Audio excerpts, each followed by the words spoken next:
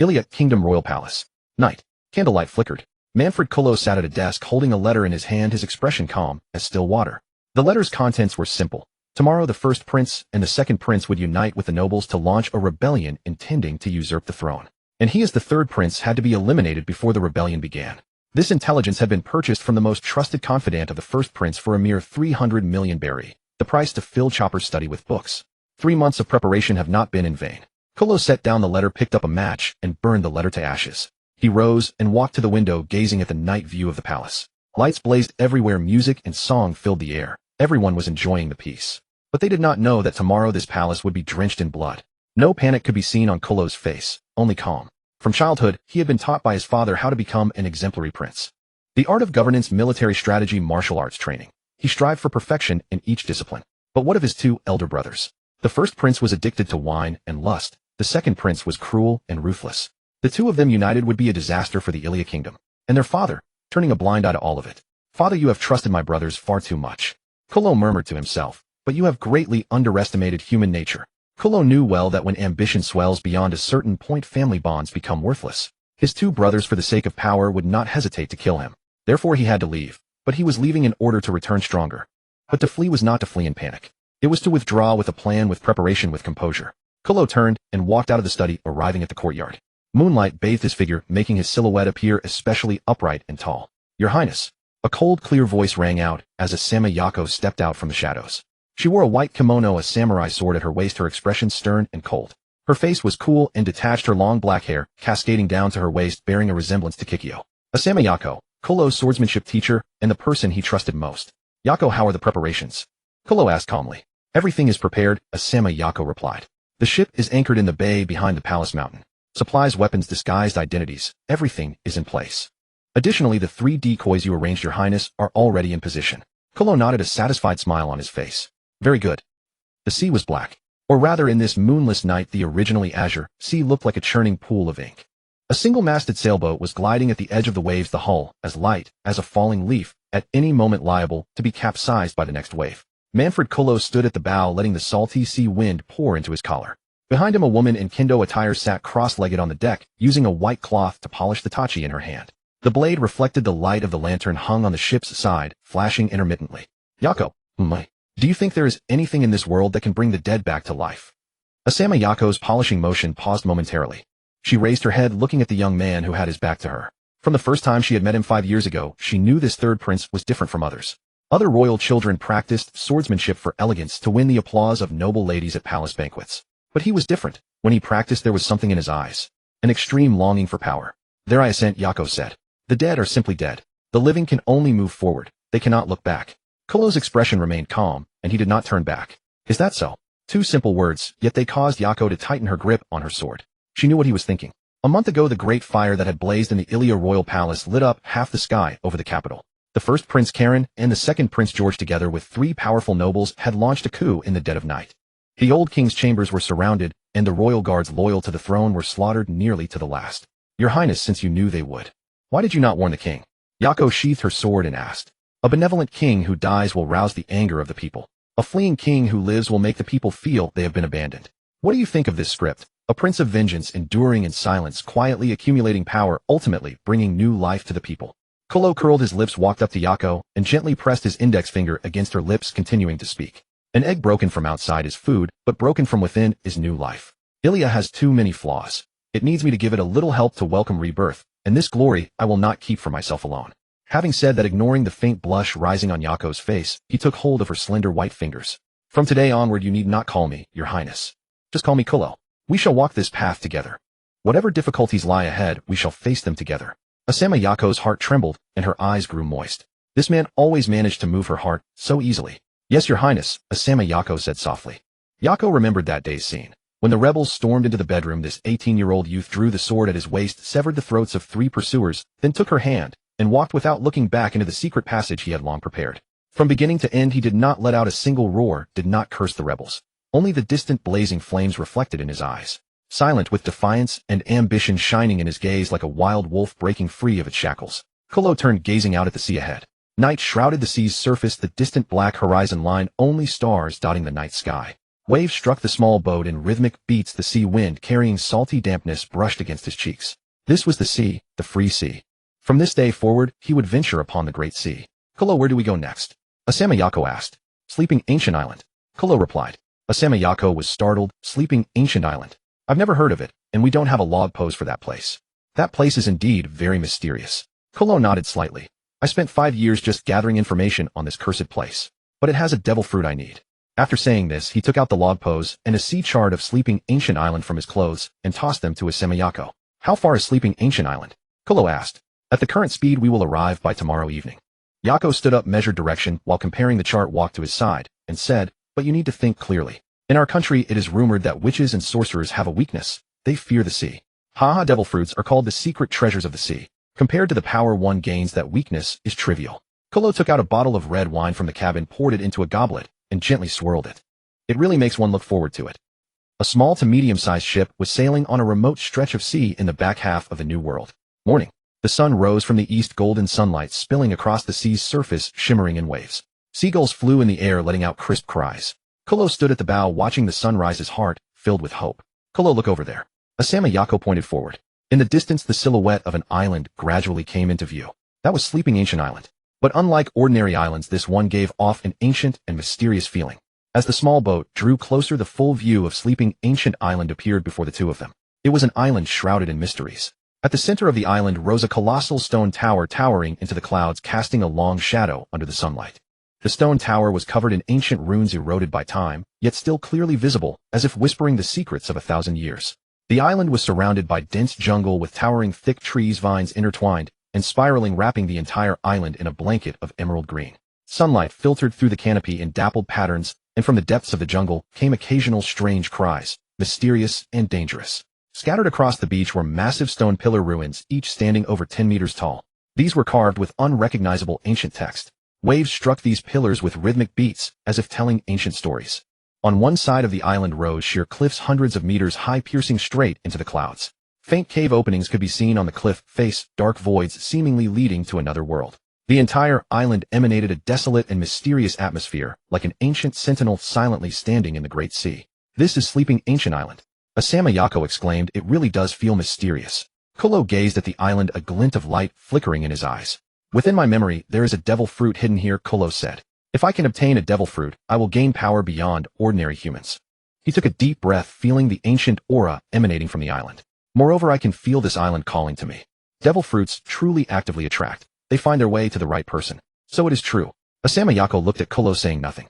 She could sense that the aura beginning to emanate from Kolo was becoming different. Let's go, Yako, Kolo said. Our power lies ahead. The small boat reached the shore, and the two of them stepped onto the land of Sleeping Ancient Island. On the sand, massive stone pillar ruins stood silently, as if welcoming their arrival. Sunlight filtered through the clouds onto the stone pillars, casting dappled shadows, mysterious and beautiful. Kolo walked on the sand, touching those ancient inscriptions. These texts, Kolo murmured to himself. I feel as though I've seen them somewhere before. Suddenly vague images flashed through his mind. Ancient altars, mysterious rituals, vanished civilizations. These images flashed and vanished, but Kolo could feel they were connected to this island. Your Highness, are you alright? Asama Yako asked with concern. It's nothing, Kolo shook his head. I just felt something strange. He withdrew his hand, gazing toward the depths of the island. The jungle was dense, its canopy blocking out the sky, whose sunlight could only filter through the gaps, forming pillars of light. The air was thick with humidity, and from the distance came the cries of birds and the roars of beasts, mysterious and dangerous. Let's go, Yako, Kolo said. We must enter the jungle to search for the devil fruit. Yes, Your Highness. Asama Yako tightened her grip on her samurai sword, watching her surroundings alertly. The two of them walked into the jungle. What awaited them ahead was a destiny-changing encounter. Towering trees obscured the sky with vines entwined into a net, forming a natural barrier. Sunlight filtered through the canopy, casting dappled shadows, as if countless pillars of light intersected within the jungle. The air was filled with the fragrance of plants and earth. Occasionally strange birds flew by, their feathers shimmering with a spectrum of colors. Unknown flowers bloomed in shadowy corners, emitting a faint, ethereal scent. Bizarre fruits hung from the vines, some round and pearl-like, others slender and spindle-shaped, glistening with an enticing luster. This place was like a forgotten wonderland, beautiful and mysterious. Your Highness, this island is so beautiful, exclaimed Asama Yako. It's like a legendary wonderland. Beautiful, but also perilous, Kolo replied calmly. Beneath its enchanting facade, deadly dangers often lurk. The two continued onward, finally emerging from the jungle. The scene before them left both stunned. It was not a wilderness, but an abandoned town. The The town was not large, with perhaps hundreds of buildings, all constructed from massive blue-gray stone. Though weathered by time, its former glory was still evident. Broad streets were lined with ancient shops and residences, their roofs soaring high and windows intricately carved, as if whispering tales of yesteryear. But now the entire town lay in dead silence. No inhabitants, no smoke, only the mournful sound of wind whistling through the streets. Sunlight fell upon the blue-gray stone buildings, casting long shadows. Walls were overgrown with vines, and in some places trees had burst through rooftops, piercing the entire structure. Strewn across the streets were ancient pottery, rusted weapons, and broken carriages, as if narrating the town's once prosperous past. It seems this is an ancient town, incredibly old. Yako scraped thick moss from the wall with the back of her blade, revealing fragmented or intact ancient characters that spoke of its antiquity. The two stepped into the town, their footsteps echoing crisply on the stone slabs. "It's so quiet here," Asama Yako whispered. "I can't sense any sign of life." "It has been abandoned for a long time," Kaluo observed, scanning the surroundings. "Perhaps hundreds, even thousands of years." He walked along the street, absorbing the town's history. Once people lived here. There was life, laughter, and tears. But now only silence remained. "Your Highness, that building over there is peculiar." Asama Yako pointed to a structure at the town center. Kaluo followed her gaze, a glint of sharp light flashing in his eyes. It was a Gothic building. Its spire soared into the sky, the roof tapered into a sharp cone, and the windows were narrow and pointed, exuding a medieval Gothic style. The entire structure was built from black stone, appearing solemn and majestic under the sunlight. "That should be where the devil fruit is located." Kaluo felt a throbbing in his chest. "I can sense it. It's calling to me." Since childhood, Kaluo had possessed extraordinary perception, able to detect germs on a gifted doll or a flying fork at a banquet long before others noticed. Thanks to this, his observation hockey far surpassed his armament hockey. "Then let's hurry," Asama Yako urged eagerly. The two crossed the street and arrived before the Gothic building. Up close, it was even more magnificent. The 30-meter spire pierced the sky, the walls were covered with ancient runes, and the door was made of thick oak, intricately carved with exquisite patterns. Flanking the door were two stone statues, one of a knight in armor, the other of a wizard holding a staff. They were lifelike, as if guarding the building. "Your Highness, is this the place you seek?" Asama Yako asked. "Yes," Kaluo nodded. "The devil fruit is inside." He reached out and pushed the door. Creak. The heavy oak door let out a grating sound and slowly swung open. They stepped inside. The interior was a vast hall 20 meters high, with mysterious murals painted on the vaulted ceiling. At the center stood an ancient stone altar, empty. "Where is the devil fruit?" Asama Yako asked, confused by the empty altar. "Are you sure it's here, Your Highness?" Kaluo didn't answer, but walked straight toward the altar. He circled the altar 3 times, inspecting every corner. Nothing. The devil fruit was not on the altar. "How is that possible?" Kaluo frowned. "I can clearly feel it's right here." He turned to look around. The ancient characters on the walls seemed to tell tales from a distant past. "Do I have to decipher these ancient characters to find the devil fruit? How troublesome." Kaluo rubbed his brow in frustration. "Yako, tear this place apart. I didn't come here to play puzzle games." "Understood, Your Highness." Asama Yako bent down, drew her blade, and swung her arm with swift precision. Rain Moon, one sword style, 1,000 stone rain. A series of azure razor-sharp slashes flew toward the thick walls like slicing through cake. After hours of continuous slashing, Yako's breathing grew heavier. Massive blocks of stone collapsed. Suddenly Kaluo sensed something. He raised his hand to stop Yako and looked at a particular spot on the wall. There, hidden between 2 stone slabs, was a small recess. "Found it." Kaluo's voice was hoarse but brimming with excitement. He drew his blade from his waist, inserted it into the gap between the stones, and twisted forcefully. Click! A crisp sound rang out, and a hidden space revealed itself between the 2 stone slabs. Inside the space lay a strange fruit. It was deep purple-black, covered with spiral patterns, shaped like a large tomato, emitting an eerie glow under the moonlight. "This is the devil fruit." Asama Yako gasped. Kaluo gazed at the fruit, a powerful desire surging within him. "Finally found you." He reached out and picked up the fruit. It was cold to the touch, like a block of ice. But Kaluo could sense the immense power contained within. Kaluo took a deep breath and bit into the fruit. Ugh! His face instantly twisted in agony. The taste was indescribable, like rotting food aged 100 years or a mix of decayed flesh and soil. Nauseating. Utterly nauseating. But Kaluo fought the urge to vomit and continued biting into the fruit. Each bite was torture, yet he gritted his teeth and persevered. The nausea gradually subsided. Kaluo slowly stood up, and the bat wings on his back unfurled, spanning 4 meters. His eyes gleamed with a crimson light. Asama Yako watched the wings on Kaluo's back, a flicker of awe in her eyes. Humanity's dream of soaring through the sky had never changed. Relying on tools could never compare to flying on one's own. What boy had never imagined himself gliding among the clouds? "Your Highness, you can fly." "Yes, this is the bat fruit mythical zone vampire form. Flight is just one of its abilities," Kaluo said with a smile. "Come, I'll take you flying. Let me tell you a story. In an ancient kingdom, people could fly simply by virtue of their nationality." With that, he scooped Asama Yako up in a princess carry, then flapped his wings mightily, and they ascended into the night sky. From above, the abandoned town looked especially beautiful under the moonlight. The ancient buildings, stone streets, and vine-covered walls all radiated a mysterious glow. New World, Unnamed Sea. On the afternoon of the third day, the sea was calm and waveless. Ku Luo sat on the deck studying a sea chart. He had spent some time developing his abilities, but today he would leave this island. This was a detailed sea chart he had prepared in advance with all key information about island's reefs, currents, and so on within a radius of 100 miles clearly marked. Losing direction in the New World was extremely dangerous.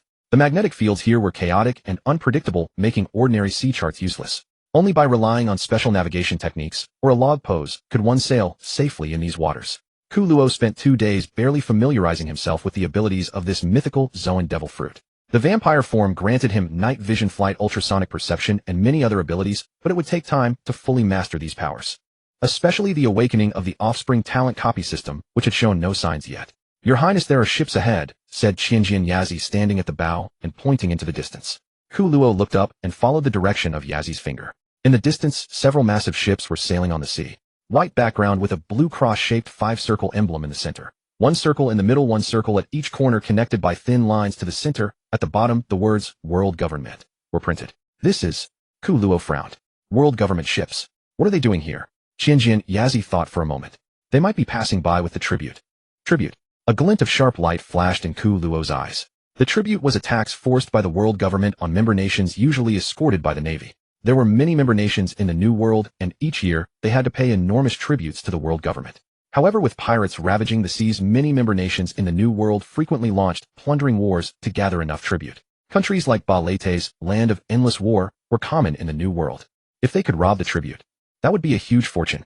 "Your Highness, we should take a detour," Qianjian Yazi said. "World government ships are dangerous. Our current strength is insufficient to confront them." "You're right." Ku Luo nodded. "We don't need to invite trouble." He adjusted the course again, preparing to bypass those ships. But just then a huge roar came from the distance. Boom, boom, boom. The cannon fire was deafening, sending huge waves across the sea. "Pirates!" Qianjian Yazi exclaimed. "Pirates are robbing the world government ships." Ku Luo looked up and saw a massive black ship cutting through the waves with a giant pirate flag carved on the bow. The main body was a burning red skull of flame-shaped wings on both sides like upward curving horns, no crossbones on the sail. The word "rocks" had the letter O directly made into a skull emblem. This flag. Ku Luo's pupils contracted sharply. The Rocks Pirates. His heartbeat accelerated wildly. Was this the legendary Rocks Pirates? At the bow stood a man of exceptionally tall and burly stature, his stance exuding an overwhelming sense of pressure. He was wrapped in nearly tangible black conqueror's haki, his silhouette ferocious. His spiky hair radiated outward, and his eyes burned with ambition and desire for domination. Just standing there, he emanated a calamity-level pressure. Luoki CD. Jaibike, or rather Daiwei D. Jaibike. Is this the overlord of this era? Ku Luo narrowed his eyes as he observed. As a time traveler, he knew this man like the back of his hand. In the 2 years from 1478 to 1480 of the sea calendar, there were 16 recorded attacks, 76 ships, sunk 14 ports, razed 5 cities, destroyed, and 1 nation ruined. It had the title of the most evil pirate crew. The vampire fruit granted Ku Luo the ability to emit ultrasound. Combining it with observation haki, he could perceive distant situations even without using his eyes. Based on the image from the sound wave feedback, Rocks keenly glanced in Ku Luo's direction. This monster. Ku Luo broke out in a cold sweat. Can observation haki cover such a long distance? He made a snap decision. Yazi, forget the ship. We're leaving now. With that, Ku Luo wrapped his arm around Qianjian Yazi's waist, his wings bursting through his clothes, and with a heavy flap, he soared into the sky. With Rock's appearance, several powerful figures stood beside him, one after another. On the left, a tall man with golden hair and a white mustache holding a naginata called Mura Kamajiri. Eihuan Nagaidi Whitebeard. On the right, a man who looked like a drunkard guzzling from a bottle. Treasure Hunter Yuehan. Further right, a huge woman with pink hair, a beautiful face, and always a bold smile on her lips. Xia Luo Lingling, one of the future for emperors. On the other side of Rocks stood a man in a Japanese kimono biting a cigar, holding a katana in each hand. Extreme Path Shurji. Was this the core cadre lineup of the Rocks Pirates? Ku Luo accelerated his flight, while quickly calculating in his mind. Several familiar members from his past life were absent. For example, the future Kai duo, In Fu Wangji. He didn't know if they hadn't joined or simply hadn't shown up. Fishman Karate Water Stream Shoulder Throw. A huge catfish fishman suddenly emerged from the sea, throwing a massive water current that stopped the world government ships. Lads, ravage to your heart's content. Rocks swung his long sword, his voice like thunder. The crew of the Rocks Pirates, like wolves and tigers, stormed the world government ships, slaughtering wildly. The world government guards fought desperately, but they were no match for the Rocks Pirates. One by one, the black suits fell on the deck. Boom, boom. The cannons roared, and the world government ships were sunk one after another, their gold and treasure looted. Ku Luo watched from the air, both shocked and alert. So this was the top-tier combat power of this world. Lean, I'm interested in that brat up there. Go bring him back. Rock stopped Charlotte Lean, who was about to board the ship, and pointed to the black dot in the sky. Don't order me around, Luo Kisi. Charlotte Lin said discontentedly. I want 2/10 of this treasure. Despite saying that her gaze had already locked onto Ku Luo's back, she waved her hand to summon the thundercloud Zeus and flew into the sky. Rox leaned his sword on his shoulder, watching the chase with interest. Hey brat, stop right there. The thundercloud Zeus flew much faster than Ku Luo's wings, catching up to him in the blink of an eye. I'm talking to you. Charlotte Lin leaned down to look at Ku Luo. Don't you have a mouth? Can you speak? Ku Luo turned around, drew his long sword, and faced her in midair. He sized up this woman before him, over 8 meters tall, practically a small giant, beautiful in appearance, exuding a bold and heroic aura. Charlotte Lean's eyes also roamed over Ku Luo's face like a hungry wolf, her gaze unconsciously brightening and her tone softened a bit. How old are you? I'm Charlotte Lin. I'm the woman who will become the king of these seas. How about being friends with me? Alarm bells rang in Ku Luo's heart. This woman, was she interested in him? I don't think I've offended the Rocks pirates, have I? Ku Luo remained calm. I didn't see anything, that just happened, so if there's nothing else. He explained briefly and was about to flap his wings and leave again. Wait. Charlotte Lin reached out to stop him. It's that bastard Rocks who wants to see you. He's not a good person at all. Don't trust him. Mama. Ku Luo was speechless watching this woman who laughed even while talking. Then he looked down at the Rocks pirates already cleaning up and felt helpless. Couldn't these useless CP agents buy him even a little time? And there was the flying Shiji. He might not even win in a one-on-one, let alone being ganged up on by these monsters. There is an ancient Chinese saying, he who knows when to be humble is a wise man. So Ku Luo wisely flew toward the Rocks pirates. Boom. A cold gleam flashed, and a massive sword beam like a cannon shot flew toward Ku Luo. His pupils contracted, and he instinctively raised his long sword to block. But the power of the sword beam far exceeded his imagination. His entire body was sent flying dozens of meters by the immense impact. Blood moon bloom of blood rose. Ku Luo gritted his teeth and activated his ability. The blood scattered on the ship, and sea quickly gathered into the air, forming a huge blood-red rose. The sword light was blocked by the blood-red rose, but the Conqueror's hockey impact contained within struck Ku Luo hard. Ugh. He instantly rolled his eyes back, lost consciousness, and fell from the sky. Your Highness. Qianjian Yazi tapped lightly in the air, caught Ku Luo, and they both fell toward the sea. Charlotte Lin was stunned for a moment, then laughed, and said, Oops, looks like I went too far. Lin, check if he's dead. If not, bring him to the ship. Rock said, then paid no more attention, returning to the cabin with his sword to divide the spoils with the officers. After all, he still had many clan members back home. He couldn't treat money as worthless as clouds. Ku Luo opened his eyes after only a brief unconsciousness. Before him was Yazi's worried gaze, and all around was the crude wooden cabin emitting a damp, rotting smell. Your Highness, you're awake. Yazi said joyfully. You were unconscious for 5 minutes. Ku Luo sat up and looked around. This must be the cabin of the Luo Kisi pirates. They made money but never thought to repair the ship. Ku Luo muttered. Even my coachman lived better than this. He had already realized when Luo Kisi swung his blade. This must be a test. The direct impact of Conqueror's hockey was still too much for him at this stage. Your Highness, what should we do now? Yazi asked worriedly. Captain Luo Kisi seems very interested in you. Ku Luo pondered for a moment. From the current situation, escape is impossible. The Luo Kisi pirates are too powerful. Whitebeard, Big Mom, Golden Lion. Each of them is a monster-level existence. Rather than forcing an escape, it's better to see Luo Kisi. Ku Luo made his decision. Since he is interested in me, I'll talk to him. But Your Highness. Don't worry, Yazi. Ku Luo stood up, dusted off his clothes. I know what I'm doing. He discarded his torn clothes, took a new suit from Yazi, and draped a dark purple cloak over his back. Let's go to meet the hegemon of this era. Ku Luo pushed open the cabin door and walked out. He followed a crew member to the captain's quarters. The huge wooden door opened, and a strong smell of alcohol and blood rushed toward him. The captain's quarters were unusually spacious, comparable to the cabin of an ordinary ship. Hanging on the wall was Luo Kisi's wanted poster with a bounty of 2.3 billion berry, the highest in the world at that time. On the long table in the center were piled gold, silver treasures, and fine wine. Luo Kisi sat at the head with Whitebeard, Golden Lion, and Xia Luo Lingling seated on either side as officers. As Ku Luo entered, everyone's eyes instantly focused on him. Ku Luo ignored Golden Lion, walked straight to the long table, and looked directly into Luo Kisi's eyes. Captain Lisi, I know you are the most powerful pirate crew in the New World. I have no intention of being your enemy, let alone becoming your enemy. Luo Kisi looked at him with interest. Then why are you here? My name is Ku Luo Manfred Ku Luo. Ku Luo introduced himself, former third prince of the Yalia Kingdom. Yalia Kingdom. Whitebeard frowned, never heard of it. It was a weak country, Ku Luo said calmly, but that's not important. He paused, then continued. I set sail to become stronger, to realize my ambition. Ambition? A flicker of interest crossed Luo Kisi's eyes. Tell me. To become the world's greatest swordsman, Ku Luo said calmly, but with force. What world's greatest swordsman? Even Ku Luo himself didn't believe it. After all, he had a system. Emperors take turns. This year it's my turn. Im has sat on the throne for 800 years. It's time for a change. Becoming the true king of the world, power and ambition are the best nourishment for a man. Jai haha. You little brat, there's a limit to being clueless.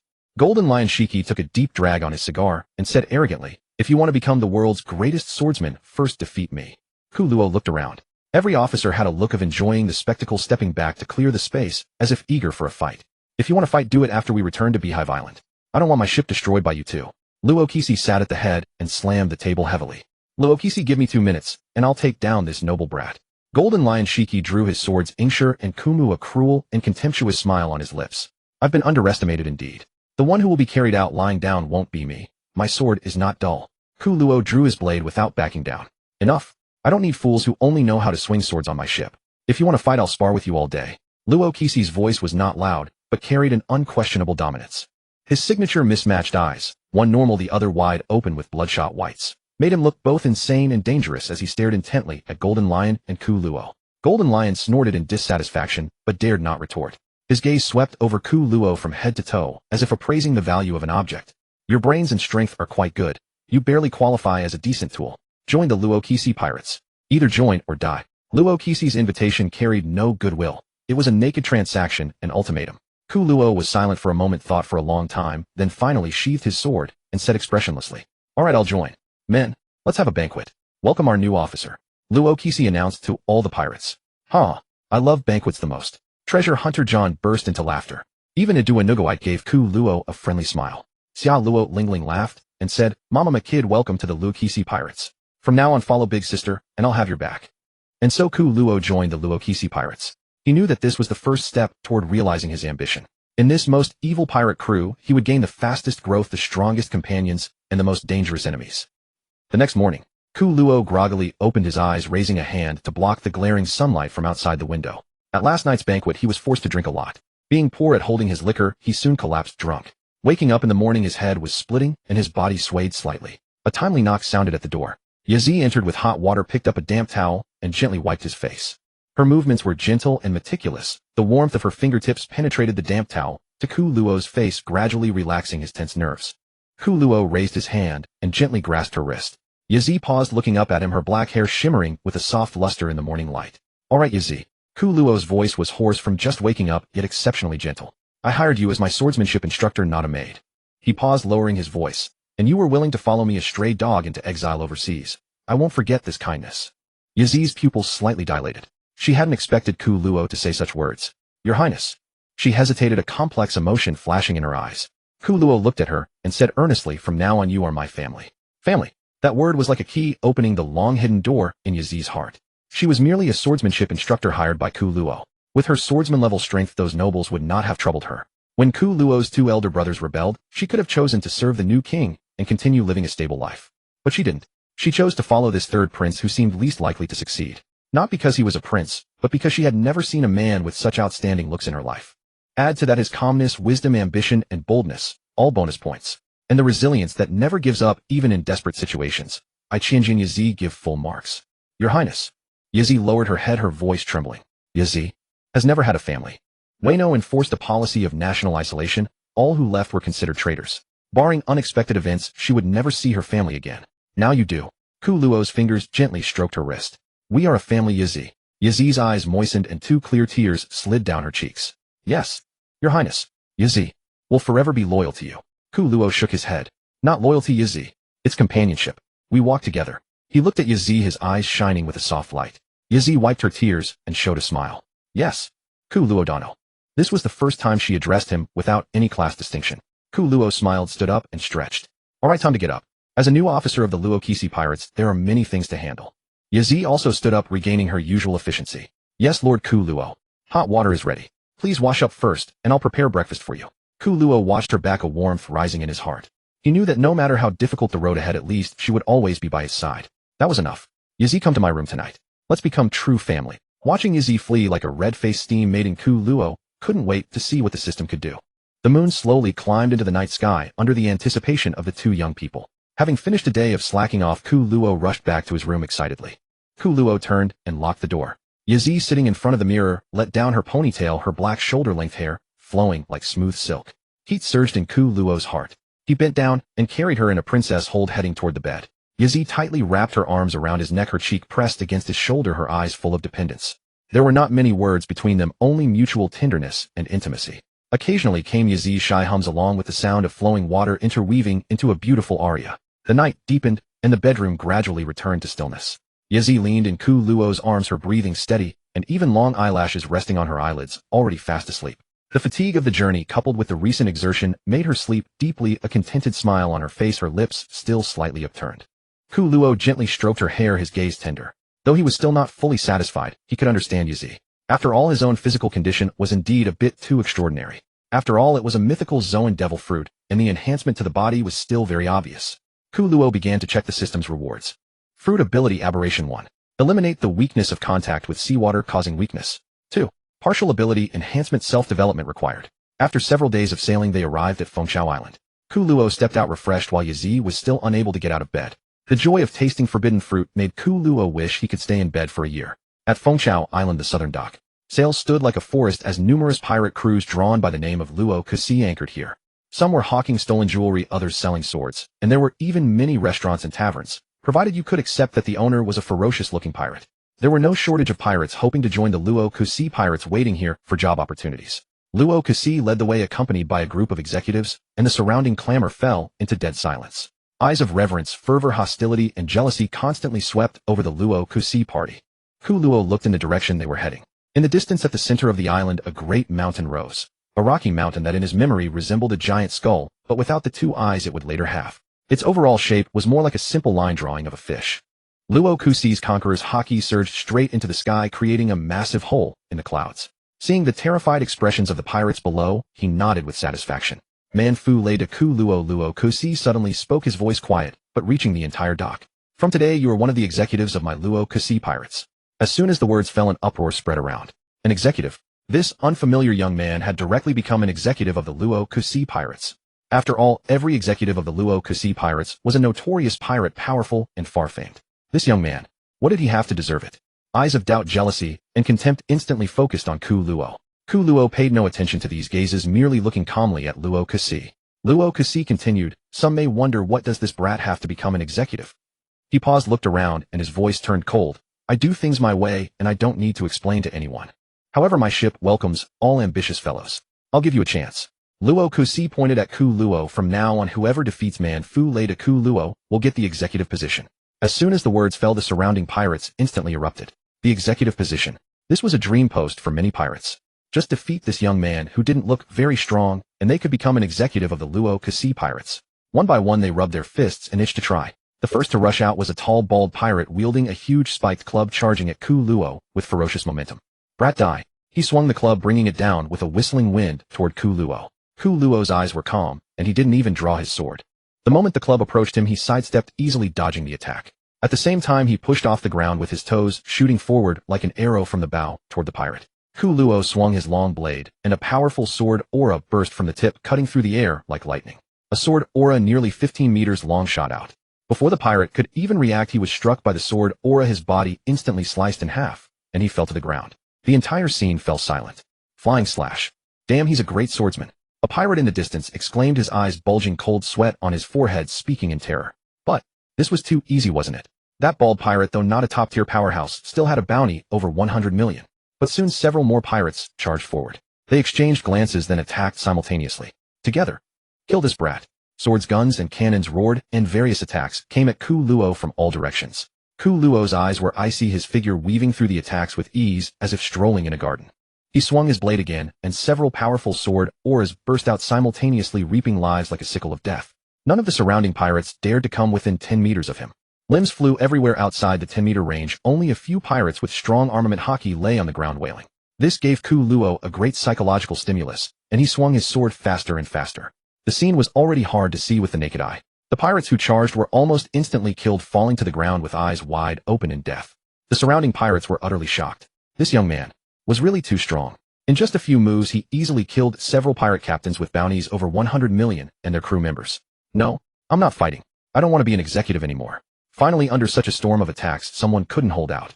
They threw down their weapons and ran toward their ships. But how could these people be faster than Ku Luo's sword? Another 30-meter slash cut through the air, striking the fleeing pirates from 100 meters away. Both people and ships were sunk, leaving behind a group of drenched-in cold sweat pirates. This kid is ruthless, he doesn't even spare those who surrender. Whitebeard crossed his arms, frowning.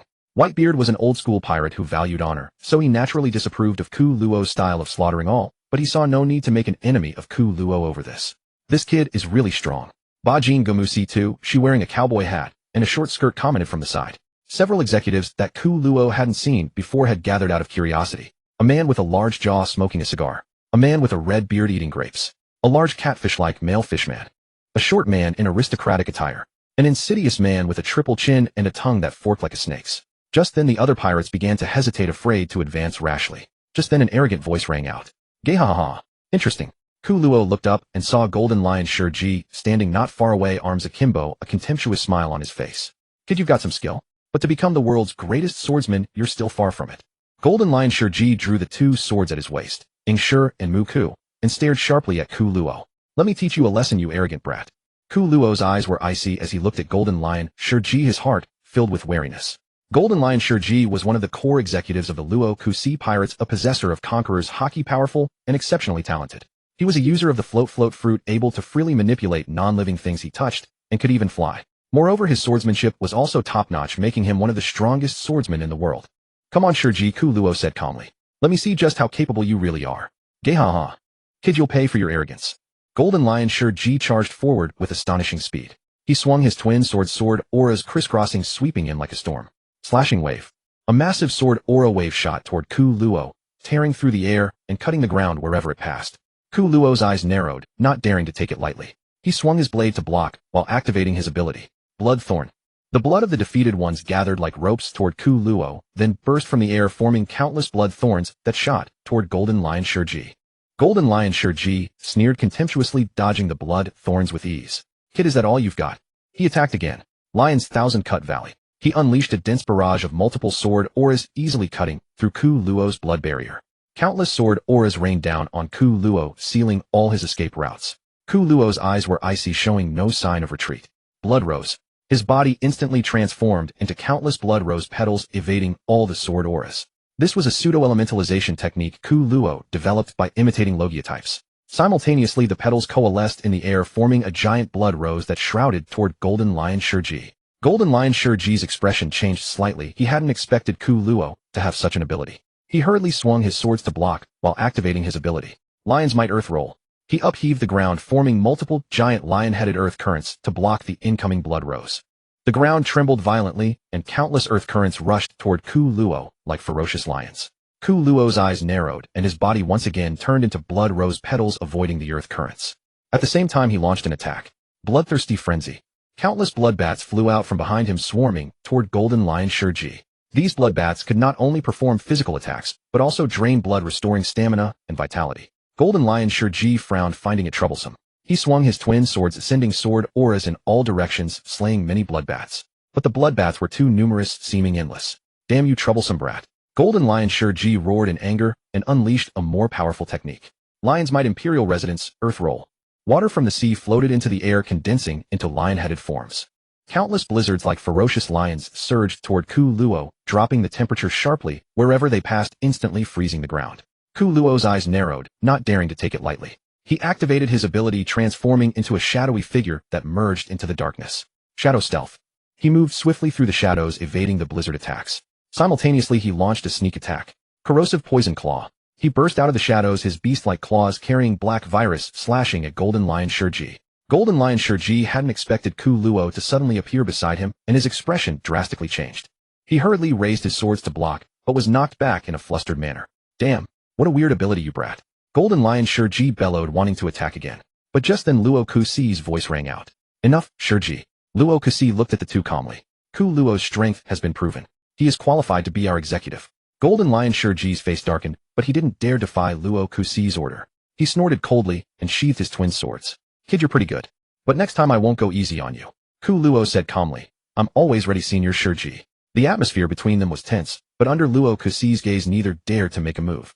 Alright, Luo Kusi said, from today Ku Luo officially becomes one of the executives of the Luo Kusi pirates. His voice spread across the entire Fengxiao Island, and everyone heard the news. In the vast expanse of the Azure Sea stood an immense naval fortress, its towering white walls emblazoned with a massive seagull banner. Warships lined the harbor and countless naval personnel worked within its walls while officers draped in coats of justice occasionally returned from expeditions. As the direct military force of the world government, the Marine headquarters served not only as a guardian of order, but also as a symbol of intimidation against all pirates. The pristine white walls gleamed brilliantly under the sunlight, embodying justice and authority, yet within the fortress's confines an atmosphere far removed from tranquility permeated the air. Since the previous civilian admiral fell to the Lux pirates, the naval leadership has remained in a state of perpetual high alert. After the dispatched admiral rose to fleet admiral, the military's personnel restructuring remained incomplete, and the aging daily contract admiral moved with considerably diminished vigor. The shortage of top-tier combatants placed unprecedented pressure on Marine headquarters. Emergency intelligence. Emergency intelligence. A colonel clutching a battlefield report burst through the doors, shouting to those within with palpable urgency. His uniform was disheveled, evidently from running all the way. Steelbone Admiral. Urgent directive from the world government. Vessels transporting sky gold in the Major Seas have been attacked by pirates and naval reinforcements are required. The colonel panted heavily as he pushed open the admiral's door. Steelbone Kong sat behind his desk, brows furrowed deeply. As the sole combat-ready admiral at present, he bore enormous pressure. Urgent military reports arrived almost daily from across the world, yet this dispatch was clearly extraordinary. What? Sky gold attacked. A flash of astonishment crossed Kong's eyes before giving way to anger. Hand over the report. The colonel presented the battle report with both hands, which trembled slightly. Steelbone Kong took the report and swiftly scanned its contents. As he read on, his expression grew increasingly grim, his thick knuckles cracking audibly. What in the world are those world government bureaucrats doing? Days have passed since the incident, and now they expect us to clean up their mess. He rubbed his brow and stopped the departing colonel. That damned Lux pirates always cause me trouble. Go summon Vice Admirals Kapu Zhonghua and he. Shortly after, the three vice admirals in their navy coats entered the room. Brother Kong, you called me. Have you found out where Luofu is? The carefree Kapu strode to the desk and began reviewing the intelligence. Damn it, Kapu, there's no word about the Luofu pirates here. Never mind. Zhonghua, take a look at this emergency order. Zhonghua took the report and read it. The Lux pirates had robbed the world government's sky gold transport. This instantly changed Zhonghua's expression. He then passed the report to Vice Admiral He, who read it before handing it to Kapu, whose earlier cheerful expression only widened. Thud. Stop gloating, Kapu. Steelbone Kong withdrew his fist with a headache, recalling how the civilian admiral had fallen, the dispatched admiral promoted to fleet commander, and the daily contract admiral aging toward retirement. For such a vast naval force, he was the only senior combatant available, though fortunately several promising mid-generation talents remained. With the three before him, plus Zifa, who had risen from the ranks in the northern seas, the Navy gradually reclaimed its former dominance and avoided a critical shortage of seasoned commanders. Zhonghua gently placed the report back on the desk and looked at Steelbone Kong with a serious expression. Admiral Kong, I have a proposal. Kong gave a slight nod. Speak. The Lux pirates' strength was unfathomable, particularly their captain Lux D. Jibik, whose actions had already claimed the life of a civilian admiral. Our Navy currently faces a severe shortage of elite combatants. You are the sole admiral, and the daily contract admiral is advancing in years, making it unwise to deploy him rashly. Zhonghua analyzed his fingers, lightly tapping the desk. My suggestion is, we should avoid direct confrontation with them for now. Preserving our strength is more important. He paused, then continued. We can dispatch several vice admirals to handle this matter. On the surface, we demonstrate the Navy's stance and give the world government an explanation, while in reality avoiding a direct clash. Steelbone Kong pondered without immediately responding, instead turning to Vice Admiral He, who had been listening quietly. He, what are your thoughts? She sat gracefully nearby, a cup of tea in hand. Upon hearing the question, she slowly set down her teacup and offered a calm smile. Zhonghua's analysis makes sense. The Lux pirates are indeed not an opponent we can easily provoke, especially given that the Navy is still in its recovery phase and lacks elite combat strength. Keep raising their bounties. Let those vultures lurking in the shadows go after them instead. Steelbone Kong fell silent, weighing both suggestions. From a strategic standpoint, this was indeed the wisest choice. Yet as an admiral, he couldn't bring himself to simply let the Lux pirates continue growing unchecked. But reality was cruel. The Navy simply lacked the strength to confront the Lux pirates head-on. All right, Kong finally nodded. We'll proceed as you suggest. Though how much should we increase the bounty? Just then the office door swung open again with a bang. The messenger colonel rushed in once more. Report, Intelligence Division has received information. The colonel handed a document to the admiral and hurried out. Steelbone Kong frowned. What could intelligence possibly need now? His expression shifted as he opened the file. Its contents surprised all four of them. The Lux pirates have recruited another powerful fighter. What do you make of this? Steelbone Kong asked the others. The document detailed Lux pirates' activities on Fengchao Island. Fengchao Island was a chaotic melting pot, where CP agents, naval undercover operatives, underworld liaisons, and bounty hunters constantly monitored the Lux pirates' movements. Unfortunately, with Jidao Shurji's float fruit powers, not a single person had managed to leave the island alive. One could only say none of their efforts were wasted. Intelligence indicated that this young man had defeated numerous challengers on Fengshao Island, even holding his own against Shurji. This was far from good news for the Navy. The Lux Pirates had gained a new executive, and while they might overlook such developments with other pirate crews, the Lux Pirates were different. Every member of the Lux Pirates was a monster, many of them infamous sea kings. Someone appearing out of nowhere who could match Jidao Shurji. Forget it, let's just put a bounty on him first. Steelbone Kong made the call. What bounty amount do you think is appropriate? Zhanghua considered for a moment. Given that he can contend with Jinshizi Shurji and has defeated multiple bounties exceeding 100 million berries, I'd recommend an initial bounty of 300 million berries. That's too high, he frowned. We haven't seen his abilities firsthand. 300 million berries might be excessive. What about 200 million berries? Zhanghua proposed as a compromise. Steelbone Kong pondered briefly before making his decision.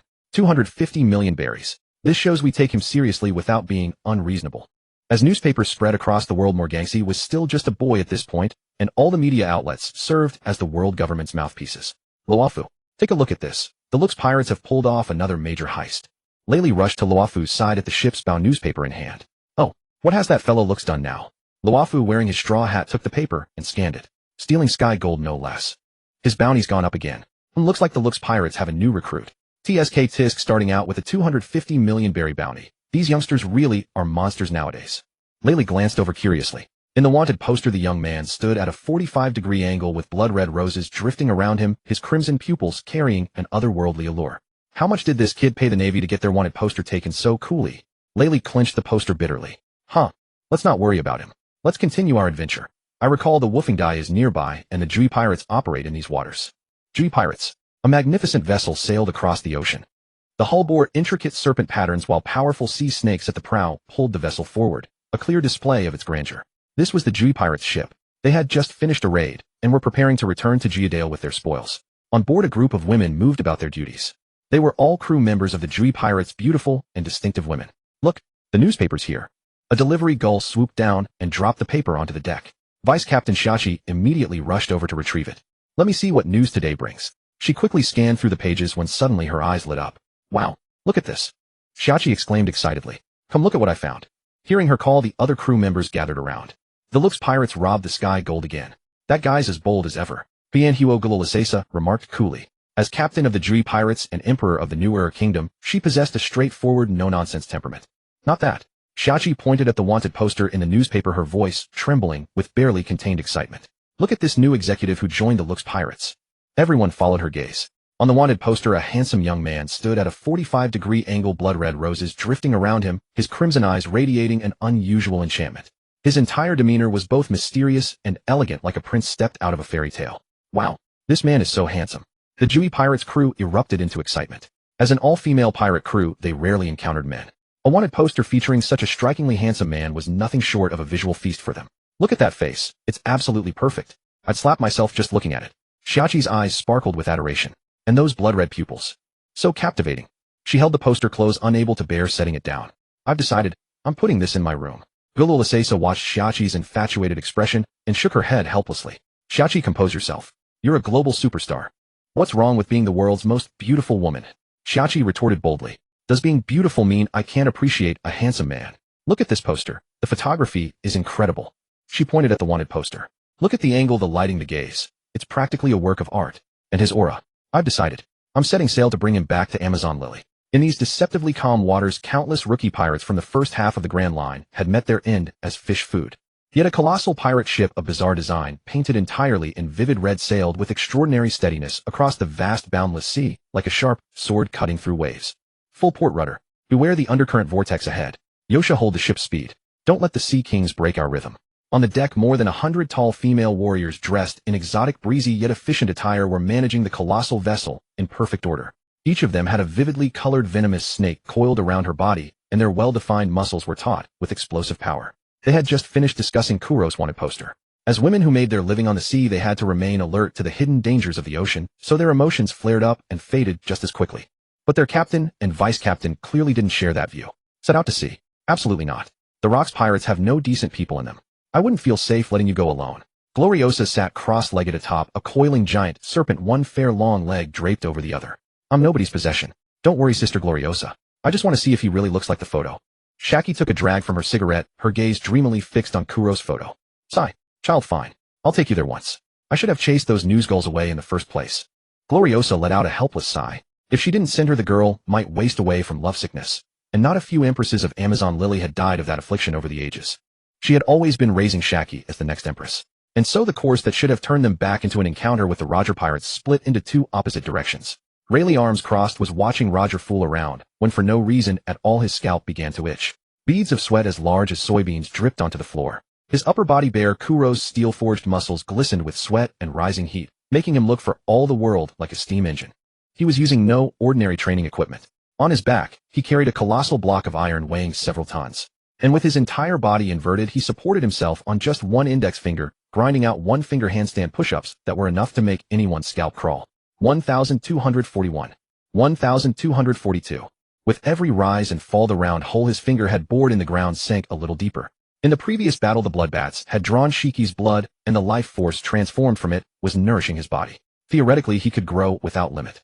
That was why he had asked Rox for permission to test the other pirates seeking to join the Rox pirates, to probe the upper limit of this ability. Swish. He sheathed his sword. The burly, bearded man behind him rolled his eyes back and collapsed. Bat after bat flew back into Kuro's body, bringing with them a life force so faint it could barely keep his own vitality from draining away. Sigh. Unless I slaughter on a massive scale, this path offers no shortcut. With that, Kuro swept a bloodthirsty gaze across the officers' quarters. In the world of One Piece, the gap between one person and another was truly greater than the gap between a person and a dog. Some couldn't lift a boulder, while others could run with a mountain on their shoulders. Just then, a tremendous commotion from the harbor drew Kuro's attention. Boom, boom, boom. The heavy footsteps made the ground tremble faintly. Kuro looked up toward the sound and saw two extraordinarily hulking men walking in his direction. The one in front was a tall horned man, though his boyish face made him look even younger than Kuro. His upper body was bare, revealing muscles as rugged as rock. A wild grin stretched across his face, and his eyes blazed with the desire for battle. Yo, if it isn't our little cutie Kaido-sensei. As for the other, Kuro knew at a glance that his name was Xiong. He wore sunglasses with X patterns on the lenses, had a huge tattoo of the character for Fierce on his left chest, and carried an immense axe on his shoulder. Kuro gave him a couple of appraising glances. From what he remembered, Silver Axe Xiong and Shiki were bitter rivals. A sly smile crept across his face. Silver Axe Xiong, with a bounty of 843 million berries. I'm no match for someone like you. You should go straight to Rox. Senior Shiki operates on the right side of the island. He mostly stays over there. Humph. Silver Axe Xiong gave a cold snort and headed west without looking back. After drifting on the sea for so long, how could he fail to see that this brat was trying to sow discord? But if anyone makes trouble for Shiki, I, Silver Axe, am obliged to back him up. Thud. A huge heavy spiked club came crashing at Kuro, who slipped aside with several nimble evasions. Hey, are you looking down on me? You let that old geezer pass, but won't let me. Kuro looked at the young wild man before him and curled his lip in a cold smile. If you want to join the Rox pirates, you have to get through me first. Kaido's eyes flashed with excitement as he clenched his fists. Great. I've been wanting a good fight for a long time. Kuro took a deep breath, drew his long blade, and settled into a battle stance. Then come. Kuro drew his long blade, his eyes as cold as ice. Blood thorns. Blood erupted from the air, forming countless sanguine spikes that shot toward Kaido. Huh. Such a cheap trick. Kaido laughed, waving a hand and swatting away every blood spike. Too weak. He charged his fist, driving at Kuro like a hammer. Kuro sidestepped and slashed backhanded at Kaido. The blade carved into Kaido's flesh, leaving a wound that sent blood splattering. Yet after only a few breaths, the muscles squirmed and no more blood was seen. What? Kuro's pupils shrank. This monster. His body is way too tough. My turn. Kaido laughed wildly and kicked at Kuro. Caught off guard, Kuro took the kick to his chest and was sent flying over a dozen meters away, kicking up a thick cloud of dust. True to the law of smoke means no damage, Kuro walked out swinging his sword, his expression unchanged. Interesting. Countless blood-red petals coalesced in the air, each petal razor-sharp, and slashed at Kaido like a mad storm. Get lost.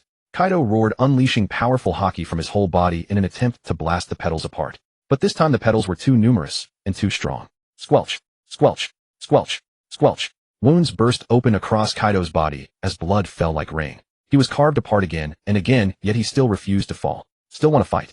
Kuro appeared in front of Kaido, long blade in hand, blood running along the edge.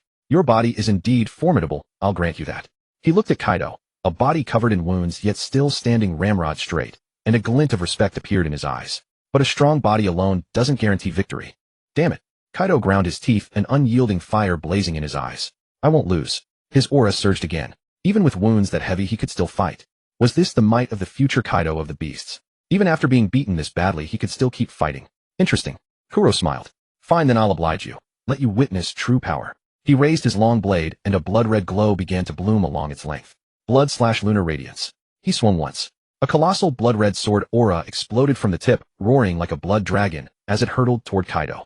That sword aura carried a world-destroying momentum, as if it could cleave the entire world in two. When the dust scattered, Kaido, now a blood-soaked figure, stood in place gasping for air, his chest nearly split down the middle. Why didn't you dodge?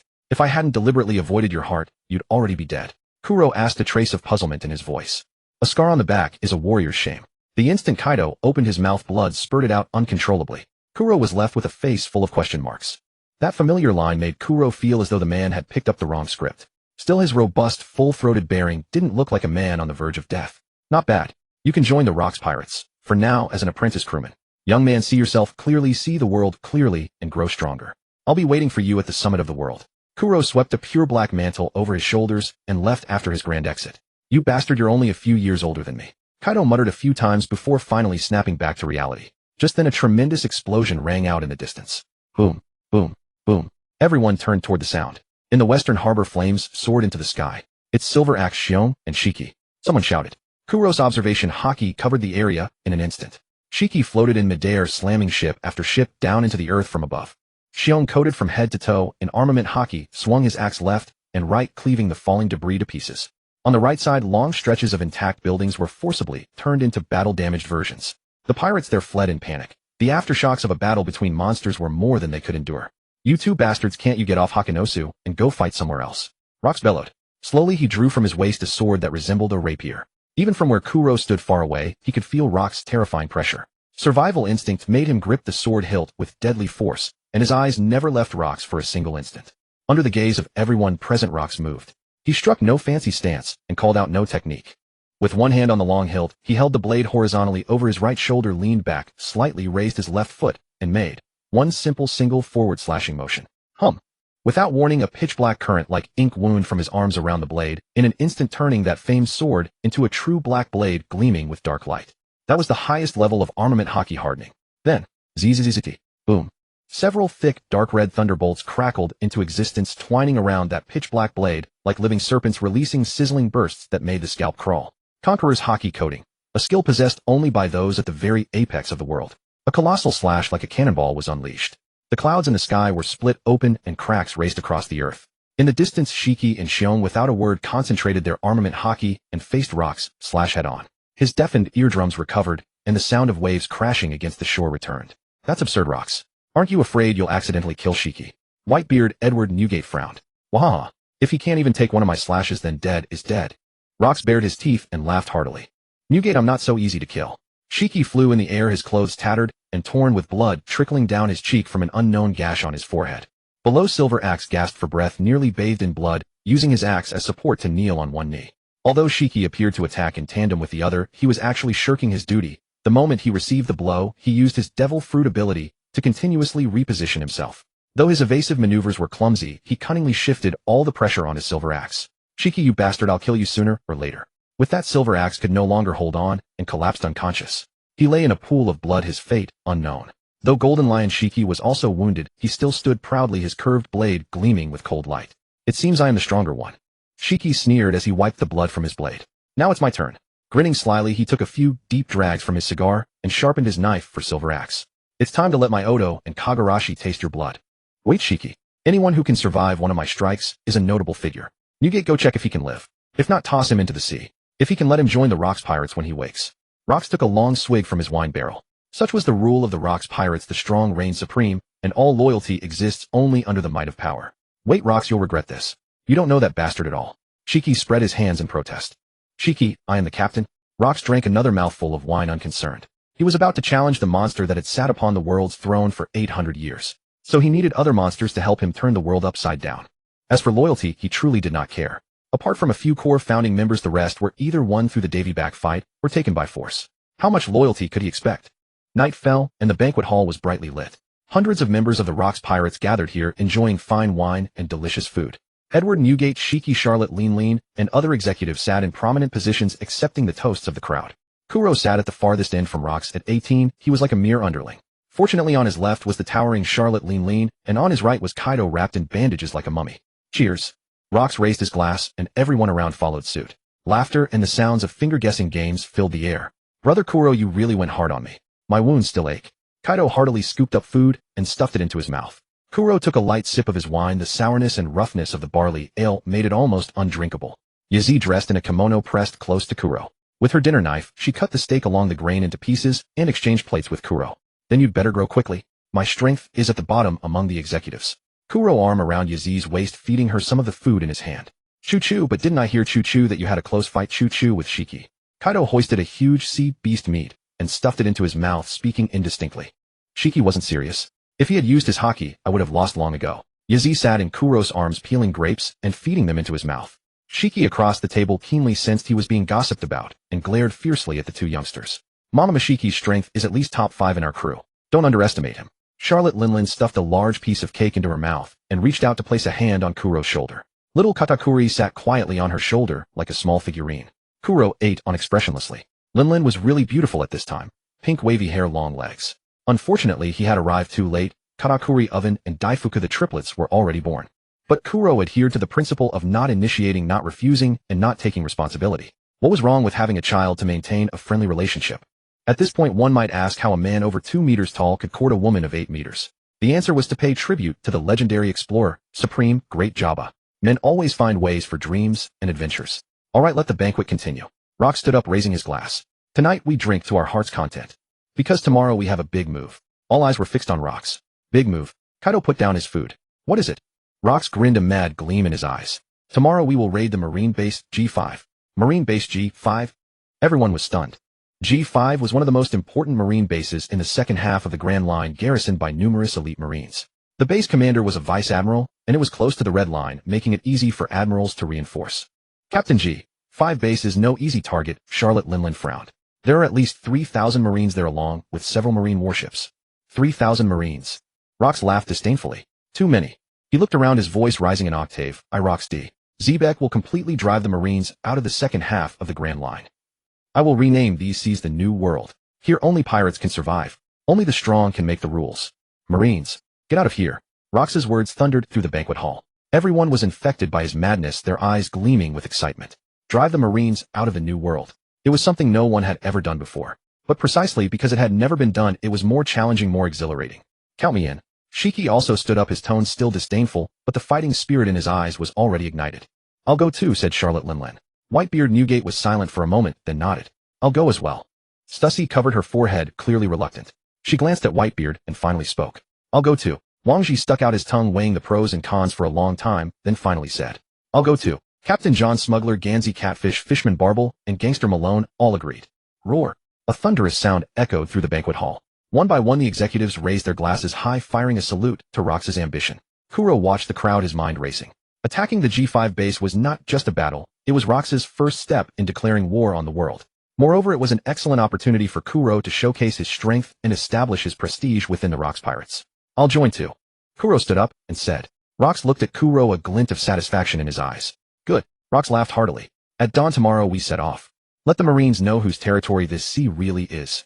The clamor of the feast had long since faded, and the main ship of the Rox pirates lay silent, like a slumbering leviathan anchored upon the boundless sea, enshrouded in the darkness of the night. Within the cabin an eerie stillness reigned, broken only by the rhythmic lashing of waves against the hull, echoing softly through the empty space like the deep, low breath of the ocean. Yet in the depths of this seemingly tranquil shadow, a bulky figure was stealthily moving. Rip! The faint sound of fabric scraping cut through the silence. Wang Ji, his long tongue protruding, his obese frame bursting forth with an agility that was utterly incongruous with his appearance, moved like a venomous serpent fattened and waiting to strike. His triangular eyes glinted with a sinister, cunning light. He swiftly scanned left and right, confirming that no one was paying him any heed, then he curled himself into a tighter shadow, his form dissolving into the darkness like a phantom. The pirate founder, Wang Ji, had already been a formidable old-school pirate, a terror across the seas long before Rox D. Zebek rose to power. He had once been the overlord of a vast sea territory, but in the brutal clash that followed Rox's arrival, he was utterly crushed and forced to submit. From a captain commanding a domain to a subordinate under another's command, from a commander who held life and death in his hands to a follower who merely carried out orders. Such a drastic fall from grace was not something that every man who had once held high status could readily accept. The agents of the world government had long since precisely gauged his resentment and had secretly established contact with Wang Ji. Rox had always been lenient with his crew, never forbidding them from expanding their own forces. The only requirement was that they fly the Rock's flag and surrender half of their plunder. As one of the senior members of the crew, Wang Ji commanded the largest number of subordinates within the Rock's pirates. He usually kept a low profile, yet secretly held a vast amount of the crew's core intelligence and secrets. For instance, the devil fruit abilities of the various officers and the deployment of their subordinates had long been sold to the world government. But from beginning to end, he had never harbored even a shred of true loyalty to Rocks. Being treacherous, cunning, and driven solely by profit was his very nature. Betrayal, or not, it always depended on whether the world government's offer was tempting enough to sway him. Wang Ji silently infiltrated the treasure chest area deep within the ship. Amidst the mountains of boxes, he precisely located the unremarkable wooden chest at the very bottom. He carefully lifted the lid, retrieving a den mushi wrapped in thick cloth. It was a specially modified secured den mushi, its line directly connected to the world government's confidential channel. Wang Ji hesitated no longer. He swiftly dialed the number, transmitting every word of the top secret information, the movements of the Rock's pirates' troop deployment, and even their anchorage, without missing a single detail. At the same moment, in Marine headquarters, the Fleet Admiral's office at Marineford, Kong the Steelbone sat behind a spacious desk, exuding a stern aura like forged steel, his eyes closed in deep contemplation of the state of the seas. The exclusive secure den mushi on the desk suddenly flashed a warning light, its urgent buzz shattering the room's silence. He snapped his eyes open, his sharp, eagle-like gaze sweeping over the den mushi as he reached out to answer. A moment later, Kong's usually composed expression darkened abruptly.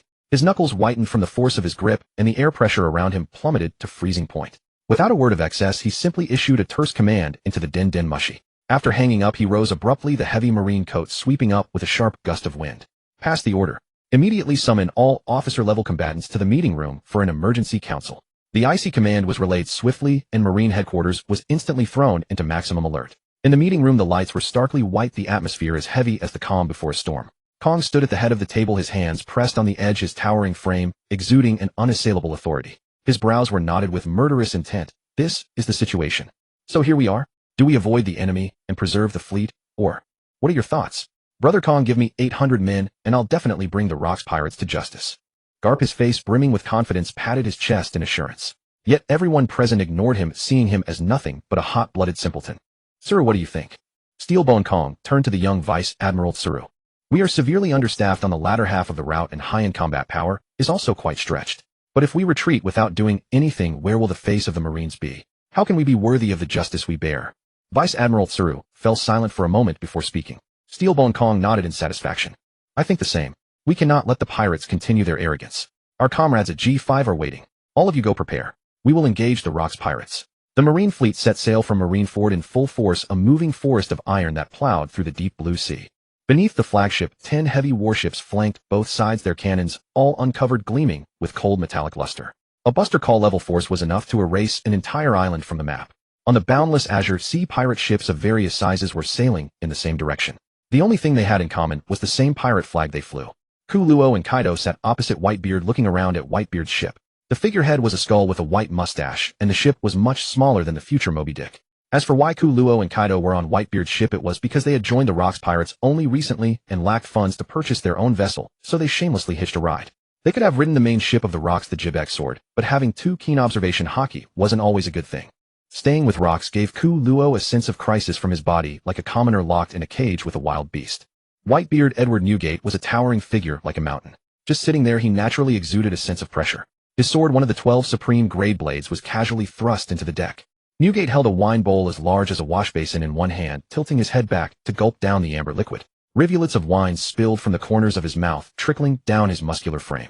Stussy had somehow dragged a single sofa over. She held a lady's cigarette between her slender fingers, took a light drag, and blew a puff of white smoke towards Whitebeard Edward Newgate. In return, she received a displeased look from Newgate, who waved his hand to disperse the smoke. Stussy rolled her eyes at this unromantic gesture. At this time, she was not at all the aged figure of the future. Instead, she was in her prime, active as a scientific bandit in the underworld. She had an impeccably delicate face with large, lively, and cunning eyes, a high nose that accentuated her features, and cherry lips painted with just the right shade of gloss. Her short, sharp golden hair added to her dashing charm. Most eye-catching was her figure, accentuated by a well-tailored dress that revealed stunning curves. And the classic one-piece female proportions, slender waist and generous bust, were incredibly alluring. She puffed on her cigarette daintily, her posture elegant enough to be utterly out of place among the wild pirates around her. Ku Luo's gaze lingered noticeably on Stussy's delicate face, a flicker of heat deep in his eyes, but he quickly resumed his usual smiling expression. Stussy noticed Ku Luo's stare. Her peach blossom eyes narrowed slightly as she silently cursed him a little pervert. but she thrust out her chest a little. After all, a handsome man's attention was proof of her charm. She couldn't help but glance at the drinking white-beard Edward Newgate, only to find him completely indifferent. She couldn't help but feel a mix of frustration and disappointment. "Kid, where are your eyes looking? My man is Newgate, you know." After saying this, she kicked off the floor, jumped up, and landed on Whitebeard Edward Newgate's shoulder. Her voice turned syrupy as she spoke to Whitebeard in a coquettish tone. "Newgate, look, he's staring at me like that. Aren't you angry? Teach him a lesson." Whitebeard stopped his drinking, set the jug aside, and gave Stussy a helpless look. His voice was deep and steady. "Stussy, I've told you many times. I'm not interested in you. Stop making these jokes." Whitebeard spoke with an unwavering firmness. He was no fool. Stussy might have some feelings for him, but she certainly had other motives. No one in the entire Rocks Pirates was pure. Ha ha ha. Ku Luo and Kaido, the two troublemakers, burst into loud laughter. Stussy was visibly red with embarrassment. She glared angrily at Ku Luo, and Kaido hopped down from Whitebeard's shoulder in her high heels and stomped back into the cabin in shame. "Brother Newgate, a beauty like Stussy doesn't interest you. Then who do you like?" Ku Luo teased. In his memory, Whitebeard was secretly a lecherous man, receiving 4 drips from 2 nurses in miniskirts. At this topic, the young Whitebeard's cheeks flushed slightly, and he subtly tucked the wanted poster in his pants pocket deeper. Why ask about that? If you have time, worry about not dying at the Marine base later. Watch out. It's the Marines. The main Marine fleet. The lookout pirate rubbed his eyes in shock, then screamed in a hoarse voice, shattering the last vestiges of peace on the ship. The warships lined up on the sea like a wall of steel, blocking the entire Rocks Pirates fleet. The previously silent cabin erupted instantly. Pirates stumbled out onto the deck, and when they saw the dense cluster of ships on the horizon, their faces turned pale, and any trace of intoxication vanished. "How did the Marines find us? This is a prepared ambush." Steelbone Kong stood at the prow of the flagship, his justice coat flapping loudly in the gale. He crossed his arms, his haki rippling faintly, causing even the surrounding waves to tremble slightly. His sharp eyes swept over the giant ship that symbolized the chaos of the era. His voice amplified through a din-din mushy echoed across the entire sea. "Rocks Pirates, surrender immediately. Justice will not give you any room to resist." The response was a roar of arrogant laughter that shook the very surface of the sea. "Wuroha! Steelbone Kong, you old dog, you actually dare to come to us." Rocks flashed to the bow of the ship, his eyes ferocious as he stared straight ahead, facing the muzzles of dozens of steel giants. Wild red lightning coils wrapped around Rocks, crackling non-stop, while clouds in the sky churned. The sky is being torn apart. A vice admiral on the ship lowered his telescope, swallowed nervously, and dared not look directly at the monster that had brought shame to the Marines. What astonishing haki. Truly enviable. Kaido rarely gazed at Rocks with a look of admiration. "Don't rush, Kaido. This isn't our era yet." Ku Luo wiped the blade in his hand, the sharpness in his eyes gradually being concealed. The raging dark crimson lightning danced wildly around him. A red light flared in his right eye, and his arm was coated with a layer of metallic, cold, shiny black keratin. Kuro's pupils contracted sharply, his gaze fixed on the pitch-black longsword entwined with black-red lightning, his body frozen in place, unable to move. The oncoming pressure weighed down like Mount Tai, causing his instincts to scream warnings. This was a terror far beyond imagination. The Conqueror's haki had materialized enough to shake reality. The air twisted and warped, the sea surged with monstrous waves. He had never seen haki so vividly manifested. It was like a humanoid nuclear weapon incarnate. Luo Kusi's gaze swept toward the Vanguard warship where Steelbone Kong sat, as if locking onto a prey on a plate. A grim smile curled at the corner of his mouth, revealing teeth as white as bone, a true demon of violence. "Navy, all of you, disappear." As the words fell, Luo Kusi's arm muscles bulged instantly, veins like writhing dragons, and the red light in his eyes surged like blood. He swung the blade. A thunderous roar shook the heavens and earth. A crescent-shaped black-red slash hundreds of meters long and enough to cover the sky tore through the air. The turbulent sea seemed to freeze, the surging waves eerily smooth, and even the air was sliced into a vacuum. This slash was far from the sharpness of ordinary sword chi. It was more like a calamitous storm sweeping across the world, a crushing torrent like a cannonball. The slash, carrying the devastating wind pressure and dark red lightning, tore through the air, covering several nautical miles in the blink of an eye. At a speed imperceptible to the naked eye, it carved a bottomless vacuum trench across the sea, splitting the ocean apart and shattering the clouds into fragments. In an instant, the slash crossed the vast distance and slammed into the foremost naval battleship. A deafening explosion resounded. In the horrified gaze of all, that colossal warship, forged from steel and giant timber and capable of withstanding cannon fire, was crushed like a fragile toy by the black-red slash. The defensive cannons, hundreds of elite sailors, and the entire ship vanished completely in the sword light, leaving not a trace. The entire sea was split in two, the abyssal cut as smooth as a mirror, with black-red lightning crackling in the dark waters, unable to close for a long time. This was no mere slash. It was a strategic-level weapon's indiscriminate cleansing of the entire sea area. "Luo Kusi, your crimes are monstrous." Steelbone Kong, glancing at the fallen soldier's fury, surged in his heart, and he roared angrily, "Admiral Nichi, let's attack together." Admiral Nietzsche, an elderly gaunt man, grimaced as he tossed his admiral coat aside, thinking, I was about to retire, and now this. The two of them pursued Luo Ku-si using moonwalk. With such a small force, you think you can swallow my Luo Ku-si pirates? Delusional. Everyone attack. Kill. The next moment, both sides launched their assaults simultaneously. Explosions thundered. The naval fleet's broadside volleyed countless shells, trailing fiery tails across the night sky, raining down like a storm onto Luo Ku-si's flagship. Water columns erupted skyward, huge waves roared, and the entire giant ship shook violently in the dense bombardment, with splinters flying. Pirates were occasionally blasted black and blue scattered everywhere. It's just cannonballs, don't be afraid. Rage Magnet. Captain John stood at the helm, his hands spreading wide as purple magnetic arcs danced around him, forming a massive repulsive magnetic field. Most of the shells stopped in midair, but this was after all a Buster Call-level military deployment.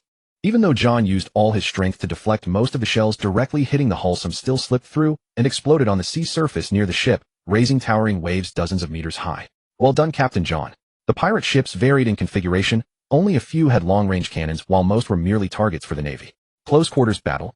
Hook them. Pull the ships closer. Whitebeard Edward Newgate shook his Murakamajiri, commanding calmly. Breaking through the cannonade, Whitebeard's ship rocked violently in the raging waves. The wooden hull groaned under the strain. Pirates on deck were thrown off balance, and some were even flung into the sea. With a snort, Whitebeard leaped onto the warship, shockwaves gathering in his hands, a slow motion of left and right. One after another, amid the Navy's screams, the ships exploded and sank in flames. Edward Newgate, come and die. Buddha palm strike. Sengoku transformed into a giant golden Buddha, charging head-on at Whitebeard Edward Newgate. Ha ha ha. Charge, my boys. Kaido leaped onto the warship, swinging his spiked club like a killing machine. With each swing, several Navy soldiers were sent flying, blood splattering. Die, pirate. The Navy fired, but the bullets bounced off Kaido's body as if it were tickling him. Is that all you've got? Kaido grinned, then leaped into the midst of the Navy, his club swinging wildly. In an instant, dozens of Navy soldiers fell. Mamma. Charlotte Linlin laughed as she rode Zeus, raining down lightning bolts, while Prometheus spewed flames, igniting the Navy's powder magazine. Booger bomb. The smuggler pirate Gans, clad in heavy golden armor, unleashed his grand explosive art recklessly on the deck.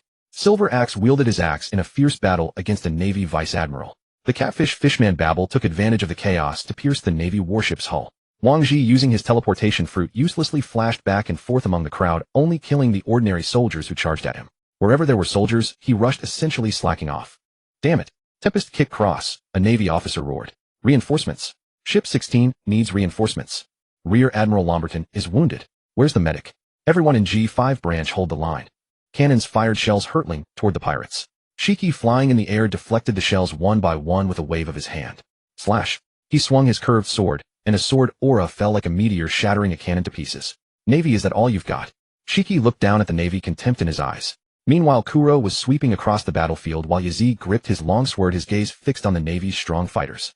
Kuro's actions here, if they attracted attention, would allow the two of them to shield the other pirates. Blood thorns. Countless blood spikes erupted from the ground, impaling numerous Navy soldiers. Blood frenzy. Blood bats surged like a tide, madly tearing at the Navy. Kuro's longsword swung, each stroke taking several lives. Flying slash. A powerful sword aura burst from the blade's tip, streaking across the battlefield like lightning, instantly severing the throats of dozens of Navy soldiers. Blood slash moonlight. Kuro swung his sword, and a blood-red sword aura roared like a blood dragon, slaughtering a group of fleeing Navy soldiers. A man in a gray suit and a round-brimmed hat appeared in Kuro's view. Despite the fierce war where lives were lost every second, this man hadn't even drawn his longsword. The unsheathable sword, Bogard Garp's adjutant, had participated in many major battles. His sword was glued to its scabbard, unable to be drawn. Like a tree that grows in sunlight with roots deep underground, this man's presence here meant battle. If you want to run wild here, first ask my fists. With that, Garp charged forward. His fists, coated in black armament hockey, were simple and brutal, each punch cracking the air. A pirate rushed to block him, but Garp punched him in the chest, sending him flying, crashing through half a wall. Another swung a sword at him. He raised his arm, shattering the blade, then knocked the man unconscious with a backhand. Facing a group of experts, Garp still rampaged like a bulldozer. No fancy moves, just punch after punch, brutally and unreasonably. Fistbone, iron fist impact. Garp stomped the deck, shattering the planks. He leaped into the air like a moving fortress, his iron fist wrapped in black hockey, crashing down. Silver Axe had just kicked a Navy soldier away when his observation hockey sensed the attack, but Garp was too fast. Before the fist even landed, the wind pressure created a shockwave that swept across the area. Silver Axe struck as if by a hammer, couldn't even scream, flying backward like a broken kite, crashing through layers of deck planks and lying still upon landing. Silver Axe hadn't fully recovered on Beehive Island. Coming to fight with wounds, was unlucky enough to encounter Garp. Captain John activated his magnet fruit and struck fiercely. Great magnetic hand. Countless swords, cannons, gold coins, and iron pieces converged, forming a giant metal arm around his arm, smashing down at Garp with immense force. The fist entwined with red lightning flickered with a dark red cross. Garp punched straight, his black haki overwhelming, shattering the metal arm and dispersing the magnetic field. Weapons and various metals scattered everywhere. Damn it! Magnetic binding. Magnetic lines shot from John's fingers, wrapping around Garp. Soru. Garp appeared before John in an instant, his bulging muscles straining beneath his skin, one hand gripping John's head. Fist bone meteor. His other fist coated in black armament, and Conqueror's haki was ready. Before John could react, Garp's heavy punch slammed into his face, blood spurting from his mouth and nose, and he fell unconscious on the deck. With consecutive Soru steps, Garp appeared before Gans, his large hand grabbing the pirate's head like a steel vice. His arm veins bulged, unleashing brute force, and he slammed the man violently against the ground. A thunderous crash, the deck caved into a massive crater, shockwaves expanding in rings, dust rising to the sky. Everything around was crushed by the overwhelming power, and seawater seeped through the breach. Kuro's scalp tingled. This guy was like a god of war. No wonder in the original story, he could chase down Whitebeard, Lean and Kaido. Looks like this is it. Yazi, let's retreat. Kuro sheathed his long sword, shielding the other pirate brothers, and retreated gracefully with Yazi. Garp stood like an iron bulwark, his towering frame still as sturdy as a steel tower. Beneath his bronze skin, knotted muscles bulged, every line exuding sheer power. Full body detonation. The explosion erupted before Garp, fire soaring into the sky, shockwaves flinging debris all around. Yet when the smoke cleared, Garp merely tilted his head, his clothes untouched. His piercing eagle-like eyes rested calmly on Ganzi, utterly unruffled. Iron Fist Garp truly lives up to his name. Ganzi gritted his teeth and growled, bloodstains at the corners of his mouth. Visible cracks spread across his golden armor. He cast a fearful glance at the sinking warship. He had been a hair's breadth away from being knocked into the sea by that bastard Garp. The power of the bomb fruit surged wildly, blinding light bursting from his fingertips, shoulders, and legs. He lunged forward, his fist wrapped in a thunderous roar, crashing toward Garp's face. Pirate, is that all you've got? Garp grinned, crossing his haki-coated arms in front of his chest. Ganzi's heart sank. He no longer dared hold back. He jammed his fingers into his nostrils, launching several compressed booger bombs, then detonated his feet, retreating while clasping his hands to gather power. Heavenly Serpent Red Cannon. A chain of explosions swept the entire area. The warship could no longer bear the assault. Seawater surged onto the deck amidst blazing flames. But at the epicenter, a jet-black wave of armament haki erupted, crushing all shockwaves. Garp strode out his fist, already layered with haki, the air itself groaning under the pressure. This is where it ends. Those simple words carried a mountain's weight. Ganzi's pupils contracted, every hair on his body standing on end as the shadow of death enveloped him. He pushed his fruit to the limit, trying to detonate and create distance, but Garp's speed far exceeded his imagination. One punch. No flashy moves, no extra motions. Pure power and haki poured forth. Ganzi was struck as if by a mountain, sent flying backward, blood spewing from his mouth. A dented fist mark appeared on his golden chest plate, every bone in his body seemingly shattered. He crashed heavily into the ruins, unable to rise again. The gap was too vast. No, I'll die. At the brink of death, Ganzi abandoned all pride, screaming with all his might, his voice piercing the battlefield's clamor. Shiki, save me. Ganzi had smuggling channels, and Shiki could make ships fly. The two often partnered in smuggling and transport, so they had a good relationship within the Rocks Pirates. Countless boulders, broken swords, and ship wreckage were lifted by an invisible force, crashing down like a tsunami toward Garp. A man with flowing golden hair stood in midair, his arrogant laughter echoing across the battlefield. Gahaha. Ganzi, you're quite pathetic. Garp, let me play with you. Ganzi collapsed to the ground, gasping, and looked at the golden figure shielding him, finally able to breathe. At least, I'm alive for now. Kuro flapped his bat wings, carrying Yazi as he switched to another ship. Garp, this kind of tank warrior with high damage from his left fist, and even higher damage from his right, was Kuro's least favored opponent. Black Wrist. Fierce Fist. Your Highness, watch out. Iato Slash. Yazi swiftly drew her sword, and clashed with a burly man with purple hair and wheat-colored skin. Sparks flew as the blade scraped against his blackened arm. This guy? Pirate. Taste the justice of the Navy. Zifa leaped back, tossed aside his Vice Admiral coat, and coated both arms with armament haki. Finger gun. Dance of Chaos. He advanced with a Soru's step, his fingertips raining down like a storm. Yazi's beautiful eyes darted her long sword, precisely parrying each finger. Kuro flew behind Zifa and unleashed a blood-red flying slash. Zifa gritted his teeth, twisting his waist to force his body, blocking Yazi's blade with one hand, while enduring Kuro's slash with the other. Bad luck. Just avoided one physical combat specialist, and now another. Unlike the flashy devil fruit abilities of the new era, the old generation all relied on physical combat, and haki overwhelming all with pure force. Cursing under his breath, Kuro spread his wings and took flight, coordinating with Yazi, one striking high, the other low. Iron Body. Adamantine. Zifa spread armament haki over his entire body, turning into an Iron Man, standing still, letting Kuro and Yazi hack at him. Clang, clang, clang. Kuro gasped twice and took the initiative to retreat. This feeling reminded him of the days before he had reached the level of cutting iron, when he was helpless against the iron body technique.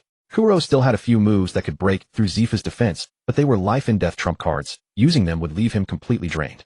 With the battlefield so chaotic, Kuro didn't dare gamble. He couldn't afford to be mutually injured with Zifa only to be picked off by some scavenger. Kuro gathered power in his arm, slashed a sword wave to force Zifa back, then grabbed Yazi and flew into the sky. Moonwalk could be used for aerial combat, but wasn't suited for pursuit. So Zifa glanced twice and decisively joined another part of the battlefield. On the other side of the battlefield, earth-shattering explosions rang out one after another.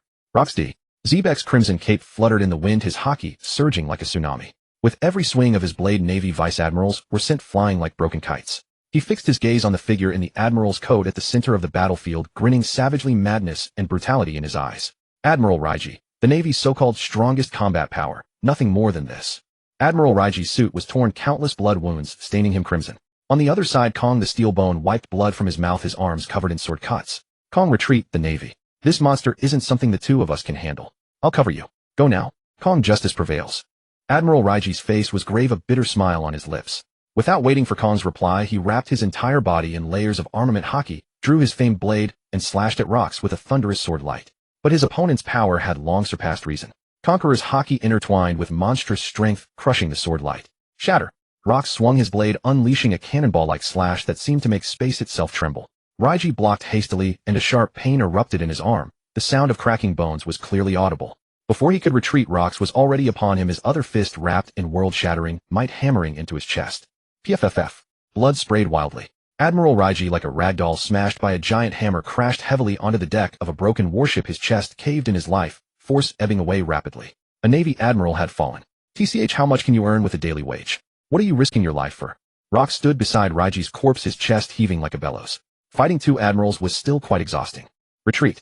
All forces retreat. A calm yet commanding voice rang across the battlefield. Kong the Steelbone, wearing his admiral's coat, was drenched in blood, but still stood straight as a spear. He looked toward the direction where Admiral Raiji had fallen, pain and reluctance flashing in his eyes, but he knew the tide had turned. Damn it, Rox. Let me go, brother Kong. Calm down, Carp. Sengoku held back Carp, who was already rolling up his sleeves to charge forward. The Rox pirate's ferocity was overwhelming. Fighting further would only lead to total annihilation. Cover the wounded, abandoned ship, and retreat. The remaining Navy soldiers, hearing the order, clutched at it like a lifeline and began to withdraw. The warships were heavily damaged. Many had to jump into the sea or snatch small boats to flee in panic.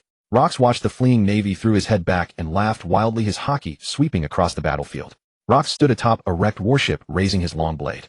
From today on, this sea will no longer be called the second half of the Grand Line. This place shall be called the New World. Here only the strong survive. Navy, get out. The Rox pirates are the masters of this place. All the pirates cheered in unison, their voices shaking the heavens and the earth. Lox stood at a height overlooking the blood-soaked battlefield with not a shred of pity in his eyes. The Marines have no power to resist anymore. Lox said, the rest is for you to handle. Burn this place to the ground. Erase the G5 branch from the map. As you command. The pirates cheered and began setting fire to the branch. Flames soared into the sky, black smoke billowing. The G5 branch blazed in the inferno, reduced to ashes. Kuro observed all this, lost in thought.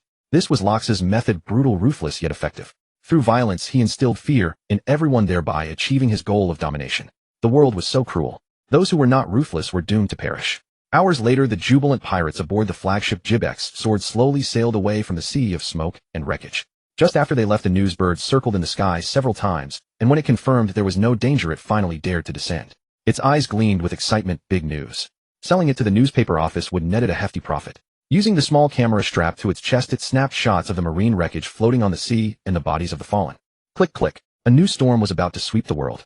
The news bird that had recorded the harrowing scene did not linger long over the scorched sea. It flapped its wings, pierced through the smoke, and carried the images of the G5 branch's destruction to the nearest news outpost. Hours later, news birds swarmed out from major newspapers, spreading the devastating defeat that shook the seas to every corner of the world. Marine bases in the New World, bustling ports on the Grand Line Islands across the New World, allied nations on the first half of the Route Islands in the Four Seas, and the chaotic underworld, all received the news. The Holy Land, Mary Geos. This was the center of the world, the dwelling place of the gods, the symbol of absolute order and authority. Deep within the Pangal Castle, which stood atop the Red Line, and was perpetually shrouded in clouds, lay the hall of power that determined the fate of the world. At that moment, the air in the hall seemed to freeze into ice, oppressive enough to suffocate. 5 elderly men of varied postures sat around a round table. They were the supreme rulers of the world government, the 5 elders. The air in the hall was as frozen as ice, suffocatingly oppressive. The 5 elders sat around the round table. Before them spread the battle reports and photographs of the G5 branch's destruction. Broken warships, burning bases, piles of marine corpses, each image telling of the Navy's crushing defeat. J. Garcia, Saturn, god of science defense with white curly hair, leaning on a cane, cow fruit, mythical, Zoan ox ghost form. He sat by the table twirling a chess piece in his hand, his eyes gleaming with cold light. A devastating defeat. A complete and utter defeat. The god of science defense Saturn slammed his cane against the floor, his eyes blazing with fury. A buster call forced 2 admirals, several vice admirals, and they could not stop the Lox pirates' assault. The G5 branch is utterly destroyed. Izambaron v. Nustero, Venus, god of finance, dressed in a white kimono, wielding the first-generation Kitetsu, a bald white-haired man, with glasses, horse fruit, mythical, Zoan horse skeleton form. He closed his eyes as if pondering, but his brow furrowed slightly. This is not just a military defeat, it is a collapse of the world government's prestige. The god of finance, Nustero, gripping his katana, said in a cold tone, the news has spread across the globe. People will believe that the Navy can no longer protect the order of the seas. Shepherd Jupiter, god of agriculture, in a black suit with golden hair and beard, a scar on his chest, worm fruit, mythical Zoan, sandworm form. The papers in his hand were already crumpled, clearly indicating his extreme displeasure. Topman Mercury, god of justice, round-faced, with a big beard, a bulky figure, boar fruit, mythical, Zoan fengshi form. He slammed the table hard, scattering documents. Marcus Mars, god of environment, with white hair and a long beard, a mustache, a mark on his forehead, bird fruit, it's a maid form. He stood by the window, gazing at the sea of clouds outside. Damn it. Topman Mercury rose in fury, his face flushed red. Who authorized Mordok, the president of the World Economy newspaper? Arrest him. The entire hall fell into a deathly silence. The world government personnel had already seen it. The news of the Marine G5 branch's destruction had been spread worldwide by the newsbirds. And those photographs. Those shocking images, the piles of marine corpses, the G5 branch blazing in the ruins. All of this proclaimed to the world the authority of the Navy had collapsed. Topman Mercury, who valued order above all, could no longer contain his rage. Order rules authority. All of this was being shattered by a man named Lox. Mordok. Izambaron Nustero slowly opened his eyes, a flicker of killing intent in them. He is growing bolder. No, Shepherd Jupiter said coldly. It is not that Mordok has grown bold, it is that our prestige is being shaken. He tapped the documents in his hand. A detailed intelligence report on the Lox pirates. A photo showed Lox laughing with a wild, uneven gaze. All eyes were fixed on a silhouette photo. Lox stood at the ship's bow, his wild long hair flying.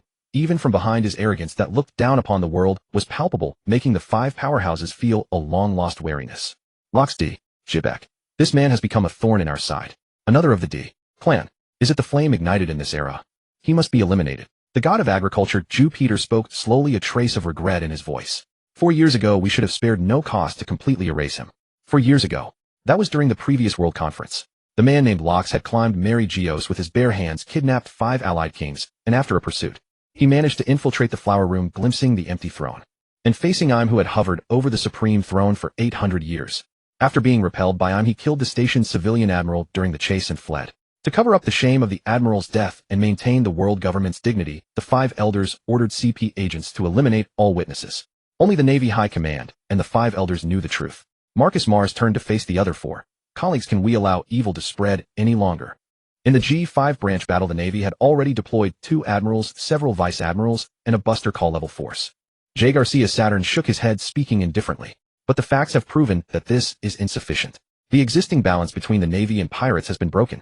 I propose increasing the Navy's military budget. Select a batch of devil fruits from the Celestial Dragon's treasury and send them to Marineford. I opposed. Nustero stood up, looking at his colleagues. If we do this, won't the Navy's power become too inflated? The balance between the Navy and the government would be disrupted. Let us consult him. Mercury stroked his beard and said, the Navy is after all part of the world government. We are the guardians of world order. It is better not to trouble him with this. J. Garcia Saturn's eyes snapped open, and he struck the ground heavily with his cane. Increase the bounties.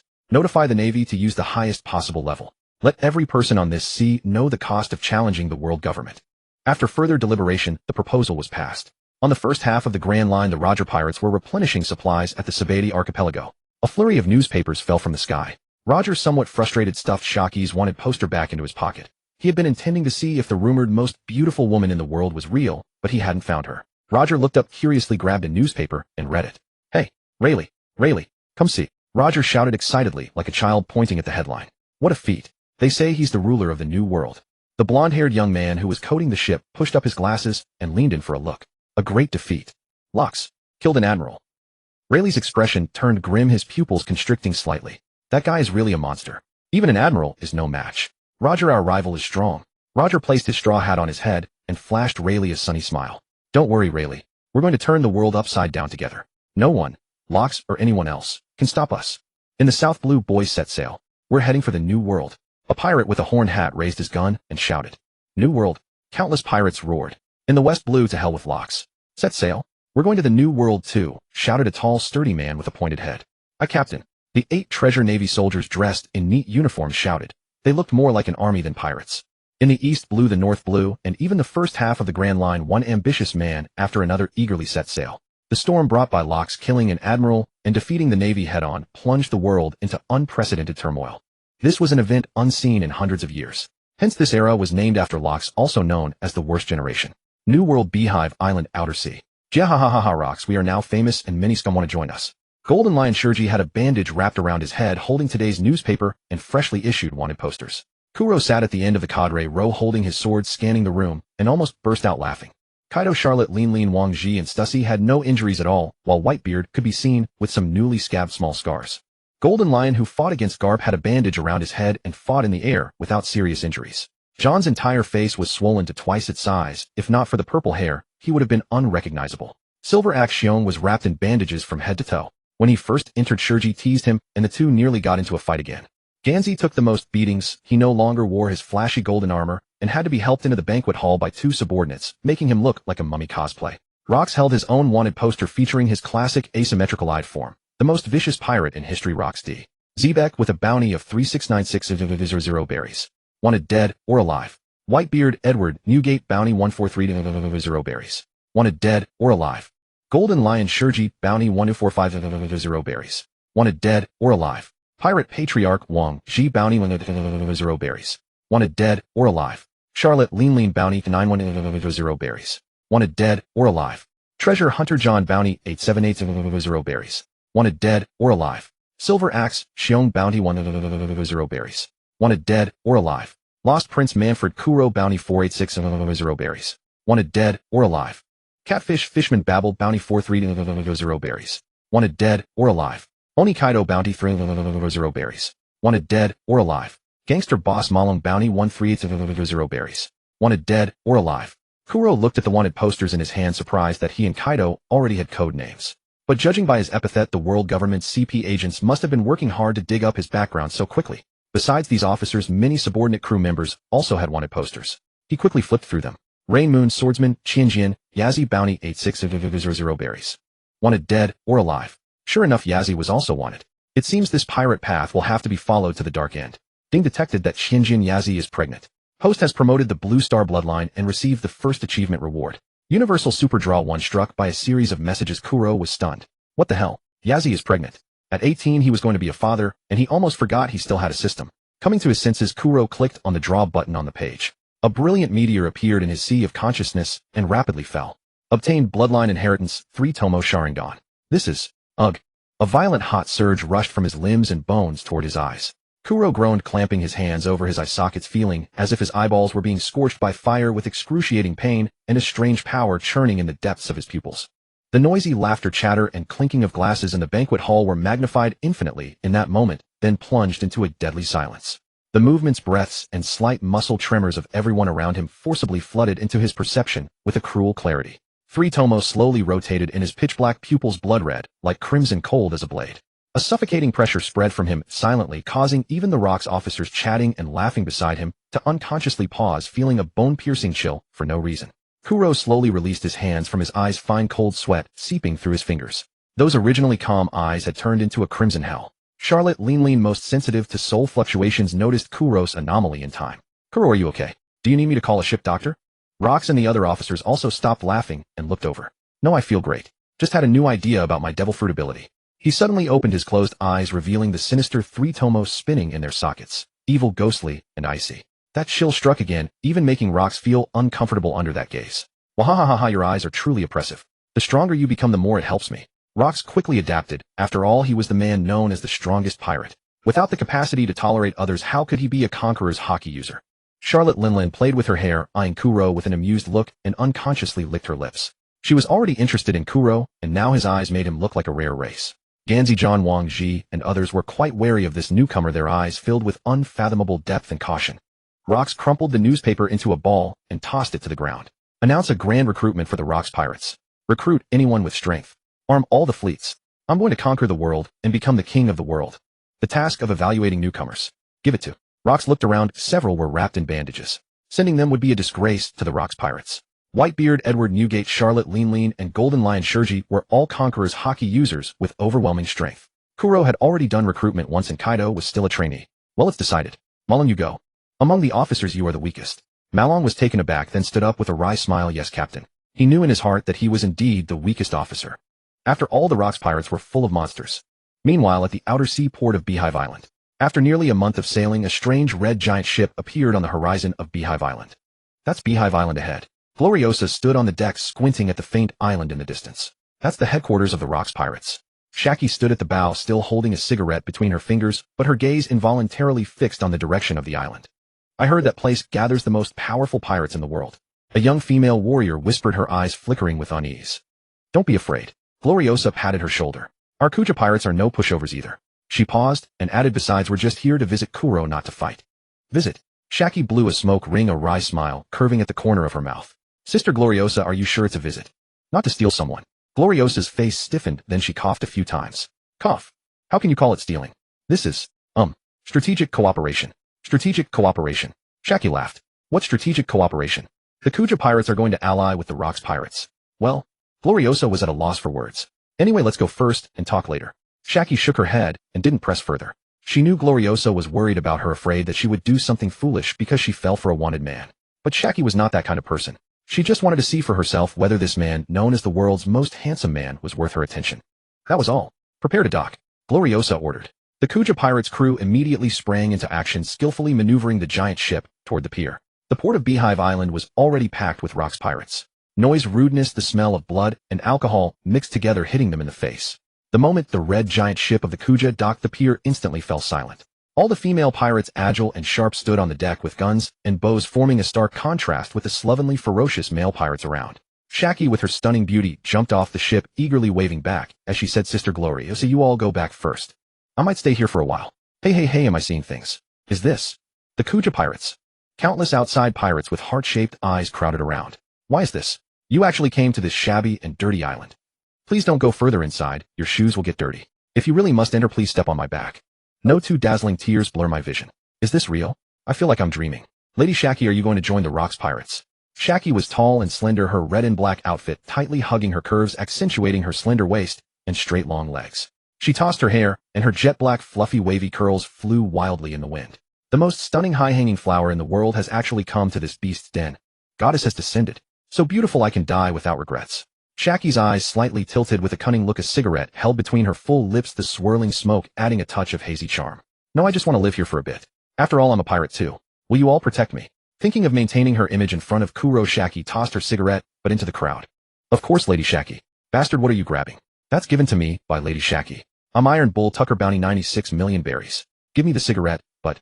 After saying that, he drew his large sword and swung it fiercely. Hand it over. Tucker, who had grabbed the cigarette, but hadn't even smiled before he was shot 5 times in the back. That's mine. Die. Shaki raised an eyebrow with a faint smile. Such a farce was just a normal day for her. This place smells a bit foul. Lady Xiaoqi, I'll clean it up immediately. I want a tavern. Lady Xiaoqi, I am a stone fruit user. We'll build it right away. You go cut some wood now. I also want some flowers to decorate. We'll plant them immediately. Xiaoqi sat on a luxurious sofa that some pirate had carried over, tilting her head as she pondered what else her residence needed. Xiaoqi, are you really planning to stay here for a while? Gululiusa glanced at the bustling pirate labor group and asked with a headache. Hey, Sister Gululiusa, you haven't left yet. Don't worry. I'll stay for a while and then go back. By the way, bring some local specialties back for the sisters. Well, I need some treasure. Is anyone willing to give it to me? Xiaoqi scanned the crowd with her charming peach blossom eyes and said. A chorus of wolf howls erupted from the pirates. I have plenty of treasure, Lady Xiaoqi. Captain, this is what you've saved up after more than 20 years of hard work. Don't be impulsive. The turbaned sailor desperately held back his own captain. Get the hell out of my way. I'm going all in. The pirate captain, dressed in his captain's attire, kicked his subordinate aside and carried box after box of gold and jewels from the cabin. Soon each pirate emptied the last belly from their pockets into the boxes and placed them at Xiaoqi's feet. Sister Gululiusa, quickly take these idiots' things and go back. I'll be back in a while. Xiaoqi pushed Galiliusa while instructing the other 9 snake warriors dressed in light clothes to pack up. Captain, she called us idiots. What do you know? Lady Xiaoqi loves me, that's why she called me an idiot. Why doesn't she call you that? Be smart and go help them move things. Alright Xiaoqi, if you encounter any trouble remember to tell us. Galiliusa, seeing that Xiaoqi had made up her mind, decided to transport the supplies back first and visit Xiaoqi again after some time. The large-scale construction on the island soon attracted the attention of the Rocks pirates. Hey, what are you guys doing? Rocks led a group of executives and swaggered over. It's the Rocks pirates, everyone. It's Mr. Rocks. Please don't be angry. It was us who took the liberty. We were thinking about how to settle that one. Rocks shoved aside the pirate who was rubbing his hands nervously. Rocks looked back in confusion. What is this? In just half a day, Xiaoqi's shakedown bar was mostly built. Welcome, please come in, first guest. You're willing to drink, right? Xiaoqi bit a hair tie and twisted her long black wavy hair into a bun. An angel has descended. All members of the Rocks pirates had hearts in their eyes. Xiaoqi-chan, if you need any help, I'll help. Rocks and the executives quickly came to assist. Even Whitebeard cheerfully carried a log. Kuro also marveled at Xiaoqi's beauty. No wonder she had caused the world economy to stall for weeks. But this woman should still be landing on Beehive Island a few years later, right? Why has the plot advanced? Kuro frowned, thinking. As soon as he looked up, he met the eyes across from him. Damn, those peach blossom eyes look deep even when staring at a dog. Xiaoqi stood still, looking toward the end of the line of executives. In an instant, her gaze precisely landed on that person. He seemed to have just gone through something, his aura heavier and colder than those around him. Deep within his eyes, 3 tomos spun slowly, faintly flickering with a blood-red light. Sinister, eerie, yet fatally attractive. The sea breeze lifted his light golden hair, and sunlight fell on his profile, chiseled and handsome to the point of sharpness. The awe of the surrounding pirates, the undercurrents among the executives, the clamor of the harbor. At this moment, all vanished from Xiaoqi's world. She couldn't help but take out a cigarette, pausing slightly. Her heartbeat slowed inexplicably for half a beat.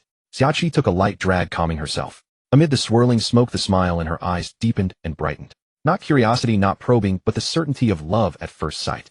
She stepped forward, walking straight into the crowd, ignoring all the admiring gazes, ignoring legendary figures like Rock's Whitebeard and Golden Lion, her eyes fixed solely on that handsome figure from beginning to end. My name is Xiaoqi Yake. You can call me Xiaoqi. Nice to meet you, Mr. Kuro. Stepping close, she looked up slightly at Kuro, who was much taller, her voice soft, but with an unmistakable directness. Xiaoqi blinked gently. Her right eye half closed, then opened again, a mischievous smile spreading in her eyes, and the faint arc at the corner of her lips also tilted upward. She picked up a peony flower and gently placed it in the pocket on Kuro's chest. Seeing Kuro's stern face turn bright red, she nodded in satisfaction and turned away like a joyful butterfly. Kuro stood still, clutching his chest, his heart beating a little fast. He took a few deep breaths and muttered, "Women only slowed down my sword-drawing speed. Women only slowed down my sword-drawing speed. Women will not slow down my sword-drawing speed." Kuro obediently stepped into the tavern, listening to Rocks and the others boasting and joking. "Captain, something bad. Executive Malone has been defeated." A burly man with a Viking appearance pushed open the door and rushed in. "What? Malone was defeated? This useless piece. Kuro, Kaido, you two go check it out. Ask if he's willing to join the Rocks pirates. If not, kill him." Rocks was wiping the glass with a cloth, busily engrossed. The others acted as if they hadn't heard, mopping the floor, moving tables, carrying wine, working with great fervor, truly an era of great repression. Before leaving, Kuro looked back. Xiaoqi, sitting at the bar, tapped her lips with her finger and blew him a kiss. Kuro couldn't help but curl his lips slightly and walked out with Kaido. Arriving at the circular stone arena, many pirates who had come out of admiration had gathered here. Those with excess energy that couldn't be vented could come here to duel. Many meddlesome pirates even set up gambling tables. John was a regular here. "I'm sorry. I abandoned my wife to go to sea. I'm truly a scumbag. I stole the captain's red underwear. I feel deeply guilty for being a pervert." The surrounding pirates quickly moved away from that pervert. One by one, the challengers knelt on the ground, crying or confessing. Kuro first glanced at the gloomy-faced Malone, then looked at the man in the cowboy hat. For arms. This is a rare four-armed tribe. Kuro suddenly remembered that the original Rocks pirates also had such a person. Four-armed gunslinger kill. Bastard. Hey, are you coming or not? If not, get out of the way. He flicked his cowboy hat, gripping a short flintlock in each of his 4 hands. Kuro, be careful, this guy's ability is very strange. Malone, who had been shot in the arm, kindly warned him. His ship's doctor was treating him. The injury wasn't serious, but the defeat further lowered his already low status in the Rocks pirates. Thus Malone's expression was exceptionally grim. Gillis Bastard spun a pistol in one hand, his brim pulled low, so only a single eye flickered in the shadows. Tiny ghosts intermittently emerged from his flanks. Any pirate who drew near would have a ghost pass through them, causing them to collapse to their knees in tears. What a bizarre ability. Kuro, let me try. Kaido charged forward with his spiked club in hand. At this point, Kaido was only 15 and knew nothing of hockey. That did not stop him from defeating pirates who possessed hockey. Just as the Amazon Lily warriors, despite their hockey, could not defeat Luffy. Physical strength, devil fruit abilities, combat experience. So many factors were at play. Gillis Bastard was a man of few words, but ruthless actions. Seeing the horned behemoth charge toward him, all four of his arms took aim at Kaido. Bang bang bang bang bang. A barrage of gunfire poured forth. Kaido made no attempt to dodge. Each lead ball struck his body and bounced away. The bullets fell to the ground, causing Kaido no harm whatsoever. What a monster. No wonder he became the kingdom's strongest at 10. Kuro glanced over and said with a trace of envy. As a swordsman with high offense but low defense, he wished for such a formidable physique to complete him. Boom. Kaido's ferocious club smashed into the ground. Gillis Bastard, having anticipated this, performed a mid-air flip and landed at a distance. Many ghosts. Bang bang bang bang bang. The sulphurous scent of gunpowder hung in the air. Gillis Bastard unleashed another volley, this time with tiny white ghosts attached to each bullet. Kaido instinctively sensed something was wrong.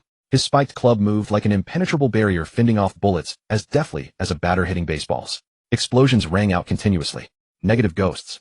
Repent, you brute. Gillis Bastard chuckled and snapped his fingers.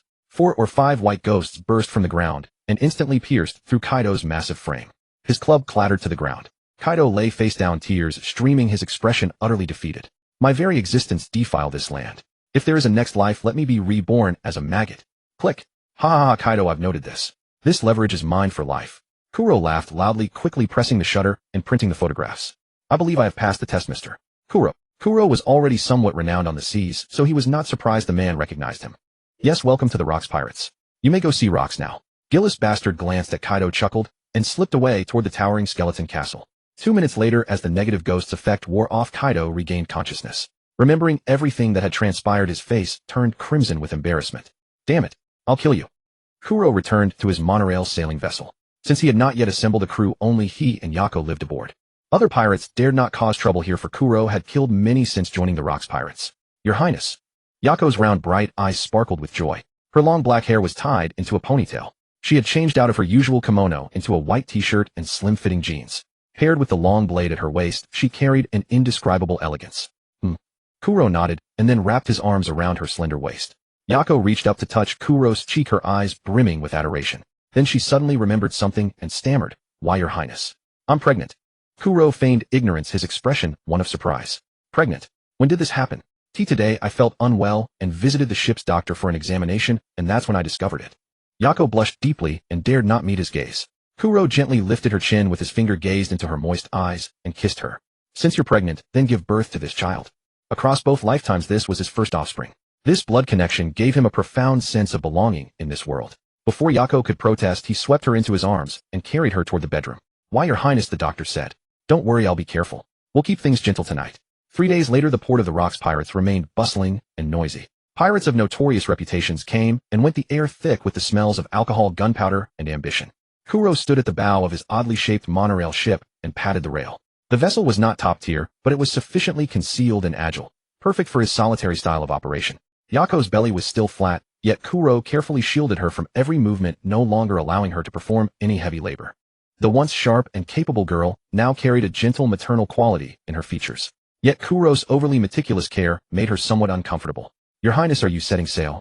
Yes, I'm feeling cooped up aboard. I'll go out for a while. Kuro spoke casually, but secretly, he wanted to take advantage of the temporary stability within the Rocks Pirates to gather resources. Many became pirates out of sheer desperation, facing starvation if they remained ashore. Being a pirate was akin to a profession. The pirate crew was like a company. There was no guaranteed salary. Earnings depended on successful raids. Conscientious captains divided the spoils equally, while cruel ones kept all the treasure and only provided food and drink. Now with Yako pregnant, expenses would only increase. He also needed a reliable crew. He could not continue relying solely on the two of them. He informed Rocks and borrowed a small auxiliary supply ship. Untying the mooring lines, he set sail from the waters of Hive Island. The sea was calm, sunlight shimmering across the blue waves. Kuro had sailed for several days, constantly comparing his route against the map obtained from a pirate captain. A secret shipping route lay nearby, frequently used by merchant vessels carrying goods. As for how he obtained the intelligence, he simply wagered it on future returns. On the distant horizon, a massive ship slowly emerged, its hull occupying 2/3 of the deck space. The world government's emblem was graffiti marked on the hull, with a merchant guild's banner flying from the mast. World government-affiliated merchant ships enjoyed favorable treatment from member nations. Yo, looks like we caught a big one. And what a rare specimen. Kuro spread his wings and flew directly overhead. From above, he saw the crew on deck aiming long muskets skyward. Swish! A flash of blade. Every musket was shattered into scattered fragments. You don't look like proper personnel to me. Kuro tilted his head, his sinister three-tomo Sharingan eyes fixed on the pirate-dressed crew members surrounding him. When did the world government start employing scum pirates for work? Brothers, look at his eyes, definitely a rare race. And that handsome-faced noble ladies will certainly desire him. Don't be afraid, brothers. Capture him. Perhaps we can sell him to a world noble. We'll strike it rich. The temptation of wealth drove the slave traders to suppress their discomfort as they produced ropes, clamps, and blades. So you're a slave ship? Kuro's expression turned icy. Through both lifetimes, he had never harbored any goodwill towards such exploitative trade. Having encountered them, he would show no mercy. Such ships were common in these waters, specifically targeting weak civilians and rare races to sell to world nobles or underground factions for filthy profits. Kuro leapt forward, his feet lightly skimming the water, with Soru gliding toward the slave ship like a phantom. Scum, reflect on your sins in hell. The answer was a cold blade flash. Guards charging at him were sent flying like severed kites, limbs scattering, bones cracking in all directions. Grasping a towering brute, he drew blood rapidly into his palm, then released a desiccated corpse. Blood thorns. One by one, blood thorns erupted from their bodies, piercing them like porcupines. He charged into the hold. The guards along the way could not stop this infamous swordsman, even among Rock's crew. Not a single one retained all their limbs intact. The lower hold was dark and damp, the sound of clanking chains piercing the air. Men, women, and children of all ages were crammed into iron cages, their clothes in tatters, their faces gaunt. Their eyes held only despair and fear. Humans alongside the weak long-arm and long-leg tribes. Seeing Kuro enter the hold covered in blood, everyone instinctively shrank backward, then a faint spark of hope ignited within them. Be quiet. Kuro's voice was not loud, yet it brought an inexplicable sense of calm. With a wave of his hand, his sharp sword energy severed every iron lock and chain. Anyone still alive? If you do not wish to die, come up now. The slaves exchanged uneasy glances, but eventually mustered their courage and followed Kuro onto the deck. By then, the slave ship's captain lay discarded like a roadside rag, perhaps slain in the chaos. The entire vessel had fallen completely into Kuro's hands. He ordered the secret cabin to be pried open, revealing piles of heavy berries, glittering gold and jewels, along with numerous antiques and rare supplies looted from various lands, a sight that left onlookers gaping. Kuro swept his gaze over the wealth. A delicate wooden box sat atop a mound of gold coins. He walked over, picked it up, and cautiously opened it. Inside lay a green cantaloupe-shaped fruit with bizarre patterns resting quietly. Kuro calmly placed it back, showing no emotion, then turned to the trembling slaves. Those who have homes to return to come collect your berries. If anyone dares take more than their share, I'll cut off their hands. He had 2 large sacks of berries brought out and distributed to those willing to return home, then pointed to the nearby lifeboats. Row yourselves away. Head east. There's a small island where you can take temporary shelter. Many of the commoners, overcome with gratitude, bowed repeatedly to Kuro with tears in their eyes, then boarded the lifeboats and sailed off into the distance. No matter which life he lived, Kuro always despised human traffickers the most. Since he had encountered these pitiful souls, saving them was no trouble, a casual act of kindness. On the deck, several dozen people remained. Kuro swept his eyes over the rest and turned to leave. King Kuro. Sir, please wait.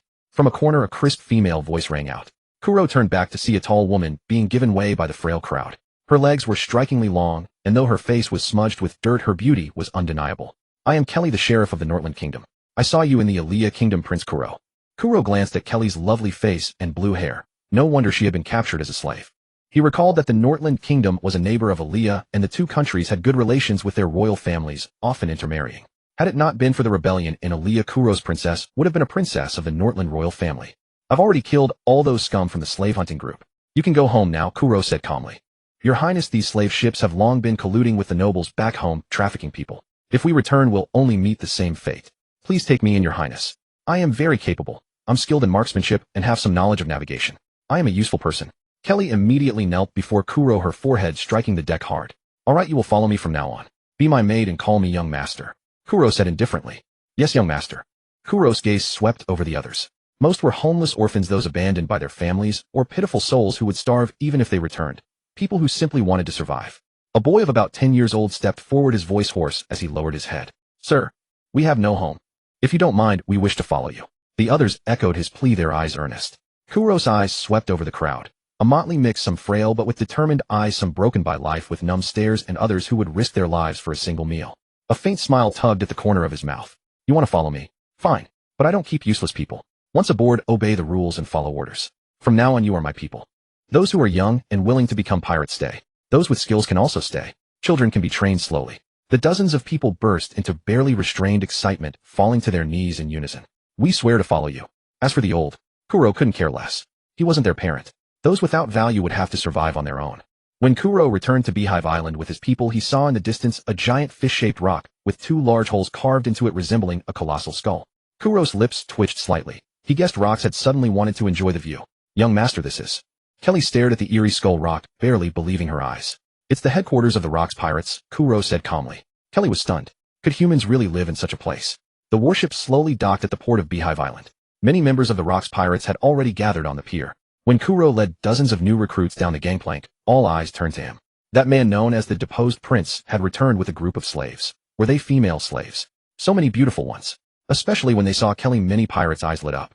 That long-legged woman was quite pretty. Kuro coldly swept his gaze over the pirates, his crimson Sharingan rotating slightly. The pirates felt a piercing chill and quickly lowered their heads, not daring to look again.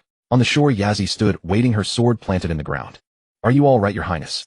Yes, everything went smoothly. Don't worry. Kelly, pick a few people from that group to be maids. Remember to choose the pretty ones. Kuro responded to Yazzie while speaking to Kelly.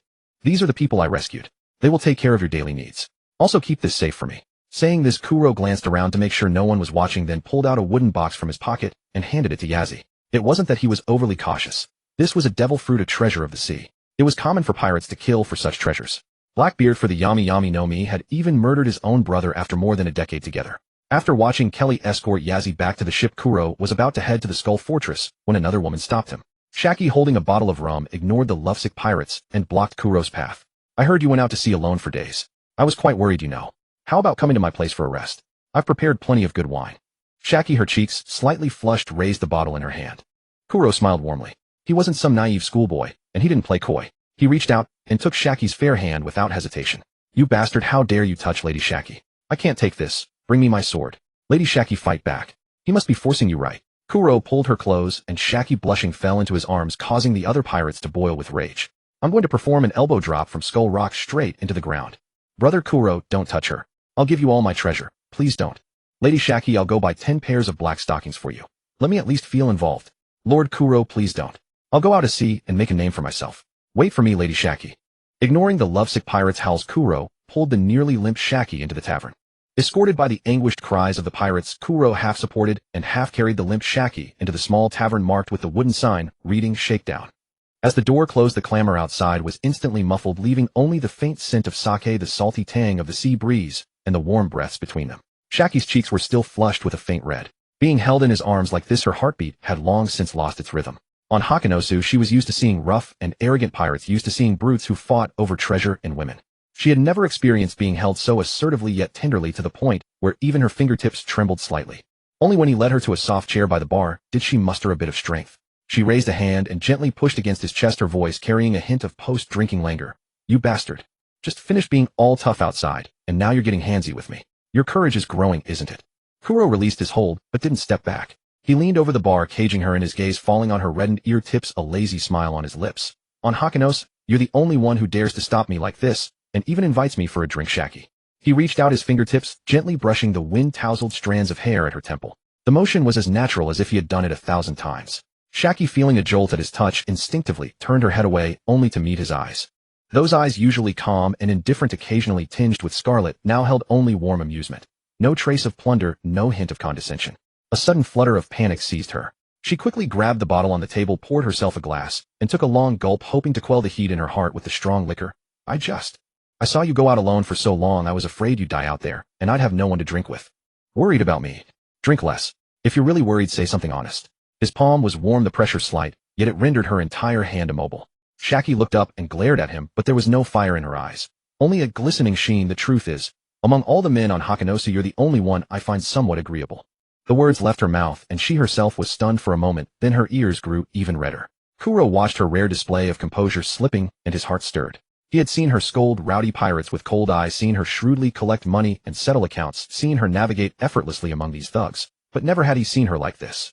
Like an ordinary girl, shy, flustered, saying one thing while meaning another. He leaned in slowly, his voice low and magnetic. Then should I consider myself lucky? Shaki's heart raced as she instinctively closed her eyes, expecting a kiss. But the anticipated touch never came. The next moment she felt only a light brush on her forehead, like a feather's caress, carrying a faint warmth. Kuro straightened up, took the glass she had just poured, and took a small sip. His tone reverted to its usual calm, yet it held an indulgence meant only for her. I've had my drink. And your feelings? I accept them. Shaki's eyes flew open, a mix of anger and embarrassment. She raised a hand to strike him. You bastard. Are you messing with me on purpose? Kuro caught her wrist effortlessly, pulling her back to him, looking down at her. Messing with you. I just don't want this tavern torn down by a horde of your ardent admirers. He paused, his voice so low only she could hear, besides some things. Can wait. Shaki stared at him, suddenly understanding. It wasn't that he didn't want it. He just didn't want to treat her as a casual pastime in this raucous, frivolous setting. On this island of greed and violence, he gave her the rarest of things, respect. Her heart softened. All her stubbornness and pretense melted away. She leaned gently against his shoulder, her voice barely a whisper. Kuro, you bastard, you're more intoxicating than fine wine. Kuro raised a hand to gently hold her shoulder, gazing out the window at the grim skull-shaped rock, his eyes unusually tender. Then stay intoxicated. Anyway, you're not getting away now. The next morning, Kuro strode toward the flagship. As soon as he set foot on the deck, he was enveloped by a wild, domineering aura. Roxy. Zebek sat in the main seat, his crimson cloak casually draped over his shoulders, one hand propping up his chin, his eyes seething with a madness for power and wealth. Around him, standing or sitting, were names that struck fear into the hearts of all on this sea. Edward Newgate, Charlotte Linlin, Shiki Wong, G. Silver Axe, Captain John. Kuro just in time. Rox grinned, his voice booming. We're going to hit a big one. The World Charity Union Monastery. Those old monks are dripping with wealth. Rob them all blind. The surrounding pirates erupted into animalistic cheers. Kuro nodded calmly, understood. The so-called Charity Union Monastery was nothing more than a front for the world government to whitewash its image. The treasures piled inside were squeezed from countless commoners. If Rox wanted to loot, Kuro didn't mind taking a share. He was in the midst of primitive capital accumulation, and developing his forces required money, something he never worried about as a prince. Now he truly feared poverty. The fleet sailed in grand formation, heading straight for Puttakoloni, where the monastery was located. From afar, the pristine white monastery stood in the island's center. Monks were still chanting prayers, oblivious to the impending catastrophe. Charge. Loot. Burn. Bring everything back. At Rock's command, the pirates surged onto the island like a tidal wave. Cannons thundered, the monastery walls collapsed instantly. Monks screamed in panic, clutching treasures in a futile attempt to resist, only to be cut down by ruthless pirates. Screams, looting, and manic laughter mingled into a cacophony. Jambois. The steel gate was sliced open. On the jade-paved floor, coins were piled into mountains, chests overflowing with berries, their lids unable to close. Gold and silver ornaments glittered dazzlingly. The flash of wealth forced Kuro, Shiki, and others to shield their eyes instinctively. Stop gawking. Start hauling. Kuro strolled into the main hall, watching his men carry out chests of berries, jewels, and gold. Even he found it hard to hide his excitement. There was so much he could swim in it. After a while, they realized the treasure was stacked from the basement upward. They had only moved the top layer. Hey Kaido and Xiong, let's go down and move the rest. Whitebeard Edward Newgate rolled up his sleeves and called Kaido and Silver Axe Xiong to the lower level. Charlotte Linlin, somehow having obtained a burlap sack, stuffed a huge load onto her shoulder. The short figure of Strusen was nearly buried in treasure, yet he stubbornly followed Charlotte Linlin. Ganzi, panting heavily, ran rapidly, carrying a fortune several times his own size on his back. Damn it. If I'd known there was this much, I wouldn't have worn armor. Fishman Babel, laden with treasure, ran while knocking aside monks who tried to block him. Marlin covered the fleeing officers with his musket. Ahaha, thanks for the hospitality. Let's move out. Wang Ji raised his musket, shot down a monk, and waved his hand to signal. Wait please. This money is for the poor children. Seng Zheng stretched out his arms, his expression compassionate, blocking the group of executives. You despicable liars. You've hidden everything here, never intending to give a single cent to those children, isn't that right? Xia Luo Lingling's face twisted with disgust, and she viciously kicked with her snow-white long legs. Seng Zheng let out a miserable cry and was kicked into the wall. Hey Wang Ji, lower the ladder. We're still in the basement. You bastards. Whitebeard and Kaiduo shouted from the basement. Hey Shiji, they're so noisy. Wang Ji twisted his mouth, running while pointing his thumb behind him. Damn, I forgot about those people. Shiji opened his mouth with an exaggerated expression, then grinned maliciously. Bye-bye. Whitebeard, Kaiduo, and In Fu Xiong looked up expectantly at the entrance above. A lip balm appeared in their view. Boom. Wang Ji looked at the golden lion in shock. Jiahaha, this is more advantageous for us, you fools. Shiji covered his ears and laughed wildly. The monks worked together to pry Seng Zheng out of the wall.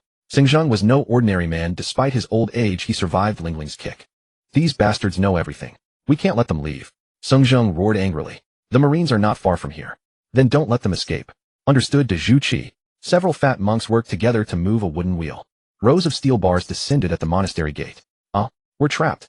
Situshi stopped just in time, nearly hitting them. So that's it, they want to lock us up? Well, let's try it. Situshi, step aside. Xia Luo Lingling's wrist was covered with armament, hockey ready to show off by pulling the iron gate apart with her bare hands. My! A sudden tremor came from underfoot. The ground collapsed, buildings sank into the earth, and white walls crumbled into rubble. The floor shattered, and Xia Luo Lingling, Situshi, and Chang Mianbao fell downward. In the instant of the scream, Ku Luo flapped his wings, grabbing Situshi with one arm and hoisting Xia Luo Lingling with the other. As for Chang Mianbao, you know buddy, a person only has two hands. Let's wish him good luck. Ling Ling, maybe you should lose some weight. You're really heavy. Ku Luo's forehead veins bulged, his bat wings flapping with effort. Ma, thank you, Ku Luo. Josie. On the collapsing island, the three quickly jumped onto the thundercloud Josie and then picked up Chong Mianbao, who was almost crushed by rocks, and escaped safely. A violent earthquake struck, and the entire island was splitting apart. A tremor shattered the boulders covering the basement. Whitebeard, carrying his Tsung Yunxia, walked out chatting with Kaiduo. I'm jealous. I want a power too. Kaiduo walked shoulder to shoulder with Aidhuan Nugate carrying his spiked club. A power? Then you'll have to choose carefully because it will follow you for life. Choosing a useless power will only give you an additional weakness, fear of the sea. Kaiduo scratched his head, lost in thought. Hey, which bastard dared to scheme against us? Yin Fuxiong climbed up from underground, with a ferocious expression, his forehead scraped and blood streaming from his forehead to his chin. Wang Ji kindly pointed at Shi Ji flying in the sky. It's you. You bastard. Yin Fuxiong raised his axe and swung it toward the sky, sending a flying slash straight at the golden lion Shi Ji. Shi Ji sidestepped to avoid the attack, speaking with an innocent expression. Oh my little Xiong, so you're still alive. I was so worried about you. Shi Ji, you bastard, I'll throw you into the sea sooner or later. Nugate roared angrily, extremely dissatisfied with Shi Ji's behavior of harming comrades. Comrades should be cherished like family. Nugate, what kind of power did you recklessly activate? I almost got shaken into the sea. The thundercloud Josie carried several people flying toward a crowded area, surrounded by ruins with barely any place to land. You'll have to ask that bastard Shi Ji. Aidhuan Nugate's white beard twitched as he said. Ji Bida transformed into a ghost-like form, floating in the air, witnessing firsthand how the entire island was torn apart. What a monster. Such destruction makes the whole world tremble. After speaking, he glanced at Whitebeard with a sense of awe. Ku Luo looked up, squinting. This ghost fruit ability seemed to have awakened. Even the physical body could fly in the sky, far better than how Pei Luna developed it in the original story. Babaer swam over from the water with Ganzi and Malong standing on his back, cursing the golden lion Shi Ji and Whitebeard Aidhuan Nugate. Fortunately, the treasure was transported by Yuhani, otherwise it would have all sunk into the sea, making the effort pointless. I'll kill you, bastard. One by one, they couldn't hold back their anger, and were about to start a chaotic brawl. What the hell are you all doing? Hurry up. Luo Kasi was about to ask if the treasure had been moved when Yuhan interrupted him. Hey Luo Kasi, look at the sea. It's the Marines. We're surrounded. Yuhan broke out in a cold sweat. There was hardly any ground to stand on. If they were concentrated fire except for those who could fly, all other devil fruit users would die. Hey folks, now is not the time to argue. Ku Luo drew his sword, and tried to calm these fools who were still cursing each other. The Marines are here. They came too fast. Our information must have been leaked. Aidhuan Nugate said, stroking his white beard. Luo Kasi grinned widely. Whether the information was leaked, whether there was a traitor in the pirate crew, he didn't care at all, because his name was Luo Kasi and anyone who stood in his way would be crushed. Prepare to attack. Sink them, then plunder them. Luo Kasi stood in the smoke and dust, his eyes filled with brutality. Boom, boom. Cannonballs whistled in. Luo Kasi stomped his foot and shot up like a cannonball, charging straight into the hail of gunfire. No dodging, no blocking. The cannonballs, which could shatter rocks, were like eggs hitting stones when they touched the invisible hockey shield around Luo Kasi. They were directly shattered into powder. Slashes like cannonballs fell, each cut destroying a warship. This was Luo Kasi's fighting style. No technique, pure and absolute violent suppression. Even the ship behind that slash could not withstand the pressure. Its keel emitted a teeth-grinding crack and split in half. After Luo Kasi made his move, the other madmen bared their fangs. Whitebeard summoned a white spherical shockwave in his hand. Seaquake. Wild waves hungrily devoured warships. Sword energy filled the sky. With steel arm controlled by purple arcs, a giant fireball fell from the sky. A lion's head formed from seawater. Given that the Marines had just suffered a crushing defeat, sending warships to block Luo Kasi was puzzling. Perhaps this vice admiral had offended someone at Marine headquarters. After the rampage, only scattered wreckage remained on the sea, along with the fading silhouette of the Luo Kasi pirates sailing away. The Rocks Pirates Base. The Skull Rock Banquet Hall. This fortress, a symbol of power and desire, held a revelry after a plunder. The Rocks Pirates had no clear hierarchy. Strength reigned supreme, and the strongest was the leader. Like Kuro, the treasures plundered solo were personal gains. But if you sailed under the Rocks Pirates flag, you had to contribute a cut from the loot. Collective raids meant shares for everyone. In the hall, the air was thick with the peculiar scent of blood after a raid, mingled with the smell of alcohol and the sound of curses and shouts. Gilded reliefs climbed the dome, and pillars and a massive crystal chandelier bathed every inch of space in daylight bright illumination. On the smooth marble floor lay expensive furs of unknown origin piled high with mountains of gold coins, berries, precious metal ornaments, antiques, jewelry, all casually dumped here. The air interwove the smoke of expensive cigars, the rich aroma of spirits, and the strong perfume of women. Scattered throughout the hall, those present exuded dangerous auras in various forms. They sat or stood all dressed in black suits, their sharp gazes scanning the surroundings. Kuro, clad in a sharp-fitted suit, wiped his long blade with a white cloth. His broad shoulders, narrow waist, and mantis-like legs drew Stussie's occasional glances.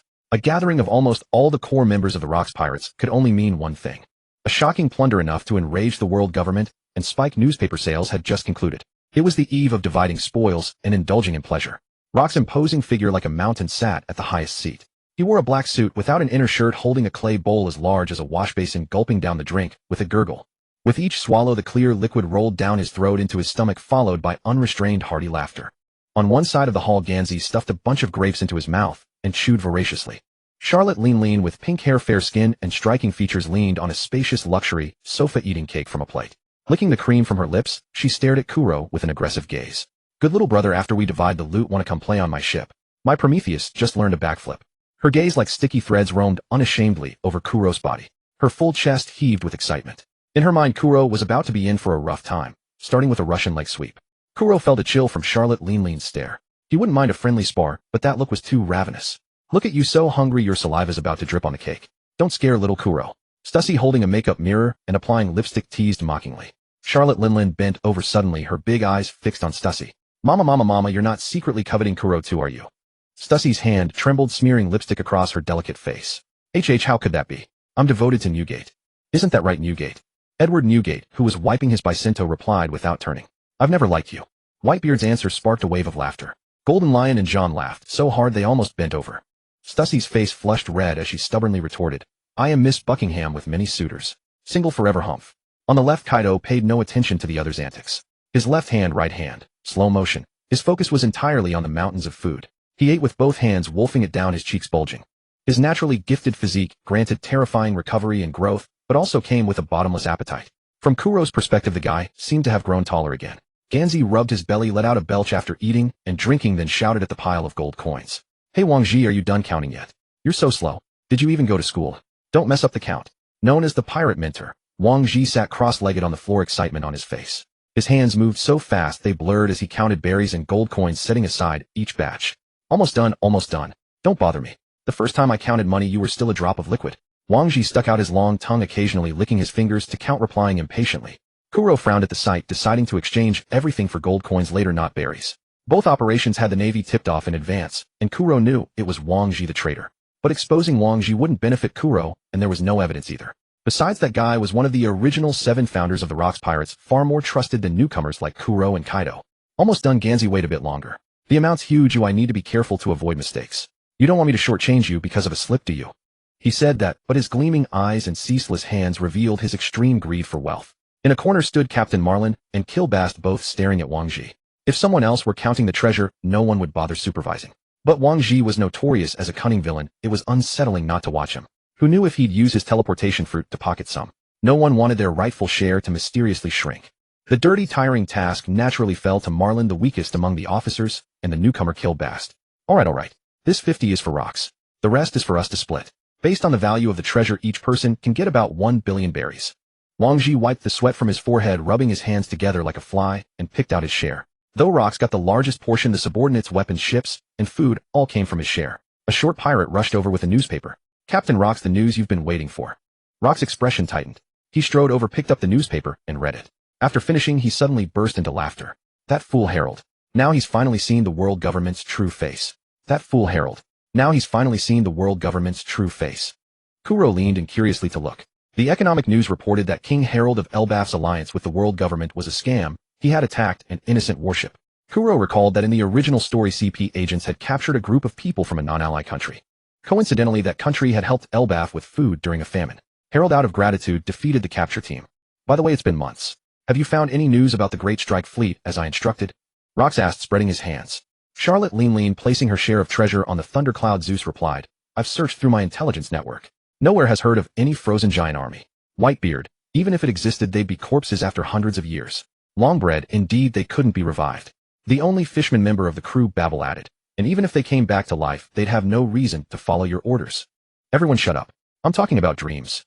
Rocks, seeing all the officers' eyes on him, waited until their attention was fully focused, then began his formal speech. In short, there are 2 devil fruits I want. One of them is probably in Elbaf. It must be eaten by Harold to unleash its true power. Rocks, that's why I need the current giant King Harold's power. Kaido mumbled through a mouthful of food. Can't we just crush him with strength? That Harold. Beat him down, and he'll obey, right? Don't you dare think about that. You bastard. He's my brother and comrade. Rox angrily kicked Kaido in the face. You? Enraged, Kaido got up and went for his spiked club. Golden Lion Shiki twin, swords in hand, flew between them. We went through hell to get this island. You want to turn it into ruins. This crew is bound to fall apart soon, but no need to rush it. Kaido, back off. Whitebeard advised from the side. John also seized the chance to mediate. How about we rake in a few more hauls first, Longhorn newcomer? Kaido was still fuming, but dared not act rashly. Harold is my friend. Say another word, and I'll kill you, Kaido. Rox warned sternly, then continued, listen up, all of you. Elbaf is the key to toppling the Holy Land. Anyone who doesn't believe it, get out right now. Whether you follow me on the day of fate is up to you. But once you decide, then make a scene with me. I will show you the top of the world. After Rox's impassioned speech, he looked at the officers' stunned expressions and the ambition in their eyes, nodding in satisfaction. A year had passed. Throughout this year, Rox took no major actions except having men investigate the Giant Axe combat group and gather information on those two devil fruits.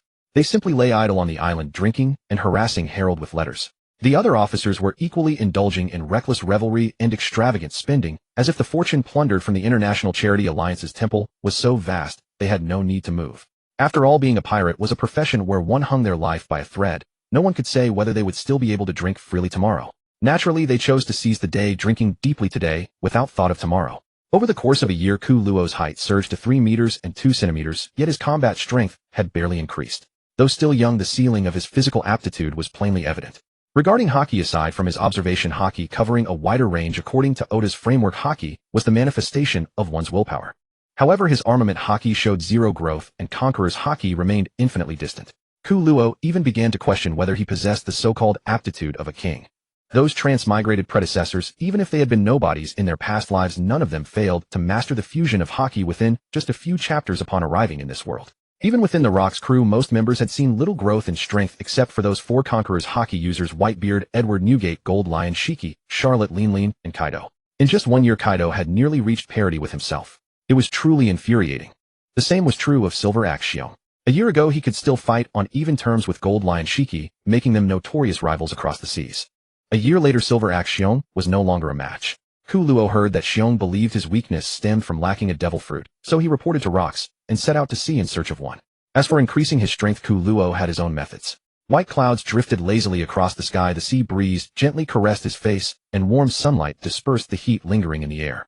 Xiaoqi let out a contented sigh, lazily stretching her body. The movement accentuated her magnificent figure, leaving her flat-toned abdomen and slender wasp waist fully exposed. Her figure was devilish. No wonder so many women envied her. Ku Luo set up the beach umbrella, and then began applying sunscreen to Xiaoqi, his movements practiced and gentle as ever. But as those deft hands inadvertently brushed against certain sensitive areas, a flush of abnormal color quietly rose on Xiaoqi's cheeks, and her breathing grew slightly quicker. You little pervert, wasn't that enough last night?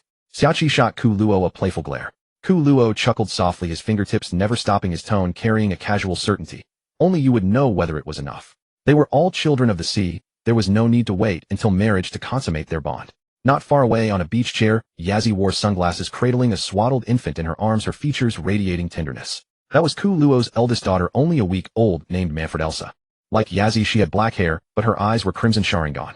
Only then did Ku Luo understand that this bloodline inheritance could truly be passed down to descendants. Perhaps someday the world would see a new clan arise, the Sharingan clan or the Blood-Eyed clan. The infant lay peacefully in his arms, her delicate face carved like fine porcelain, yet her eyes held a clarity far beyond her years. Ku Luo withdrew his gaze, tapped the void with his fingertip, and the system panel slowly unfolded before his eyes.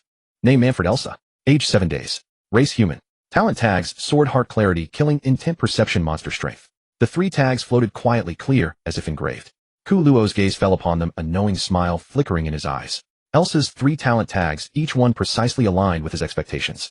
Sword, heart, clarity. Born with a sword bone, a heart free of distractions, his comprehension and mastery of swordsmanship far surpassed ordinary people. Without deliberate refinement in the future, he could reach the pinnacle of the sword path.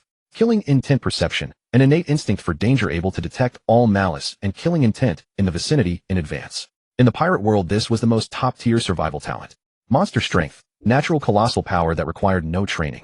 Combined with swordsmanship, it was enough to dominate in close combat. This was no ordinary infant talent. It was clearly an initial template tailor-made for a top-tier swordsman. Ku Luo clicked copy, and the 3 tags spun like slot machines. Talent acquired: sword, heart, clarity. Born with a sword bone, a heart free of distractions, your comprehension and mastery of swordsmanship far surpasses ordinary people. You now possess the potential to become the strongest. Rise and conquer the world. All the chaotic thoughts in his mind, the anxiety over stagnant strength, the unwillingness to be surpassed by Kaido, the longing for conqueror's haki, all the restlessness that had weighed on his heart was in this moment swept clean by a wave of pure sword intent. His vision suddenly became extraordinarily clear, as if he had entered the transparent world. The trajectories of the sea breeze, the flow of sand grains, the movement of Xiaqi's hair, strands, the rise and fall of distant waves, even every subtle disturbance in the air, all of it transformed into capturable lines in his eyes. The instinct to wield a blade emerged from nowhere as though he had held a sword for thousands of years. His understanding of strikes, parries, and thrusts ran deep in his bones. Beside Xiaqi, on another 10-meter-long beach chair, the towering and voluptuous Charlotte Linlin was happily devouring sweets, tender strawberry pudding, tangy mango smoothie. Her eyes curved into a smile as she ate, clearly in an excellent mood. The fair-skinned Stussy with her flowing golden hair was lying back, basking in the sunlight. Kelly carried a tray distributing coconut water with straws to everyone. All the women present wore extremely revealing, boldly designed thong bikinis that showcased their stunning curves to perfection. Pity that only Ku Luo could appreciate this breathtaking sight. The women, all companions bound by the sea, chatted about everything under the sun. Adventures across distant waters, local specialties from various islands, gossip about allied royal families, and luxury goods sold by trading companies. Charlotte Linlin's gaze lingered on Ku Luo's waist and abdomen for a moment before she swallowed and spoke. Hey dear brother, have you considered what I told you a few days ago? Ku Luo's hand paused on Xiaqi's smooth skin as he lifted his gaze toward Charlotte Linlin a short distance away. This tall, voluptuous woman had her mouth full of sweet treats, her pink waves tousled by the sea breeze, yet her eyes locked onto him with unabashed directness and dominance. Sister Linlin, which matter are you referring to? Ku Luo feigned ignorance, his tone calm. Linlin set down her pudding spoon, wiped her lips, and spoke bluntly. What I told you. Let's have a child together. Her tone was as casual as commenting on the weather, showing no hint of discomfort. Far away, Stussy nearly fell off her beach chair in shock. Yazzie meanwhile casually picked up a book to read. In their homeland, it was perfectly normal for nobles to have multiple wives, and she happened to be a rather traditional girl. Let me tell you, my Charlotte Linlin bloodline is top tier. Our child will certainly become one of the strongest on the seas. Linlin patted her heaving chest with conviction. Just say the word, and I'll gift you a devil fruit. Pick whichever you like. The abilities won't disappoint. Xiaqi let out a soft hum at his sudden pause, gently elbowing his side. Her eyes flicked toward Linlin with a teasing lilt in her voice. Oh, what's our Linlin plotting now? I seem to recall her hounding you the past few days, saying things like such a fine bloodline, and the child will surely be amazing. Ku Luo ignored Xiaqi's teasing, withdrew his fingers, and casually set the sunscreen bottle on a small side table. Turning to Linlin, his voice calm and steady. Tell me, what fruits can you offer? Though he had already consumed a devil fruit, he still had women and future children to consider. Providing for them wouldn't be a bad arrangement. It was hardly a sacrifice of his dignity. Devil fruits were the most direct shortcut to power in the pirate world, and the ones Linlin held, having plundered across the seas for years, were likely quite numerous among the rare varieties. The moment Linlin saw him relent, her eyes lit up. She forgot about her remaining snacks, leaning her massive frame forward slightly, her voice booming, yet deliberately lowered, carrying an unmistakable certainty. The tap-tap fruit, the cookie fruit, the armor fruit, and the egg fruit. I can produce all four. Ku Luo's eyes shifted imperceptibly. While these fruits were merely average, getting them essentially for free was hard to refuse. He could father more children and grow stronger in the process. He glanced at Linlin, watching the unmasked anticipation on her face, then chuckled softly. Are you so certain I'll agree? You definitely will. Linlin grinned, broadly flashing white teeth with complete transparency. You pervert, the way you've always looked at me needs no disguise. Letting you into my bed is doing you a favor. And I want a child with special talents like yours. Look at that little Elsa, how adorable. Far superior to the brats I've had myself. When our bloodlines combine, the child we produce might surpass Whitebeard, Gold Lion, even Rocks in the future. Xiaqi reclined on her lounge chair, one hand propping her chin as she watched the negotiation with keen interest, her fingertip gently tracing the warmth Ku Luo had left behind. She said nothing. Sea children lived freely, and deals of profit and blood ties were commonplace among pirate crews. Not far away, Yazzie cradled the swaddled Elsa, gazing down at her daughter's crimson Sharingan eyes with the same gentle expression, as though deaf to the conversation nearby. She simply stroked the infant's back with motions so tender they seemed to drip with affection.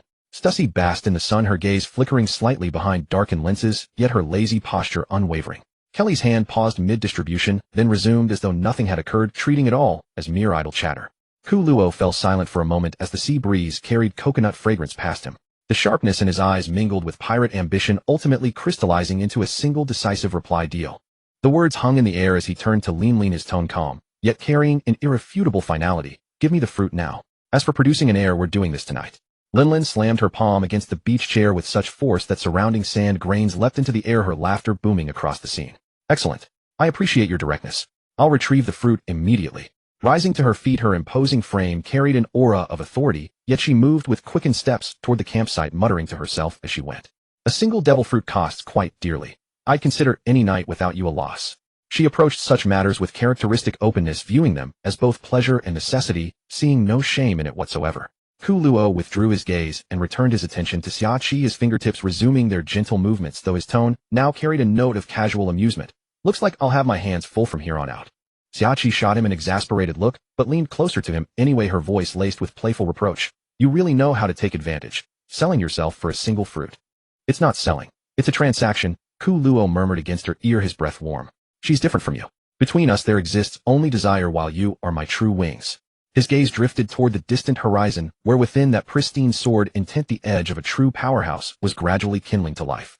The morning sunlight streamed through the cracks in the cabin, scattering across the disheveled bedding, carrying a hint of salty sea breeze. Kolo was awakened by the warm touch beside him and the steady rhythm of breathing. He opened his eyes, and the first thing he saw was the expanse of fair, full skin along with curves of remarkable weight. Charlotte Linlin lay on her side, her pink voluminous hair spread out across the pillow, the usual domineering aura that could look down upon the world somewhat subdued. Her normally aggressive eyes were now closed, with long eyelashes casting a small shadow beneath them, revealing a rare hint of languid softness. It had to be said, when stripped of the halo of a powerhouse, the woman before him possessed a unique fullness and charm that belonged to a mature matron. Her skin was firm and smooth, without a trace of slackness, full of strength and fleshiness, the kind of embrace that felt warm and reassuring at first glance. Kolo's fingers unconsciously traced over her smooth shoulder, the touch warm and springy. As if stirred by his movement, Lingling's eyelashes fluttered, and she opened her eyes, still half-lidded but sharp. Seeing it was him, she curled her lips into a teasing smile, her voice rough with sleep, but still resonant. Awake. My good little brother. Kolo withdrew his hand, propped himself up, and sat up, leisurely adjusting his collar. His tone was flat, carrying a hint of post-coital detachment. Lingling Jia had a good night's sleep. Lingling also sat up, the blanket slipping to reveal a generous view, but she paid it no mind, instead stretching with abandon, her curves fully displayed. She glanced at Kolo's nonchalant demeanor, as if brushing off the aftermath, and snorted with a laugh. What? Trying to deny it after eating? How could I? Kolo chuckled lightly, his gaze sweeping over her openly, his tone slightly flippant. Lingling Jia's charm is so great, I'm more than happy. It's just that I've never liked being tied down. He said it bluntly, not hiding his nature of being ruthless after taking what he wanted. Lingling, far from being angry, burst into hearty laughter, and reached out to pat Kolo's shoulder, the force making him sink slightly. Good. I like that about you. Straightforward. Unlike those hesitant men. Don't worry, I big mom keep my word. We're just getting what we need from each other. I want your bloodline, you want what I have. No one owes anyone.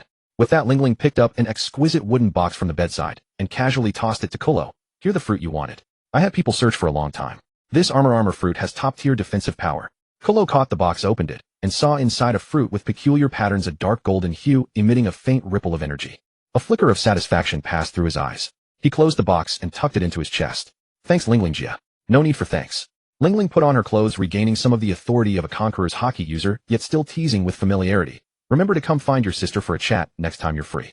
Kolo stood up, straightened his clothes, glanced back at the seductive Lingling, and curled a playful smile. Next time maybe.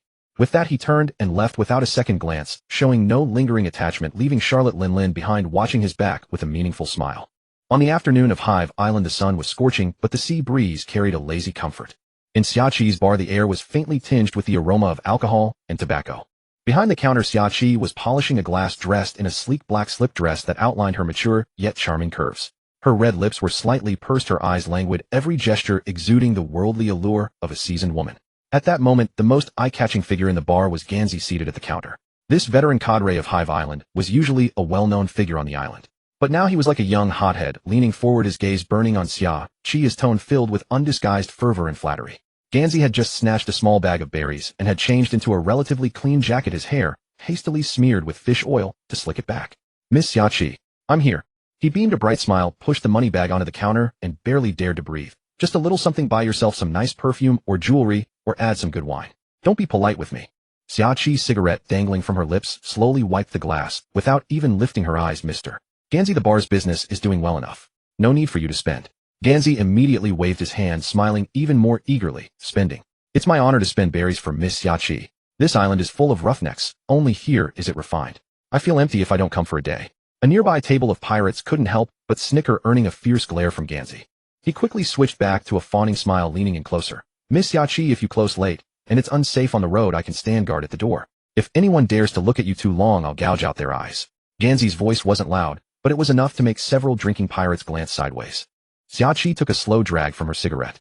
I don't think that's necessary, Mr. Ganzi. Rox has warned that no one dares cause trouble here. Besides, I'm a pirate myself, not a delicate little girl. Ganzi, undeterred, grew even more excited, as expected of Miss Xiaoqi. Beautiful and fierce. I like women who are independent and have that charm. How about I give you that golden sea king scale I've been hiding? Hung in the bar, it'll surely bring good business. No need.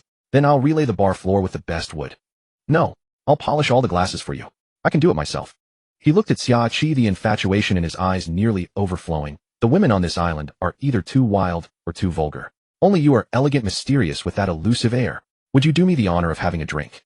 As he spoke, he reached out to touch the back of Xiaoqi's hand on the counter, his tone growing more greasy. Miss Xiaoqi, from now on the safety of this bar is my responsibility. Anyone who dares to cause trouble, I'll break their legs. I have plenty of berries, so I'll build you a house of gold. He continued, reaching out to touch her hand, his possessive gaze almost spilling over. Xiaoqi just smiled faintly, the cigarette between her fingers, gently avoiding his touch, her tone distant. Mr. Ganzi, you jest. Just then the bar door swung open. Kolo walked in, his gaze landing directly on the two at the counter. Without a word, he strode over, and amid Ganzi's stunned look, he reached out and gently took Xiaoqi's hand. Xiaoqi's hand was slightly cool, trembling a little at his touch. She looked up at him, a barely perceptible smile flickering in her eyes. He gently pulled her closer, letting her lean into his embrace, his arm naturally wrapping around her waist, a gesture full of possessiveness. Ganzi's face instantly darkened. Jealousy coiled like a viper in his heart, his tone turning cold. Kolo, what do you think you're doing? Miss Xiaoqi. Look, this guy has no manners. How can he just lay hands on a lady? Ganzi deliberately lowered his voice, putting on an air of a knight in shining armor, but his eyes stealthily darted toward Kolo, a mix of resentment and reluctance to confront head-on. Maybe I should throw him out for you. On Hive Island, I Ganzi have a say. Kolo glanced down at Xiaoqi, then looked up at Ganzi, his tone flat, but carrying an undeniable authority. My woman, and you dare to touch her. Move yourself, darling. Xiaoqi let out a soft laugh, wrapped her arms around Kolo's neck, and gave him a sweet kiss. The two kissed, as if the world had ceased to exist, while the others in the bar heard the sound of hearts breaking. Xiaoqi turned to Ganzi and said, Mr. Ganzi, you come chatting with me all day long, don't you have anything else to do? Your topics are really boring. Ganzi's smile froze on his face, his lips twitching as he barely managed to stammer. I just wanted to spend more time with Miss Xiaoqi. Xiaoqi finally spoke, her voice lazy and teasing. Mr. Ganzi, if you're so free, why not go out and earn more berries? Yes. Ganzi's eyes lit up, instantly nodding vigorously. Miss Xiaoqi is right. I'll go to work right now. I'll earn lots of money all for you. He looked back 3 times at every step, reluctantly heading toward the door. At the door, he couldn't help but shout, Miss Xiaoqi, I'll come back tonight to bring you a midnight snack. Once out of the bar, Ganzi's flattering expression vanished instantly. He kicked the wall hard, gritting his teeth as he glared at the bar window. Kolo, just wait. One day I'll make you see who is worthy of standing by Miss Xiaoqi. After cursing, he immediately straightened his clothes, muttering dreamily, Miss Xiaoqi just spoke to me. She must have feelings for me. I still have a chance. Hive Island, Luokisi Pirate Cruise Council Cabin. The air still lingering with the scent of gunpowder and strong liquor. Luokisi D. Jaibike sat arrogantly in the main seat, his scarlet cloak draping down, one hand propping his chin, his face grimly terrifying. Not long ago, he personally sent men to negotiate an alliance with Hilaire's faction, but was flatly rebuffed. When the news came back, Luokisi's fury nearly overflowed. That naive fool Hilaire doesn't even realize he's being used. He muttered a curse, his gaze sweeping over the assembled officers below. Baihuzi Edhuan Nugate leaned on Kanjiunji, expressionless. Jinshizi Shurji toyed with a swift blade, looking nonchalant. Kaide's burly frame carried a spiked club, his eyes fierce. Xiaoyuo Lingling had just arrived, munching on snacks, but dared not speak much. And Ganzi, who had spent over half a year roaming the outer seas, and just returned travel-worn to Hive Island, wore a pained expression. Where are the rest? Tell them to get the hell over here. Luokisi roared angrily at the scattered group. Kuluo entered with Xiaoqi. Xiaoqi had been reluctant to come, considering that in the original story Wangji betrayed Xiaoqi, leading to her capture and becoming a prize at God Valley a year later. Kuluo would not let Xiaoqi out of his sight. After the tavern closed for the night, she would go directly to Kuluo's ship. If not for the fact that Wangji was a teleportation fruit user, killing him would be too difficult. This guy usually didn't have deep connections with any officer, he only attended major events, and otherwise kept to himself. Only Ganzi, who had just returned to the island after drifting in the outer seas for over half a year, had a wandering gaze, his mind not on the meeting at all. His eyes kept drifting to the door, sticking to Xiaoqi, who followed Kuluo into the cabin, his infatuation undisguised. That elite shipwright battle group, composed of ancient giants and giant race, is rumored to have vanished into history long ago, Luokisi said in a low voice. Who has their exact whereabouts? If I knew the whereabouts of the Great Hammer War Group, Hilaire would certainly not refuse me again. I will surely realize my ambition, Wohahaak. The cabin fell silent, the officers remained quiet. The Great Hammer War Group was a legend from hundreds of years ago. Even Luokisi's intelligence network only found that they had appeared in the New World before disappearing, but could not pinpoint their exact circumstances. Ganzi immediately felt his chance to shine had come. He stepped forward, obsequiously patting his chest and flattering, "Captain, leave this to me. I've roamed outside for many years. I have the best intelligence and many people under me. I will definitely find the great Hammer War Group for you." As soon as he finished, Xiaoluo Lingling let out a snort. Bai Hezi also slowly opened his eyes, casting a faint glance at him, a look as if seeing an ignorant fool. Ganzi froze on the spot, bewildered. He wanted to say more, but his gaze shifted to Xiachi, and he subconsciously opened his mouth to flatter. Xiachi lit. "Shut up." Kuluo's calm voice landed first. He stepped into the cabin with composure, and Xiachi naturally stood beside him, their manner intimate and full of tacit understanding. Only then did Ganzi belatedly realize something was wrong. Everyone present treated the relationship between the two as normal, clearly already aware, leaving him alone like a jumping clown harboring foolish delusions. Kuluo ignored Ganzi's alternating pale and green face and looked directly at Luo Kisi. "Captain, I found some clues about the Great Hammer War Group. I should state beforehand they are only some clues. I cannot guarantee their accuracy." Kuluo preemptively set up a disclaimer for everyone. After all, this was decades away from Luffy's era. Perhaps the frozen giants of the Great Hammer War Group were not even here. Luo Kisi's eyes instantly gleamed with sharp light, and the entire Lukisi pirate crew's gaze focused on him. "Wohaha, even if it's hearsay, it doesn't matter. We'll go and find out." Luo Kisi slapped the chair boldly. Bai Hezi Aduan Nugate frowned. "Didn't we discuss this last time? Hundreds of years have passed, they might all be dead." "They are not dead nor hidden," Kuluo said clearly and firmly. "The entire Great Hammer War Group, over 100 people, were captured by the world government long ago and permanently frozen on some island. Preserved by ice, they remain alive to this day." Everyone exchanged glances. Pankasade was originally a secret government experimental site with many low-temperature zones, making it perfectly reasonable for sealing legendary combat power. Luo Kisi stared intently at Kuluo. He knew well that this subordinate of his never made a profitless deal. "Speak. What do you want in exchange for this information?" Kuluo raised his eyes, his gaze firm, without any flinch. "I need you to teach me the advanced application of haki and your cannon sword technique."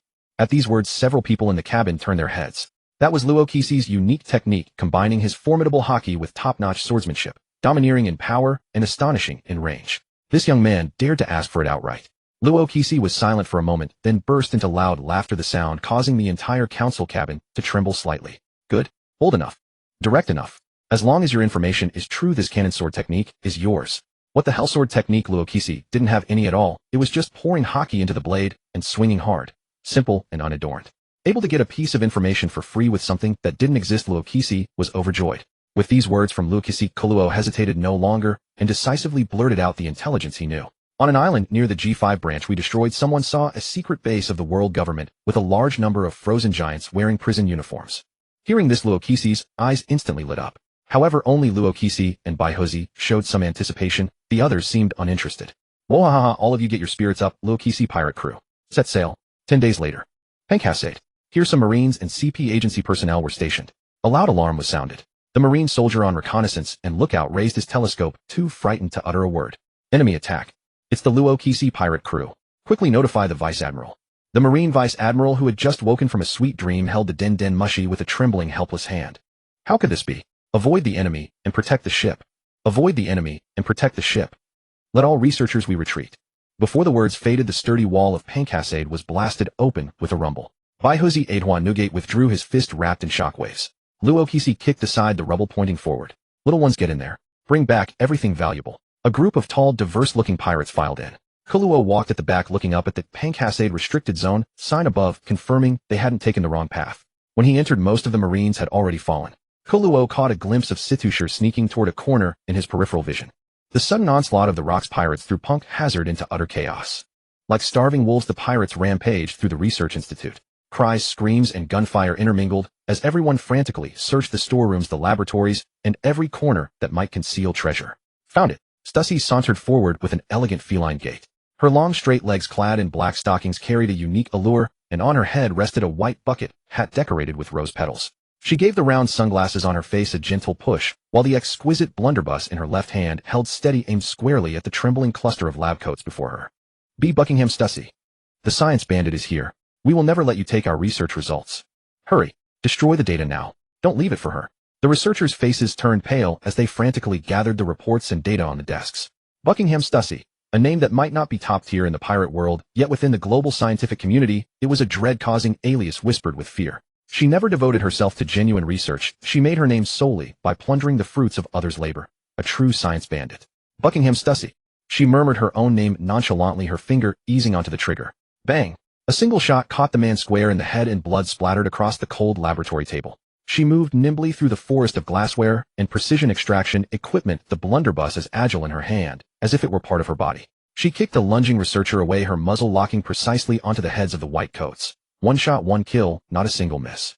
Within minutes, she had slaughtered every scientist in the laboratory. Then she began sorting through the research materials and experimental notes stacked on the table. "I need a hand." A gentle voice sounded without warning from behind her. Stussie's entire body tensed in an instant. Acting almost on instinct, she spun around the blunderbuss, roaring as it fired behind her. Bang! Kuro crouched atop a massive transparent culture tank. With a casual lift of his left hand, he caught the incoming gunpowder projectile dead in his palm. He waved his hand, gently dispersing the pungent smoke. "Stussie, don't be so touchy." After recognizing Kuro, the tension in her body finally eased. She found a smooth table and perched on its side, crossing her long black-stockinged legs gracefully, a sight that drew a breathtaking silhouette. I wondered who it was. "So it's you little brat. What shaky isn't enough for you? Now you're here to pester me." Stussie clearly remembered the way this little brat looked at her every time. Unconcealed, possessive, and full of nothing but lust. Fortunately, Kuro had good looks and a great build, so Stussie rather enjoyed being pursued. If it had been some lecherous, ugly man, she wouldn't have been pleased at all. Kuro's face wore the same unfathomably gentle smile, as always as he spoke. "Stussie, if you ask me, you don't really love Newgate. You're simply investing in the strong. So why not choose me?" In Kuro's eyes, a pirate's loyalty and love were often so fragile, they could shatter at a touch. As long as you displayed enough value and offered chips no one could refuse, no one would remain unmoved. On Honeycomb Island, Kuro had witnessed more than one crew member turn against his captain and kill him, more than one underling stab his big brother in the back. None of those who roamed the seas upheld true honor. So in the future, Kuro intended to follow the example of the future Big Mom pirates and build his own crew from his descendants, using blood kinship as the pivot and shared interests as the lifelines to expand the pirate group. Kuro deliberately let his eyes sweep over Stussie's alluring curves. "Compared to Newgate, who makes you foot the bill even when he drinks, my wealth can be shared with you. Whatever research you want to do, I can support it. You're a smart woman. I think you know how to choose." Stussie's eyes flickered, her blinks growing more frequent. There was no anger in her gaze, but instead a hint of soul-stealing, seductive moisture shimmered in them. "Aren't you afraid I'll tell Newgate all this? Careful. He might split you in two with one swing of his blade." She steered the conversation toward Whitebeard Edward Newgate, testing whether this man would oppose Whitebeard for her sake. I've never feared anyone. Never mind Newgate. Even Rox himself wouldn't scare me. And don't you worry, brother Newgate is broad-minded. Rest assured, there's no need for any psychological burden, sister-in-law." Kuro raised an eyebrow slightly. A gentleman may conceal his tools, yet he should also reveal his sharpness. These were his judgments of the situation. He judged whether the enemy standing opposite him was in the senior realm, the Dowfriend realm, the Ant realm, or the junior realm. After all, everyone has a flexible moral baseline. Stussie gave a cold snort. She also knew that Edward Newgate was a block of wood who had no clue about romance. "Come talk to me about cooperation after you've actually achieved it. Empty promises alone won't fill anyone's belly." She cast a seductive sideways glance at Kuro, then swayed her narrow waist and continued organizing the research materials. Watching Stussie's hourglass-shaped back as she walked away, Kuro licked his lips. He was already anticipating the hunt. Stussie was his prey. Found it. Whitebeard Edward Newgate split open a massive iron door with his great blade. The chill of the cold chamber made even him shudder involuntarily. "I never expected the legend to be real. The Great Mallet Legion actually exists." Whitebeard let out a slightly surprised exclamation. He was already extremely tall, but before these towering frozen giants, he looked like a child. Inside the cold chamber, row after row of enormous frozen figures stood silent. Even sealed within ice, those ancient giants in prison uniforms with horns on their heads emanated a primeval ferocity and majesty that struck the face. Before long, heavy footsteps rang out one after another. Roxdy, Zebek, accompanied by Shiki Silver Axe, Wang Zhijian, and other corps officers, slowly stepped into the cold chamber. When everyone saw the army of ancient giants slumbering in the ice coffins, the entire room fell into dead silence. Golden Lion Shiki was the first to break it. His hair and beard flying, he let out a wild, arrogant laugh. "Jaha! Captain Rox, these are ancient giants. They really are frozen here. Harold has no reason to refuse now." Silver Axe narrowed his eyes, his raspy voice full of disbelief. "Every single one has a monster-like build. If we wake them all, they'll be enough to sweep across an entire sea." Wang Zhi nodded solemnly, his gaze burning. So this is what Punk Hazard was hiding. The military and those scientists were truly sitting on a treasure mountain without knowing it. Captain John licked his lips, greed flooding his eyes. "With this legion in hand, Captain, your grand ambition gains yet another unshakable bulwark." The others chimed in one after another, each word fraying Rox's already stretched nerves. Rox stood at the very front, looking up at the frozen giants one by one. Extreme shock first crossed his usually ferocious face, then was quickly replaced by unstoppable elation and ambition. Around him, hockey faintly surged. Humph, humph, humph. Wahaha! He burst into wild laughter, making the entire cold chamber tremble. The world government really hit it deep. But it doesn't matter. Now all of this belongs to me, Rox. With this ancient giant legion in hand, the celestial dragons and the world government will all be crushed beneath my feet. With joy and madness intertwined, he turned to look at the golden lion floating beside him. Shiki, move all of this back. What just me alone. Rox, are you really using me like a donkey? Stop your complaining. Not a single one is to be left behind. Use your float fruit to carry them all back to Honeycomb Island. Rox's voice was low and eager. Shiki cracked a grin, his body hovering in the air as the power of the float fruit exploded outward. In the freezing mist-filled cold chamber, countless enormous ice coffins slowly rose into the air. Under the Golden Lion's ability, they moved steadily toward the sea beyond the island like a silent legion. Home to Dalu. Holy Land. Maligiao. Bang. Presumptuous. Pankajinsu has been looted completely. Saturn St. Jai Galaxia Satan slammed his fist on the table. As the god of scientific defense, Pankajinsu was under his direct command. Within the chamber of power, a suffocating, deathly silence prevailed. Jai Galaxia Satan's saint's fingertips tapped heavily against the icy tabletop. His white beard quivered with rage, and in his eyes, which had witnessed centuries, surged a sinister fury. The Navy? A bunch of incompetents. Satan's voice rumbled low like thunder, causing the entire council chamber to tremble. His conqueror's hockey slipping out of control ground everything around him to dust.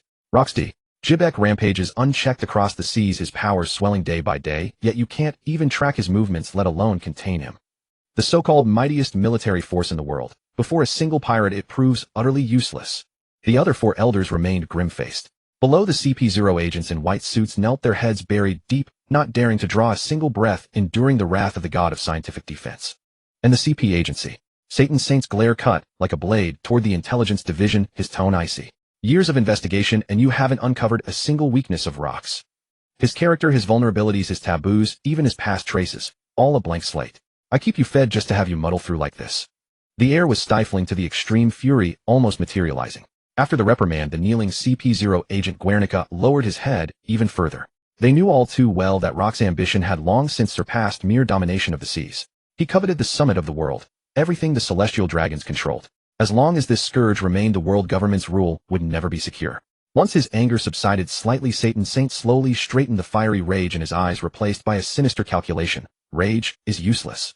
We must formulate a countermeasure immediately. Rox is unparalleled in strength, through a frontal siege would be devastating. To completely suppress him, we must find another path. Shepherd Saint closed his eyes, pondered for a moment, then opened them slowly, his tone carrying a bone-chilling coldness. Topman Warcurie, Saint let out a heavy snort, each word dripping with ruthless ferocity.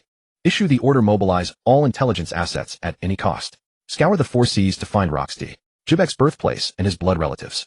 Use his family as leverage, seize the only possible weakness he might have, and force him to yield. The other elders nodded in agreement. To them, the world was merely the celestial dragon's farm. The concept of ruthlessness never crossed their minds. Just as a farmer sprays pesticide on worms eating the crops. Once we capture his family, we can lay an inescapable net. Satan's saint's eyes gleamed with resolve. When the time comes, the Navy, the Holy Knights, and even ourselves will strike together to eradicate this tumor of the seas once and for all. The cold decree fell, and a world-shaking storm was already brewing in the shadows. Hive Island. Kolo was lounging on a soft leather sofa, casually flipping through a historical biography, pillaged from some kingdom. The 3-month-old Urza, her bright red Sharingan eyes wide and clear, lay quietly on his chest. In her tiny mouth was a pacifier, occasionally emitting soft, milky sucking sounds. Yako had taken Kylie for rehabilitation training, leaving the baby duty to Kolo. He had intended to hold Rox to his promise, but Rox had hidden the giant hammer fleet. Knowing there was a traitor on Hive Island, Rox was cautious, bringing only Whitebeard, Edward Newgate, and Golden Lion Shiki. The other officers knew nothing. Then Rox impatiently set sail again. According to Charlotte, Lean Rox planned to first return to his hometown, then head to Elbaf. There was truly no worthwhile entertainment on Hive Island. Apart from brawling, gambling, drinking, and boasting, pirates had no other pastimes. Female pirates were rare. Those who made it to Hive Island were either beautiful and strong or grotesquely ugly and equally strong. None were easy to provoke. No wonder the era was so oppressive. But Kolo was an exception. With no amusement on the island, he turned into a relentless lover. Charlotte Linlin and Shikiyaku both became pregnant. When the news spread, Hive Island erupted. Jealous pirates howled in envy. Someone dubbed Kolo the Hive Island Cannon King. Of course, many harbored ill intentions waiting for his downfall. Outrageous remarks like, the hatred of taking a wife is irreconcilable, kill the Cannon King, and take Shao, I'll take the child's surname, filled the air with a bizarre cheerfulness. Even Whitebeard John and the officers like Silver Axe gnashed their teeth in fury. Only Kaido, still not fully awakened, spent his days fighting rowdy pirates. Pure combat bliss.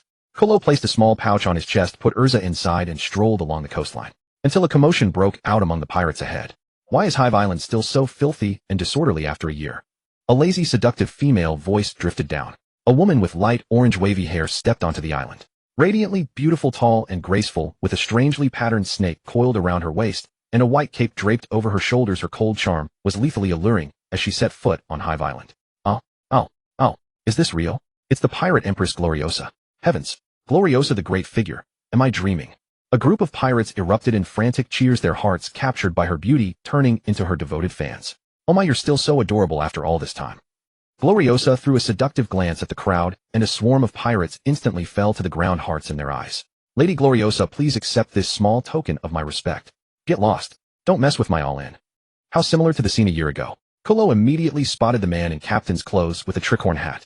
The sailors behind him desperately held his legs, but couldn't stop their captain from throwing away his treasure. Kolo twitched his mouth. Indeed, as long as you squeeze a worker, you can always get some oil out.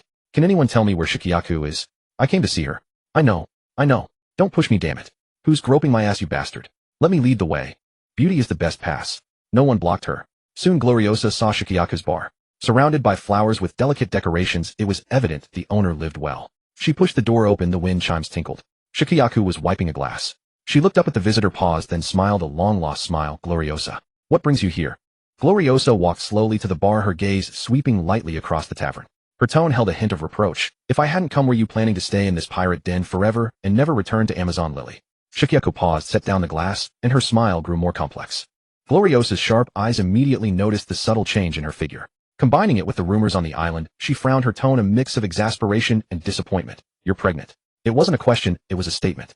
Shikiaku gently touched her belly and nodded in acknowledgement. Gloriosa let out a long sigh. She had intended to bring Shikiaku back to Amazon Lily to inherit the throne, but instead she had fallen for a man here. She leaned against the bar, her expression rarely showing a hint of girlish melancholy. Actually, I didn't set sail just for you. Shikiaku raised an eyebrow. Did something happen on Amazon Lily? Amazon Lily is fine. Gloriosa tapped lightly on the bar, her cheeks flushing slightly. Her voice carried an undeniable shyness and sorrow. I've fallen for a man. I think of him day and night. I'm lovesick. I couldn't stay put, so I came out to find him. Xiaqi's fingers around the wine glass tightened slightly as she raised her eyes with a half smile. Oh, I'm rather curious. What kind of man could move the Empress of Jiosha Island to such feelings? Could it be my Ku Luo? Wait, if you go to sea for love, what about the people of Jiosha Island? Xiaqi asked belatedly. Guo Liao's ears reddened slightly, yet she maintained her languid haughtiness, only her tone softened a bit. Relax, I'm not interested in your handsome man. I've temporarily entrusted Jiosha Island to that little girl, Tolichuoma. Once I find that fellow, I'll return. She looked out the window at the chaotic and noisy coast, her voice as soft as the sea breeze. That man, wild, free, with the entire sea in his eyes. Walking on the most dangerous path, yet he smiled more brilliantly than anyone. And he wears a straw hat, smiling like a boy next door, adorably charming. Xiaqi, sharp as ever upon hearing the words straw hat, pulled out a stack of wanted posters from the cabinet under the bar. The photo showed a man wearing a straw hat with a goofy grin. Xiaqi instantly caught the name and whispered, "It's Guo Di Luo Jia." It wasn't a question, but a confirmation. Guo Liao's fingers curled slightly, revealing a rare trace of girlish melancholy. Who else could it be? This time I set sail because I heard he was in these waters. Following the clues, I ended up on Fengshao Island. Xiaqi sighed softly, touching her lower abdomen. A man like him is destined not to belong to any island or any person.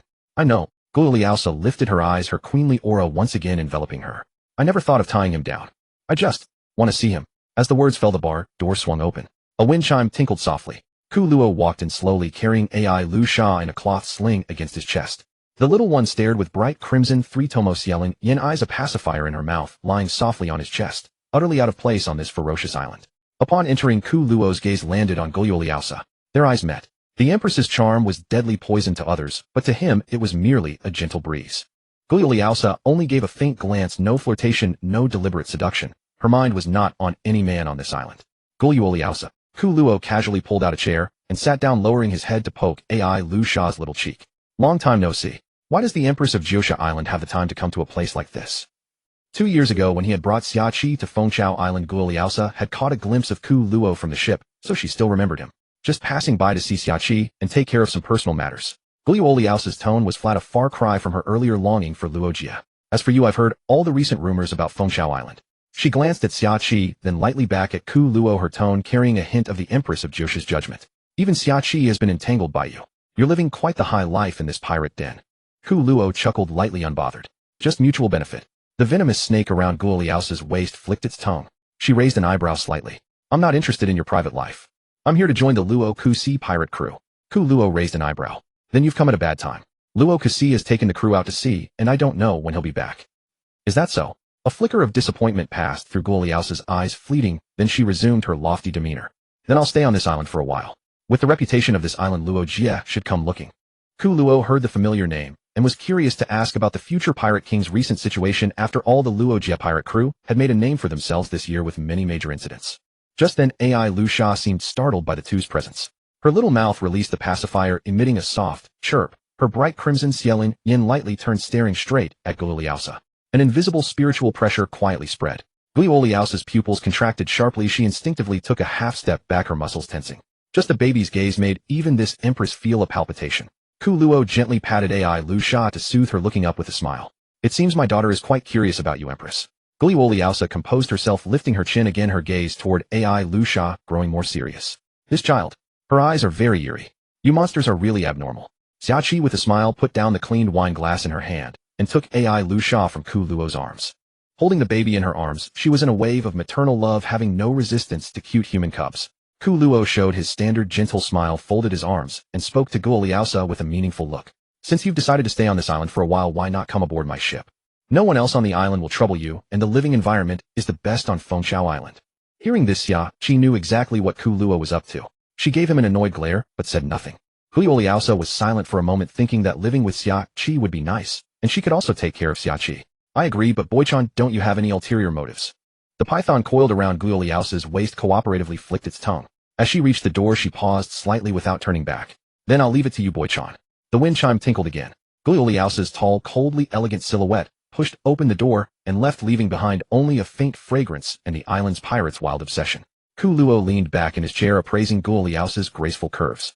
Xiaoqi's face turned icy. She snorted coldly and pinched Ku Luo's ear, saying, If you pursue her with proper means, I won't interfere. But if you have any bad intentions, put them away. Sister Guo Liaosa has always taken good care of me. If you dare to bully her, I'll take the child and go back to Jiosha Island, you hear me? Ku Luo knew that Xiaoqi was looking out for him, so he quickly held her in his arms and coaxed her with sweet words. In his arms, Ai Lu Sha put the pacifier back in her mouth, making soft chirping sounds. Nearly a year had passed since Gloriosa landed on Beehive Island. The Candy Queen, a large two-masted warship, lay quietly in the coastal waters of Beehive Island. Its hull was painted in a cloying pink-purple hue, with the rails adorned with candy and crown emblems. At a glance, it was unmistakably the personal vessel of Charlotte Linlin. The deck was polished to an immaculate sheen. Kuro stood with his hands behind his back, his expression calm as he waited patiently. Ding. Detected the birth of Blue Star bloodline. Host, please name the subject. Name Manfred Nero. Age 1 day. Race human. Detected talent traits: steel balloon, innate conquerors, hockey, demonic physique. Kuro took a deep breath, his gaze fixed on the 3 talents, his heart pounding heavily. Steel balloon. Inherited from Charlotte Linlin. Skin and flesh as tough as a fortress, immune to ordinary blades and bullets. Even brutal impacts and explosions could scarcely leave a fatal wound. Innate conquerors, hockey. A kingly quality found in only 1 in a million. Born with it, no cultivation required, merely emotional turbulence could trigger it, causing the heavens and earth to shift and all beings to tremble. Demonic physique. A foundation of unparalleled ferocity. Stamina, recovery, and physical potential far exceeded ordinary humans. Even in childhood, one could effortlessly toss giant beasts. In adulthood, the body could withstand the onslaught of fierce monsters and powerful foes. 3 talents, none of them ordinary. Host, please select one of the 3 talent traits to copy. Kuro's fingertips twitched, and with a thought, the 3 traits began to roll like a slot machine once more. Copy successful. Core talent solidified, innate conquerors, hockey. The instant the system notification fell, Kuro felt an invisible wave erupt from within his body. At the same moment, the 1-day-old infant in the swaddling clothes, as if touched by an unseen force, furrowed his tiny brows. A pressure emanating from the depths of his soul burst forth without warning. No sign, no build-up. Pure, primal, and overwhelmingly domineering, the conqueror's hockey swept outward from the Candy Queen, engulfing everything in its path. The pirate sailors and trusted lieutenants stationed on the deck didn't even have time to gasp. As if struck by an invisible hammer, they collapsed in droves, their eyes rolling back, falling straight to the ground. In an instant, aside from Kuro and Charlotte Linlin, who had rushed over upon hearing the commotion, no one remained standing on the entire ship. Charlotte Linlin, true to the jest that she gave birth like popping popcorn, was seated at the dining table devouring piles of sweets. After all, childbirth was quite energy-consuming. As the waves spread, Charlotte Linlin licked the cream off her fingers and froze for a moment. Striding onto the deck, she took in the scene. Her beautiful face instantly erupted with uncontrollable ecstasy and pride. She burst into laughter, shaking the ship's planks. Excellent. Excellent. Excellent. This is my child, Charlotte Linlin's own. Innate conqueror's haki. You are the supreme masterpiece of the Charlotte family, a king destined to rule the seas. She reached out, lifted Manfred Nero from the nursery, and cradled him in her arms. Her tone brooked no argument. Good child, what name should I give you? From now on I will personally raise you. Let me think carefully. Perhaps call him Nero. Manfred Nero, I think it's a fine name.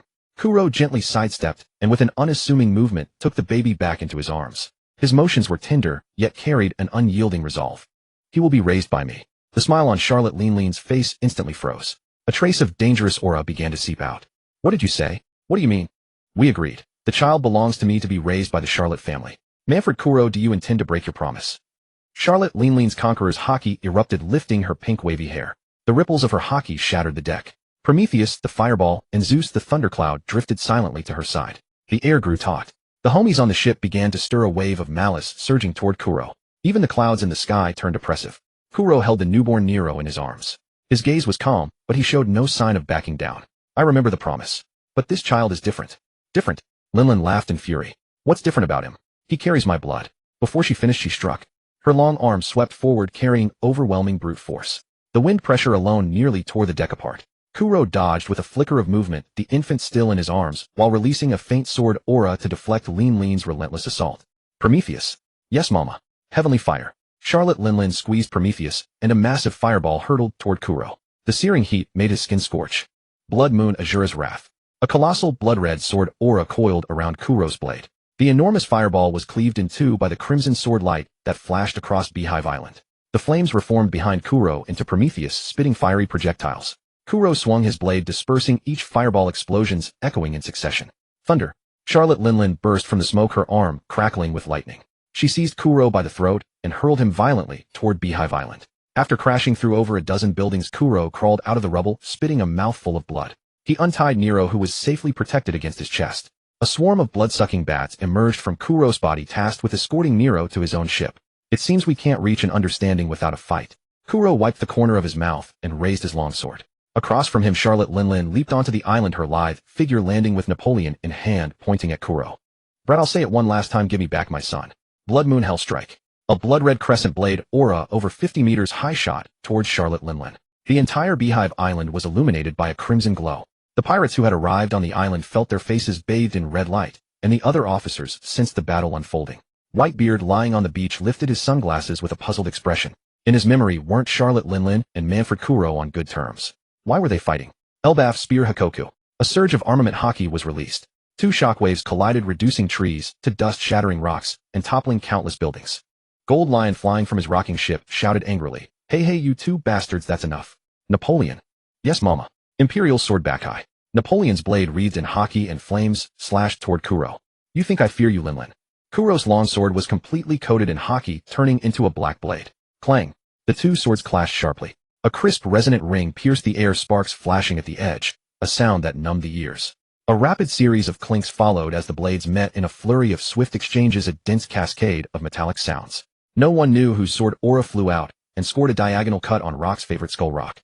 Enough. This ends now. Whitebeard leaped between them, crossing his arms, then hammering the air. The space around him shattered like glass, and an irresistible shockwave forced Kuro and Linlein apart. If you keep this up, Rox will be angry when he returns. After a moment, reason returned. Both stepped back, breathing heavily. Linlein glared at him, her chest heaving. Kuro, you owe me an explanation today. Kuro looked down at the wounds covering his body, then at Charlotte Linlein's fair skin. The steel balloon talent was truly unreasonable. After a moment of silence, he looked up and said, I can promise you, I'll sire another child with you. The next child will be entirely yours to raise, to be part of the Charlotte family, taught by you personally. Linlein's eyes flickered, her anger slightly abated, but still unsatisfied. Kuro continued, in addition, I will find you a top-tier devil fruit as compensation. Whether it's a paramecia, a zoan, mythical zoan, or the one you desire most, I will do my utmost to obtain it. Linlein stared at him for a long moment, her towering figure standing on the deck. Finally, she let out a heavy snort. You said that. If you dare deceive me again, I'll break your bones and chew them like candy.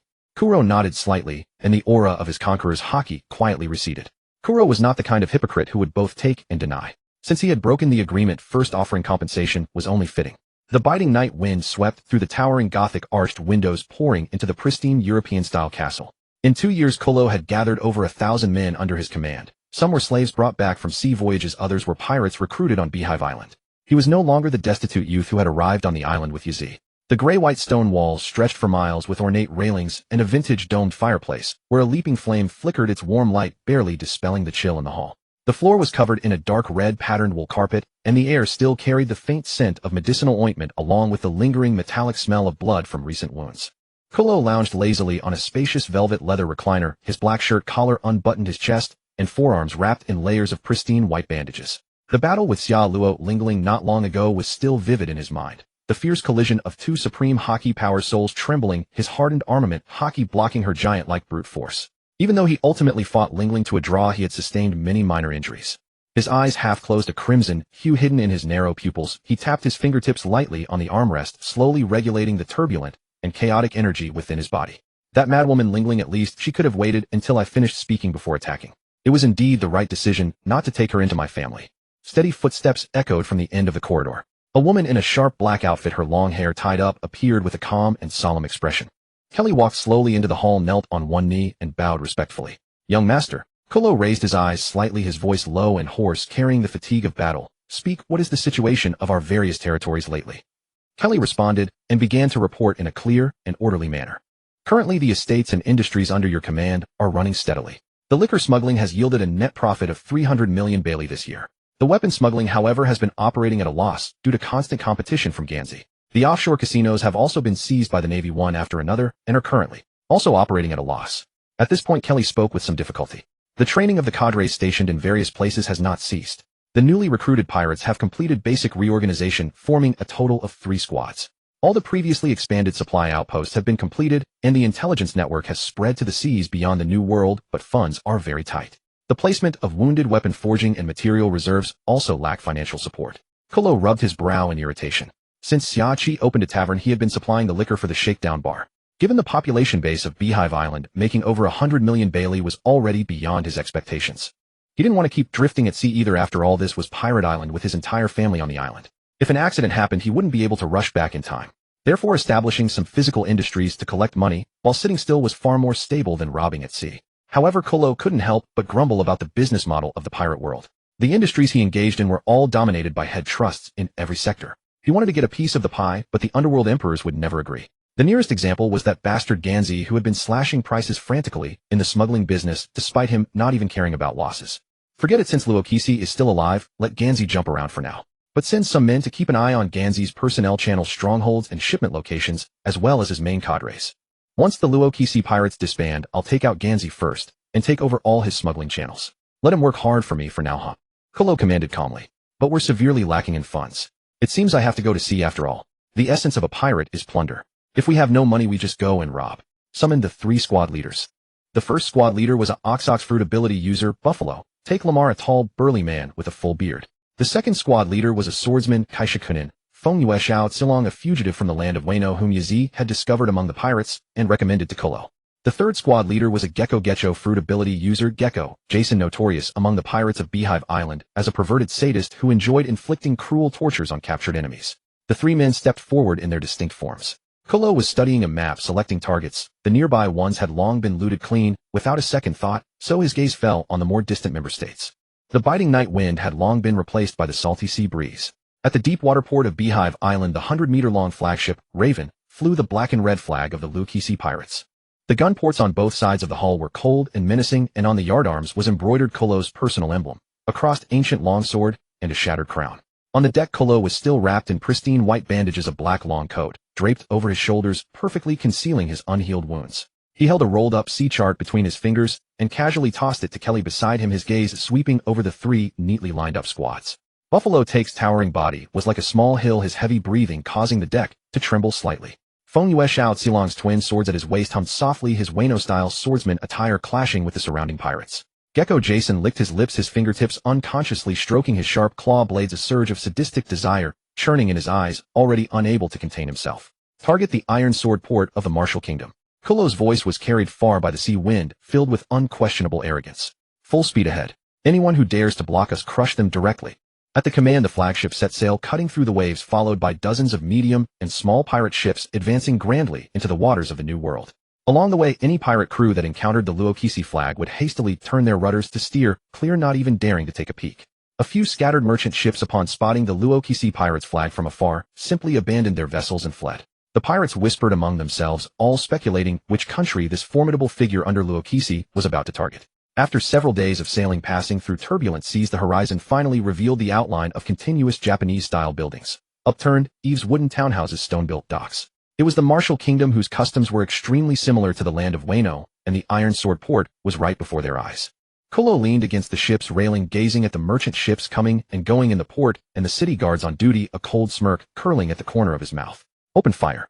Without any unnecessary words, the cannons on both sides of the Raven instantly roared, and scorching shells trailed black smoke as they crashed into the Iron Sword port. Explosions rang out one after another. The wooden docks collapsed with a roar, the anchored merchant ships were torn apart by the gunfire, and the seawater was stained a murky gray-black. Pirates are here. Run. The civilians in the port screamed and scattered in all directions. The cries of children, the wails of women, and the thunderous sound of collapsing buildings mingled together. The entire port was instantly plunged into boundless panic, and thick smoke obscured half the sky. The city guards of the Martial Kingdom hastily assembled. The kingdom's general, clad in armor and wielding a spear, led over 1,000 soldiers to the port's defense line, attempting to repel the invading pirates. But when he looked up and saw the Luokisi flag, and then the pirate flag with crossed swords and a crown, his face instantly turned as pale as paper, and his hand gripping the spear trembled uncontrollably. How could it be? The 750 million Bailey lost kingdom, Prince Manfred Kolo. Kolo's fearsome reputation had long spread throughout the New World. His record of fighting to a draw with Golden Lion Shiki and the monstrous crimes he committed under Luokisi made countless member kingdoms tremble at the mere mention of his name. This monster was no ordinary pirate. He was a core cadre of the Luokisi pirates, and his actions spelled utter disaster. Block them. Hurry and inform the Navy. The general roared with a bluster that barely concealed his despair, but the hopelessness in his voice was already unmistakable. Kolo didn't even move a step. He merely lifted his eyes slightly, and his observation haki instantly spread out, effortlessly locking onto the aura of the kingdom's general. It was merely the strength of a rear admiral, at best a mere ant before him. He raised his hand and grasped the renowned sword at his waist. The hilt was cool, and pitch-black armament haki instantly coiled around the blade. Without any flourish, he simply swung it casually. A sharp azure slash shot through the air, instantly crossing a distance of dozens of meters. The kingdom's general didn't even have time to react. He only felt a flash of cold light before his body was cleanly severed at the waist. Blood gushed out, internal organs scattered on the ground, and he died on the spot. A single sword stroke to the waist, clean and decisive. This scene completely shattered the last psychological defense of the city guards. With their commander killed in an instant, everyone was terrified out of their wits, dropping their weapons to the ground with no thought of resistance left. Some cowardly officers even knelt on the ground, raised their hands high, and shouted at the top of their lungs, "Long live the Luokisi pirates! We surrender." One person led the way and thousands followed. The dense ranks of city guards all knelt in surrender, not even daring to lift their heads to look at Kolo. Kolo leaped down from the flagship, his leather shoes landing on the stone path, shattered by cannon fire. The wounds beneath his bandages stung slightly from the movement, but it did not affect the oppressive aura emanating from him. Pass the word, there's no need to loot the belongings of those poor commoners. Focus all your attention on the nobles and wealthy merchants. Shout Silong, purge the remaining resistance at the harbor and secure the escape route. Jason. Ku Luo glanced at the man with glowing green eyes, then said indifferently, "Come with me to the palace. Empty out all the wealth of Wu Jigua."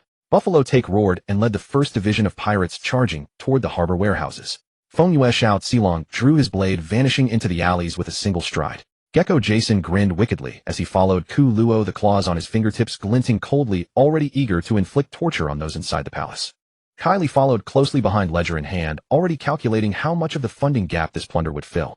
Just as Ku Luo and his men swaggered into the palace, the once quiet town descended into chaos, with countless citizens scattering in all directions. The pirates and thugs who had behaved obediently before Ku Luo now ran rampant in the turmoil. Some looted, some killed, some raped, releasing the darkness within their hearts. Ku Luo halted at the entrance, his expression turning icy as the feedback from his observation haki reached him. When dealing with dogs that cannot understand commands, the proper solution is to replace them with ones that can. Jason, go and slaughter all those who refuse to listen to reason. Pile their corpses into a pyramid. If I don't see it when I return, I'll kill you. The oppressive aura of the Sharingan forced Gecko Jason to lower his head submissively.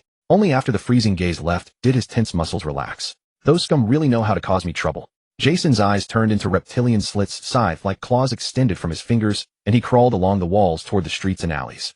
Ku Luo with Kai Li and over 100 pirates kicked open the gate. They were met by the king's samurai guards. All of them had their heads shaved clean in a wide strip down the middle, with the remaining hair on the sides and back tied into top knots. Seeing this hairstyle, the crimson light in Ku Luo's eyes flickered more intensely. Wu Jigua was not isolated like He Jigua. Its abundant mineral resources meant its iron products had long been traded with the Marines.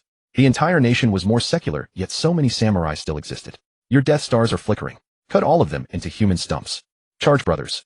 Ku Luo led the way, slashing out a sword aura. Flesh flew, screams filled the air, and the other pirates surged forward from both sides. Ku Luo walked toward the most magnificent palace, utterly indifferent. Damn it. Do you know how much Tianshangjian I pay every year? I want you to come and protect me, right now, immediately. Inside the resplendent palace, a disheveled, obese, middle-aged man was shouting into a Dianhua Chong. There was no one else around. When he saw Ku Luo enter, his bulky body jolted in shock, and the Dianhua Chong rolled onto the floor. You? What? What do you want? I am the king of an allied kingdom. If you touch me, the Marine Admiral will not let you off. The disheveled king pointed at Ku Luo. Shing! A blade flashed, and a severed hand flew high, blood spraying out in a fan. Oh, I hate it when people point at me. Ku Luo looked coldly at the king, who was writhing on the floor, clutching his stump. I'm a bit short of cash lately. I'll borrow your treasury. The king lay in a pool of blood, trembling all over. He crawled over and grabbed Ku Luo's trouser leg, his face a mess of tears, snot, and blood. Treasure. The treasure in the treasury. I'll give it all to you. All of it. It's in the secret chamber beneath the main hall. Please. Please spare my life. Ku Luo looked down at him, his crimson Sharingan cold as ice, and slowly drew his blood-stained blade. Hearing the king's tearful pleas, Ku Luo let out a soft snort, his tone as casual as if discussing daily chores. Get lost. Next time we meet, I'll kill you. The king scrambled toward the door on all fours. The bright sunlight streaming in from outside fell on his face, a symbol of hope. Once he found the Marines, he would take back everything he had lost. Ku Luo turned around with a flourish, saying casually, "I'll we meet again." A blade flashed, and the screams abruptly ceased. The obese king collapsed to the floor lifeless. Kylie stepped over the corpse without flinching, strode quickly to the throne, and triggered the mechanism on the armrest as the king had described. A heavy clanking sound echoed as the wall behind the throne slowly slid open, revealing a downward passage. The air was thick with the reflected gleam of gold and silver and the musty smell of old wooden chests. Sir, there is indeed a secret chamber. Ku Luo glanced indifferently and gave a curt order, inventory it. Move it all. Ores, weapon blueprints, Bailey precious metals. Leave nothing behind. Yes. Hundreds of pirates swarmed in, shouting with excitement as they carried out piles of treasure. Gold coins glinted harshly under the torchlight. Chests of ores and fine weapons were hauled out one after another. Kylie quickly checked against her ledger, her pen racing across the paper, a faint smile curling at the corners of her mouth. Before long, a chilling series of screams and the sound of bones breaking came from outside the palace, then quickly faded into silence. Moments later, Gecko Jason crawled back to the palace entrance, drenched in blood. His reptilian pupils contracted slightly as he bowed respectfully and said, "Captain, all the scum who disobeyed orders and ran amok in the city have been eliminated. Their corpses have been piled into a pyramid at the city gate, as you commanded." Without turning around, Ku Luo stared at the mountain of treasure and said coldly, "Well done." At that moment, a thunderous roar came from the harbor. Buffalo Take's deep voice cut through the chaos. Remaining forces at the harbor have been purged. The escape route is secure. Feng Yue Shao Tsilong had silently appeared in the corridor outside the hall, his blade untouched by blood, his long hair and robes stirring in the breeze, awaiting orders. The entire royal palace of Wujigua had fallen completely into Ku Luo's hands. The cries of citizens, the clamor of pirates, and the distant alarm sirens of the approaching Marines all intertwined, yet none of it affected the figure standing amidst the pile of treasure in the center of the hall. Ku Luo raised his hand, his fingers lightly stroking the hilt of his sword, a flash of red passing through his eyes. "Notify the others. Once everything is loaded, we withdraw immediately. Naval Headquarters, Malinfanjuo. BRR, BRR, BRR. Hello, this is the Naval Headquarters communications room. Is there a Rocks Pirates invasion? Please give me the details." The messenger quickly relayed the intelligence to the Admiral's office. Steelbone Kong, reclining in his office chair, asked somewhat wearily, "Who is acting this time, and how many men?" The messenger replied, "The target is Rocks Pirates Lieutenant Manfred Kuro. Troop strength unknown." Steelbone Kong's eyes instantly sharpened, and he immediately pressed, "Just him alone. Are you sure there are no other officers?" After receiving a confirmation, Steelbone Kong began to calculate. Since Rocks had vanished from the seas, the entire Navy had been on edge, fearing that Rocks might suddenly emerge and pull off something big. All the capable vice admirals had been dispatched to suppress the four seas, leaving only one admiral at headquarters who must remain stationed. Damn it, why do so many strong individuals join the pirates while the Navy gets none? Steelbone Kong scratched his head in frustration. Send a telegram to Vice Admiral Zephyr. We cannot miss this chance to weaken the Rocks Pirates. Arrest Manfred Kuro. 3 days later. How much farther to Hive Island? Kylie stood beside Kuro, gently helping him remove the bandages wrapped around his body. He flexed his joints, producing a series of clicking sounds. Kylie's hand paused. She picked up the telescope on the table and peered into the distance, her eyes narrowing.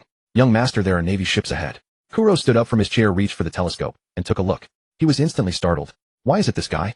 Zephyr, now in his 30s, had already earned the title of Black Wrist and was a well-known figure across the sea. Find a nearby island to dock.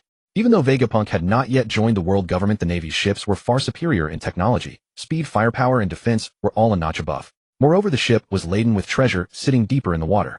Manfred Kuro, you have nowhere to run. Surrender now. Zephyr rolled up his sleeves and leaped onto the barren island with a powerful jump. Brother Zephyr, how much does the Navy pay you a month to be so reckless?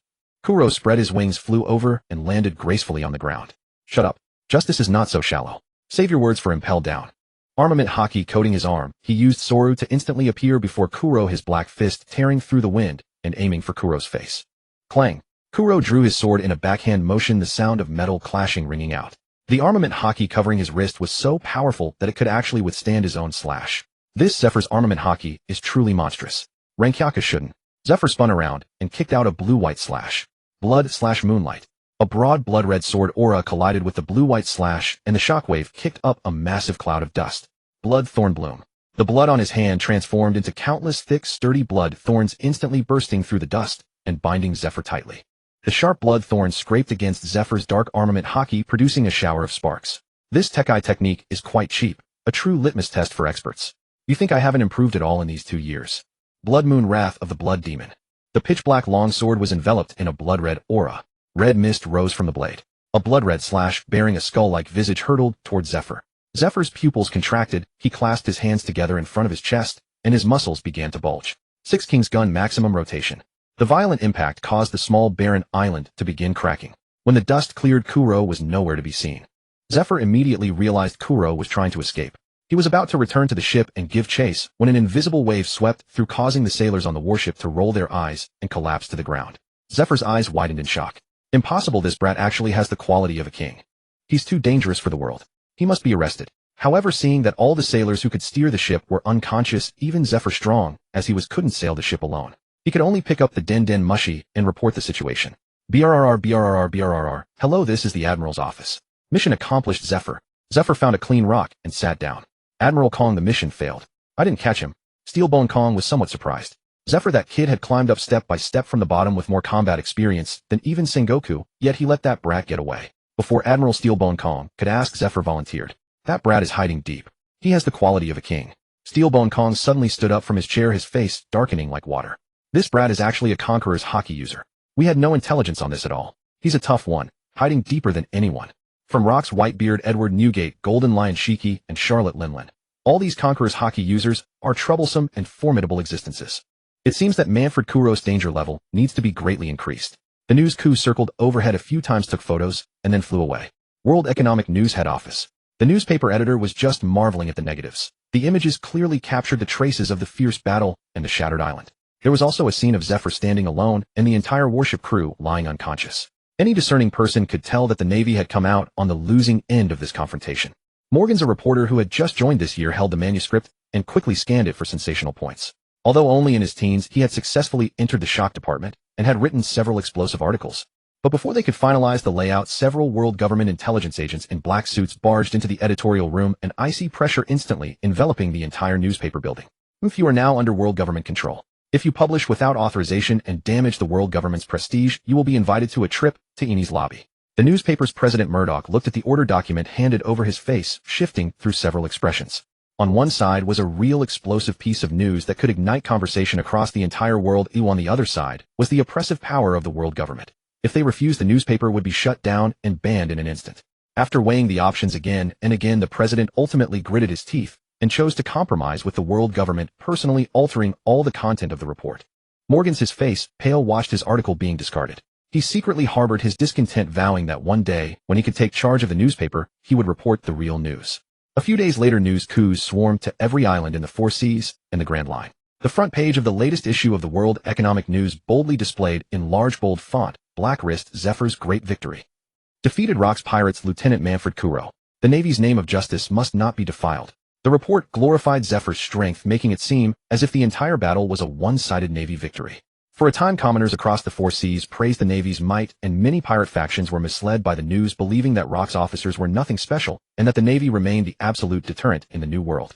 Meanwhile, Manfred Kuro had already returned safely to the Rock's pirates' headquarters, Hive Island, with a ship laden with treasure. Kylie looked at the newspaper handed to her, her delicate brows furrowed. She slammed the newspaper on the table in indignation. Utter nonsense. Zephyr couldn't even scratch the young master and was trapped on the island by him. The Navy is twisting the truth. Kuro held a wine glass, his fingertips lightly tracing the rim, a faint trace of blood-red energy flickering at his fingertips. He glanced at the distorted words on the newspaper, a mocking smile curling at the corner of his mouth. Elegant, yet tinged with coldness. The Navy's tricks are just that. But I didn't defeat Zephyr, that's the truth. Next time we meet, I'll make him know my strength. He didn't take the fake news to heart at all. Only he knew that after this battle the Navy had completely placed him on the highest danger level wanted list, and his hidden conqueror's hockey aptitude had become a dangerous seed that Steelbone Kong felt must be eradicated. It seems best not to go out unless necessary, and better to follow rocks. This time, they had plundered treasures worth over 7 billion berries from the country of Wu. Truly crime pays. The news quickly spread throughout Hive Island. Whitebeard Newgate, holding a flask, glanced at the newspaper, snorted with laughter, and tossed it aside. Gururara, just a little trick of the Navy. I know Kuro's abilities well. A minor scene like this. How could he be defeated?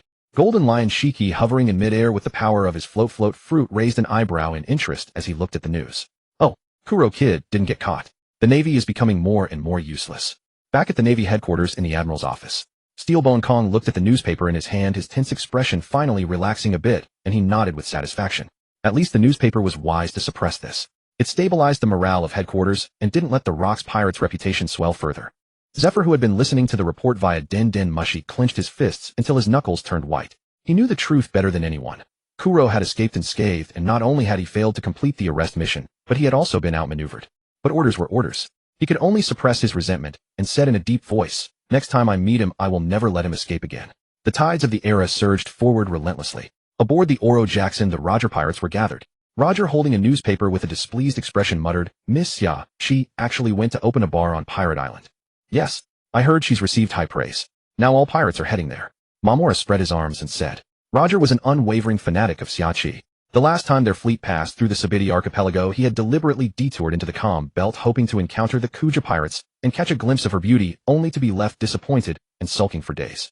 An old crew member with a pipe in his mouth, his eyes lighting up, urged, "Since we know where Miss Xia is, why not take a detour and go see her?"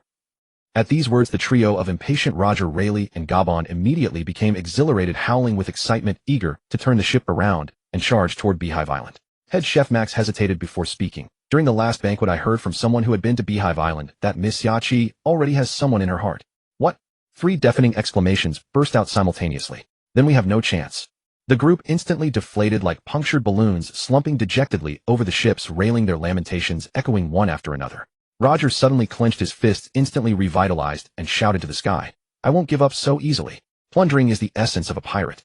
If you want something, you take it by force, right?" Rayleigh adjusted his glasses and smiled. "That's the Roger I know. But Miss Xia is on Rocks Island." "Why of all places on Rocks Island? Doesn't everyone have an equal chance?" "Let's go seize it." "Are you talking about Xia? Max, is the food ready? I'm hungry."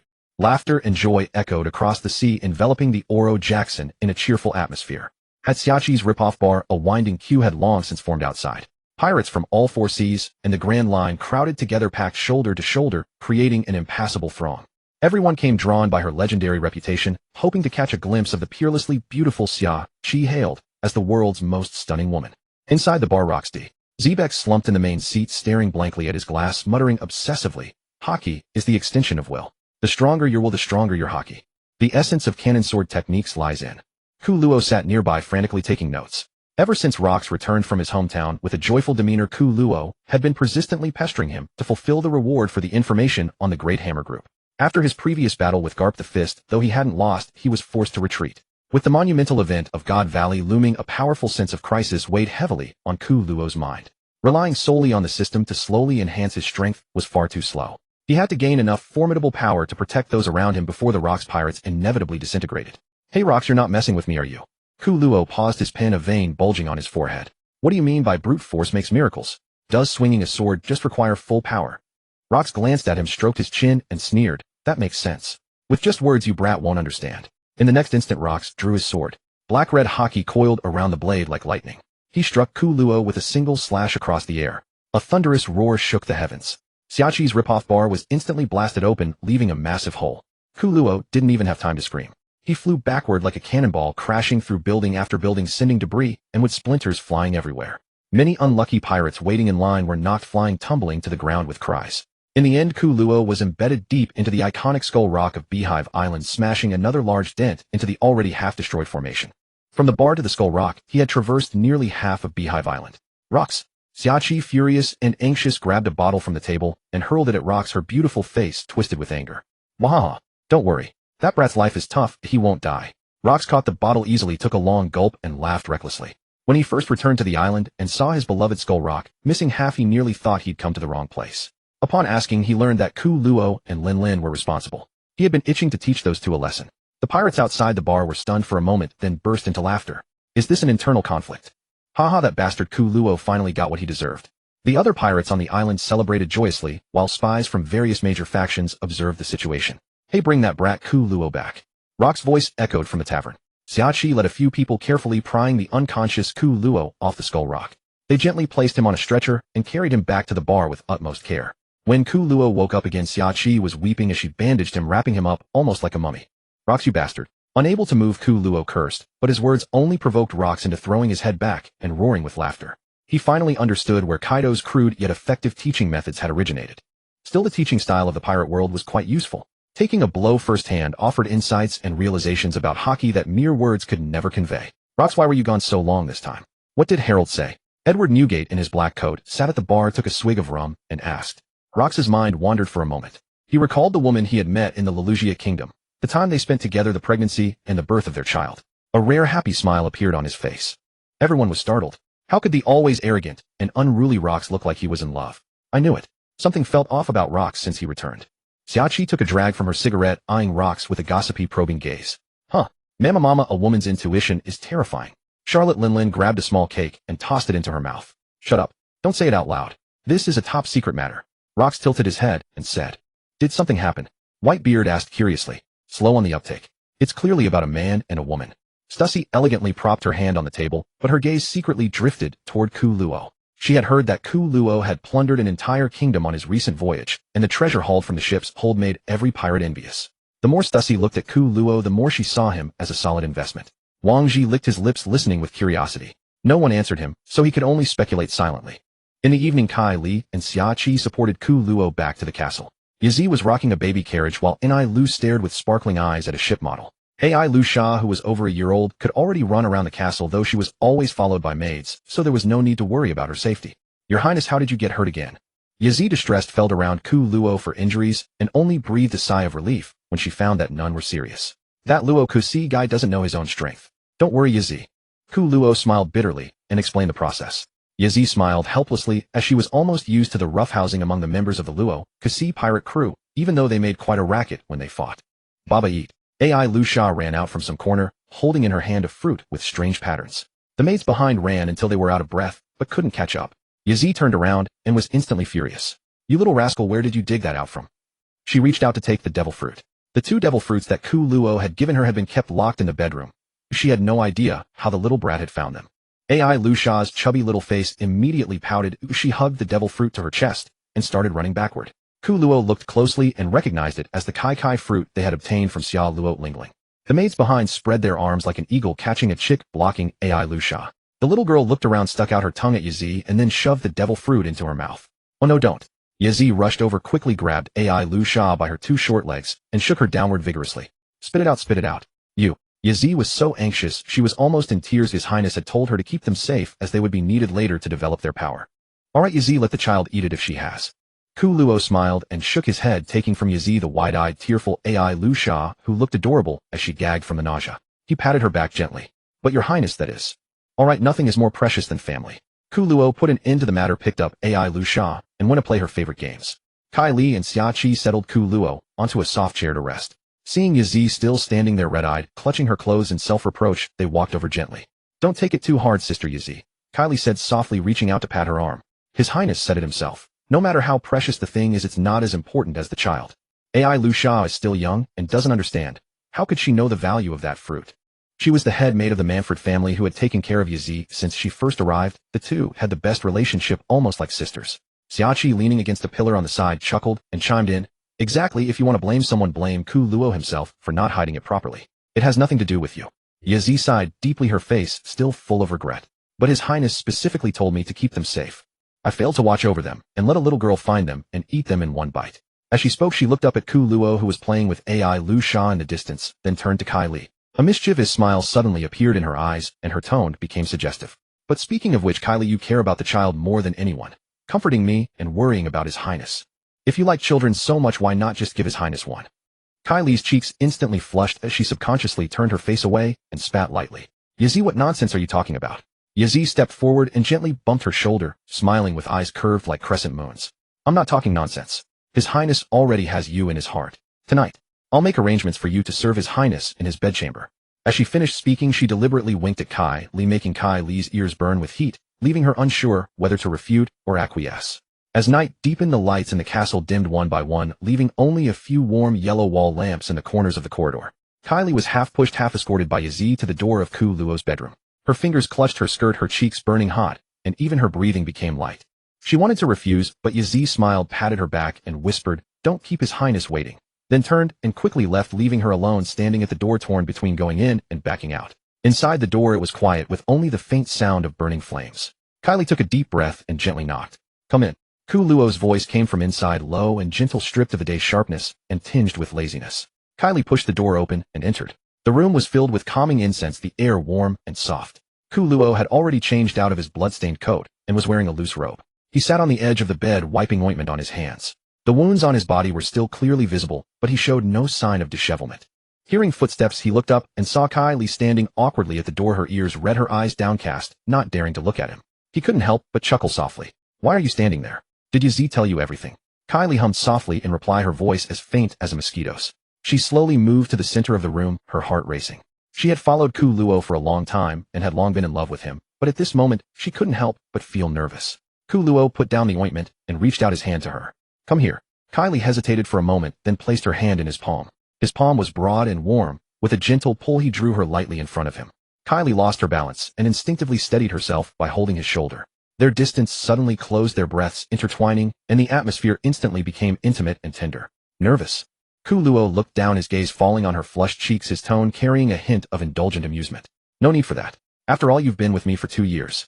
Kylie looked up into his deep eyes, which were filled with a gentle light, instantly loosening her tense heartstrings. She whispered, "Young master, you still have wounds. Indeed, it's a bit inconvenient, but..." Ku Luo raised his hand, gently brushed aside the stray hair falling over her forehead, his fingertips softly tracing her brow bone. "Then you take the initiative. I'll lie down." The night was gentle, and waves softly lapped against the shore in the distance.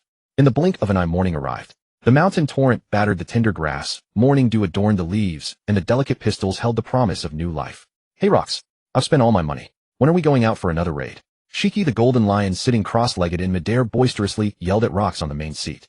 "That's right. Rox, our reserves are empty. The underlings are about to riot." John lounged lazily in his chair, his feet crossed high on the edge of the table, wearing a nonchalant expression. "Pirates are reckless desperados who live for the moment. The vast sum of berries looted from the Charity Alliance monastery had long been squandered. Even Kuro, if not for the steady replenishment from the Wano country's treasury, would have seen his financial chain snap completely. Especially Shiki, Wang Ji, and Ganzi, who commanded large crews. Money flowed out like water, and no amount of wealth could withstand such consumption. Silver Axe Ganzi and Wang Ji remained silent. But in this world, who would ever have too much money? I've told you all to save more and stop spending so lavishly." Whitebeard cast a contemptuous glance at the complaining few. "Newgate, quit putting on airs. You still owe me the money for my booze. You're the stingiest among the officers." Rox teased Edward Newgate with amusement. "And you never paid for the sake I treated you to last time." Kaido, clad in an open jacket that revealed his bulging muscles, chimed in. "Cannot paying for booze be called a debt? It's not a debt. It's different." Edward Newgate, his face flushed, muttered, "It's not a debt. It's different." This caused the other officers to burst into laughter, filling the banquet hall with a cheerful atmosphere. The other officers either spent their share on expanding their forces or indulged in pleasure and reckless spending. Only Whitebeard Edward Newgate, each time he received his share, sent it all back to his hometown of Sphinx Island, building welfare homes, adopting orphans, and aiding the weak. In this brutal and bloodthirsty pirate world, he stubbornly adhered to his own code of righteousness. When short on funds, he would freeload at Rock's place all day, becoming a unique sight within the Rock's pirates. Ordinary towns and small countries can no longer satisfy us. Even if we plunder more, it's just a drop in the bucket. Rox tapped his fingers on the table, ambition surging in his mismatched eyes. "If we're going to do it, let's go for a big score that can feed the entire Rox pirates for years." Shiki the golden lion, still hovering cross-legged, saw a burst of sharp light in his eyes. "Oh, Rox, do you have a target? I've been itching for action." "The heavenly gold." Rox slowly uttered 3 words which crashed like thunder in the banquet hall, instantly silencing the clamorous crowd before erupting into even more frenzied excitement. It was the exclusive tribute offered by world government member states to the celestial dragons, Gold jewels, rare medicinal herbs, precious minerals. All priceless treasures. The last time they had plundered the heavenly gold was when Kuro joined them. The dazzling, overwhelming piles of gold and silver were still deeply etched in their memories. Kuro's eyes flickered as well. Last time as a newcomer he hadn't received a share. This time he was determined to tear off a generous portion. The escorts of the heavenly gold were world government agents and marine elites, formidable fighters. Even some large pirate crews dared not attack, but they were the most lawless, the most evil pirate crew in history. There was nothing they wouldn't dare to do. Crazy enough. I love it. Kaido pounded his chest muscles bulging, filled with bloodthirsty excitement. Whitebeard Newgate raised an eyebrow, but didn't object. In this dog-eat-dog world, righteousness was reserved for those he cared about. He had no qualms about the celestial dragon's wealth. Silver Axe, Wang Ji, Ganzi John, and the others were already gleaming with greed, their avaricious gazes nearly igniting the air. Who could resist the allure of the heavenly gold? Wang Ji decided not to notify the Marines this time. After all, he was also short of cash. If his information leaks were exposed, every time Rocks might eventually investigate, and the risk of exposure would be too great. He had always maintained a flexible moral baseline when it came to cooperating with the world government. Once the decision was made, everyone immediately began investigating the escort route. Wang Ji compiled the latest intelligence on the heavenly gold transport ships. Wang Ji took out a den mushy, cursed a few times, and soon had a subordinate carry a pile of documents to the table. A pair of greedy eyes scanned the specific routes, especially the escape routes. They were all seasoned sailors. Success wasn't the most important thing, survival was. After cross-referencing multiple sources of intelligence and repeated deliberation, they selected a vital route passing through the Dajia Kingdom and Red Coral Town as their ambush point. Red Coral Town, nestled between mountains and water with dense maple forests and complex terrain, could perfectly conceal the entire pirate fleet. Moreover, it was a necessary supply stop for the transport ships at sea, making it an ideal ambush site. Since it's on the way, let's loot that town too. Rocks looked at the location of Red Leaf Town on the map, a cruel smile curling at the corner of his mouth. Shiki, Ganzi, and Babel understood and burst into laughter. In their eyes, the people of Red Leaf Town were no different from ants. Why not pillage them to satisfy their innate brutality? Only Whitebeard, Kuro, and a few others frowned. Kuro wasn't a saint, but his moral sense was far higher than his animal instincts. He only acted with purpose, never killing for the sake of killing. Several days later, the fleet of the Rocks pirates appeared off the coast of the Dajia Kingdom, blotting out the sky, and sailed straight toward Red Coral Town without any concealment. Red Coral Town was surrounded by beautiful red coral reefs along the coast. The soil was fertile, clear streams teemed with fat fish, and exposed mine shafts dotted the mountains. Get to work, get to work. Don't any of you slack off. The overseer cracked his whip, lashing the numb-faced crowd. This once prosperous and peaceful town had become a prey to a jackal after the mine was opened. The wealthy merchant Netanya, who bought this territory from the king. He told the residents that it was a promised land bestowed upon him by heaven. He was the true lord, and everyone was to work for him. A gray haze hung over the highest fortress on the mountain, the residence of Lord Netanyahu. As the first light of dawn touched the horizon, all the townspeople, men, women, and children, emerged from their lowly huts clad in rags like cattle. Their eyes were vacant, their bodies covered with scars in various stages of healing, and their faces bore a weariness beyond their years. They shouldered shovels and hoes and headed to the mines, while the women in tattered coarse cloth went to the textile mills. Skinny children were sent to pick vegetables and fruits. Lazybones, move it. If you don't finish today's tasks, you'll be eating the whip. The overseer brandished his leather whip, and when he saw an old man slow to move, he lashed out with a lightning-fast 5-strike combo. Bloody welts appeared on the torn clothes. The old men trembled, gritting their teeth and trudging forward. "Mommy, I'm so hungry." A gaunt little girl tugged at her mother's hem, her voice weak. The mother, her face sallow with malnutrition, sadly stroked her daughter's hair, hesitated, then pulled half a black bread roll from her bosom. "Eat quickly, child. Don't let anyone see." This was the daily routine in Red Coral Town. Those who completed their day's labor would receive a black bread roll and a bowl of clear broth with a few vegetables. Despair and oppression permeated the entire Red Coral Town.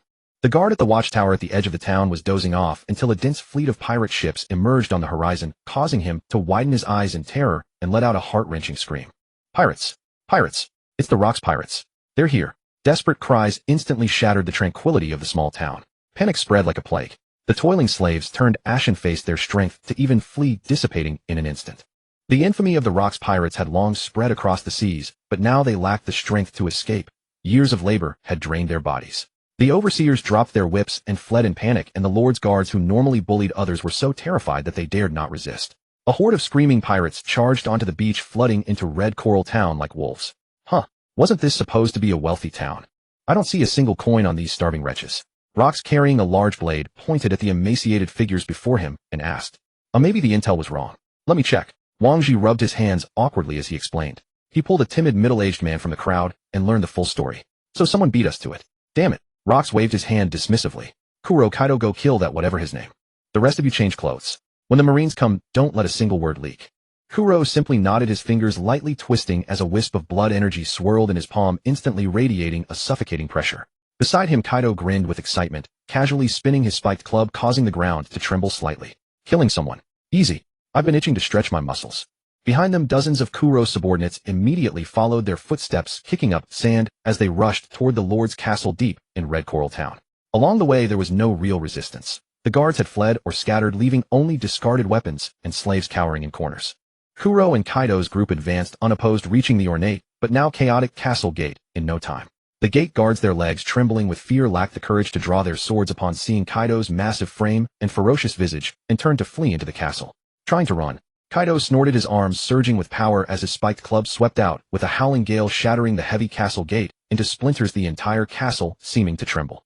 Inside the hall, the obese figure of Netanyahu was frantically stuffing gold and jewels into a sack. At the sound of the explosion, he spun around, his face turning ashen at the sight of the pirates breaking in. He was the lord who had plundered Red Coral Town and drained every last drop of value from the slaves. A miser who valued treasure above all, he could have fled when the Rocks pirates landed, but the thought of abandoning his accumulated wealth was too painful to bear. Before he could finish packing, calamity struck.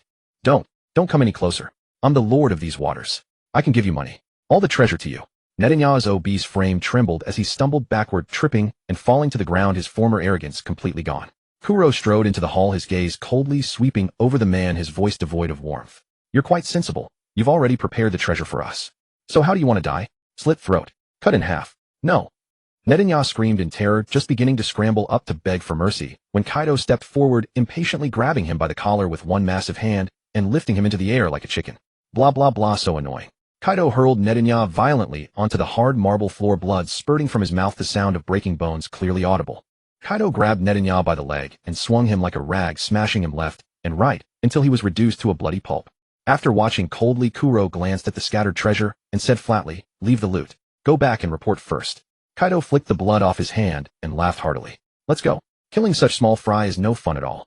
Boss, I found many women on the second floor," Buffalo Tucker said, standing beside Kuro. Kuro followed Tucker upstairs and pushed open the door, revealing women clad in sheer garments, their wrists locked in shackles. On the table lay a list of names and a den mushi. Kuro glanced at it and sneered. So this bastard was a slave trader. I should have carved him up piece by piece. Buffalo Tucker stood beside him, head bowed low. Even among pirates there were those who dealt in human trafficking, but their captain hated slave traders with a passion. He killed every single one. Send all these female slaves to my ship. Anyone who touches them, cut them down. Kuro was about to turn away when his observation haki detected something interesting. His gaze was drawn to a massive iron cage in the corner. As he approached, a furry claw shot out of the darkness toward him. Alt. The blood energy around him instantly transformed into blood spikes, piercing the sharp, beastly claw. Inside the cage stood a tall, voluptuous woman with golden hair, cascading like molten gold, and two tufts of furry lion ears protruding naturally from her forehead. Oh, a devil fruit user. The blood spikes retracted instantly. Looking at the woman, who was half a head taller than him, she shrank back into the cage, her sharp, fierce eyes glaring at him. Relax. What's your name? I mean you no harm.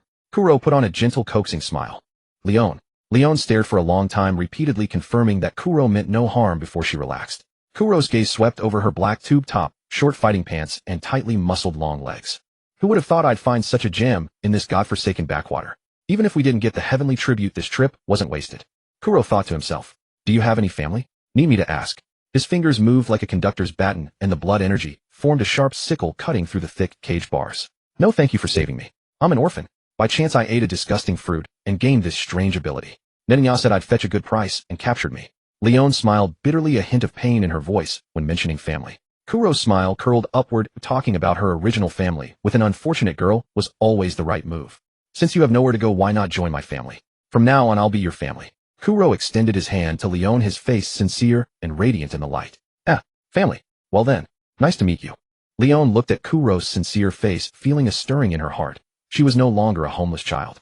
Her cheeks flushed with a hint of shyness as she placed her hand in his. Kuro pulled Leona along, and with a group of female slaves trailing behind the pirates, carried a chest of jewels as they stepped out. The members of the Rock's pirate crew had already deftly swapped into the clothes of the Lord's guards and townspeople. The pirates, who had looked fearsome and fierce as ever, now donned coarse cloth garments and armor presenting rather clumsy disguises. Some tugged at their collars in discomfort, while others hid their weapons in piles of firewood. Still others slumped to the ground, mimicking the posture of slaves with impatience etched across their faces. Rox leaned casually behind a jagged reef stone dressed in a lord's attire with an ornate, yet impractical sword hanging at his waist, his entire demeanor exuding arrogance and domineering authority. Rox, do we need to change too? We're notorious scoundrels of the sea after all. Do you really think the Marines won't recognize us? Stussy pressed a hand to her forehead, unable to bear the sight as she spoke. These were all burly, muscle-bound brutes, hardly the kind of men who'd excel at cunning schemes. The superintelligencer advises that we employ supernatural abilities, Kuro remarked, hoisting a reeking piece of coarse fabric with his scabbard. The burly officers' changing clothes froze in place. Right. Each of them bore fierce, menacing expressions that practically screamed villain. How could they possibly deceive the Marines? Why complicate matters? Simply have these wretched souls lure the escorting Marines inland, and we're done, Captain John remarked, gesturing with his musket toward the trembling slaves huddled on the ground. Then let's proceed as planned. Rox ripped off his lordly attire in one fluid motion. He was Rox, always prone to leaving his torso bare, and this restrictive clothing chafed against his nature. At the shallow shores of Red Coral Island, 3 warships bearing the world government's crest drifted slowly toward land. Their hulls gleamed with fresh paint, yet bore the unmistakable wear of a long voyage. Upon the deck, Vice Admiral Theroux stood at attention, in her crisp Navy uniform, hands clasped behind her back, as her calm gaze swept across the island. The sea breeze stirred her short hair, and those weathered eyes, forged through countless storms, narrowed slightly. Vice Admiral, the island is entirely normal. The Lord's Guard awaits at the dock, claiming provisions and freshwater are prepared for immediate resupply. A Marine soldier hurried forward to report. Theroux offered no reply, her gaze fixed instead on the so-called townsfolk and guards gathered along the shore, their feigned deference barely concealed. Each man was disproportionately massive, and even beneath rough-spun garments, their hardened muscles and the feral defiance burning in their eyes betrayed who they truly were. Their movements were stiff and awkward, nothing like laborers accustomed to hard work. Rather, they resembled seasoned sea brigands. Not right. She narrowed her eyes and spoke in a low tone, her voice calm, yet carrying unmistakable authority. The gold of the heavens must not be lost. Order everyone to abandon the resupply and board the ships immediately. We depart Red Coral Island at once. Beside her, the vice chief of CP0, a figure clad in a signature white suit with a mask concealing his face, paused mid-step. Vice Admiral Theroux, might your caution be excessive? It's merely a remote island. What danger could possibly arise? I sense something amiss. Observe the vassals, each one painfully frail, while the guards are far too muscular and radiate ill intent. Theroux's brows furrowed deeply. She was no green recruit fresh from the academy. Her years of navigating maritime perils had earned her this assignment precisely because of her seasoned judgment. Upon hearing her reasoning, CP0 Vice Chief Murray offered a knowing smile. Vice Admiral Theroux, there's no need for alarm. The prominent merchant Nika has long been our associate. Those guards are simply mercenaries he hired from the seas. Each year as their ships pass through these waters, Nika discreetly offers bribes, and in return they transport the delivered slaves to Mary Geos for substantial profit. Murray rubbed his beard thoughtfully in his white suit, already counting his earnings. This voyage would fund his wedding and new home. So it's nothing but corrupt collusion between snakes and rats. Theroux understood.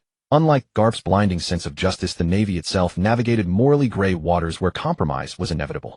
The warship drifted closer to shore as dozens of Marines disembarked in formation, bayonets gleaming and weapons drawn ready for whatever might come. Vice Admiral Theroux descended the gangplank, cautiously keeping pace with the grinning Murray beside her. The Rox pirates, disguised as guards, immediately stepped forward with feigned alarm and reverence. My lords, you've finally arrived. The Lord instructed me long ago to prepare all supply provisions. With thinly veiled suspicion, her gaze swept across the beach and streets, taking in gaunt-faced slaves, scattered farming tools, a few shivering townsfolk, and the obsequious guards lining the area. Everything appeared to be nothing more than an ordinary exploited village. Vice Admiral Theroux continued to scrutinize her surroundings, that uneasy feeling growing with each passing moment. A clattering sound echoed. The guard leading the way fumbled a blade from within his pants. Upon noticing Theroux's stare, he hastily retrieved it and stammered repeated apologies. My apologies, that blade is for slaughtering pigs, ha. From what I can see, there's no pig's blood on it. The lead guard sensed danger and quickly exchanged glances with his companions. CP0 Vice Chief Murray kicked the man aside. He may have been greedy, but he wasn't foolish. Something about this situation was deeply wrong. In previous years, the slaves brought here were numb and broken. This year, every single one wore expressions of raw terror. Damn it, we've been exposed. Men attack. Before the words fully left his mouth, a thunderous, echoing laughter erupted from behind the island's reefs, shaking the very waters around them. Ha ha ha, leave. Too late. Roxty. Garp, his muscular torso bare, unleashed a terrifying aura that churned like a black storm. With one deliberate step, the very sand beneath him quaked. Dark crimson lightning swirled around his frame. That oppressive presence, born of countless slaughter and dominion over these seas, its focus locked onto the gold chests aboard the warships. It's the Rox pirate crew. Marines' complexions drained to ash white, their spear grips shaking uncontrollably. The concealed pirates erupted from hiding, throwing off their peasant disguises entirely. The ambushing pirates instantly shed their false appearances. Captain John gripped his hands together, and a massive pile of metal scrap crumpled away to reveal their true arsenal. Yin Fuxiong swung his silver axe, while Gil Bada brandished his musket. Ganzi Wang, Jima Long, and others burst forth with manic laughter. The Golden Lion launched himself skyward on floating stone platforms, his float fruit powers unleashing. Countless swords and boulders hovered in the air before raining down upon the warships like a tempestuous storm, carefully avoiding the protected transport vessel. It's the Rock's pirate crew. The marine forces shattered instantly. The CP-0 vice chief lunged forward, furiously unleashing the full power of 6 powers toward Rox, but Rox caught his fist and hurled him down with brutal force. Swoosh! Rox's right hand erupted in black-red lightning, shaping itself into a demonic blade that crashed down with tremendous force. Murray scrambled to his feet, rapidly deploying Tech-Eye to intercept the blow. But the blade's force overwhelmed his defense, splintering through his chest and leaving him dead before he hit the ground. That moron's instructing others in Iron Body. Truly a disservice to the art, Kuro scoffed, shaking his head dismissively. In the original text, this technique never managed to withstand more than a handful of strikes. Seeing the remaining Marines and CP agents gradually losing ground amidst the chaos, Golden Lion Shiki locked his gaze on Vice Admiral Tsuru, unleashing countless sword slashes that sealed off all her escape routes. Isn't this the bitch who follows Garp and Sengoku? Don't think you can escape today. Tsuru dodged using paper art and countered with Rankyaku, but against Golden Lion and the endless onslaught of pirates, she was eventually overwhelmed. One by one, the pirates were washed clean like clothes, their bodies limp and falling to the ground. Vice Admiral Tsuru's stamina was also waning. A heavy slash struck her side, sending her flying with a shockwave. Before she could land, the earth rose into the air and solidified into ropes, binding her mid-air with the Devil Fruit ability, making her a complete captive. Most of the warships were sunk, and the surviving Marines suffered heavy casualties. The celestial tribute fell entirely into the hands of the Rock's pirates. Leon stood beside Kuro, raising an eyebrow as she watched Vice Admiral Tsuru being escorted to the beach. This big sister is so beautiful. Kuro's gaze landed on Tsuru, and for a moment he was slightly stunned. Kuro's gaze seemed tangible, clinging to Tsuru's body from her disheveled, deep blue hair, strands, to the upright curve beneath the uniform, torn by sword slashes. His Adam's apple moved slightly. Throughout his journey, he had grown accustomed to the bold and passionate beauties among pirates, and had seen many delicate and charming noble ladies. But a woman like Tsuru, he had never encountered one before. She was neither the immature tenderness of a girl, nor the submissive humility of a slave. Her marine uniform was torn in several places, her hair disheveled, blood seeping from her shoulder, yet her back remained straight, her gaze calm and sharp. Even as a captive, she exuded an aura of unassailable dignity and aloofness. In Kuro's eyes, there were many types of beauties, and this kind, cold, reserved, intelligent, strong, and yet beautiful and fierce, exactly matched his taste for a mature, alluring older woman. The more he looked, the more he felt that this woman was far more valuable than jewels and gold. He raised his hand to signal the pirates behind him to bring chests of glittering gold and jewels, piling them before the crowd. He tapped the scabbard lightly against his palm, a playful smile on his lips. "Roxanne, quite taken with Vice Admiral Tsuru here. Deduct these gold from my share, or I'll use them to trade for her. She's mine now, deal it." As soon as he finished speaking, even Stussy looked at Kuro with a rather strange gaze. "Are you some horny baboon? She's a marine, you know." Stussy's eyes widened innocently, her face full of disbelief. "That's exactly why I want her. If she weren't a marine, it wouldn't be interesting." Kuro made no attempt to hide his depraved taste. "You're a pervert, Kuro. Kill me. I will never defile justice." Tsuru lowered her head, looking at the surrounding pirates with disgust. Kuro's face darkened. Pervert was a nickname the pirates on Honeycomb Island had given him. How did the Marines find out? Ha ha ha, interesting. Roxai captured her, and I'm selling her to Kuro. No problem, right? Golden Lion Shiki said with a sly grin, wondering what expression that bastard Sengoku would have when he found out. He really wanted to fly to Marineford and tell him personally. Since you want her, she's yours. After all, she's a vice admiral, worth at least $1 billion. Rock's wish was to overthrow the Holy Land Mary Geos, and anything that could strike at their dogs Rox would fully support. Kuro's smile widened. He couldn't wait to go back and do an ultrasound. This time, they didn't wait to return to Honeycomb Island to divide the spoils. The Marines had been beaten into quails, so as long as they didn't attack Marineford, there would be no all-out battle. Gold, silver, and berries were divided on the spot. Antiques, paintings, and some handicrafts needed John to fence them before distributing dividends. Rox took out 4 devil fruits, 3 long swords, and 4 jewel-inlaid blunderbusses from a nearby bag. None of these are the fruit or items I want. Let's discuss how to divide these. Edward, Newgate, Shiki, John, Charlotte, Lean Wong, Ji, Ganzi, Babel, Malone, Kaido, Shion, Kilbasada, and Bakingam Stussy. Including Kuro, there were 11 people in total, all eyes fixed on the 4 devil fruits. Even if some of them had already eaten a devil fruit, the extras could be used to win over allies or train subordinates. I say those who have already eaten a devil fruit don't need to compete with us. Silver Axe Shion was the most eager. He and Shiki were mortal enemies, and the gap between them was growing larger. He desperately needed a devil fruit to strengthen himself. Bullshit. Who says I don't need it? Golden Lion Shiki initially didn't want to fight over it, but seeing Silver Axe Xiong's eagerness, he had to grab it. Once the Rocks Pirates disbanded, he would definitely kill Silver Axe Xiong first. Hey, at least let's figure out what devil fruits these are first. Don't end up eating some useless garbage fruit. Kuro picked up a devil fruit, turning it over in his hand. This one is the Supa Nomi, the Ryu Nomi model ancient Zoan Pteranodon. No Tyrannosaurus. Wait, let me check again. The Supa Nomi Ryu Nomi model ancient Zoan Tyrannosaurus, the vapor fruit, and the Dordor fruit. You all choose as you like. Those who don't want a devil fruit will get compensation from the shares of those who take one. Rox pulled out a devil fruit encyclopedia from his pocket and began flipping through it. I've already eaten one, so another is useless. I'll take 2 of the jewel-inlaid guns. Kill Beiseta had earned the title of four-armed gun king over the past 2 years and had a hobby of collecting exquisite firearms. Captain John looked at the main contenders, Golden Lion Shiki, Silver Axe Xiong, Charlotte Lean, and a few others, and proactively said, I don't want any of these, but I want an extra 500 million berries from the share. Captain John himself was a Wara Nomi user. In the original story, he was betrayed by his men because of treasure, which shows he wasn't the type to consider his subordinates. Training subordinates was less worthwhile than just taking more money. Babel hesitated for a moment and said, then I'll pass too. I'm a fishman, I'm not interested in devil fruits. But I also want an extra 500 million berries. Stussy and Malone both decisively gave up. Their combat power wasn't as high as the other monsters, so even if they fought they wouldn't get anything. Whitebeard Edward Newgate, now a lone wolf, didn't care that much about devil fruits, and also asked for an extra 500 million berries. Mama, since no one else is fighting, it's just you few left. I must have one. Anyone who opposes, speak up now. Charlotte Linlin laughed as she reached for the vapor fruit. Seeing no one stop her, she took it with satisfaction. Then I'll take the Ryu Nomi. Silver Axe Xiong quickly reached for the Ryu Nomi model ancient Zoan Tyrannosaurus form. Gah! I didn't agree to that. Golden Lion Shiki laughed slyly, slashing his sword at Silver Axe Xiong's hand. Clang! Silver Axe Xiong cursed in anger, and the two of them clashed, one with a sword, the other with an axe. The crowd cleared a space for them, clearly enjoying the spectacle. Forget it. None of these fruits are what I want. I'll pass. Kaido thought for a long time and decided to skip it. He wanted a more violent and powerful devil fruit. Kuluo glanced over and reached for the Dordor fruit. Ganzi, seeing this, also lunged for it, clearly intending to compete with Kuluo. Ganzi, are you not afraid of dying fast enough?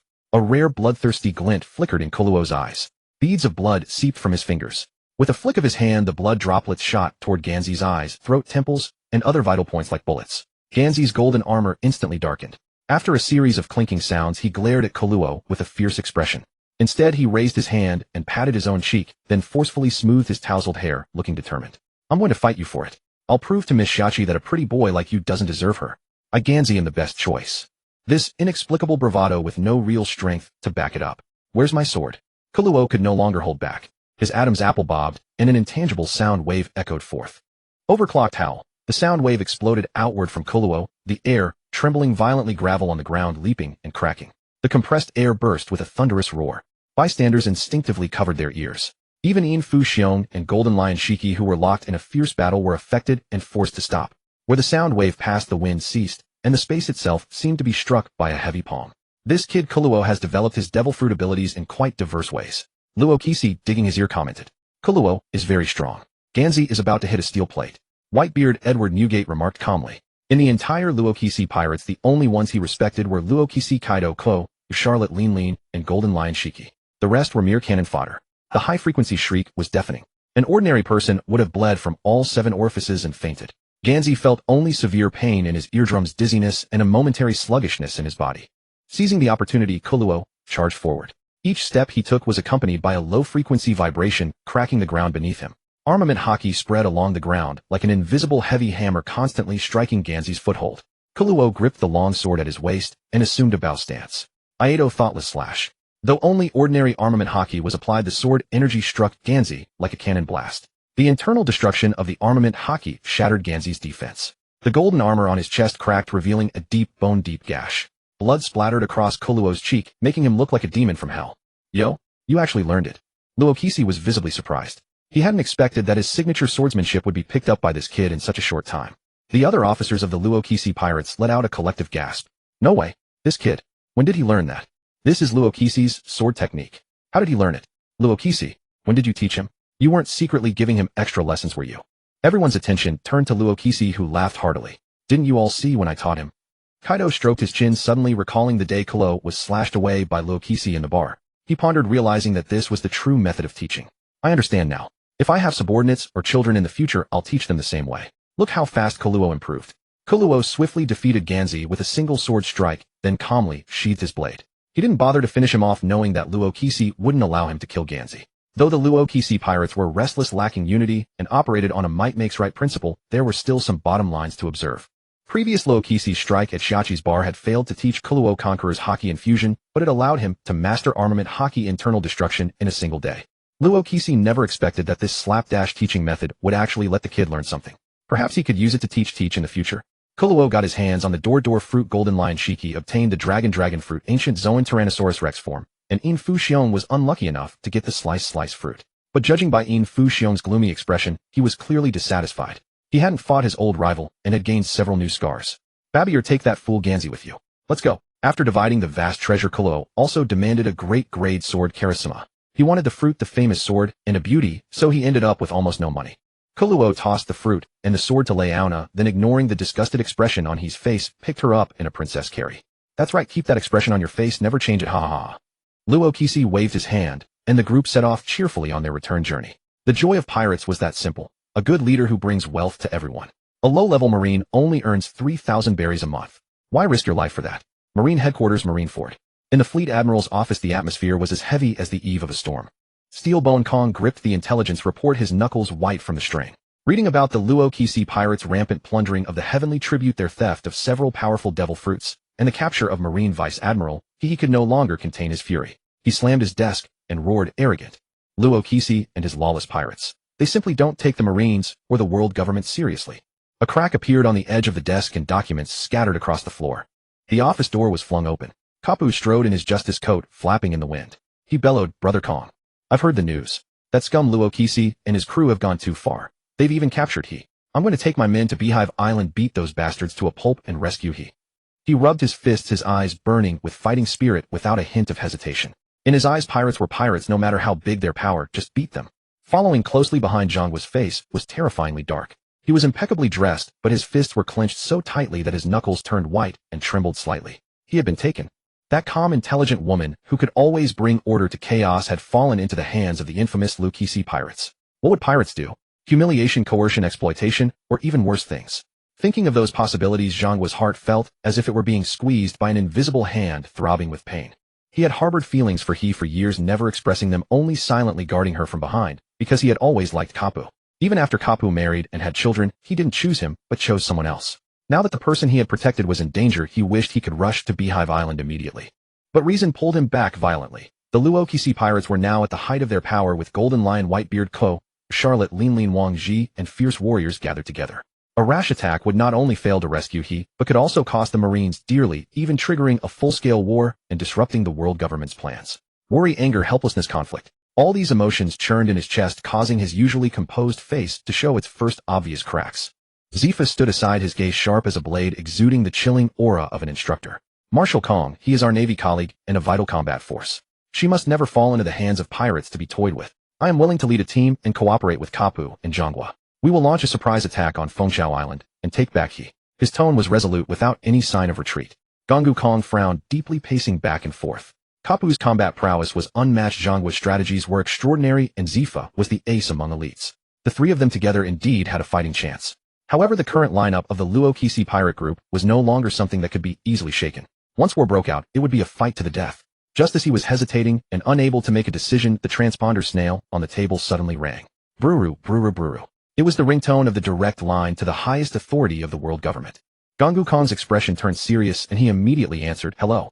The transponder snail's expression became solemn and majestic, its voice aged and unwavering. It was the order of J. Garcia Saturn.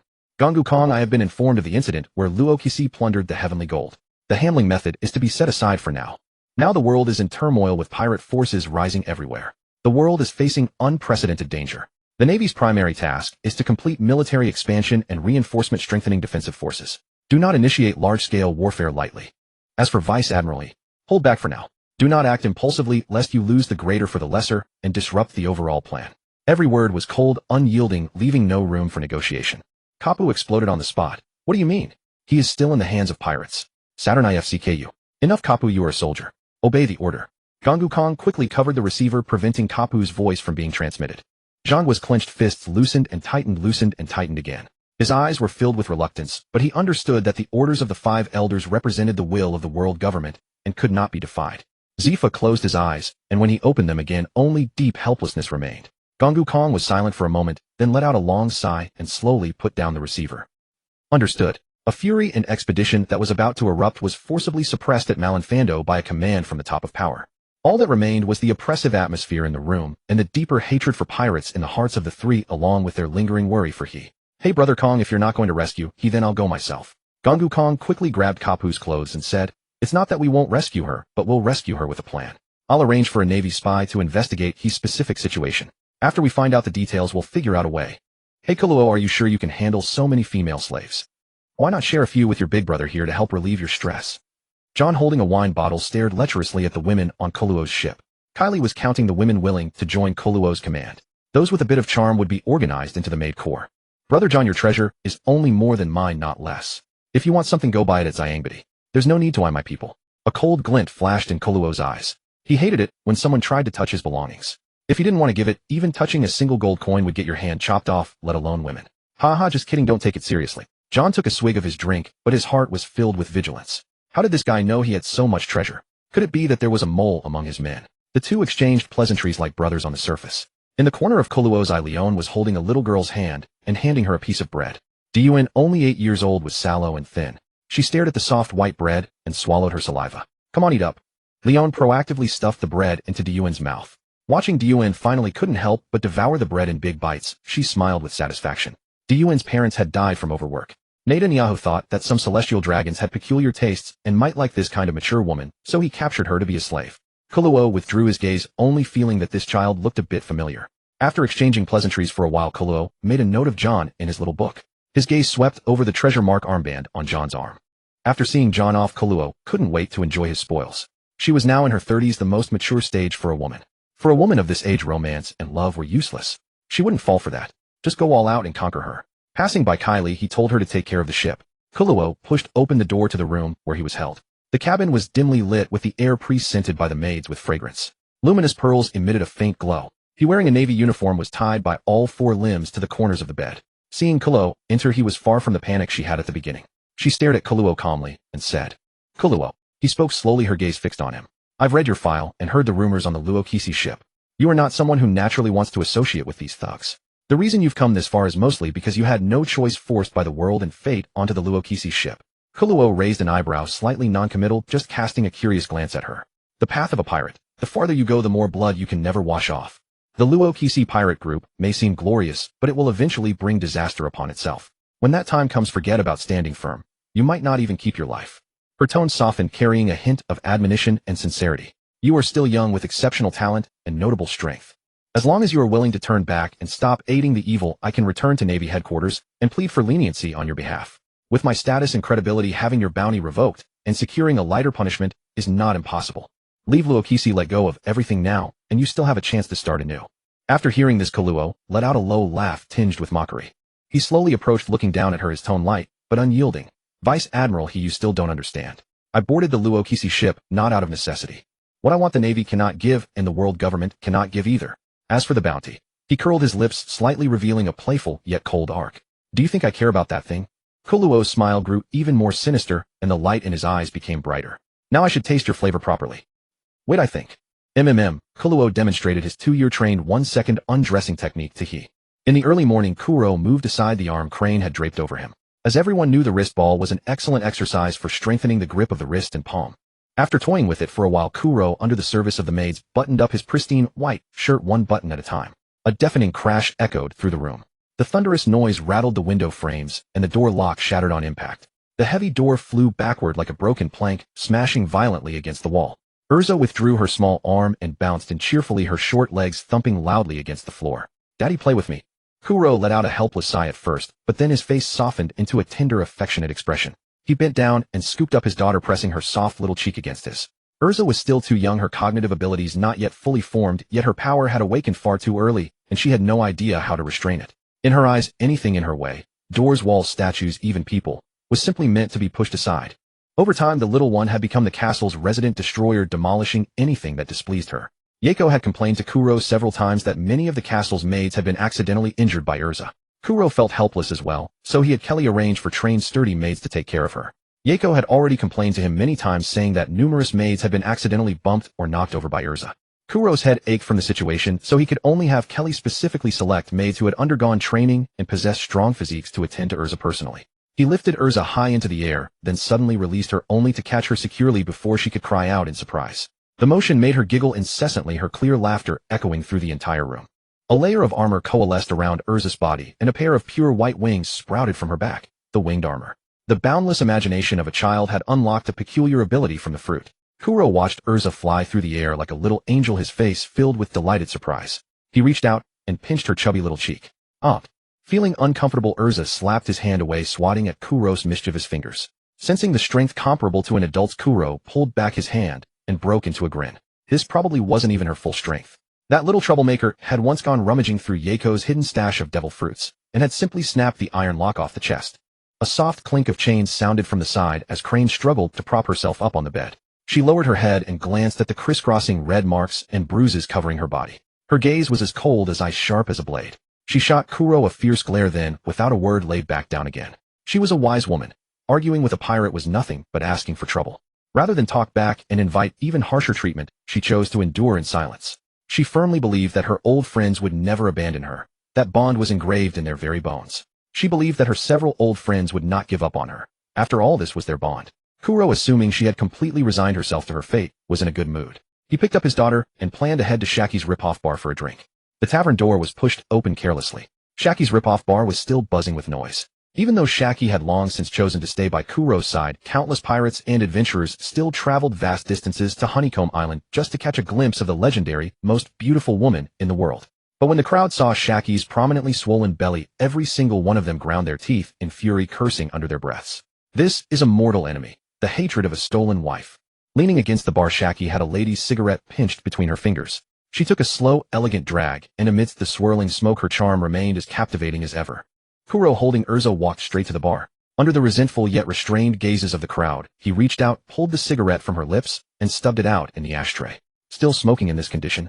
His tone wasn't harsh, carrying even a hint of indulgent scolding as he gently placed his hand over Shaki's belly.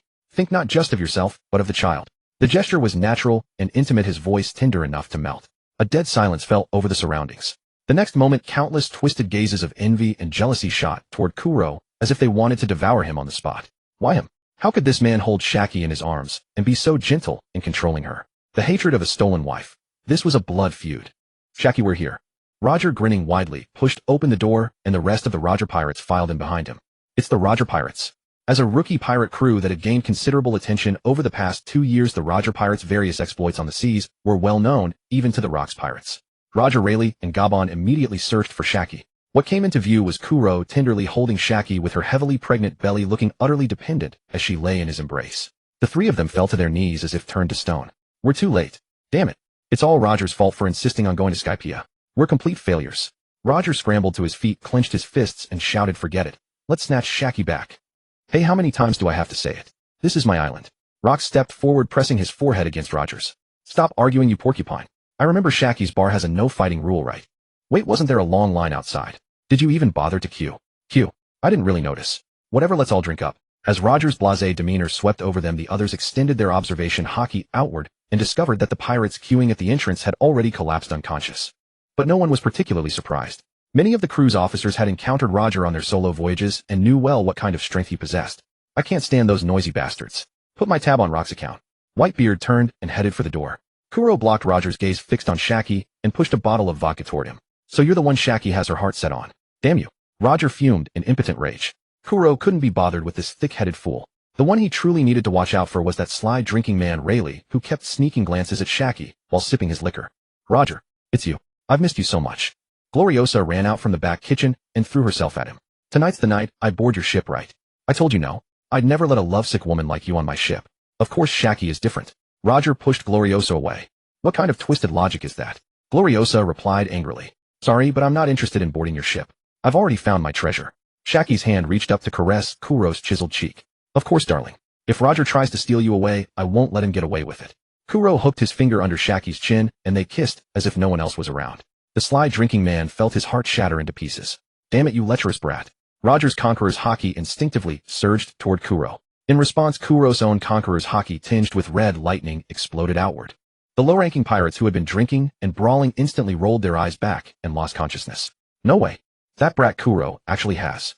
Silver Axe gritted his teeth, glaring at Kuro's back with envy. He had always felt that his lack of conqueror's haki was why he was inferior to Golden Lion Shiki. Why does it have to be him and not me? Ganzi, his body wrapped in bandages, punched the table in frustration. Wang Ji, Golden Lion Shiki, and John squinted at Kuro, never expecting him to possess the qualities of a king. Mama, I knew you could do it, Kuro. So does conqueror's haki give birth to natural conqueror's haki? Charlotte Linlin mused thoughtfully, realizing she needed to push Kuro to work overtime. I was right about him. It seems we really need to deepen our cooperation. In Stussie's eyes, Kuro had become an exponentially greater potential asset, worth going all in. Stussie licked her lips. What a nuisance. That guy. Gripping his tankard, Shiki's eyes flickered with a complex light. Having conqueror's haki didn't mean much after all, he himself had it. But the problem was that Kuro was too young, yet already so formidable. Ha ha ha, something interesting is finally happening. Roger laughed heartily, his conqueror's haki clashing with Kuro's, causing the air to tremble. The collision of the two conquerors' haki sent shockwaves through the entire bar. Kuro slowly withdrew his conqueror's haki, glancing around with a smug smile. AI Lusha, covered in layers of armor, climbed onto Kuro's shoulders using both hands and feet. The protective armor vanished, and she looked down at Xiachi with a pacifier in her mouth and big watery eyes. Her chubby little face instantly triggered Xiachi's maternal instinct. Xiachi reached out and took AI Lusha into her arms, pressing her cheek against the baby's plump face. Lei Li then noticed that the child had not fainted from the clash of conqueror's haki. Although it was a clash of the most basic conqueror's haki, even low-level pirates could not withstand it. The future pirates are getting better too. Monsters will come and crush you all. Lei Li averted his gaze and muttered silently. Since Miss Xia-Chi chose you, don't let her down. Otherwise we won't let you off, Luo Jie said with a hint of sourness. Xia-Chi was the treasure of Beehive Island. Luo Kusi relied on Xia-Chi's reputation to attract and recruit pirates who came upon hearing the news. Everyone had the right to pursue Xiachi in peace, and who she loved was her own decision. That's what Luo Kusi told the pirates who came to Beehive Island, but who knew there was a hidden agenda. The choice had long been decided. Kuro had quietly and unknowingly formed a mutual affection with Xiachi. You don't need to tell me, Luo Jie. Xiachi is my treasure. Kuro smiled, gently pulled Xiachi into his arms, and gently kissed her forehead. Has it started? It's already over. Forget it, let's have a banquet. The carefree Luo Jie quickly adjusted and returned to his usual playful demeanor. My boys, let's sing, dance, rap, basketball. Thus the Roger pirates stayed on Beehive Island for a few days, replenished supplies, and set sail again. Bastard Luo Jie, bastard Luo Jie, bastard Luo Jie. Gu Luo Liosa had been pestering Luo Jie these past few days, confessing her love and being rejected several times. She asked to board Luo Jie's ship, but was refused each time. The sea breeze carried the unique, boisterous atmosphere of Beehive Island. Gu Luo Liosa stood with her hands on her hips, her delicate face flushed with anger as she watched the ship of the Roger pirates gradually fade into the distance. She cursed over and over again, her eyes filled with the grievance and unwillingness of rejection, her graceful figure trembling slightly with anger.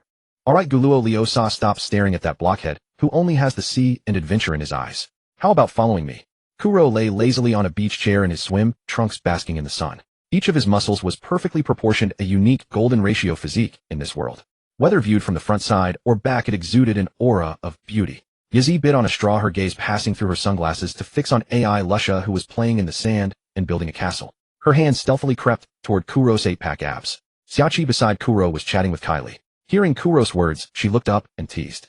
Yeah, Sister Gu Luo Liosa, since that bastard Luo Jie doesn't like you, it's his loss. How about considering my Kuro? Look at this face, this body. Everyone who's used it says it's great. Gu Luo Liosa rolled her eyes and said to Kuro, who was staring at her slender long legs, even if you have my body, I will never love you.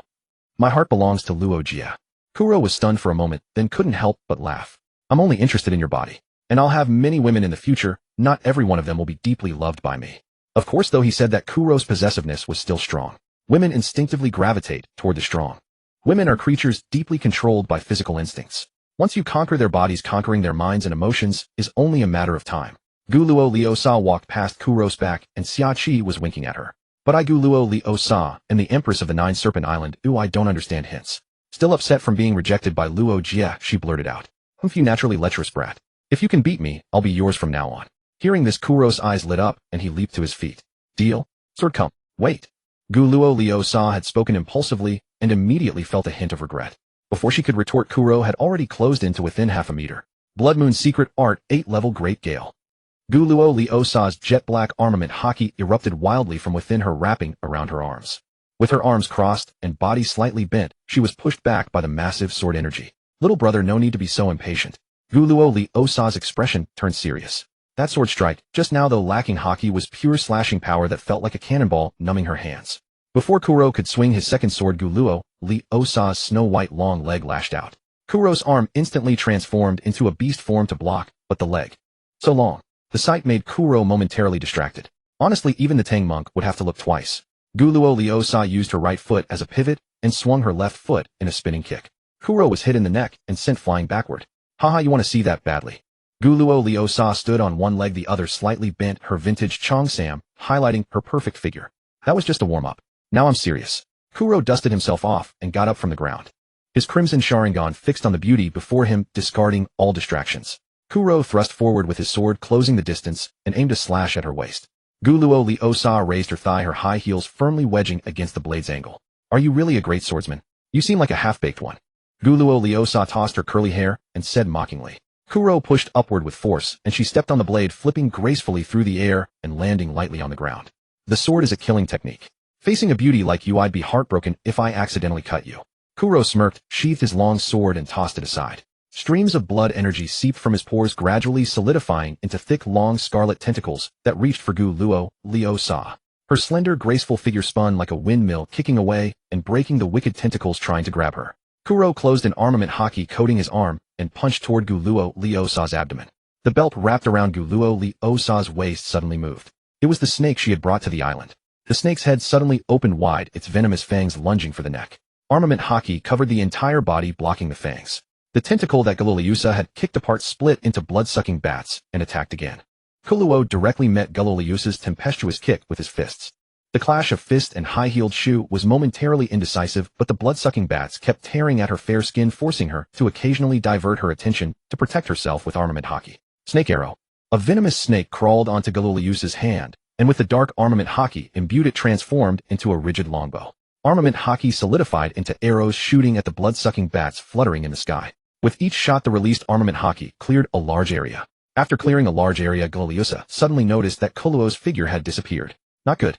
Just as Guluo was about to turn around, Kuluo reached out his left hand and directly wrapped it around her slender waist, pulling her entire body into his embrace. It seems I've won. Their distance suddenly closed, so close that Guluo could smell the crisp, yet dangerous scent emanating from him.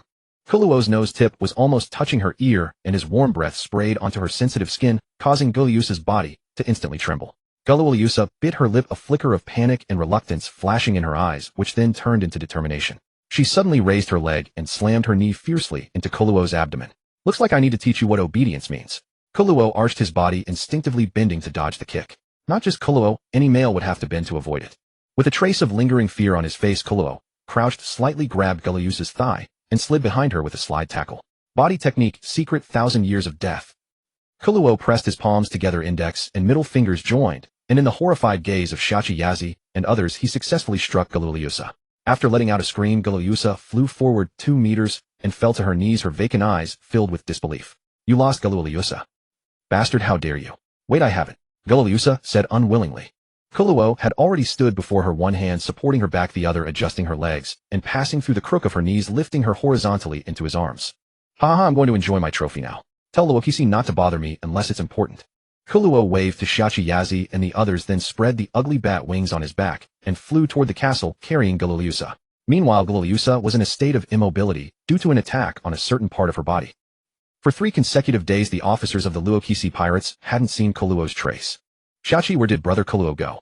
Luokisi is gathering people to go to Irubafu. Kaido spoke to Shachi with the shyness characteristic of a youth somewhat embarrassed. He also liked Shachi, but he liked power more than her.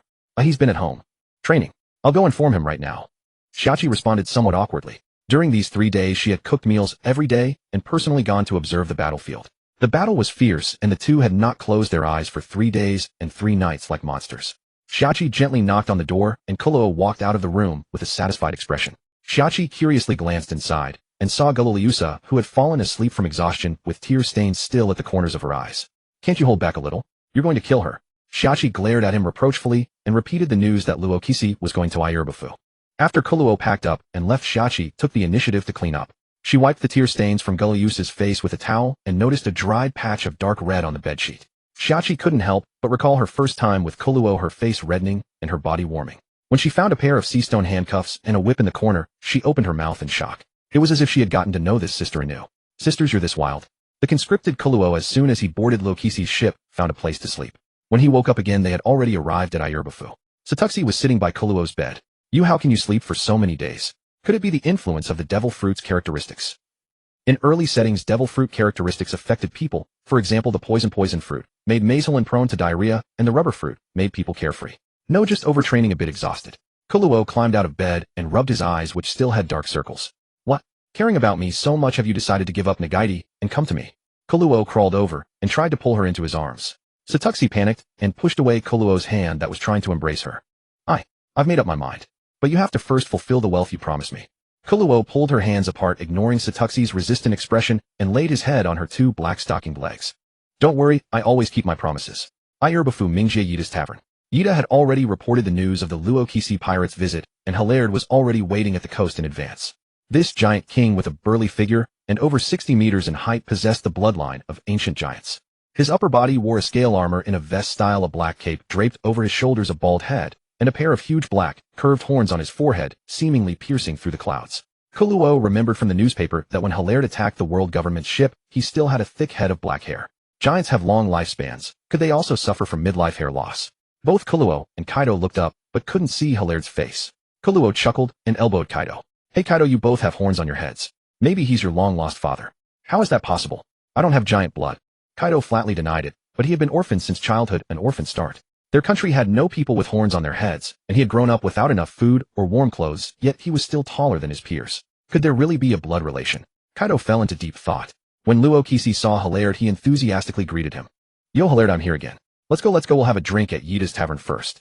Harold, his face dark with anger, glared at Rox and his crew as he hurled the heavy anchor onto the sandy beach. The moment the anchor crashed down, sand erupted in all directions, the ground trembled violently, and a thunderous boom echoed along the shores of Elbaf, startling flocks of seabirds from the forest. A glint of manic glee flickered in Rox's eyes. He bent his legs abruptly, gathering power, and the deck beneath him splintered instantly. Like an arrow loosed from a bowstring, he shot forward, landing before Harold in the blink of an eye, tilting his head back to meet the gaze of his giant friend. He spread his arms wide and drew a deep breath, savoring the mingled scents of damp earth, fragrant pine, salty sea breeze, and the thick aroma of sweat and iron blood that clung to the giant warriors. That wild, untamed smell set his blood ablaze. A bold, charismatic grin spread across Rox's face. Harold, my old friend, I've come. Close behind him were Whitebeard, Edward Newgate, Shiki, the Golden Lion, John Infu, Xiong Malone, and a group of fierce, sinister outlaws, their presence magnifying Rox's overbearing supremacy. Harold stood motionless, recalling what the world government had told him. If the warriors of Elbaf meet this condition, Elbaf can join the world government. Kill Rox. His clenched fist tightened, knuckles whitening from the strained bones cracking audibly, but after a moment, he loosened his grip only to repeat the cycle. His eyes were filled with hesitation and inner conflict. At last, after a moment of hesitation, he drew a deep breath and spoke in a voice like a resonant bell. You scoundrels, utterly, without scruples or restraint, I will never allow you to set foot in my country. Rox, however, remained unperturbed. He raised his fist and laughed uproariously, his tone casual and certain. Don't talk nonsense, Harold. Let's go to Ida's tavern for a drink. Men's affairs should be settled over the table. After a somewhat awkward exchange, Harold led the group of ruffians to the tavern run by his younger wife for a drink. Pushing open the tavern door, Ida was a giant of very ordinary appearance, lacking the sharp, majestic beauty common among giant women, instead bearing a gentle, honest demeanor. She was one of the shorter giants in the tribe, and it was a mystery how Harold had fathered Hudruden with her. Ida had met Rox a few times before. She always urged Harold to maintain friendly relations with humans, and she was very kind to Rox and the others. She warmly welcomed them to sit down, quickly brought out enormous chunks of meat, fresh fruits, and several large barrels of rich ale, generously entertaining these uninvited guests. Rox hopped straight onto the wide tavern bar counter and raised his glass to toast with Harold across from him, completely at ease. Whitebeard, Shiki, and other pirates who had visited Elbaf before were already accustomed to the giant-sized food and drink. They indulged heartily, devouring roast meat larger than a man and quaffing barrels of ale. Kuro, Kaido, Silver Axe, and Gilbast, who were visiting Elbaf for the first time, looked around with wide-eyed curiosity, their gazes sweeping over everything.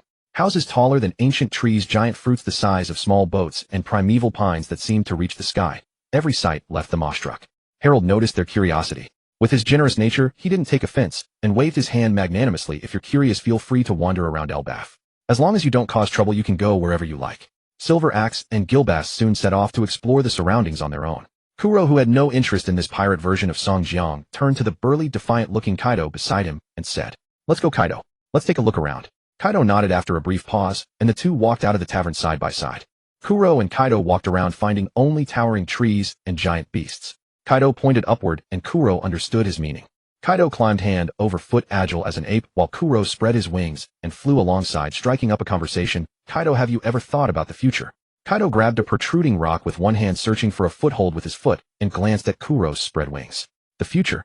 I'll definitely get a powerful devil fruit, one that can fly. And after you get the devil fruit, have you ever thought about leaving the Rocks Pirates? Kaido fell into an uncharacteristic silence. After a moment he replied in a low voice, why would I leave? I have money, meat, and drink. Why would I leave? Because the Rocks crew will inevitably fall apart one day. You've seen how the officers each go their own way. Once Rocks is in trouble, those guys will scatter faster than anyone. Kuro floated easily in the air, watching Kaido climb like a nimble gorilla. I've never thought about that. Kaido found it hard to believe the Rocks Pirates would disintegrate. True, the crewmates loved to fight, brawl, and trip each other up. But that was more like playful roughhousing among comrades.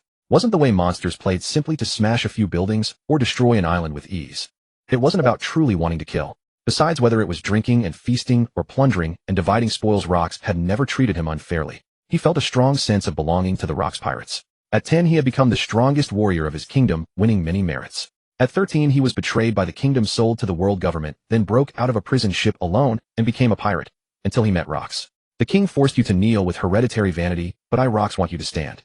Hearing that Rocks aimed to become the king of the world, his blood boiled with passion, to drag all those haughty nobles down and smash their heads with his own mace. The Rocks Pirates was exactly the place for Kaido. It won't be long. The world government won't tolerate Rocks' plan to annihilate the navy and then conquer the Holy Land. We'll eventually face the world government. If Rocks wins, fine. But if he loses, Kuro stated with absolute certainty. His view of the future startled Kaido. Rocks is strong. Newgate and Shiki are all strong. I don't think we'll lose. Rocks, Newgate, Shiki, even the others are strong. But you know there's a traitor in our crew. Do you think only the traitor would betray Rocks? Kuro continued, even if IU and Linlin don't betray him, what about Shiki, Infu, Xiongjan, Wangji? They're not so easy to predict. Kaido panted, slightly sweat beading on his muscular lines. After a moment of thought he said, brother Kuro, I'm not smart. Just say what you want to say. Let's wait for the final battle. If Rocks wins, I'll say nothing. But if he loses, then join me. My goal is the same as Rox's, to overthrow the celestial dragons and claim the throne of the world. Kuro's eyes locked onto Kaido's expression. If Kaido refused, he would kill him in the chaos of God Valley. What makes me different from Rocks is that I don't pursue absolute power. I believe in the power of unity. Every member is my family, and I believe they will be stronger than the Rocks Pirates. So, join me, Kaido. Kaido remained silent for a long time. Kuro waited patiently. After a while, Kaido's cold, hard voice came. I won't betray Rocks, and I won't join you. Kuro's hand instinctively moved to his sword hilt. But, if Rocks truly falls one day, I can cooperate with you and form a pirate alliance. Kuro's hand relaxed again. It wasn't the ideal outcome, but a pirate alliance was acceptable. Next time, don't pause like that. The timeline of God Valley was drawing closer. Kuro needed to ensure that after Rocks fell, the remnants of the Rocks crew could avoid being purged. Kolo and Kaido had just climbed to the upper levels of the world tree, but even with Kaido's colossal frame that far surpassed ordinary humans, he appeared remarkably diminutive, standing on those branch trunks, as vast as mountain ranges. Kolo brushed away wood shavings and dust from his shoulder, then lifted his gaze. The view previously obscured during the climb suddenly opened up, and the full panorama of the giant tribe's settlement spread unreservedly before their eyes. A potent aroma of malt beer, roasted meat, and pine would surge toward them. The giant tribe's settlement, bursting with the most majestic vitality, unfurled across the giant tree's branches into a thriving, bustling expanse. Beneath their feet lay the Atom tree's sturdy branches, as thick as mountain ridges, worn smooth by countless footsteps, overlaid with dried giant ferns and colorful beast pelts. On either side stood closely packed stone and wood giant houses, their roofs covered with vibrant giant bird feathers.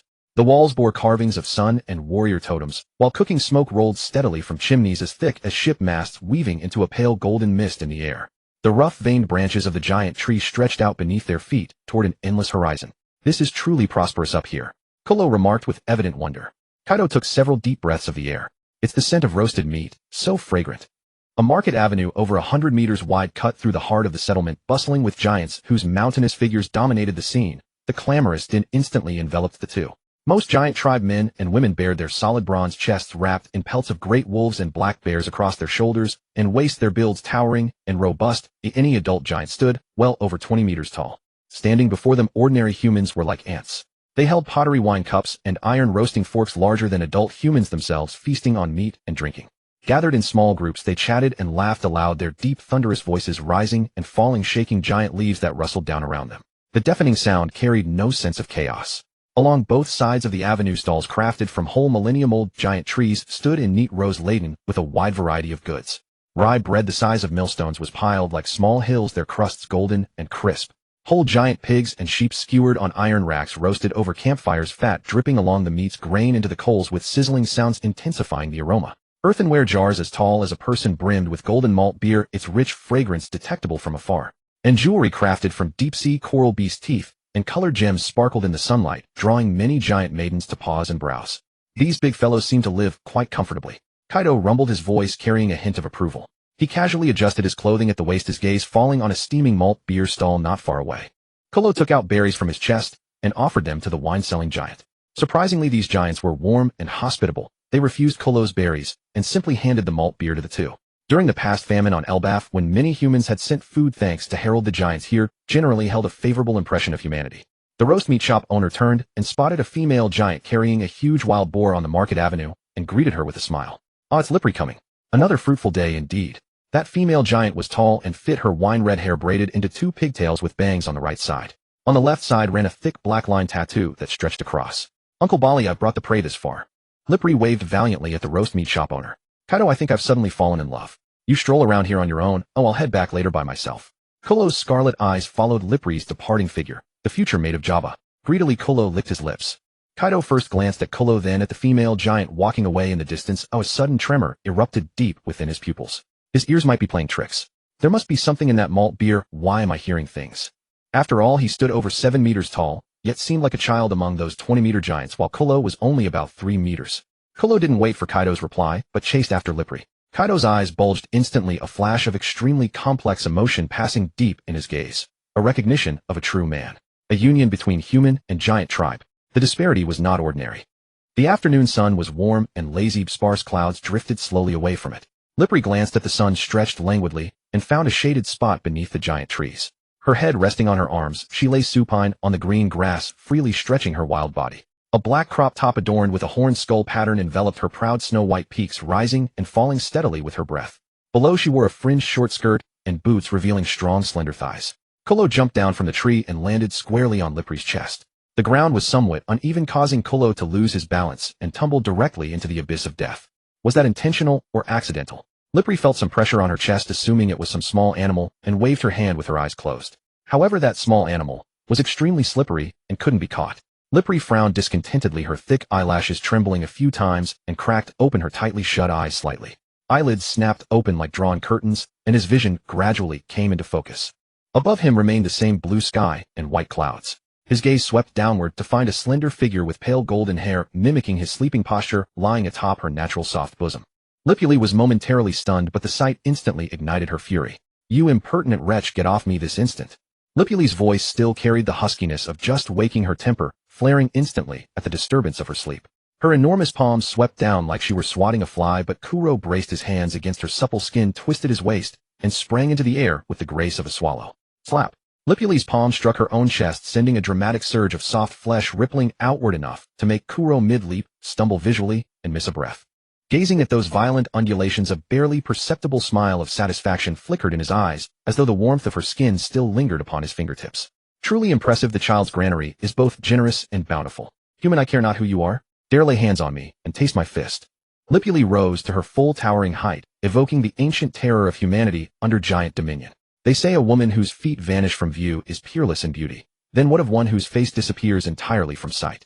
Her massive frame surged forward like a rising mountain, her fist launching with a thunderous whistle through the air, hurtling toward Kuro like a falling meteor. Kuro unfurled his bat-like wings and pulled back. Boom! The colossal fist smashed into the ground, erupting a pit several meters deep in an instant, sending fragments of stone flying and choking clouds of dust billowing into the air. The giant tribe truly stands favored by the gods, for a casual strike carries the power of tens of millions of pirates. How terrifying! Greetings. For our first meeting, this is my gift to you.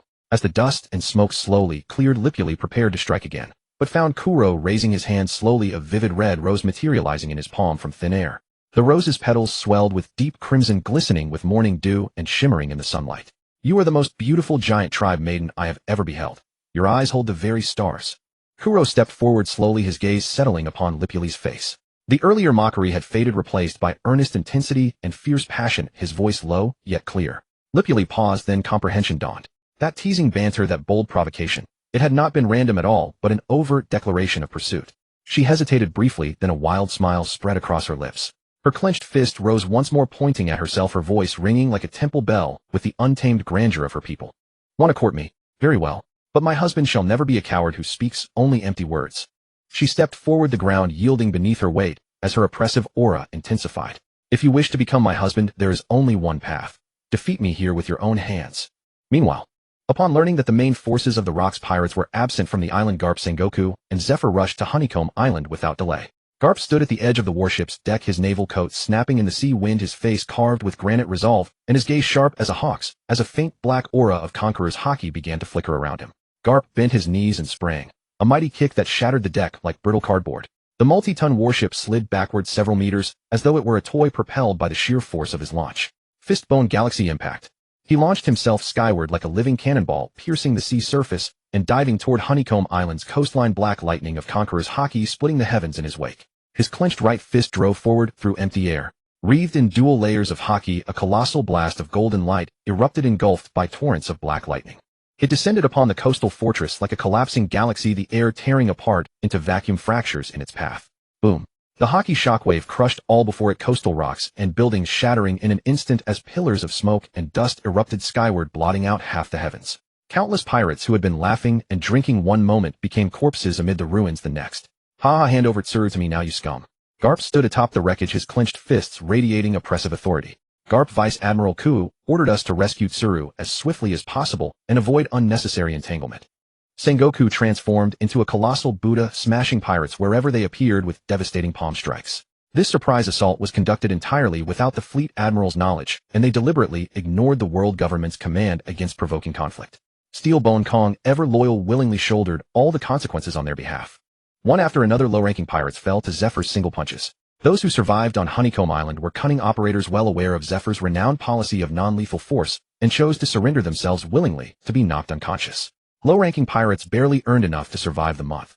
Why risk their lives for such little? Those hot-headed youths charged recklessly at Garp, convinced that killing him would guarantee them a place among the Rock's pirates.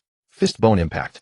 Garp treated basic attacks like ultimate techniques, clearing enemies with devastating area strikes, leaving none unharmed. Damn Marines. Rox is going to give us hell for this. Prometheus heavenly fire. Raging flames billowed toward Garp with searing heat as Charlotte Lin drew Napoleon from her side. Stop fooling around. If Honeycomb Island falls, you'd best hope Rox doesn't return and cut you down. Stationed at Honeycomb Island alongside Lin were Wang Ji and Barble. Wang Ji, cunning as ever, kept himself concealed, despite maintaining ties with the world government. But he could not be certain these three berserkers would not arrest him on the spot. Barble, terrified of Rox's wrath, volunteered to step forward. After all, his homeland was Fishman Island, and he maintained close bonds with his people. Unlike the other officers of the pirate crew, each burdened by troubled origins. Garp's iron fist, wreathed in Conqueror's haki, shattered the flames, his eyes flashing crimson for a fleeting moment. Napoleon's shattering blade. Lin's massive sword, wreathed in fire and haki, collided with Garp's fist. The collision of two supreme haki forces detonated the air, sending visible shockwaves rippling outward in concentric rings. In the next instant, Lin swung Napoleon in a sweeping arc, unleashing the giant tribe's martial art Weigua. A colossal purple sword aura slashed across the sea surface, striking directly at Garp's face. Garp neither dodged nor retreated. He drove his right fist forward with overwhelming force, his armament haki-hardened knuckles meeting the sword energy head-on. Thunderous crash. The sword energy shattered instantly. Garp closed the distance with Soru, seized Lin's throat with his left hand, and unleashed a rapid barrage of armament haki-enhanced punches against her face. Go to sleep. Go to sleep. Mother, I've come to rescue you. Zeus the thundercloud drifted toward Garp's rear as crackling sounds echoed. Lightning flashed and blue-white bolts struck downward. Garp's body froze for a split second, and Lin seized the opportunity to kick him away with a powerful leg strike. Had Garp struck anyone else, they would have been knocked unconscious. But Lin's steel balloon physique absorbed the impact, leaving only a trickle of blood at the corner of her mouth. Barble charged forward with raised fist to clash against Zephyr. Both men fought with pure conviction. One driven by memories of pirate devastation that had shattered countless families, the other by the image of his fellow fishmen sold into slavery. True warriors never retreat from danger. On the other front, Sengoku seized a pirate by the collar and spoke. Look me in the eyes and tell me where the female vice admiral you captured has been taken. The pirate before him was already beyond recognition, his cheeks swollen like fermented dough, broken teeth mixed with blood embedded in his gums. Even his own mother, if standing before him, would never recognize this as her son. Sengoku frowned deeply, repeatedly pressing for answers, but only receiving a series of incoherent moans extracting not a single useful piece of information. A cold gleam flashed in his eyes. With a flick of his arm he flung the useless wretch away like trash. In a flash he expertly grabbed the collar of another trembling pirate and slammed him forcefully to the ground. His massive fist delivered 2 blows to the stomach, then 2 more to the face. Speak or not. Speak or not. If you don't, I'll keep hitting. Vice Admiral, you haven't even asked a question yet. How can I answer if you don't ask? The swelling on his face was so severe that his eyes could barely see. This Vice Admiral just started beating people without giving any chance. Sengoku was taken aback, lowering his clenched fist. Had he not asked? Right, he had questioned the previous one. Tell me, where is the female Vice Admiral captured by Rocks and his crew? Tell me quickly. Sengoku's eyes were bloodshot, his fury nearly overwhelming his reason. The violence in his tone was unlike the usually composed man. This surprise assault on Beehive Island was a once-in-a-lifetime opportunity. Having suffered from the Navy's raid, Rocks would undoubtedly turn this island into an impregnable fortress in the future. The Navy would never be able to set foot here again. He could not afford to waste a single moment. Sir, I heard that Vice Admiral was sold to Lord Artillerist Kuro. The captured pirate spoke with a fawning smile. What? Artillerist Manfred Kuro? Damn it, His body trembled, his heart instantly seized by endless panic and rage. As soon as Sengoku heard the name Kuro, he knew the situation had taken the worst possible turn. Flames of anger continuously scorched his heart. The name Manfred Kuro was notorious as the enemy of all men. Not only in pirate circles, but even within the Navy, it was well known. If Ahi fell into his hands, she would be utterly helpless. After having the pirate point him in the right direction, he smashed the man's head with a single punch. Ahi, wait for me. Sengoku let out a low roar and broke into a sprint, charging toward Kuro's European-style castle like a thunderbolt. The aura emanating from him caused the pirates in his path to collapse in terror, too scared to approach. Meanwhile, inside Kuro's grand European-style castle, Xiachi and Yazi, upon hearing the explosion, immediately dispatched people to investigate the situation. Learning that the Navy was attacking, they decisively organized personnel to move Kuro's accumulated treasure and prepare for evacuation. Lei Aonii held the young Ji Yuan's hand, and together they carried a heavy golden chest. Ji Yuan's small face was covered in sweat, her delicate arms straining as she clung to the chest's edge, trudging forward with effort. The other maids each performed their duties. Some carried sparkling jewels, others shouldered antique artifacts, while the stronger ones dragged bulging bags of berries, moving hurriedly yet orderly.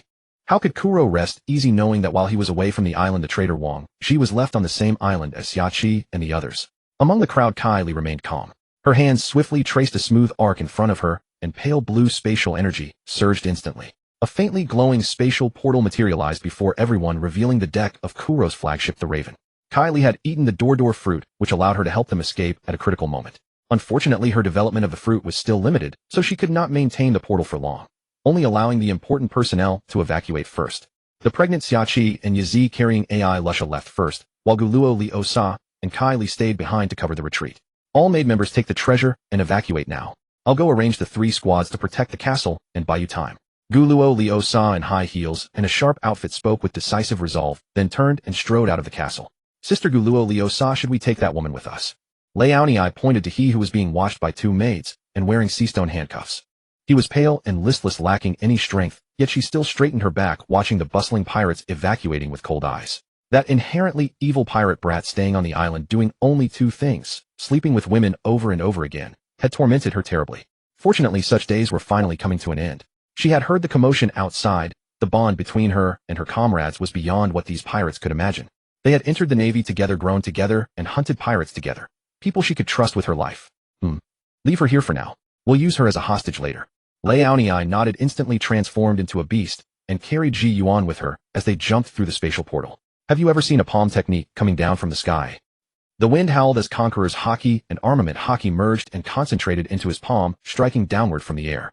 Watch out above.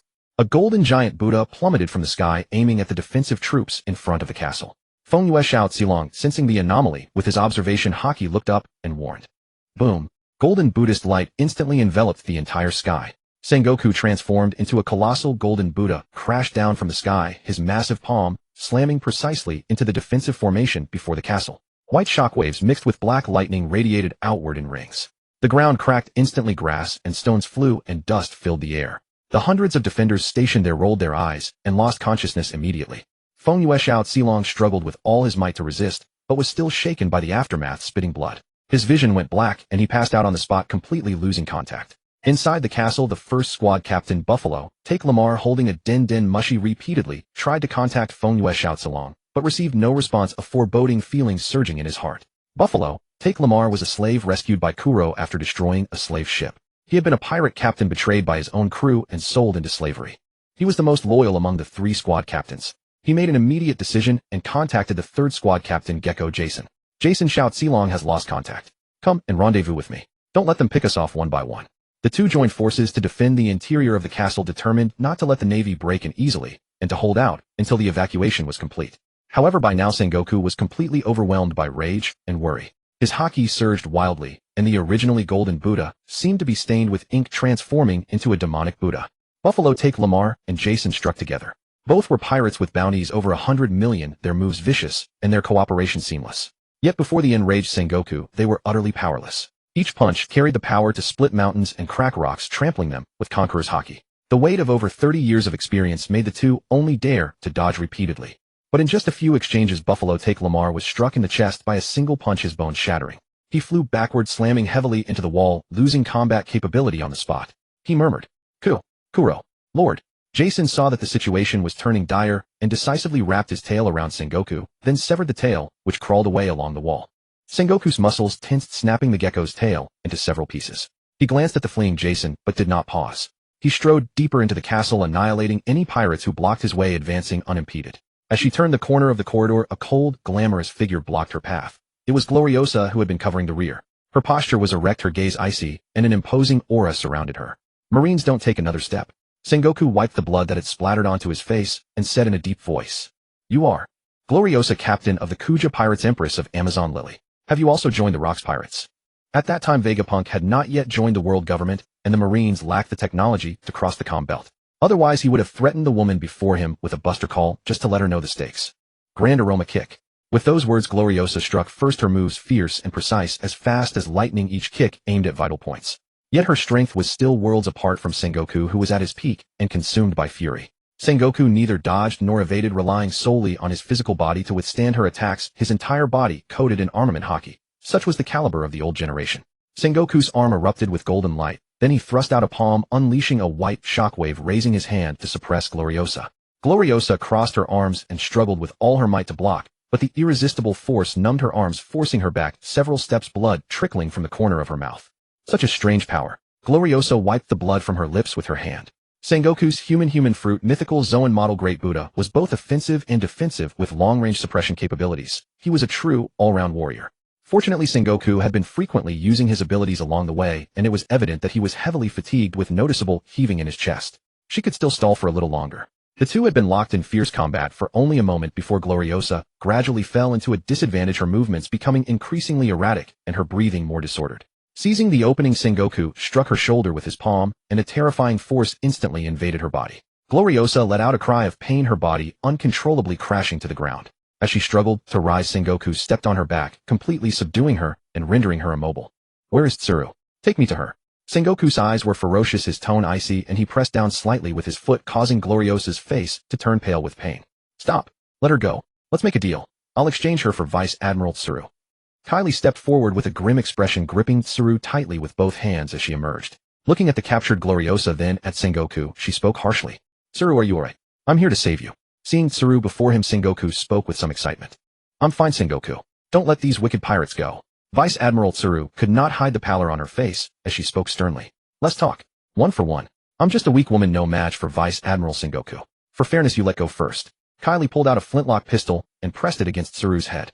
Sengoku dared not gamble with Tsuru's safety. He released Gloriosa, who clutched her chest, and ran toward Kylie. Kylie pushed Tsuru forward, blocking Sengoku's line of sight. With a sweep of her hands, a blue and white leopard pattern shimmered, and a spatial door opened. She grabbed Gloriosa and leaped inside. Sengoku did not mind. As long as Tsuru was safe, capturing the pirates was not important. He picked up a long sword from the ground, cut through the sea-stone handcuffs, lifted Tsuru over his shoulder, and carried her out. Outside, Garp and Zephyr had already turned Hakanosu Island upside down. Babel jumped into the sea. Charlotte Linlin boarded Zeus and flew away, while Longbread set sail, with several children following closely behind Charlotte Linlin. Wang Ji was nowhere to be seen. Fearing rocks might return, Garp, Sengoku, Zephyr, and Tsuru discussed and decided to leave first. Ugh. Aboard the marine battleship, Tsuru sat in the cabin looking at the sea beast meat the chef had brought. She could not help but feel nauseous, dry heaving intermittently. Ugh. After a fierce bout of combat, Ripley clutched her stomach and vomited on the ground. That bastard Kuro had just punched her in the stomach, nearly knocking her bile out. Are you sure you're trying to pursue me or trying to kill me? Once her stomach felt a bit better, Ripley sat down on the ground. That guy Kuro had absolutely no sense of chivalry toward women. Giving your all is the best respect for your opponent, Kuro said casually, even leaning his face close to hers to observe her expression closely. Brew brew brew brew. The den mushy in Kuro's pocket rang. He pulled it out, and a white crescent mustache appeared on the snail's face. Hey Kuro, Rox and Harold are fighting. Hurry back. A helpless look flashed in his eyes. Kuro jumped onto Ripley's shoulder and said, You heard that. I have to go now. Remember, you are my woman, Kuro. I didn't bring my ship this time, but I'll come back to take you away next time. Rock's ship was too small to accommodate a giant. Get lost now. Next time you come, I'll beat you to a pulp. Ripley squinted as she watched Kuro fly into the sky and shouted. She had to admit this man had left a deep impression on her. That frail thin body concealed such overwhelming power. Boom. Harold's greatsword clashed with Rock's knife. The invisible shockwave shattered rocks, uprooted giant trees, and sent dust flying into the air. The two instinctively kept the battlefield near the beach far away from Ida's tavern. The last time they fought in Mary Geos, the aftershocks had left no living creature within a 5-kilometer radius. Time returned to 10 minutes earlier. Lox pulled out a frozen photograph of the Great Hammer Battle Group from his chest and tossed it to Harold. Harold picked up the miniature photograph and held it before his eyes. In the cold storage filled with swirling chill, towering giants clad in prison uniforms gradually revealed their true forms before him. These are the Great Hammer Battle Group. Good heavens, Lox, you weren't lying to me after all. Harold's pupils quivered, his face contorted in shock. You'll never guess where I found them. Lox let out a sinister cackling laugh. Harold fell silent. He wasn't a fool. Aside from the world government, who else possessed the power to capture the Great Hammer Battle Group and keep them hidden? Wahaha, I found them in a secret research laboratory of the world government. Tisk being frozen for over 100 years must have been quite the ordeal. Lox paid no mind to Harold's grim expression, grinning widely as he continued. Harold, join forces with me. We'll liberate the Great Hammer Battle Group, annihilate the Marines, assault the Holy Land, and together drag the world nobles down from their pedestal. Together we'll conquer this world, rebuild the world government, and bring true peace to Elbaf. Harold's expression shifted repeatedly before he finally sighed. No, Lox. That would merely be another cycle of violence. I won't let the Great Hammer Battle Group become tools of war. Images flooded Harold's mind. Nations that had once aided Elbaf and the people who had suffered at the hands of the giants. Harold, you're a good man, but the giants attacked this nation before. The fears wrought by the past cannot be so easily erased. Harold's conviction for peace grew ever firmer. He rose to his feet and spoke. Lox, no matter how foolish the world nobles may be, they hold the right to determine whether Elbaf joins the world's fold. They promise me. Killing you is all it takes for Elbaf to be admitted into the world government. With those words spoken, Harold drew his blade. His killing intent surged beyond restraint. Casting one last glance at Yida's worried expression, he strode toward the tavern door. Inside the tavern, Whitebeard stood with arms crossed, his brow deeply furrowed. Gold Lion idly twirled his sword, letting out a derisive snort without further comment. Captain John rubbed his wine glass, his gaze clouded with conflicting emotions. The gathered men exchanged uneasy glances. What did this mean? Was this the beginning of a rift? Lox's countenance darkened instantly, his face as cold as winter ice. He drew his blade in one swift motion, the steel parting the air with a sharp hum. Retrieve Kaido and Kuro. Return to the ship immediately. Do not interfere in this battle. Boom. Two shockwaves capable of shaking heaven and earth detonated simultaneously in the heart of the valley. Harold, you were actually manipulated by the world government like this, eh? Lox roared, his eyes wide with disbelief. The collision of their hockey memories flooded back. The first time he and Harold had ever met in Mary Geos. I too once hesitated. Was this truly something worth doing, even if it meant killing a friend? Harold swung his massive blade, crashing it against Lox's long sword in a violent clash that sent sparks flying. The earth beneath their feet fractured instantly, splitting into countless bottomless chasms. In the end, you still followed their orders. You've been used by them. Idiot. Lox bellowed, delivering a devastating slash. A black-red conqueror's hockey strike tore through the sky. That is the answer those men have given you. They view your giant race solely as military assets. You will be treated as weapons sold to fight in their wars. Lox reversed his grip on the long sword and launched himself skyward, bringing the blade down directly toward Harold's face. Harold raised his sword overhead, firmly blocking Lox's attack. Where has your warrior's honor gone? Where has your will vanished to? Don't speak as though you know anything about me. Both long swords wreathed in their respective conquerors' hockey collided once more. Two pinnacle forces of Haoshiku clashed together again. Centered on the two combatants, shattered rocks turned to dust, ancient trees were pulverized in an instant, insects, beasts, and birds scattered in panic through the forest, and even the distant sea churned with restless fury, raising colossal waves. Kuro grabbed Kaido, who was still watching the spectacle, and hurled him back onto the ship. Beneath his black cloak, his eyes remained fixed on the two intertwining silhouettes in the sky, his brows slightly furrowed. That heaven-shaking, earth-splitting hockey sent a shiver through even him. So this is what it means to witness a clash between the world's supreme masters. Truly astonishing. Whitebeard crossed his arms and gazed upward, his brow deeply knitted, concern etched in his eyes as he murmured softly, "Locke's being betrayed by a sworn friend. It tastes bitter, doesn't it?" The devastating battle raged on. Bang, bang, bang. The violent history born in the name of warriors has now become the shackles of Elbaf, which seeks only peace. Harold, too, was driven into a furious rage. Amid the thunderous clashes of his great blade, he roared loudly, "Stop this, you coward!" Locke kicked Harold squarely in the chest, sending him stumbling backward several steps. "The negotiations have broken down. I will never invite you again. I am a king. How could I risk my people's lives for a doomed cause in a villain's feudal war?" Both men bellowed at each other simultaneously. This inconclusive duel ended with the two parting in discord. Locke turned and walked wordlessly toward his pirate ship. His black cloak carved a resolute arc through the wind, gradually vanishing into the dying sunset. Only Harold remained standing alone in the valley, sword in hand, gazing at the receding figure for a long while, without moving. On the journey back, Locke spoke not a word. The atmosphere aboard the ship was suffocating, none daring to break the silence. Kuro retrieved a bottle of wine from the cabin and handed it casually to Locke. Whitebeard Edward Newgate said nothing, either, simply standing beside Locke and drinking alongside him. The comfort between men often lies in silence, sharing a drink together. The pirates on the island were busy repairing houses. Several wooden cabins were burned down to their frames with blood oxidized into a dark red.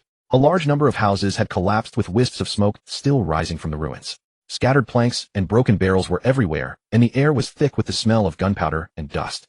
The dead pirates' bodies and unidentifiable limbs were piled up and dragged out to sea to feed the fish. Our island, what the hell happened here? Rox covered his head, unable to believe his eyes. What had happened to his once beautiful island? Even the rift with Halarda hadn't saddened him this much. Honeycomb Island was where his ambitions lay. "My ships, they're all gone. You damn." Golden Lion Shiki's eyes widened, those proud eyes now narrowing with rage. The treasures and fleet he had painstakingly gathered over years were now turning into coral reefs at the bottom of the sea. Jean Malone and Ganzi were also anxiously checking if their own forces had been affected. Bubbles rose from the sea surface, and the fishman Barble emerged from underwater. "Damn you, Barble. I told you to watch the house, and this is how you do it. My treasure hasn't been looted, has it? Why can't I contact my subordinates? Pain, so much pain. My flying fleet." Rock suppressed his anger, strode forward, and pushed aside a few people. "Barble, what the hell happened? How did it come to this?" Barble lifted his head abruptly, with visible bruises on his face. He patted his chest, still shaken. Who else could it be? The Marines. A bunch of reckless bastards taking advantage of Lord Rock's absence stormed the island and caused chaos. That bastard Garp, that bastard Zephyr, that bastard Sengoku.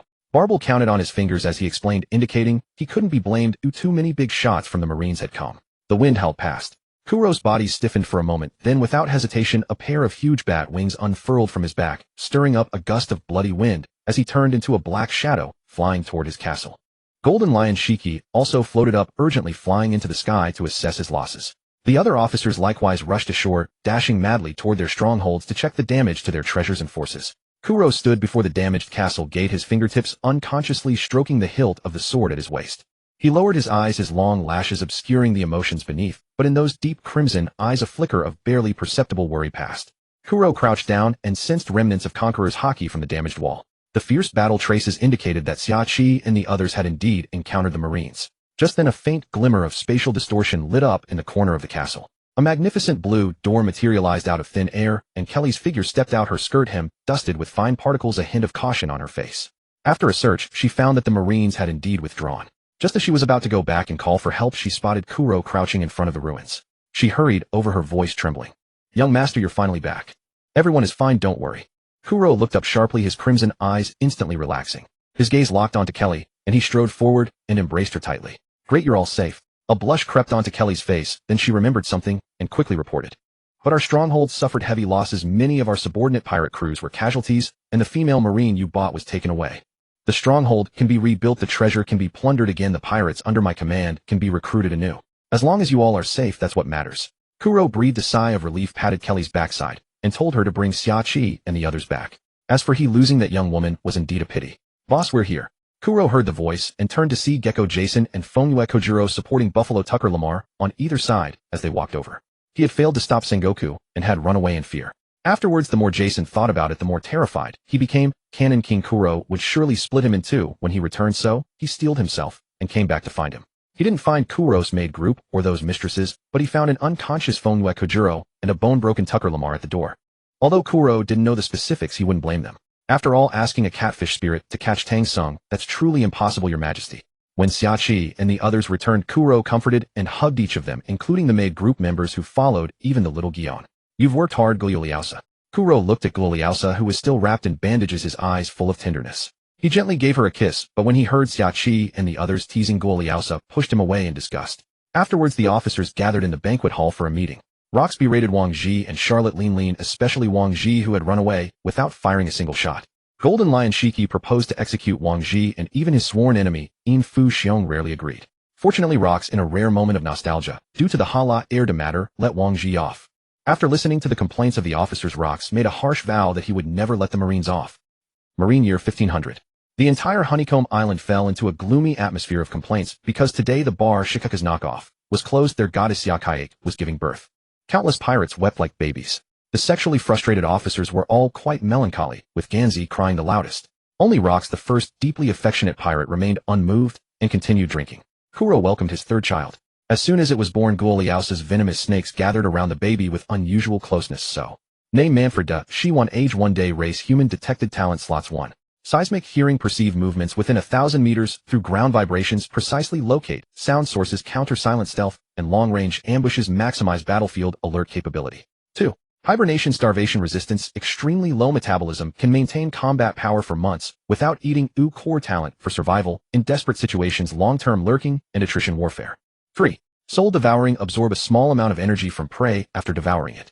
Kuro pointed his finger in the air, and the familiar screen appeared again. Please host, select one from the 3 talent slots to copy. Kuro's fingertip moved slightly, his thoughts settled, and the 3 slots began to spin like a slot machine. Extraction successful. Core talent solidified, soul devouring. Almost the instant the system notification fell, Kuro felt a wave of hunger. He grabbed a leg bone from Xiaoqi's nutritious meal and started gnawing on it. The invisible energy was gradually absorbed by his cells. The more he ate, the hungrier he became. He quickly ordered Liu Nai to have the maid group prepare food for him. Because Kelly was pregnant, the position of head maid was succeeded by Liu Nai, and of course the duty of attending to the bed was also inherited by Liu Nai. This had become an unwritten rule within the maid group. Kuro sat at the dining table where cubed lamb chops, a roasted beast leg with a crackling fragrant crust, fresh seafood platters, and a host of hearty dishes. Honey-glazed dried beast meat, pan-seared tender ribs, wild vegetables braised in rich sauce, were piled layer upon layer into a towering, aroma-wreathed mountain of food. Kuro tore at the meat and chewed ravenously, table manners forgotten. The flavor of the meat exploded in his mouth and grease trickled down the corner of his lips, yet he did not care. He raised his cup and took a large swig. The food on the table was consumed at a visible pace. Maids formed a long line, hurrying back and forth to deliver dishes. Like a stream, one exquisite hot course after another came from the kitchen, while plates already emptied were swiftly cleared away. Food on the table vanished at a visible speed, empty plates piled up at the corners of the table, yet the aroma grew ever richer and more intense. Quick, keep the dishes coming. Kuro swallowed the roasted meat, whole bones, and all, leaving an empty plate. The vast quantity of food quickly stretched his belly, and just as quickly it returned to its original shape. White mist was continuously expelled from Kuro's body, drifting through the air. Yizi walked over, holding Urza in her arms. Although it was said that the appetites of the strong were always astonishing to someone who had lived with Kuro for a long time, this was already reckless overeating. The little Urza in her arms stared with clear, unblinking eyes at Kuro, gorging himself at the table. Her nose kept twitching, locking onto the savory smell of meat that filled the air. Urza bit her finger as she watched Kuro wolf down his food, drool involuntarily spilling from the corner of her mouth. Her hands pressed against Yizi's arms, and her 2 stubby little legs kicked and squirmed without rest. Every inch of her showed urgency. Her only thought was to pounce onto the table and join the feast. You little rascal, what are you trying to do now? Yizi's hands loosened instinctively, and Urza jumped onto the dining table. She reached out, grabbed a thick black pepper steak from a plate, lowered her head, and tore into it fiercely in imitation of Kuro eating with pure satisfaction. Eat. From the corner of the dining hall came the faint sound of crawling. Nero, who had just turned 1 year old, had somehow crawled in from the outer corridor. His little hands clutched the tablecloth as he inched his body forward, looking up at the food on the table. Frantic with eagerness, he tugged hard at the clean hanging tablecloth, while muttering indistinctly. Hearing the sound, Urza stopped chewing and peered curiously beneath the table. Her gaze swept left and right, taking in the fragrant roast in her left hand and the thigh bone covered with shreds of meat in her right. After thinking for a moment, she tossed the bone under the table. Nero's eyes instantly lit up. He hurried over on all fours, happily picked up the bone, and lay on the floor, licking and gnawing at it with great joy. Yizi rolled her eyes at the sight. After confirming that Kuro was stable and needed no assistance, she quietly turned and left, letting them eat slowly. At that same moment, 1,000 miles away, in the Holy Land, Mary Geos. Atop the red line, the sacred and immense palace dome pierced the clouds. Cold air along with an oppressive solemnity filled every hall and corridor. The five elders sat in their high seats, their expressions cold and stern, each radiating a pressure that seemed to dominate the world. Silently, they looked down at the man standing below, deep calculation hidden behind their eyes.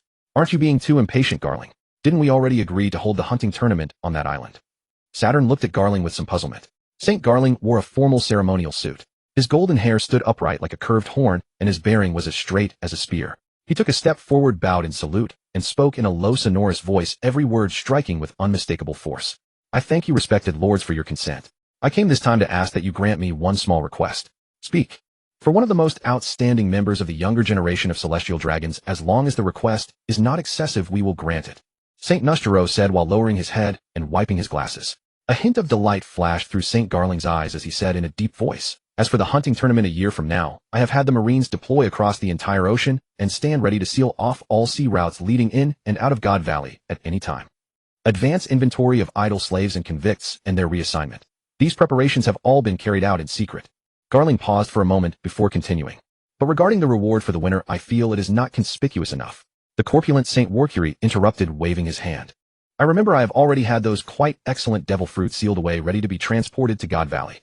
Especially that fish fruit, mythical Zoan Azure dragon form. That was prepared specially for you. Don't let us down.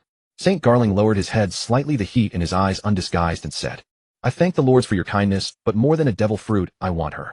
Garling slapped a wanted poster with a bounty of 8600 berries onto the table. In the photo, Shaki wore the standard combat suit of the Kuja pirates, her ink-black hair tied high in a smart ponytail. Her eyes were cold, beautiful, and sharp, and an unlit cigarette hung from the corner of her mouth. Very well, I will have it arranged. Saturn gave it a casual glance, his voice carrying absolute certainty. Arrange? How do you expect me to arrange that? After hearing the assignment from the world government agent, Wang Ji was so furious he nearly crushed the Den Mushi to death. Do you have any idea how fast that monster Kuro has grown? You want me to kidnap his woman? Impossible. Absolutely impossible. I will never risk my life. The fools of the world government wanted him to kidnap Shaki. He was one of the old-timers who had watched that brat Kuro grow stronger step by step. Like Charlotte Linlin and Whitebeard Edward Newgate, he was a monstrous talent. Whenever he looked into Kuro's scarlet Sharingan, Wang Ji felt as if he were completely transparent. The coldness hidden in those eyes chilled the heart of even an old pirate who had drifted across the seas for decades. The world government agent on the other end of the Den Mushi remained utterly emotionless. He probably could not understand how a great pirate like Wang Ji could be afraid of a rookie who had only joined a few years earlier. This is an order from the five elders. If you can complete it, then once Rox is dead, Hakanosu will be yours. The Marines will not touch so much as a hair on Hakanosu. An immense surge of joy shattered Wang Ji's fear of Kuro. Hakanosu, the pirate island. The world government's promise made his ambition spread like wildfire. A pirate island that would belong entirely to him. Wang Ji, the pirate patriarch. Fortune favors the bold. This job, Wang Ji is taking it. The night was as dark as ink, a thick obscurity shrouding the entire blackmail bar. The evening breeze, cool and gentle, scattered the clamor of the daytime streets, leaving only the flickering light of the pale moon, and all around was silent. Xiachi, cradling Da, she once softly hummed a lullaby. Watching the maid see off the last of the lingering guests, she casually adjusted the jacket over her shoulders. Though her eyes carried a hint of weariness, her demeanor remained cold and elegant. Two loyal maids flanked her closely, their movements sharp and agile. One in front, one behind, they escorted Xiachi as they slowly walked toward their residence. The streets were empty, the only sound being the gentle echo of their footsteps. As they passed a dark alley beside a high wall, the air around them suddenly solidified. A bone-chilling cold swept over them, and the surrounding light seemed to be devoured by an unseen force. The next instant, a burly dark figure burst out from the shadow of the alley like a ghost, moving with extreme speed, leaving no time for anyone to react. His eyes gleamed with ferocity, his strikes vicious and decisive. With no words wasted, he lunged straight at the two maids. Before they could even cry out, the crisp, jarring sound of breaking bones echoed from their necks. Crack! Two sharp, brief thuds rang out in succession, without any hesitation. The two maids instantly collapsed, their eyes wide open, lifeless. They fell silently onto the cold ground, their blood slowly seeping into the pavement. Xiachi's pupils abruptly contracted. Alarm bells rang in her heart. Her body tensed instantly as she leaped back several times, holding Da Shi-Wan, creating distance. Under the moonlight, Wang Ji emerged from the shadows, tongue lolling out. You? Wang Ji, have you lost your mind? How dare you attack me? Xiachi's cold voice was filled with shock and murderous intent. She never expected Wang Ji to be the one striking. Rox had strictly forbidden anyone from touching the treasure of Beehive Island. When Xiachi first arrived on the island, Rox had assigned Malone as her bodyguard. But after Xiachi got together with Kuro, it was understood that Kuro would protect her instead. Wang Ji grinned wickedly, his face full of cruelty and ferocity. The air surged violently, and a crushing pressure locked onto all of Xiachi's escape routes. Xiachi, don't blame me. The world government sent me to capture you. If you had chosen me instead, none of this would have happened. Before the words even faded, Wang Ji launched a fierce attack. He appeared before Xia Qi in an instant, his mighty haki and destructive power slamming down toward her. I hate ugly freaks. Big aroma kick. Xia Qi's slender leg struck, but at the moment of impact, Wang Ji turned into an afterimage and teleported behind her, his dark arm reaching for her neck. Xia Qi quickly withdrew her kick, swinging her leg backward, with armament haki concentrated on her high heel, aiming for Wang Ji's heart. Wang Ji teleported again, his expression darkening. He had to finish this quickly, or alerting others would spell disaster for him. Wang Ji's teleportation grew more frequent, leaving behind more and more afterimages that almost formed a circle, trapping Xia Qi. Even observation haki could not pinpoint Wang Ji's location. Xia Qi could only helplessly kick through ghost after ghost. Countless afterimages of Wang Ji grinned with cruel, disgusting smiles, reaching out to grab her all at once. An invisible wave of impact struck, freezing Wang Ji in place. Cold sweat trickled down his forehead unbeknownst to him. The entire dark alley, all wind, all attacks, all sounds, suddenly came to a halt. The air froze completely. The fierce killing intent dissipated instantly. A conqueror's haki 100 times more terrifying than Wang Ji's descended like a bottomless abyss, crushing the entire area, making it nearly impossible to breathe. Stammering sounds escaped Wang Ji's mouth. His stiff neck tilted upward, his double chin straightened, and his heart pounded uncontrollably. At the end of the street atop a building, a tall solitary figure crouched on the wall. The moon rose behind him, its pure light obscuring his expression. No extra words, no emotion whatsoever. Only a pair of eerie crimson Sharingan eyes slowly lit up in the pitch-black night, cold, indifferent, overlooking the world like a god watching ants locking onto Wang Ji in the center of the battlefield. The figure stood silently motionless, yet plunged the entire night into dead silence. Those eerie eyes with their black tomo slowly spinning left no doubt in Wang Ji's mind as to whose master they belonged to. Kuro, it's actually a misunderstanding. Let me explain. Wang Ji raised his hands, forcing a smile that looked uglier than tears. Scum, who gave you the nerve? Kuro rose slowly, his oppressive aura radiating. His katana Uzumaki slid out of its sheath, gleaming with an even sharper cold light under the moonlight. Wang Ji felt as if all the blood in his body had frozen instantly. His legs trembled uncontrollably, and the scent of death relentlessly assaulted his senses. Escape. Wang Ji reappeared dozens of meters away. A gust of wind swept behind him. He instinctively turned his head to see a blood-red sword slash over 10 meters high bearing down on him. Wang Ji hastily shifted positions.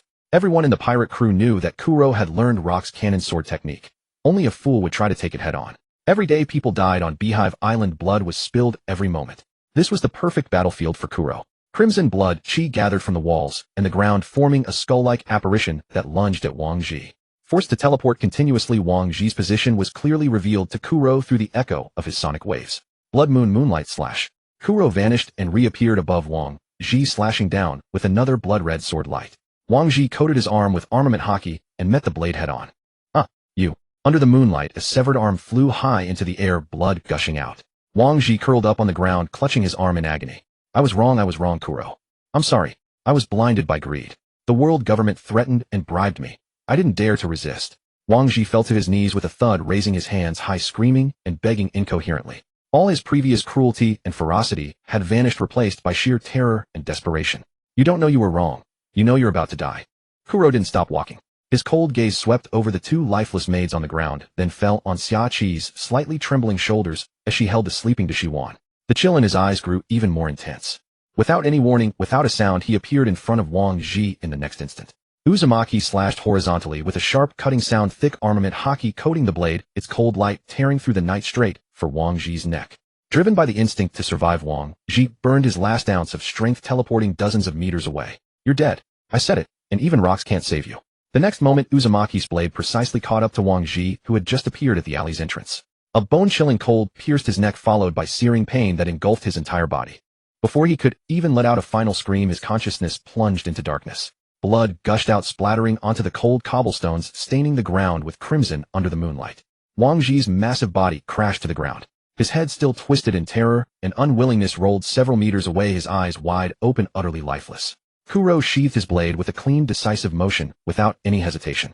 He turned around and looked at Xia Qi, whose face remained pale. His pace slowed, the murderous aura around him dissipated, and the crimson hue in his eyes gradually faded, returning to his usual cold composure. Xia Qi, are you all right? I'm sorry I came so late. Kuro stepped forward and wrapped her in his embrace, his broad shoulders shielding both her and the Orochimaru she held close. His voice was deep and gentle, carrying a reassuring warmth. Xia Qi leaned against Kuro's warm embrace, her tensed nerves finally easing.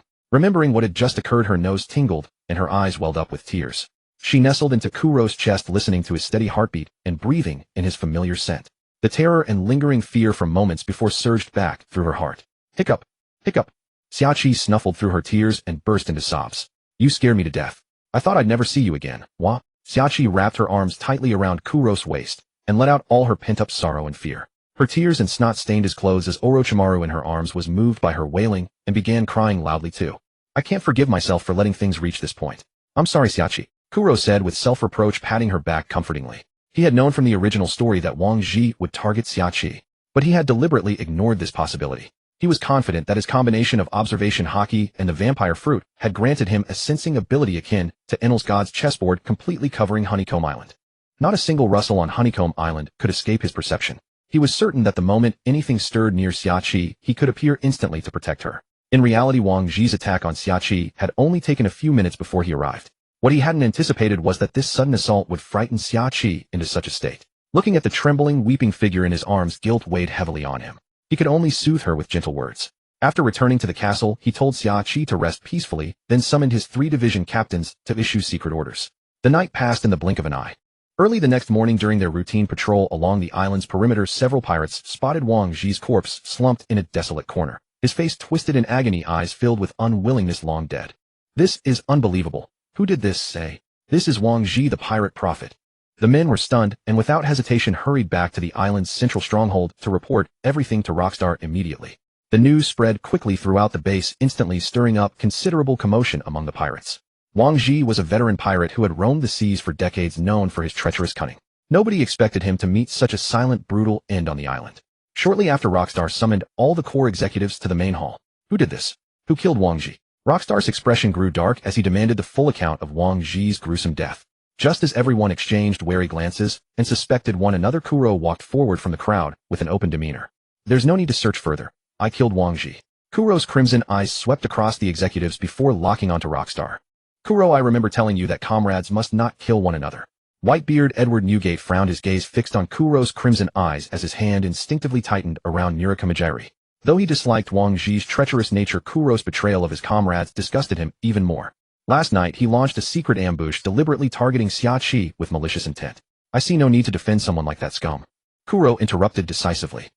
Then again, Wang Ji was always scheming and devious. He never looked like a good guy to begin with. Whitebeard Edward Newgate took a step back after speaking, positioning himself to shield the other executives. Jihaha, perfect. Now that fool Wang Ji is dead, one less mouth to share the spoils with. Shiki cackled grotesquely, took a long drag from his cigar, and gave Kuro an approving look. Shiki, what are you talking about? Wang Ji was our beloved brother. John spread his hands, trying to look sorrowful, but greed couldn't be hidden from his eyes. Whether Wang Ji lived or died didn't matter to John, but if he could get one more coin, John would give him a thumbs up. Yama Arashi's expression was unreadable behind his sunglasses, but the unconscious tapping of his fingers against his crossed arms suggested he was calculating something in his mind. Meanwhile, Marlin and Ganzi were already plotting how to absorb Wang Ji's remnants. After decades of building his empire, control over island's various enterprises, and accumulated wealth, Wang Ji had left behind a substantial prize. Even Kadu and Charlotte Linlin appeared lost in thought, their minds drifting elsewhere. Babel and Gear Badark, being independent operators, couldn't care less about such matters. After hearing the full account, Rockstar pondered for a moment with a stern expression, then waved his hand dismissively. Since that's how it is, protecting one's family is understandable. Let's drop this matter here. Mama, I knew this couldn't have involved Kuro. How could my dear younger brother ever betray his brothers? Charlotte Linlin laughed with her hands on her hips, her teeth showing. Her small belly was slightly protruding. She was pregnant again. This was something Kuro had previously promised her, that regardless of the child's talents, the Charlotte family would raise it. The other executives watched Linlin publicly support Kuro and silently cursed them in their hearts. You two dogs. Everyone knew they were running around the island together every day. That Wang Ji was always sneaking around and nowhere to be found. Maybe he's the one who sold out our previous operations to the Navy. Stussy said, twisting her waist as she deliberately positioned herself beside Kuro. Her bright, expressive eyes gave him a resentful glance. She had gone to Kuro a couple of days ago to collect on a promise. Instead, she found that bastard playing three-way poker with Charlotte Linlin and Golden Law in their room. The noise was so loud it made her blush just listening to it. It was expected that Charlotte Linlin would publicly support Kuro, but Stussy's actions were surprising to them. Shiki and several executives exchanged knowing glances toward Whitebeard Edward Newgate, who merely snorted disdainfully at them. They were all children of the sea. Flirting with one person today and another tomorrow was completely normal, nothing to be surprised about anymore. At most, they did it to deliberately tease and disgust Whitebeard. Ironically, Whitebeard Edward Newgate felt relieved. He had never liked Stussy, so being able to escape her pursuit was the best outcome. The situation inside the officers' banquet hall could not be discerned from outside. All of Wang Ji's trusted subordinates stood on the stone steps, their minds in turmoil, and expressions varied. Many wore ashen faces with sorrow deeply etched in their eyes. Some remained cold and silent, rapidly calculating the shifting factions within the pirate crew and placing bets on the next power holder. Others with shadows over their brows had already secretly planned their escape routes, ready to switch allegiances. The three division leaders left outside the Beehive Island hid in the shadows of the building's shadow covering half of Fongyue Kojiro's face. Buruburuburu. The Den Mushi's appearance transformed into that of a pair of three Tomo Sharingan, and the command came through simple and direct. Attack! Fongyue Kojiro twisted his wrist, a flash of cold light appeared, and the long sword at his waist was swiftly drawn, its blade reflecting a chilling gleam. Buffalo Tucker Lamar and Gecko Jason sharply narrowed their eyes. The three exchanged a tacit glance without words. They silently led their men to surround them. Hey, what are you doing? Don't you know Captain Rox is still in the meeting? Wang Ji's subordinates were also seasoned pirates. Seeing the three division leaders under Kuro and their men all drawing their weapons, their hearts skipped a beat, realizing trouble was brewing. While standing up and questioning with others, they invoked Rox to intimidate them. Upon hearing this, Buffalo Tucker Lamar's face twisted into a ferocious grin, murderous intent surging in his eyes. He suddenly raised his heavy broadsword and roared out an order. Charge, boys. Kill them all. One by one the pirates surged forward from beside the three division leaders' faces fierce, launching a brutal attack on Wang Ji's men, starting a slaughter. The clashing of blades, the roar of gunfire, and the screams of the dying instantly intertwined, rising and falling in chaos. The sounds of fierce fighting and loud shouting from outside quickly reached the banquet hall. Golden Lion Shiki was the first to sense something wrong and reacted immediately. What a scheming brat. You want to hog all the spoils. He quickly took out a Den Mushi from his kimono and ordered his subordinates to carve up Wang Ji's territory. The other officers, belatedly realizing the situation, also took out their Den Mushi to contact their own men. The officers tacitly turned into hungry sharks, efficiently devouring Wang Ji's power. Rox sat in the main seat without stopping them. The weak being eliminated was the accepted rule on Beehive Island. Many officers secretly speculated whether Kuro, coveting Wang Ji's forces, had found an excuse to strike. Seeds of suspicion were quietly sown within the Rox pirates. 1 year later, Kuro's second daughter, biological mother Kelly Manfred Catherine, was born. Her talent was very ordinary, only having observation hockey proficiency, doubles the speed of training observation hockey. Eagle-eye vision increases exponentially. Let the bullet fly, the greater the distance, the higher the damage. Charlotte Lean's child was born Charlotte Aries. Talent traits: indomitable body. After injury, the body recovers at a visible rate. Martial devotion doubles the learning speed of mind, body, and technique. Iron will: the angrier, the stronger the burst of power. Kuro patiently tucked the blanket around Kelly. Indeed, his initial guess was correct. The gap between Catherine and Aries' talents was enormous. Indeed, the correct way to use the system was to have children with powerful women. The pirate world was ultimately one of bloodlines. The children of commoners remained commoners, and the children of rulers remained rulers. Kuro sat on the balcony, casually tapped to draw, and a golden flash fell, granting him eagle eye and indomitable body. Kuro's eyes felt as if brushed by a gentle breeze, the world becoming clearer and brighter. The scales of fish swimming in the sea, the wings of insects flying in the air appeared before his eyes, as if from a 3D print. A surge of warmth flowed through his body. Kuro's lean form bulged with muscles. He picked up a small knife on the table and cut his finger. Drops of blood rolled down, and the wound healed at a visible rate. Kuro smiled with satisfaction. His body was also becoming stronger. Previously, as a fragile warrior, he feared high-stat tanks. Now, I can fight you all day long. Meanwhile, at Marine Headquarters Marineford, in the solemn and imposing Supreme War Council room, the air was cold and silent. Beyond the thick floor-to-ceiling windows lay the endless blue sea, but inside an unbreakable heaviness and gloom pressed down. In the center of the brightly lit conference room, on a huge screen, pages of precise battle PPTs, switched in order, densely marked with all sea coordinates around God Valley, hidden currents, abnormal weather points, and comprehensive blockade and interception troop deployment plans. Vice Admiral Tsuru wore a sharp Marine Justice uniform, her posture still erect, but her belly was prominently swollen, revealing an unmistakable pregnancy, clearly close to giving birth. Her expression was calm and solemn, her tone steady and composed as she lightly tapped the screen. She finalized every item: channel blockades, patrol rotations, emergency suppression plans for sudden enemy situations. Every word and action reflected the calm and wisdom of the Navy's top strategist, flawless.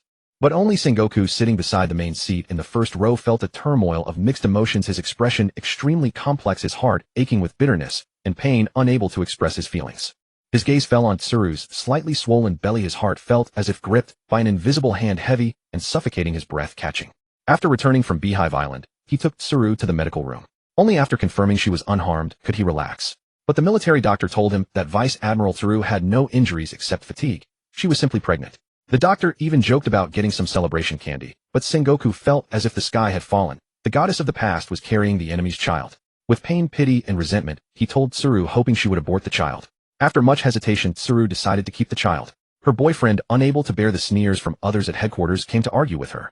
As a result, Tsuru had a big fight with her boyfriend at headquarters and broke up. Garp, thinking Tsuru had been wrong, teamed up with Zephyr to put a black bag over her boyfriend's head and beat him up on a dark, windy night. Although puzzled, Sengoku took the initiative to take care of Tsuru. If worst came to worst, he would raise the child after birth. "I'll take this gamble," he said.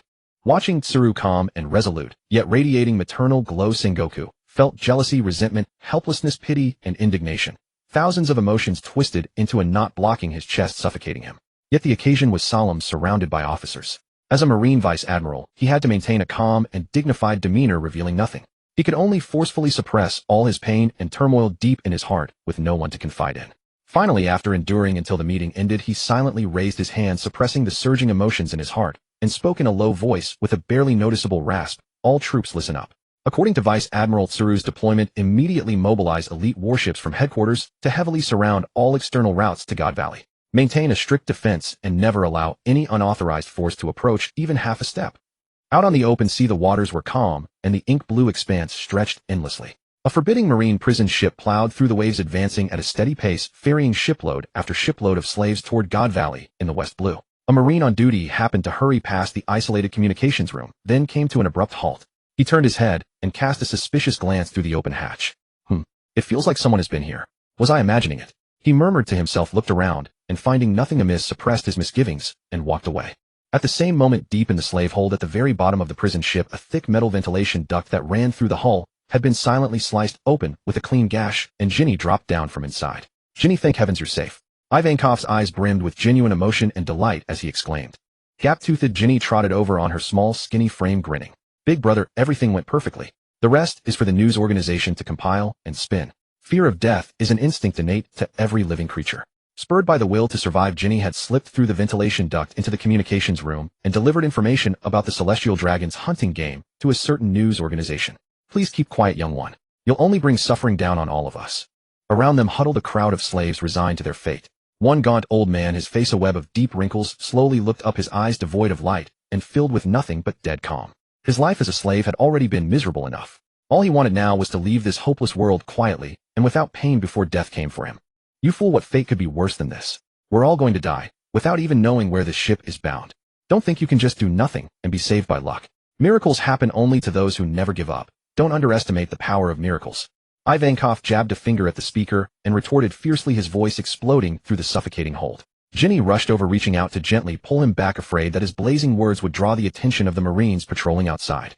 "What a spirited slave," young Bartholomew said with a laugh, crouching on the floor. Meanwhile, World Government's Secret Intelligence Agency. "Stop playing dumb. It won't do you any good. Come on, just bribe me with money. Isn't that more advantageous for you?" Because Murdoch had repeatedly leaked the Marines' dark history, he had already been quietly executed by agents planted by the World Government. Morgans then officially assumed the presidency of the World Economy newspaper. Under the World Government's covert targeting, the paper had fallen into a severe debt crisis. The moment Morgans acquired the information, his first move was to come extort those damned agents. "A rundown little rag from some backwater. How do you have an intelligence network like this? You know we could kill you right now?" The two agents in black suits looked contemptuously at the reckless man who dared to extort an intelligence agency. If you can do it, then try it if you can. You've managed to enrage me. No matter what, I'm going to leak this information to Beehive Island." Enraged by their attitude, Morgans, a man who aspired to become the world's foremost king of news, would never allow himself to be underestimated. Seeing the two agents already raising their hands, gathering their strength to make a move, Morgans acted without hesitation. He called to the underling beside him, leaped into the air, and soared into the sky, escaping the encirclement in an instant. Hovering in midair, he looked down at the infuriated agents below and burst into mocking laughter. "A pack of fools. With that little bit of skill, you think you can keep me here? Dream on. Boss Morgans, do we really send the information to Beehive Island?" The underling news coup flew beneath Morgans and asked, "Use my title while we're on the job. And don't limit it to Beehive Island. Spread the word to all the notable pirate crews." With his fury still burning with no outlet, Morgans was determined to use this explosive scoop to throw the lofty world government into a cataclysmic upheaval. Beehive Island. Hey, is this for real? Where in the world is God Valley? In the clamorous, lavish banquet hall, fine wine and food lined both sides. All of the corps officers had assembled, each holding a copy of the Emergency Intelligence Bulletin. After reading it, they all exchanged shocked and suspicious glances and debated in loud voices. It wasn't as earth-shattering as the incident in the original story when Shaki was captured for a year, but the Celestial Dragon's lavish rewards were still tantalizing. The prizes in the Celestial Dragon's game. There's bound to be a fortune in treasure. Ganzi waved his hands dreamily. After all, it was the Celestial Dragon's treasure. Maybe if he pulled off this one heist he could retire. It's enough to make a man's fingers itch. If I could get my hands on it. Golden Lion Shiki could already picture countless pirates kneeling before him and crying long live the Admiral. A Celestial Dragon human hunting tournament. I always assumed that was a baseless rumor. Whitebeard's expression turned grim as he noticed the finer details in the intelligence. Besides treasure, the game's prizes include devil fruits. Kaido Kuro, aren't you tempted? Charlotte crouched nearby carefully reading the newspaper then said, "Oh, now that you mention it, I'm wide awake. What kinds of fruits are there?" Kaido struggled to find the relevant passage in the newspaper. Having never studied as a child, he was actually illiterate and recognized few characters. A devil fruit worthy of being a Celestial Dragon's prize is bound to have an extraordinary ability. Kuro holding Ares pinched his cheek curiously. Mama, if that's the case then I have to get one for Ares. Charlotte lean in a rare display of maternal affection could sense that this little one's potential far surpassed that of Katakuri and the other children. Longbread watched the others' excitement mounting as though the Celestial Dragon's treasure were already theirs and cautioned, "Isn't this too obvious? Could it be a deliberately released trap?" "Shut up." Rox bellowed with a grim face while strands of dark red lightning slithered up his arm like little snakes. Only Kuro noticed that Rox's hand was trembling ever so slightly. All eyes turned to Rox as well. Rox took a deep breath, steadied his emotions, and once more revealed that wild, charismatic smile. "If you're a coward, stay behind on the island on your own. Let's go. March on God Valley." Rox knew very well that if he said he was going to rescue his wife and child, only Newgate and Kuro would probably follow him. And maybe Kaido, that reckless brute. As for the rest, especially that bastard Shiki, they would only urge everyone to divide up the treasure and scatter in all directions. Meanwhile, the Roger pirates who had spent a decadent year in inactivity also received word of God Valley. "Really, do you think Miss Shaki is up to what at this hour?" The warm sun hung high in the sky, its scorching rays cascading upon the deck. Roger casually lounged upon a solid wooden deck chair, his straw hat resting over his face to shield him from the sun. Rayleigh stood nearby, his fingertips idly tracing the hilt of the sword at his waist. With relaxed features, he raised his gaze to the mail-carrying seagull circling overhead and replied in a nonchalant tone. "She's probably raising the kid, of course. Speaking of which, Miss Shaki's child should be able to run by now. Roger, it's not just about running. Chances are she's currently being clingy and acting spoiled by her side." Jabra leaned in mischievously toward Roger's ear like a demon whispering temptations. "You damn Jabra, stop spouting nonsense. Get lost." Roger's languid demeanor vanished instantly. He reached out, gripped Jabra's face, and forcefully shoved him aside, his eyes carrying a touch of exasperated irritation. "Roger, something big happened. Take a look at the news the bird brought." Rayleigh strode over with a grave expression and handed the newspaper to Roger. "A Celestial Dragon hunting humans tournament. What do these Celestial Dragons think life is worth to them?" The carefree smile on Roger's face gradually faded, replaced by a surge of intense fury in his eyes. His knuckles unconsciously tightened around the edges of the newspaper. "But this really has nothing to do with us, doesn't it? We're pirates after all, not saviors. No need to wade into that mess." Rayleigh spoke with an undercurrent of meaning, his gaze fixed intently on Roger's expression. "No, let's change course for the West Blue. Haven't we got Celestial Dragon treasures to plunder? We'll plunder them all." Roger fell silent for a moment before suddenly springing to his feet.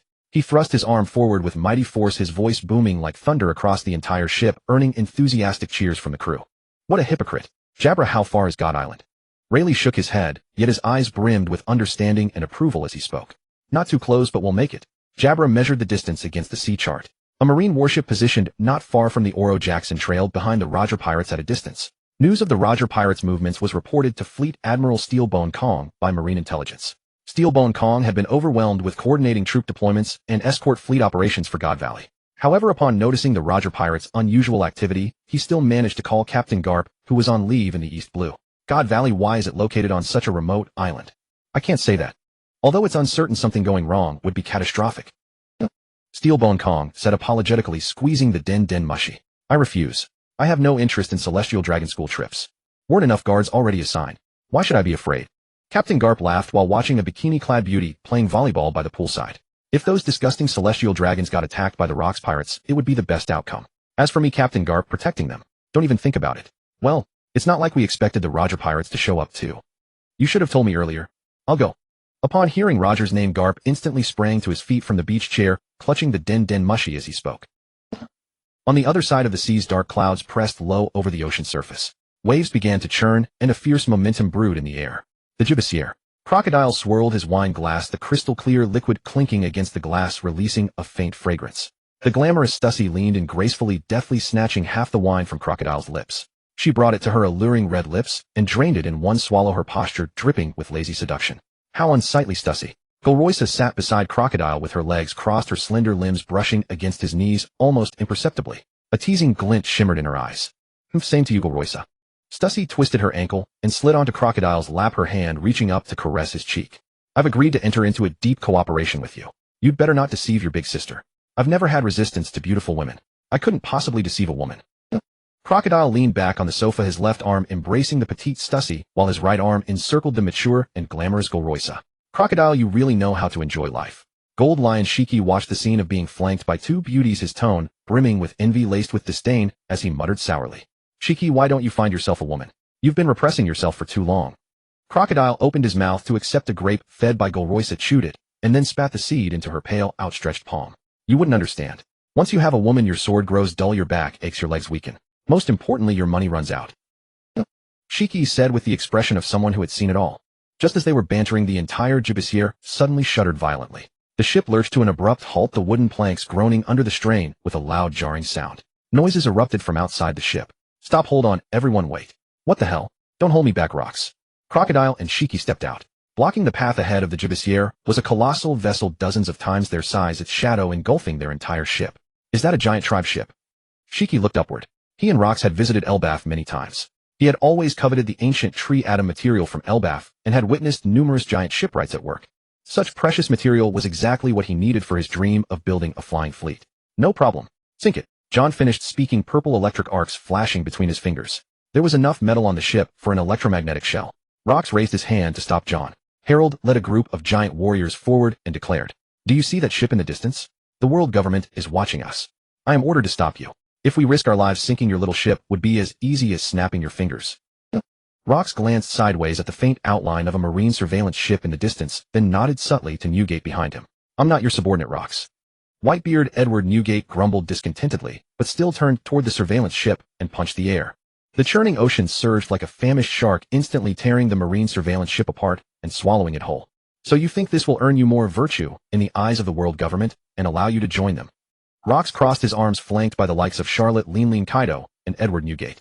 "You underestimate us. King of the Giants."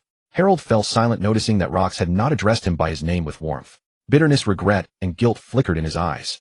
A myriad of emotions suppressed within. "Can we talk alone for a moment?" Rox noticed Harold's expression and, relenting, spoke softly. Without waiting for Harold's reply, Rox leaped onto the giant ship. Harold restrained his agitated kin, took out a bottle of wine, and poured it into a bowl with a splash. Time is tight, and Hachiro is still here chatting with his old friend. Kuro shook his head, then draped an arm around Gloriosa and Stussy as he headed back to the cabin. Rox was in no rush, and neither was he. It wasn't his wife and children at stake. "Harold, you've already obeyed the world government's orders to intercept us, and your wife and children are still on God Valley, their fate unknown. And here you are dawdling. Actually, my real name is David D. Jibek." Rox sat cross-legged against the ship's bulkhead, took a sip from his wine bowl, and spoke to Harold. "Isn't your name Rox?" Harold also sat cross-legged like Rox. "No, it's not that simple. My name represents a hidden family that the world government has long sought to eradicate. Its history traces back to the pirate David D. Jones. That's why we've had to live in the shadows of the underworld just to survive." Rox wiped the corner of his mouth with his hand, looked at Harold, and continued. "I don't know if it's fate or misfortune. 2 years ago I had a child. I accompanied my wife back to our homeland to ensure they were safe from harm. I also asked them to rely on the David family." Rox thought of Alice and Teach, and a rare tenderness softened his face. "Why are you telling me your weakness? Now I know your wife, children, and family are all in your homeland." Harold asked in confusion. "Wahaha, because my homeland is God Valley," Rox said with a grimace. Since his debut, he had carefully concealed his tracks, even changing his name. He didn't know if the world government had investigated something or had just stumbled upon the truth by blind luck. Harold stared at Rox in shock. "Do you mean the world government deliberately used this method to lure you out? Know that island is a gathering place for celestial dragons. On the contrary, they probably don't want me there. This might be a huge miscalculation on their part. I truly feel as if I'm being drawn by some great force like destiny, as if this is unavoidable." Rox said reluctantly. It was too early. In Rox's plan, now was not the time for an all-out war with the world government. Neither the 2 devil fruits nor the thawing of the Big Hammer Brigade were ready. I have no interest in the treasures or devil fruits there. What I truly worry about is my wife and child. As long as they are safe, that's enough. So my old friend, lend me your strength." Rox looked at Harold with hope. "I refuse. I will sink you all here." Harold dared not meet Rox's disappointed eyes. He lowered his head and closed his eyes. "I see. That's good then. You foolish coward." Rox's side stood up and slowly drew his long sword from his waist. "Stay out of this. Harold stopped the other eager giants. A thunderous roar erupted from the giant ship. A violent explosion shattered the ship's thick mast and burned the sails. In the cabin, Kuro heard the commotion and rolled his eyes, unsure if the two were really fighting or just putting on a show. All he knew was that Gloriosa's figure was exquisite, and he rested his head against her ample chest. If he turned over and suffocated, that would be a happy death. Not long after, Rox returned to the Gibex, sword unscathed. The giant warriors, without their mast and sails, could not catch up to the Rox pirates. They could only watch from afar as the Rox pirates sailed away. Back on the ship, Rox remained silent. After several days of full-speed sailing, the pirate ship crossed the New World seas and the calm belt of the West Blue. Every day they saw the corpses of sea kings slain by the crew. When the sea kings were too numerous, Shiki was forced to use his ability to float through the air. At other times, Babel pushed the ship from the sea. Both were exhausted. Rox, you bastard, I'll kill you one day. Shiki cursed with dark circles under his eyes. Meanwhile, Rox was in the captain's cabin, having summoned Kuro and Newgate. Rox, is there something you need? Kuro asked with great curiosity. Normally, Rox didn't call for talks with his crew. Rox sat in the chair without a word until Newgate grew impatient and was about to speak. Rox preempted him. Can I trust you too? What nonsense are you talking, Rox? Are you saying there's some bond between us? Kuro asked incredulously. This time Newgate remained silent, patiently waiting for Rox to continue. Kuro, regardless, I taught you my cannon sword art. When all is said and done, you are my disciple. Inside this is my notes on mastering Conqueror's hockey coding. Don't say I never taught you the real thing. Rox pulled a worn notebook from a chest in the captain's quarters and tossed it to Kuro. Good. Hachiro, I knew you were holding out on me. Kuro joyfully dusted off the notebook and tucked it back into his pocket like a treasure. Demonstrating while teaching is still teaching. Rox said, his face reddening. Get to the point. I'm not here to listen to your master-disciple banter. Newgate interrupted impatiently. Rox took a deep breath, slowly exhaled, and stared intently at the two. I'll tell you a secret that no other crew member knows. My name is not Rox D. Gibeck. My real name is David D. Gibeck. I come from the David clan. A clan persecuted by the world government. After recounting the history of the David clan, Rox took a drink from the bottle on the table to wet his lips. David D. Jones. So he's your ancestor. No wonder you love the David games so much. Newgate said with sudden realization. So why are you telling us this? Kuro asked, puzzled. Kuro already knew that Rox came from the David clan, just like Kuma was from the Buccaneer tribe, another race persecuted by the world government. It wasn't particularly surprising. 2 years ago I met a woman in the Lelugia kingdom, and before long we had a child. Rox walked to the liquor cabinet, opened a bottle, and poured drinks for both of them. What? You have a wife and child? Edward Newgate wore a look that said, brother, you've betrayed the revolution. Yes. For their safety, I sent them to my homeland. Your homeland? Could it be? Edward Newgate quickly caught on. That's right, God Valley. Rox said with bitterness at the corner of his mouth. God Valley is vast. I don't want to find them only to see them already dead. That's why I want you to help me. I beg you, find them and protect them. Under the shocked and incredulous gazes of Kuro and Newgate. Without hesitation, Rox knelt down on both knees. His body trembled slightly, and his forehead struck the hard wooden floor with a resolute, unyielding force. The safety of his wife and child outweighed everything for this ambitious overlord. The tenderness of a hardened man eclipsed his ambition. What nonsense are you saying, Rox? I remember I still owe you money for drinks. Protecting your wife and child is a small matter. I'll take it. Edward Newgate abruptly stepped forward and pressed his broad mountain-like hand onto Rox's shoulder. There was not the slightest mockery in his eyes, only a man's unique recognition of another man. Stop looking so miserable, Rox. Haven't you already given me the reward? For the sake of fighting side by side in the past, I won't shirk this. Kuro stepped forward slowly. His scarlet eyes were terrifyingly calm, and his slender fingers likewise clasped Rox's shoulder. Rox was helped up by the two men. He did not show much emotion, burying his gratitude deep in his heart. Rox gripped his wine glass again, and the mad gleam of conquering the world flickered in his eyes once more. In that case, let us, together, raise God Valley. 3 glasses clashed fiercely in midair, and the crisp sound rang through the room, filled with secrets and hope. God Valley. Garling, I'm so glad you came back. I knew you would come back to find me. Shanks Shamrock, this is your father. The red-haired woman was pushing a baby carriage, and the 2 adorable red-haired infants were babbling and reaching out. Twins. How adorable. Garling smiled with his lips, but his eyes were utterly devoid of emotion. Saint Saturn had told him that the prize he wanted most had slipped away. According to intelligence gathered by agents, that woman Shaki had even had children, and now his mood was absolutely foul. I really wish I could live with you in God Valley forever, Kasha said, covering her cheeks with a sweet face as if she could already see the wonderful life of their family of 4 on God Island. No need. If we were to live together, we could never be happy because this island is about to disappear. Garling slowly drew his long blade, and while Kasha looked on in bewilderment, thrust it into her abdomen. Blood gushed out. Ugh. Cough cough. Begin the preparations. Garling coldly ignored the woman gasping on the ground and did not look at the twins. He gave instructions to the Marines behind him. Understood, sir. Use only tranquilizer rounds. Take alive anyone who does not resist. Marine warships surrounded the island from every direction. Fully armed Marines came ashore and arrested all the residents. Men, women, the elderly, and children alike, ignoring their protests and taking them all away. Major, what exactly is the purpose of this operation? Young Dragon held himself back for a long time, but ultimately could not restrain himself and stepped forward to demand an answer. This is a military exercise. You want to question me? Train for another 10 years. Who is this rude recruit, anyway? Dragon's superior hurried over to apologize. Run. Everyone else has been captured. Some people shouted warnings as they ran, while others walked up to the Marines to ask what was happening. The only reply was a rifle, but knocking them to the ground. They're just ordinary civilians. Dragon reached out to stop a soldier from firing. Don't get distracted.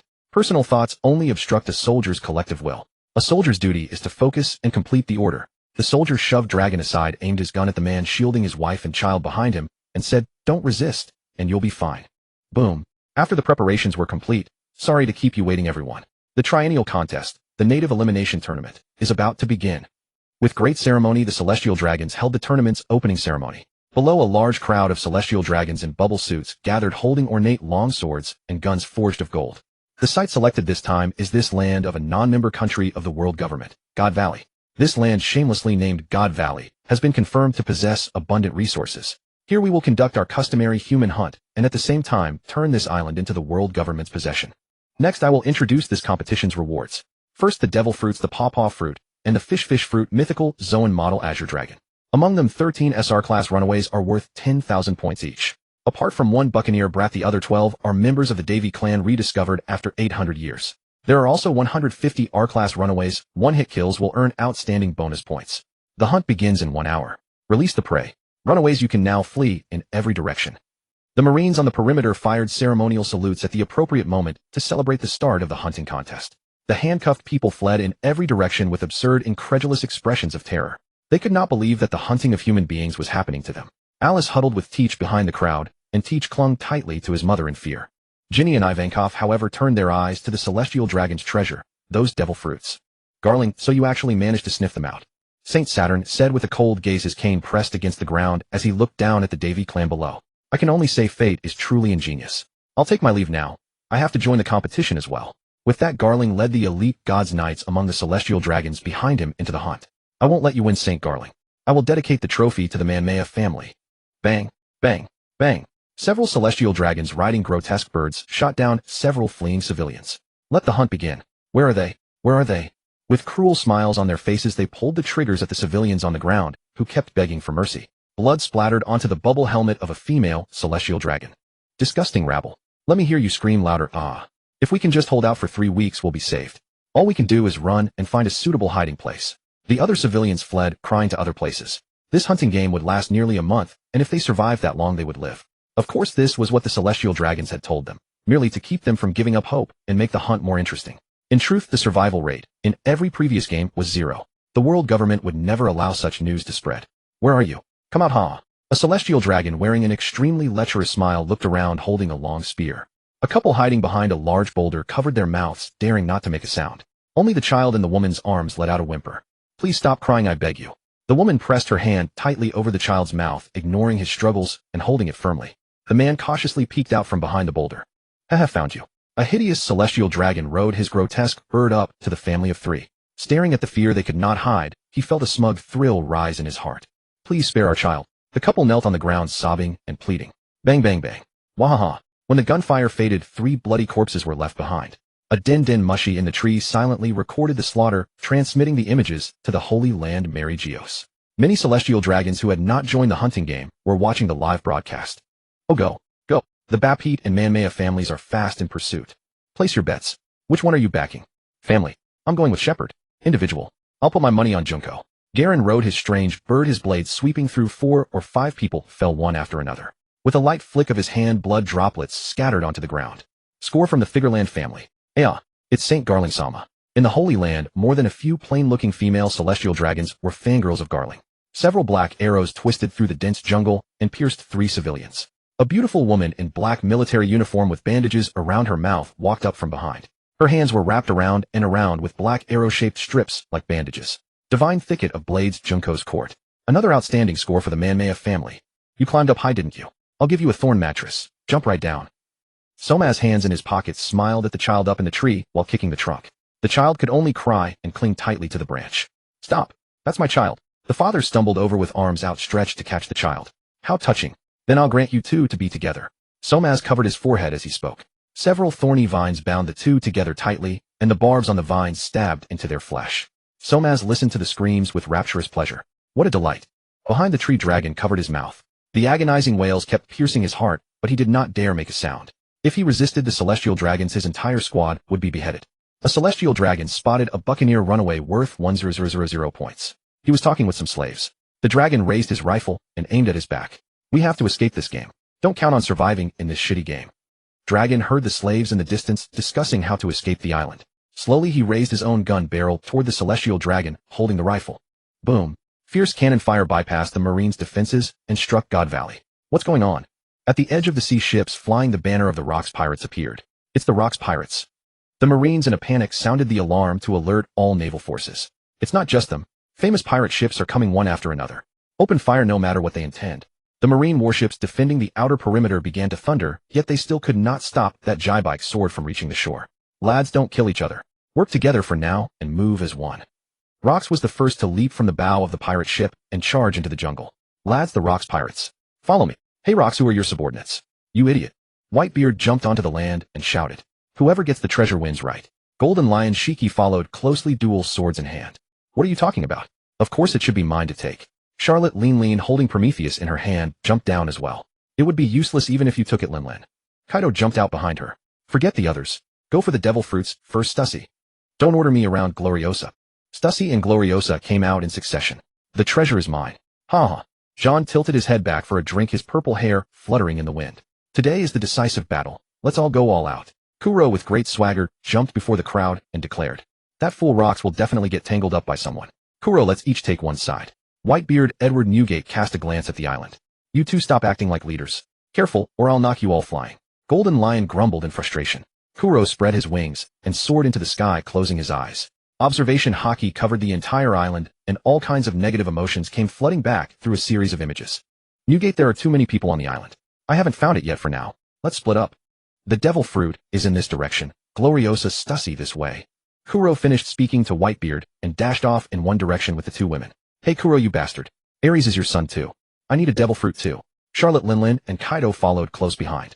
The others, Babel Malone, Gil Bastard, and Longbread, prioritized looting the treasure. To the northwest, the Roger Pirates arrived. It's been a year. Do you know how I've been this past year? Roger jumped down from high atop the ship. Huh. Turn this place upside down, brothers. Rayleigh followed close, wielding his sword. This time there's no captain's privilege, Roger. Gabon, with twin battle axes in hand, jumped down behind them, followed by the whole crew of the Roger Pirates. Shit, the pirates are coming. What the hell are you all doing? If anything happens to us, you'll all be hanged.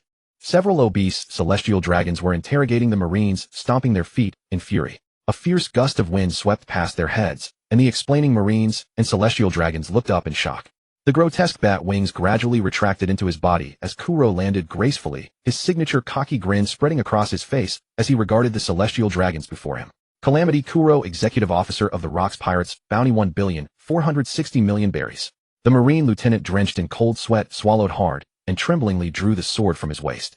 According to old rumors from his previous life, killing celestial dragons could awaken Conqueror's Haki. Since his own Conqueror's Haki was a system reward, he had always lacked a way to strengthen it. Well, what do we have here? Pigs waiting to be slaughtered. I have a grand experiment to invite you to participate in. Kuro twirled his blade with practiced ease, his crimson-tinted eyes sending shivers down spines. He radiated an aura of pure violence. You lowlife, how dare you touch me? The Marine admirals will not spare you, nor will the world government. The celestial dragon, his arrogance evident even beneath his bubble helmet, refused to back down despite the danger. He raised his golden pistol. He had seen too many such pirates in Mary Geos. No matter how wild and untamed they were on the high seas, they would all kneel submissively before the celestial dragons, supporting their noble bodies with their sturdy limbs. Bang! The gunshot echoed and smoke drifted. Kuro caught the incoming bullet in his palm, his expression playfully amused. The other Marines, fighting their fear, stood loyally before the celestial dragons. You think a toy like that can handle me? A cold gleam flashed through Kuro's eyes. In an instant his blade sang, and all the subordinate officers beside the celestial dragons fell in two. Blood splattered against the bubble helmet. The lead celestial dragon's legs buckled, and he collapsed onto the ground, pointing at Kuro with trembling fingers. You, how? Before he could finish, Kuro lunged forward, crushed his bubble helmet with his bare hands, pinned his struggling body with his knee, and held his long blade to his eye. After a moment's thought, Kuro sheathed his blade. The celestial dragon mistook this for surrender, let out a breath of relief, and did not dare threaten as boldly as before. Lowlife, release me immediately, and I'll pretend this never happened. I'll have the Marines revoke your bounty. Upon hearing this, Kuro grinned wickedly and pulled out 5 small daggers from his coat. With the celestial dragon watching in horror, he swiftly embedded them into each of the man's limbs. It hurts. It hurts so much. The rigid blade sunk deep into the soil, tore through his flesh with every futile struggle. Kuro rose to his feet, planted one foot upon a dagger handle, and violently shook his leg. The blade rotated, slicing deeper into flesh, a sickening rasp echoing as steel scraped against bone. Oh, please spare me, it hurts. Help. So celestial dragon blood is red after all. Kuro watched the fool writhing beneath his foot, then cast his gaze upon the other celestial dragons, their faces drained of color. A cruel smile played upon his lips. To search for Rock's wife and children, he had expanded his observation hockey across the entire island. The flood of negative emotions rebounding back had made his head throb painfully. However, fortunately, he discovered that the wailing of celestial dragons was a remarkable remedy for his headaches. Now I shall continue to demonstrate the internal organs of a celestial dragon for everyone. Please stay tuned for my Manfred mini lecture. Kuro turned his bloodthirsty gaze toward the Den Mushi perched on a tree branch. Everything that transpired here would be broadcast live back to Mary Geos. Kuro seized another celestial dragon and sliced open his chest with his long blade. Pointing at each organ with his sword, he spoke to the Den Mushi. This is the lung. This is the stomach. This is the liver. Too fatty, even has fatty liver disease. They appeared no different from ordinary humans. The disemboweled celestial dragon thrashed violently. Kuro's hands slowly tightened. As the celestial dragon suffocated, his face turned purplish. Kuro patiently observed the changes in his lungs. Air could no longer enter. The lungs drained completely, plasma seeping into the alveoli, the organ gradually turning from pink to bluish-purple. The restrained celestial dragon's struggles weakened until they ceased entirely. Kuro rose and felt a thread of newly strengthened conqueror's haki within himself. Satisfied, he offered a gentlemanly bow to the Den Mushi. Holy Land Mary Geos, countless celestial dragons gathered here, no longer cheering for anyone or any family. On the screen, rocks charged straight into the inner grounds, splitting passing marines and celestial dragons in two with casual slashes. Whitebeard Edward Newgate pushed through the trees and accidentally trampled a celestial dragon to death. Kaido's Wolftooth Club swept back and forth, sending waves of marines and celestial dragons flying. The most gruesome display of all belonged to Kuro. One celestial dragon after another was mercilessly butchered, and the dignity of gods was trampled beneath these pirates' feet. Many celestial dragons were so shocked by the bloody scenes that they vomited directly.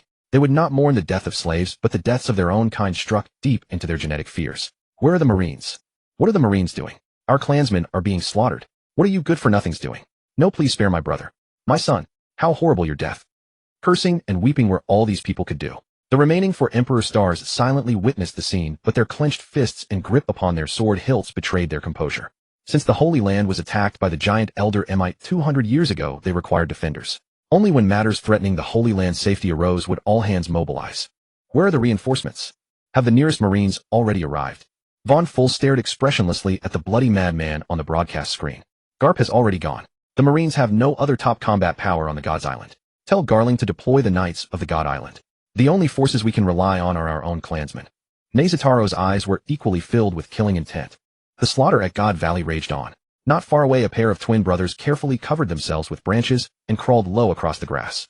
3 hulking hounds sniffed the ground and soon picked up their trail. A hideous female celestial dragon sat atop a tall slave. One hound quickly found their tracks and bit one of the brothers by the ankle, while the other 2 signaled the discovery. He found the runaways. The ugly female celestial dragon viciously kicked the slave beneath her twice, and the male slave obediently crawled toward the brothers. Please wait. Spare my little brother. I'll agree to anything you ask. The elder brother shielded his younger brother behind him and knelt trembling before the female celestial dragon. The female celestial dragon jumped down from the male slave, lifted the elder brother's chin with her foot, and saw that his face was square and utterly ordinary. Slap. Brother. The female celestial dragon stomped the elder brother hard underfoot. She liked handsome men. If his face had been good enough, she would have spared his life, and even taken him away from God Valley. Unfortunately, both the elder and younger brother were ugly. She cast a disgusted look at them. Killing you like this would be too boring. Let's play a game instead. She ordered the male slave to take out 2 knives and toss them in front of the brothers. Her ugly face wore a look of innocent cruelty, like a child pouring boiling water into an anthill, utterly unaware of its own evil. Only one of you can live. The winner I will take off this island, and keep as my slave from then on. The elder and younger brothers silently picked up their knives.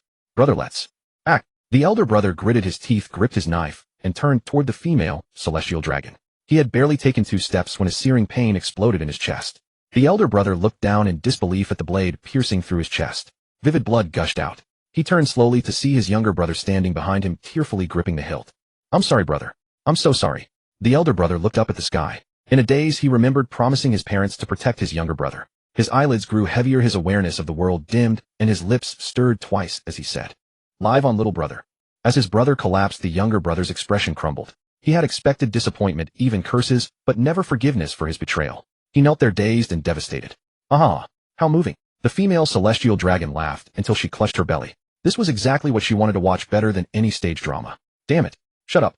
Who the hell laughs that ugly? Kuro stepped out like a demon from a sea of blood, dressed in a gorgeous black suit, as if on his way to a ball. The female celestial dragon was startled at first, but when she saw Kuro step out of the shadows, her eyes lit up. She licked her yellow teeth. This was exactly the kind of handsome man a fairy like her loved most. Peasant, come here at once. I, Bagong Shepherd, want you as my slave. Your mistress will pamper you well. Kuro looked carefully at the anthropomorphic creature before him and said, undisguised disgust plain on his face. Where did you come from, you ugly freak? With that fat head and big ears, are you even human? How dare you? My daddy says I'm a plump little fairy weighing 200 gene.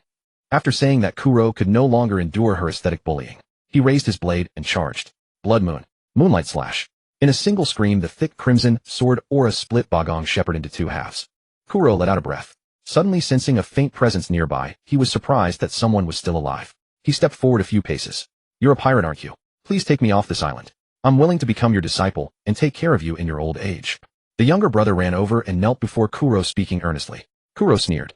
I have a son, so why would I need you to care for me in my old age? Besides, I have the vampire fruit, though I don't age at all. Why would I want an ungrateful cur with no scruples, someone who'd betray anyone just to survive? Get out of my way, you piece of trash. Kuro grabbed his head and slammed it hard into the ground. After confirming the brat was dead, he walked toward the place he had sensed earlier. It was a storage room. A red-haired woman lay dying inside, a gash cut across her abdomen, the floor covered in a wide pool of blood. This is Garling's wife. A married woman, wonderful. You had the nerve to covet my Shaki, so I won't hold back. Kuro stepped forward, pinched her chin to confirm she was pretty, helped her up, and bared his fangs to bite her neck. Transformed into a blood servant, Magnolia felt herself wrapped in warmth.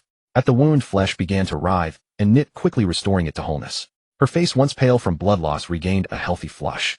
Master. Magnolia slowly knelt on the ground. She remembered everything from the past clearly, including Garling's heartlessness. As a blood servant, her mind had gained an unbreakable loyalty to Kuro. Kuro nodded in satisfaction. This ability had its own flaws, just like the zombies Moria made. Blood servants also feared sunlight, and a strong enough fighter could forcibly dispel the effect with haki. It was a somewhat useless ability, but quite handy for ordinary people. Stay close to me. I'll find someone to send you back to the ship soon. Since she was merely a tool to spite Garling, Kuro naturally saw no need to be gentle. He unfastened a black cloak from his body and tossed it to Magnolia. Yes, master. She wanted to ask about finding her two children, but her mind kept telling her that obeying her master's orders was absolute. She could only suppress her thoughts and stay close behind Kuro. This slaughter was carefully designed entertainment. Even with pirates flooding in, many celestial dragons still reveled without a care. Couldn't they just leave the pirates to the marines? As for the lofty celestial dragons, they had far more to consider. For instance, on the slaughtering ground of God Valley, how should they prepare their prey? Should they savor the thrill of the chase or torture endlessly and watch human nature twist? The jungle was stained red with blood. Cries, gunfire, and mad laughter wove together into a hellish symphony. But for Kuro, this place was also an amusement park. He drove his blade deep into the chest of the male celestial dragon before him. Kuro could feel his conqueror's haki growing. In the past, celestial dragons mostly lived in Mary Geos and rarely descended to the world below. This time he had to seize the opportunity. Meanwhile, damn it, this is no time for games. Pull the marines back to protect the celestial dragons. We'll deal with the pirates. Garling assembled all the gods' knights and stood on high ground overlooking the chaos below. Battleships engaged. Many pirates are surging in from all directions. Is that the pineapple pirates? Don't let them land. It's already too late. Garling assigned different zones to different members to deal with the pirates. Where's Gunko? I need her to deal with a man. Whitebeard Edward Newgate's massive blade came sweeping down, splitting the ground with cracks that made it nearly impossible to stand. Quite a few unlucky souls tumbled into the fissures in their panic. Where the hell did that bastard Rox run off to? I don't even know what his wife and kids look like, so how am I supposed to find them? Whitebeard's shockwave sent many marines flying backward with their eyes rolled up, chests caved in, and blood spewing from their mouths. Zeus. Yes, mama. 10-man Dage's attention. Countless purple lightning serpents carrying soul machi actively sought out the marines. In the space of a spark, charred corpses dropped to the ground one after another. Compared to those two monsters who casually unleashed their devil fruit abilities to cause mass destruction, our teacher Kaido was still plain swinging his spiked club. Pure force makes miracles was his motto. A marine captain wielding an axe charged forward, but Kaido's spiked club swept him away like refuse. No marine could withstand him. Explosions rang out one after another from the outskirts as Ganzi John Shiki killed Basta, and others ran wild there. Many more pirates also wanted to grab a piece of the spoils. Rocks pirates, Roger pirates. There are too many pirates. Haven't reinforcements arrived yet? The commander on the marine ship listened to the endless cries for reinforcements, yet they had no troops left to spare. Reinforcements are here. Boom boom. Several pirates were blasted into the sky by cannon fire. Don't treat my soldiers like weeds, you bastards. You bastards. Garp grabbed 2 cannonballs and hurled them toward the island. Quite a few surviving marines on the outskirts instantly became excited and cheered as if seeing their idol. It's Vice Admiral Garp. Great. We're saved. You were saved. Unlike the marines' soaring morale, the pirates' faces darkened. That bastard Garp is here. Let's get out of here. Charlotte Linlin grabbed Prometheus and glanced out at the sea. When she turned around, Whitebeard and Kaido were already running ahead. Sink his warship, Newgate. Golden Lion Shiki flew over to remind him. Whitebeard thought for a moment, then punched toward the sea. Space cracked like shattered glass covered in spiderweb-like fissures. The shockwaves spread from the ground into the ocean, churning the waters endlessly. The roaring waves turned into howls and converged into a terrifying tsunami that swept over the land. Garp's ship was cast under the shadow of the tsunami, and the fleeing pirates also saw the towering wave rising high. Are you trying to kill us? Newgate, you bastard. Golden Lion Shiki flew ahead in panic, fleeing the shadow of the devastating tsunami. Zeus, hurry. Charlotte Linlin mounted Zeus and quickly overtook Kaido. Hey Linlin, wait for me. Without devil fruit powers, Kaido could only run forward chest out, just like Newgate. Meanwhile, Garp leaped high from the ship, dark red hockey condensing in his fist into a flickering cross shape. Fist bone impact. He threw a punch, and the fierce gale mixed with an immense amount of hockey turned into a giant shockwave that blasted a huge hole through the tsunami. The warship reached shore safely. Garp jumped onto land with his right hand and left hand men. One was a physical combat expert, and the other was our eternal blade-drawing King Bogard. He had the 2 men lead the others to help the marine forces, while he himself chased after Whitebeard, Kaido, and the rest. At the same time, Dragon, carrying 2 babies, carefully avoided other pirates and searched for the direction of the warship. Bang! A female celestial dragon, with sharp horns on her head, shark-like teeth, and a suspected betta fish lineage, shot a beam of energy like a screaming light cannon from her mouth, piercing through Dragon's shoulder. Found him. There's a marine still carrying a baby. Wearing sunglasses, she spoke into the den mushy in her hand and exhaled a puff of smoke. Dragon wore a hood, so from her angle, she could only see one infant. Said the voice on the other side of the den mushy. I'm truly grateful, Mafe. If you lost him, Garling would kill me. The person on the other end seemed to breathe a sigh of relief. Huh, so that's it. Garling actually has a child. This kidnapper is really weird. Seiki Ursi, Mafe said with gossiping interest. Dragon lay on the ground, stretching his hand with difficulty toward the crying shamrock. No. These children are my way of atoning for participating in this killing contest. But so many people have died. Perhaps this is also the time for me to atone for that. Seiki Ursi Mafe drew the long sword at her waist, aimed it at Dragon's back, and said, goodbye, young man. At the instant, the sword thrust down an incomparably domineering slash, sliced both her and the surrounding trees in half. I'll say it again, I wasn't aiming at you. I was aiming at Garp in the sea. Whitebeard answered angrily, while running, you big liar, you almost got us killed. If you're looking for trouble, let's settle it right now. You bastard, Newgate, we're all devil fruit users here. If you want to take the opportunity to kill us, just say so. Charlotte Linlin angrily grabbed Whitebeard's collar. Golden Lion Shiki caught up from behind. Only then did Kaido suddenly realize. He was not a devil fruit user, so why was he running? It was just Garp. Why should he avoid a fight?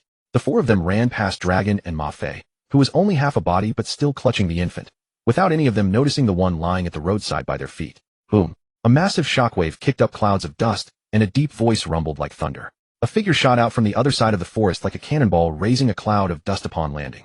A big fish has appeared. A first-class fishing ground. Be prepared. You see kings. Garp's oppressive figure stepped out of the smoke suit, sleeves rolled up, his thick fists covered in dark armament hockey. Who's afraid of who? Kaido clenched his fists, glaring at Garp. Run, you dummy. Don't waste time. The devil fruits are still waiting for us to grab. Charlotte Linlin and Edward Newgate had already wisely run ahead. A few steps later, they realized that Shiki, that bastard, had slipped away long before. Fighting that bastard Garp would bring nothing but the thrill of battle. It would only waste precious time. If they held Garp up here, they'd only be making a wedding dress for others. Prometheus, heavenly fire. Prometheus spewed flames to cover their retreat. Vice Admiral Garp. The Marines who had followed saw Garp engulfed by a huge fireball and worriedly called out. This little fire isn't enough to cook a fine steak, Linlin. Dad. Dragon was stunned. He had never expected his usually unreliable father to actually be able to chase down those towering, powerful pirates. Already in his all-out battle frenzy, Garp did not hear his sons shout at all and charged straight after Whitebeard and the others.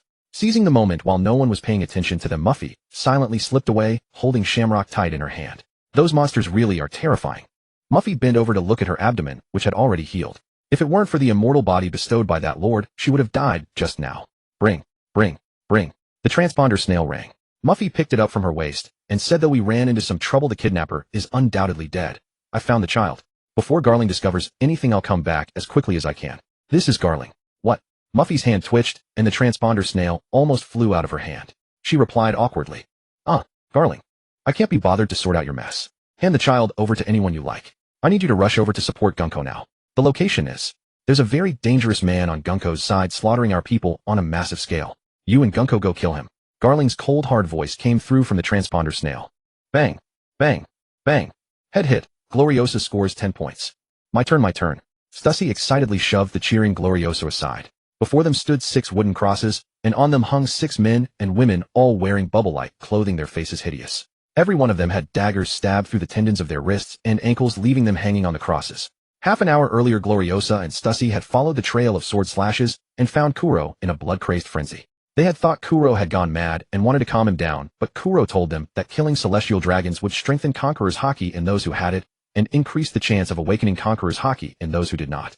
The 2 women instantly became even more excited than Kuro. They immediately became Devil's Hounds, helping Kuro hunt down celestial dragons everywhere. The 6 people in front of them were their current catch. Stussy picked up the long musket before her, playfully shut her big eyes and said, I'll fire at random. Wherever I hear sound, I'll shoot. Driven by their survival instinct, the celestial dragons' faces twisted in pain, all clamped their mouths shut. Even their breathing became almost inaudible. Kuro waited quietly for 2 minutes. Seeing that no one made a sound, he picked up a rattan cane from the ground, and Armament Haki instantly turned it pitch black. Smack! Smack! Now cry out. Louder! Kuro went straight into his lightning 5 whip strikes. These celestial dragons had been raised in honey pots. How could they stand such pain? After just 2 lashes, they began howling. Oh, it hurts, it hurts. Stop, please. Stussy aimed at the source of the voice and pulled the trigger. 2 shots accurately struck a male celestial dragon in the chest. Chest hit, 5 points. Gloriosa stepped forward to check and announced loudly. In Mary Geos, which was broadcasting the scene, live an indescribable silence fell. Many could no longer bear to look at the miserable state of their own kind. They covered their eyes and wept. The bloody, mangled scene was enough to give some of the younger ones nightmares. Others cursed without stopping. Rabble! Rabble! They're all rabble. How dare they? They are enemies of the gods. Their entire clan must be wiped out. Wait, Lady Mamaya Gunko is here. Kill that man. Lady Gunko, kill that man. God Valley. Kuro, who was executing celestial dragons, suddenly jolted. As if warned by a premonition, he slashed a blade of light behind him. Amid the hiss of scratching sparks, Kuro saw the thing that had attacked him. A bandage-like arrow collided hard with his long blade. Kuro suddenly felt a pain in his chest. An arrow that seemed to come from nowhere had pierced through it. Kuro dissolved into blood roses and reformed in front of Gloriosa and Stussy. Impossible. Neither the soundwave feedback nor my observation Haki detected that arrow. Wearing a military uniform, her face wrapped in bandages with only heterochromatic eyes, exposed Mamaya Gunko, the divine blade cluster, stepped out from the dark corner. Lady Gunko, save me. Save me first. My family will reward you. Vampire bats split off from Kuro's body, crawled onto the remaining celestial dragons, and sank their fangs into their necks while the dragons struggled. In just a few seconds, they visibly withered into dried corpses. The vampire bats flew back into Kuro's body, and the hole in his chest rapidly recovered. A devil fruit ability equivalent to causality. The good things really have been devoured by you celestial dragons. Kuro looked at that uniform and recalled her identity. Emu's human incarnation. I don't have absolute confidence that I can beat this one. You two go find the devil fruit first. If I can't win, I'll run. Don't worry about me. Kuro's eyes were uncharacteristically grave. He told Gloriosa and Stussy beside him that with the 2 of them there, they would easily become his weakness. Having wandered the sea for years, Gloriosa and Stussy were not sentimental women who would shout things like, if we go together. The 2 women left without the slightest hesitation. Kuro kept his eyes fixed on Gunko. That woman's expression was too calm, as if she didn't care at all about the 2 of them escaping. 4 or 5 bandage arrows shot out from Gunko's arms and legs, at once lunging at Kuro like coiling venomous snakes. Even with armament Haki, Kuro's body was still pierced through. With his undying body and the vitality seized by the vampire fruit, the wound through Kuro's chest healed at a visible speed. Blood Moon's secret art, Blood Demon's Wrath. Kuro raised his hand and sent out a 50-meter-tall crimson sword aura. The Blood Demon's fury seemed about to cut the entire God Valley in 2. Everyone in God Valley could clearly see that sword aura. That guy Kuro has run into a formidable enemy. Rox was still out searching for his wife and child. Countless twisting arrows emerged from Junko's body and condensed before her into a giant shield. A red light flickered through her mismatched pupils. The arrows kept constructing, forming 2 more arrow shields. The scarlet sword chi slammed into the enormous arrow shield like a cannonball. The first shield was ripped apart as easily as paper, and Junko's armament Haki instantly covered the arrow shield. The second shield was split in 2, and the scarlet sword chi visibly shrank by a large measure. When it struck the third shield, a mighty burst of energy exploded. A dazzling light flashed, and a piercing crack split the air. Many pirates, celestial dragons, and marines nearby had their eardrums ruptured by the shockwave. The mountain valley shattered. The forest battlefield became sheer cliffs, and sword scars gouged 3 feet into the ground. Apart from Kuro and Junko, every living thing within 2 kilometers was obliterated in the collision. Cosplaying Rashomon. I've practiced the sword for 20 years, fast and ruthless. Can you block this blade? At the hilt of Kuro's sword, dark red thunder serpents writhed and crackled. Strands of blood coalesced into 4 thick blood serpents, flicking their forked tongues and bearing vicious fangs as they plunged into the smoke and dust. Junko knelt on one knee in the scorched earth. Her blue hair hid her face, her uniform was torn, and fair skin showed through. Blood ran from her jaw to her chest, and a huge gash cut across her thigh. Bandage-like arrows wound around her thigh, tightening with force. Feeling that the blood had stopped flowing, Junko struggled to her feet. Arrow mimicry, azure bird form. A flood of arrows twisted, interlaced, and curved in front of Junko. A bird made of arrows raised its head and lightly beat its wings. This is the power of a paramecia. As long as you dare to imagine it, arrows can form a bird, and that bird can fly. Can you believe it? Bearing the pain, Junko leaped onto it. The azure bird beat its wings continuously and soared into the sky. Several blood serpents broke through the smoke and lunged at the airborne Junko. Junko steered the azure bird through the air, shifting and turning to dodge the blood serpents with nimble movements, and aimed her finger at the serpent behind the bird. For arrows crept up Junko's fingers like writhing pythons, locked onto their target and precisely shattered the blood serpent's skull. However powerful a devil fruit ability may be, it cannot conceal the weakness of her body. A cold voice sounded by Junko's ear. She turned her head in surprise. Crackle. Using the blood serpents as cover, Kuro closed the distance to Junko in an instant. Crackling Conqueror's haki coiled around his blade. Farewell, Blood Moon, one sword style hell. Just then the saying proved true. The mantis stalks the cicada, unaware of the oriole behind. A surging energy cannon blasted toward Kuro's completely exposed back. A pair of bat wings folded together like 2 ugly hands, trapping Kuro in their grasp. Junko-sen, are you all right? Good thing I came in time. Sakura's Maffei leaned on his sword with his left hand, lifted a cigar to his mouth with his right hand, and took a deep drag. Junko suppressed the dread of death rising in her heart. For an instant, when she had nearly died, she vaguely recalled her dead father. The moment of his death had been exactly like what had just happened. The murderer was. An unknown forceful power erased Junko's memory. With a pained grunt, she clutched her head and flew straight toward the distance. Hey Junko-sen, where are you going? Garen said the 2 of us should handle the Cannon King together. Sakura's Maffei's stunned expression froze as he watched Junko fly farther and farther away.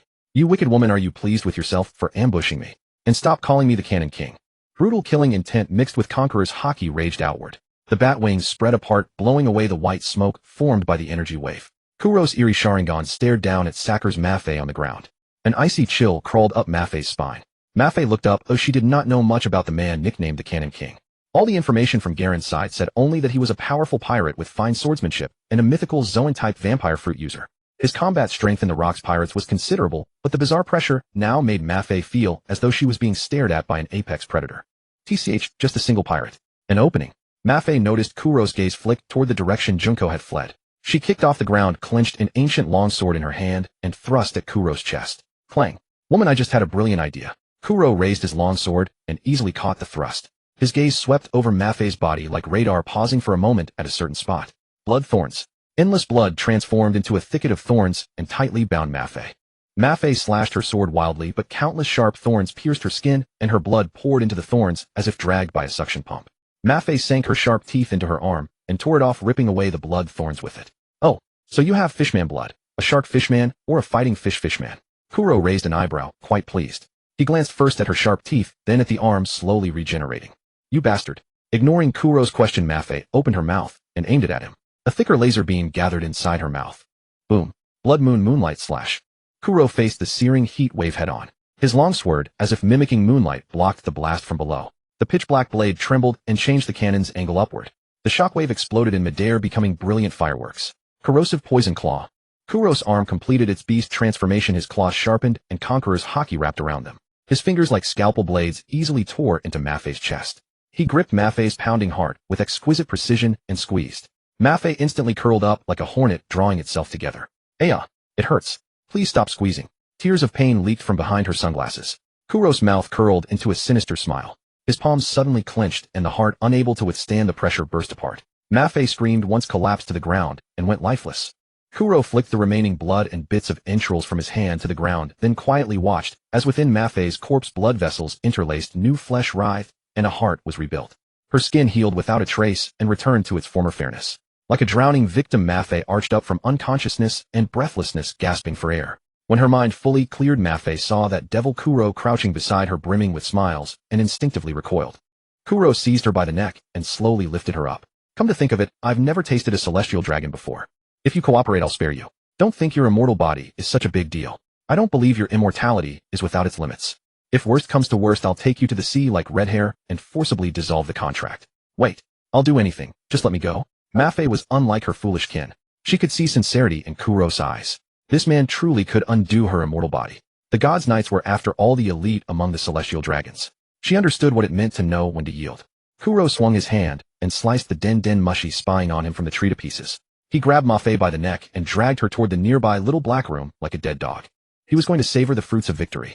I'm really worked up right now. If your teeth dare to touch, I'll shatter them. Kuro's lips curled into an excited arc. To destroy such high and mighty celestial dragons, to make them wail beneath him, to relish the thrill of trampling on authority, that in itself was the ultimate pleasure. As everyone knows, basketball is a competitive sport that greatly trains strength and physical confrontation. When you run into a defense as intense as a 2-3 zone, all you need is to hold the ball with both hands, break through the tight press, and you'll blow past the defense for a slam dunk. Sneak attack me, will you? I'll teach you to sneak attack. Still want to sneak attack? Huh, not convinced. Watch my Blood Moon secret art, level 8, Great Gale. From inside the black room came bursts of Mafe's piercing screams, pleas for mercy, and the heavy sounds of flesh being ground and chafed, just as Kuro was busy adding to the future generations of the celestial dragons. In another part of the forest, a group of ragged slaves was carefully avoiding the loud disturbances and quietly moving toward the center of the island. No matter what, this is our chance, Kuma. The broad-faced Ivankov said excitedly to Kuma. As long as we get that devil fruit, we can escape this island alive. Jenny was keeping a sharp lookout. Outside, the Marines were organizing the evacuation of the celestial dragons. Please use this evacuation route and leave the island. A rear admiral draped in a justice coat said amiably to the celestial dragons. I still have many treasures I haven't brought out. Can you guarantee that? You take responsibility for this mess, and for our safety, you useless bunch. The celestial dragon with the handlebar mustache pointed angrily at the rear admiral. He also knew why this hunting competition had been stopped. The supreme killing king had appeared among the pirates, one who hunted celestial dragons for sport. After listening to his family over the den mushy, he trembled with fear. It was all the fault of these useless Marines. They couldn't even hold back some pirates. After arranging for all the celestial dragons to board the ships, the rear admiral breathed a sigh of relief. These world nobles were truly hard to please. Report. The Rocks pirates and the Roger pirates have reached the outer perimeter. What? Hold the line and move the treasure to a safe place now. The rear admiral had just spoken when Somaz walked over from the side. The mission Garling had given him, escorting his fellow celestial dragons, was already complete. Clang. Whitebeard's Murakumajiri and Roger's ace crashed together. The two men strained against each other, sparks hissing from their grinding blades. Roger, I've got things to do. Get out of my way. Whitebeard's burly frame shoved Roger aside. He ran to the center of the fighting, but still didn't see Rocks. Where the hell did that idiot go? The treasure belongs to the Roger pirates. Boys, take the treasure, and let's get out of here. Oh. Seeing that Whitebeard had only exchanged one strike, Roger didn't try to stop him. He had come to stir trouble anyway. Since the celestial dragons had been scared off, he would just take the treasure and run. You bastard, Roger. That's our treasure. Golden Lion Shiki charged over with Silver Axe, Ganzi, John Ma Long, and Babel. A mountain of treasure lay before them. The two groups immediately started fighting over its ownership. To protect the treasure, the Marines hurriedly grabbed muskets, rolled out cannons, and formed a defensive line in front of it. Gabon jumped into the crowd with axes in both hands, cutting down 2 Marines with his left and sending 3 pirates flying with his right. The ace in Roger's hand flashed with black-purple light as it collided with Shiki's twin blades. Roger, how about we join forces and clear the extra players out first? Shiki, we're pirates. I want it all. You bastard, Roger. More and more pirates rushed here, turning everything into a massive melee. Not far away, Somaz watched with a grim face as the pirates carried off the treasure of the celestial dragons. Thorns spread rapidly from beneath his feet and crept toward the distant pirates. The first to bear the brunt was Whitebeard Edward Newgate, who was already furious from not finding his target. What the hell is this? Get lost. Whitebeard hammered a punch into the thorny vines. As if they had hit an invisible wall, Somaz's vines were wrenched back by the shockwave. Somaz's expression changed. He hastily swung his thorny vines into layer after layer of defense around himself, barely managing to block the blow. Only then did Whitebeard notice this celestial dragon clad in a black cloak and noble dress. Gururara, I'm sure you know where Rocks is. I also want to see whether you so-called great pirates praised so loudly by the outside world actually live up to your reputations. The words had not even faded when Whitebeard's towering body exploded with extraordinary agility. A fist wrapped in shockwaves slammed into Somaz. Even though Somaz hastily covered himself in thorn armor, it was shattered by the shockwave, and an overwhelming force poured into his body through the surface. His internal organs were churned into pieces. Somaz spat out a mouthful of blood and collapsed. Pa, trash, tell me where Rox is. Whitebeard seized Somaz by the head with one hand and lifted him up. Seeing that Somaz couldn't speak, a white shockwave engulfed Somaz's head. Like a watermelon splitting apart, it fell from midair and struck the ground. Brew brew brew brew. Is this Saint Somaz? Rox has appeared in the northeast. Saint Garling is pursuing him. Please come and support us. Whitebeard picked up the den mushy from the ground and answered with a grave face. Understood. A confused what came from the other end, but Whitebeard crushed the den mushy and ran northwest. The fragments of Somaz's head on the ground were slowly reassembling, but no one on the chaotic battlefield noticed. Don't pull such a mournful face. Compare our looks. Who knows who got the better deal? Kolo, looking thoroughly pleased, pulled up his trousers and fastened his belt. A bright red handcuff like a piece of agate was secured around his wrist. Kolo's blood flowed through the crystalline, translucent chain. The other end was wrapped around Mafi's neck at the slightest movement from Mafi. The entire manacle would instantly turn into razor-sharp blood thorns subduing Mafi. Although they could not kill her, they would buy Kolo enough time to deal with her. There were 2 nearly imperceptible wounds on Mafi's neck. She was now under the blood servant effect. The sunlight that terrified ordinary blood servants like Kasha only made her feel slightly uncomfortable. Mafi desperately wanted to use Haki to break through the blood servant's control, but the demon-like man in front of her would surely slaughter her without mercy at the first opportunity. Her shark-like teeth ground together instinctively, as if she wished to tear the man before her to shreds, but the foul taste in her mouth made her retch. Kolo watched Mafi's expression shift for a long time until she finally lowered her head in submission. Satisfied, he gave the chain a tug, signaling her to crouch down before him. Kolo jumped onto her shoulder and sat down. The shockwaves of the many battles had covered the sun with dark clouds, and twisted dark red lightning crackled across the sky. Kolo would never mistake that aura of Conqueror's Haki. Rox, Mafi, first take me to your celestial dragon's prize warehouse to get a devil fruit. Yes, master. Without a word, Mafi carried Kolo toward prize warehouse No. 1. He would definitely help Rox, but before helping he had to ensure that his own interest in God Valley had not been taken by anyone else. Meanwhile, inside the celestial dragon's prize warehouse No. 1. 2 ghost-like figures slipped quickly into the warehouse. There were mountains of gold coins taller than a person, and all kinds of rare treasures gleaming with precious light. Without wasting much time, the 2 rummaged around for a while and found several gilded treasure chests. Hee-haw! A figure suppressing his excitement and making a strange sound cheered in a remote corner. I never thought the island would fall into an unprecedented melee and give us such a golden opportunity. Emporio Ivankov stood there with his towering purple afro. His huge face and thin small body formed a bizarre proportion. This Bartholomew Kuma took a palm-sized round fruit out of the chest. Its surface was pink with flesh-colored bumps. That's right, this is it. Don't care what it is, eat it first. Emporio Ivankov held a devil fruit whose surface was covered with layers of blue-gold scales radiating a cold and majestic gleam. Bang! A gunpowder shot ripped through the floor in front of the 2. They turned around as high heels clacked against the wooden planks. Kuma and Ivankov turned around in surprise at the same time. Little ones, these aren't your toys. Could you hand them over to Big Sister? Stussy blew the ginsmoke from the blunderbuss with her petal-pink lips. Another blunderbuss aimed at the 2. Dressed in a white one-piece dress, she spoke in a flirtatious tone that seemed to drip with sweetness tinged with mockery. Gloriosa stood with her hands on her hips. The high slit of her long dress revealed her fair thighs. A colorful venomous snake wearing a top hat crawled out from Gloriosa's shoulder. It flicked its tongue, bared its sharp fangs, and its cold serpentine eyes sent a chill through Kuma and Gloriosa, who stood before it. Not good, they're pirates. Kuma, hurry. Before the words died away, the wooden wall on the left was smashed to pieces, and Charlotte Linlin crashed in from outside, grinning broadly. A hand with purple nail polish seized Ivankov by the neck and pinned him to the ground, while her other hand caught the fish fruit mythical Zoan model Azure Dragon as it flew through the air. Little Ivankov, Kuma shouted in concern. Yikes. Dangerous. You almost ate me. Give me that one too. Charlotte Linlin let go and Ivankov fell to the ground, unable to get up. Her greedy gaze turned to Kuma beside her. Linlin, it's not good to keep them all for yourself. At least leave 2 for our Manfred family. Stussy's gaze swept over the 3 unopened chests on the floor. Stussy, since when did you join the Manfred family? Whatever. When it's about that man Kolo, everything seems perfectly normal. Mama, for Kolo's sake, I'll give you these 2. Remember to tell Kolo that he owes me a favor. Charlotte Linlin scraped 2 chests over with her foot and kicked them across. The 2 gilded treasure chests slid along the floor, and Stussy caught them securely. Thanks, Linlin. While the others were talking, Kuma clutched the pawpaw fruit and ran out of the warehouse. You little brat. Charlotte Linlin had been keeping an eye on Kuma's movements and was about to chase after him when Ivankov grabbed her thigh and shouted at the top of his lungs. Eat it. Don't hesitate. Swallow that thing, Kuma. Escape.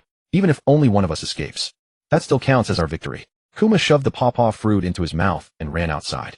Flames reached the sky. The burning fire consumed the wooden house, lighting up the gloomy sky. Charlotte Linlin sent Ivankov flying with a kick. Since the fruit had already been eaten, chasing after Kuma was useless. A pity, but the fish fruit. I'll have Ares eat it. For the supreme masterpiece of our pirate crew. Mama mama. Charlotte Linlin raised the fish fruit high and laughed loudly, completely failing to notice the dark figure leaping into the air behind her.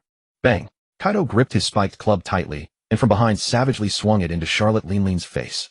Huh! Charlotte Linlin's hat was knocked off, and she sprawled onto the ground. Struggling, she propped herself up with her hands, and turned to see. Kaido stretched out his neck, and caught the fish fruit in midair with a single bite. Chew chew chew chew chew chew. After chewing a moment, Kaido swallowed it down. Charlotte Linlin climbed to her feet, stuffed the other chest into her clothes, and turned to speak to Kaido in fury. You deserve to die.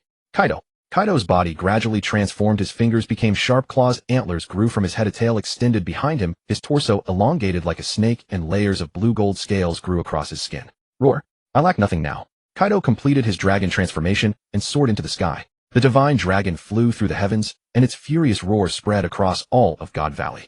The powerhouses locked in battle all paused at the same time, and cast startled, uncertain glances toward the sky. At the heart of God Valley, the Marines were being steadily devoured by the endless influx of pirates.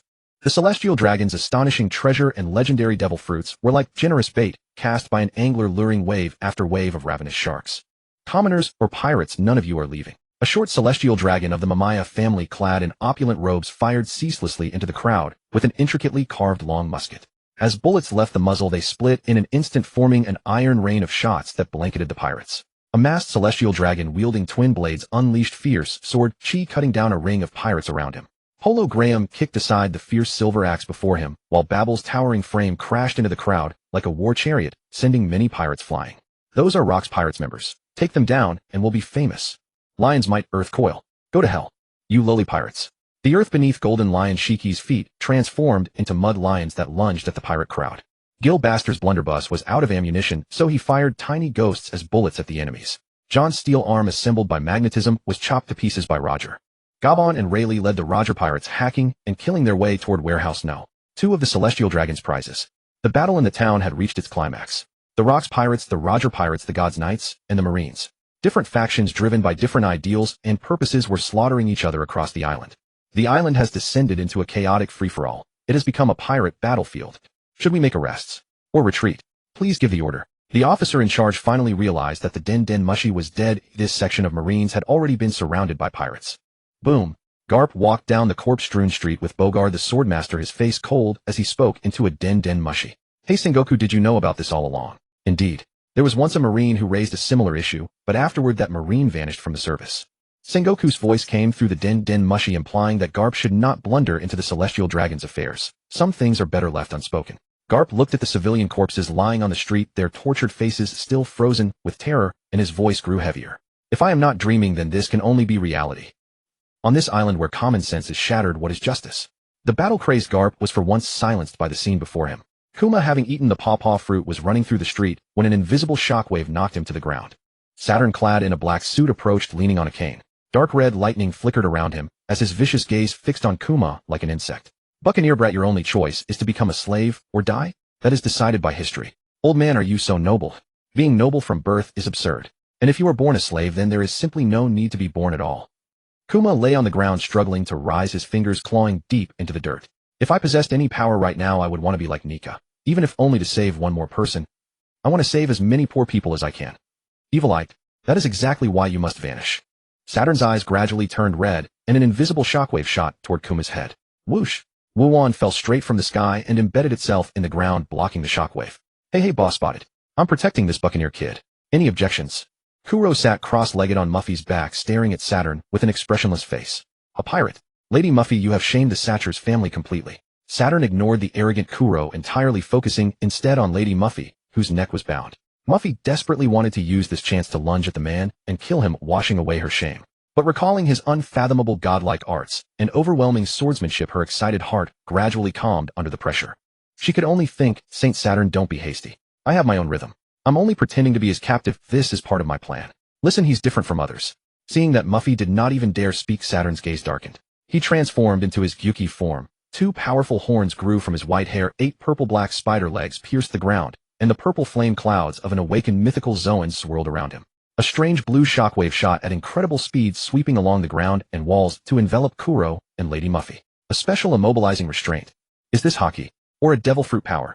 Kuro felt his body frozen. Dark red lightning crackled across the ground, shattering bricks, while Conqueror's haki radiated around him. How what do you take me for, a chef? Saturn. The restraint was broken in an instant. The cuffs on Kuro's wrists instantly liquefied and he leaped to the ground, pulling Wuan free. Kid, dreams make a man great. Power comes from your will. If you want to save people, then go save them. Kuro stood before Kuma and said firmly. Kuma might be the only person on this island with a radiant and noble soul. Though Kuro could never be like him, he did not mind applauding such a man. Saturn's eyes flashed madly red, the air seeming to be sucked into a vacuum. Kuro swung Wuan again and again, sending out dozens of sword chi slashes that carved the ground into broken pieces like tofu. All of the evil eye's invisible shockwaves were intercepted by the sword chi. Saturn's spider legs dragged across the ground with a piercing shriek, then rose like a spear and stabbed down. Boom! With a push from his foot, the spot where Kuro had been standing collapsed into a crater 10 meters in diameter, its edges smooth as a mirror, as if gnawed by some invisible maw. 2 more spider legs lifted, their sharp tips glistening with purple liquid, and stabbed straight down. Kuro rolled aside, sweeping Wuan upward. The blade met the spider leg in a burst of metallic sparks. The seemingly withered limb was as hard as sea stone. Blood moon moonlight slash. Kuro's eyes narrowed as haki enveloped Wuan. A crimson flash of blood moon light passed, and 2 spider legs flew high into the air. Kuro vaulted away from the falling liquid. The venom struck the ground, sizzling and eroding it. Saturn's spider legs regenerated rapidly, far faster than the god's knights. Even if this Saturn was a genuine civilian member of the 5 elders, his immortal body was quite troublesome. Continuing the fight was meaningless. It would only drain his stamina. Well, this is where we part. I hope we'll meet again. Kuro leaped to Muffy's side, unfurled the bat wings on his back, grabbed her, and soared into the air. Your hands are stained with the blood of a god. You cannot escape, Manfred Kuro. Saturn still leaned on his cane, watching gloomily as Kuro flew toward the distance. Rox was fleeing through the dense forest, his wife and child carried on his shoulders. At first he had found the members of the Davy clan, including his father and mother. 2 demons appeared from nowhere, and his parents, standing in the middle, were transformed into demons. Anyone caught along the way turned into that same state. Rox had already tried to kill them, but they all had immortal bodies. Dragging things out would only put his wife and child in danger. Put me down, Zebek. Wait, Zebek. Alice, holding Teach, was carried on Rox's shoulder. She knew this man's dream, and she did not want to become an obstacle in his path. Put me down, Zebek. Do you think you can defeat them with just one hand? Alice struggled fiercely on Rox's shoulder. Listen to me, Alice. Any member of the Davy clan who is captured will suffer inhuman torment. Compared with that, hell would seem far gentler. Rox turned his head and looked at Alice seriously. Of course I know. I am already a formal member of the Davy clan, and everyone has been gentle and warm to me, a former pirate.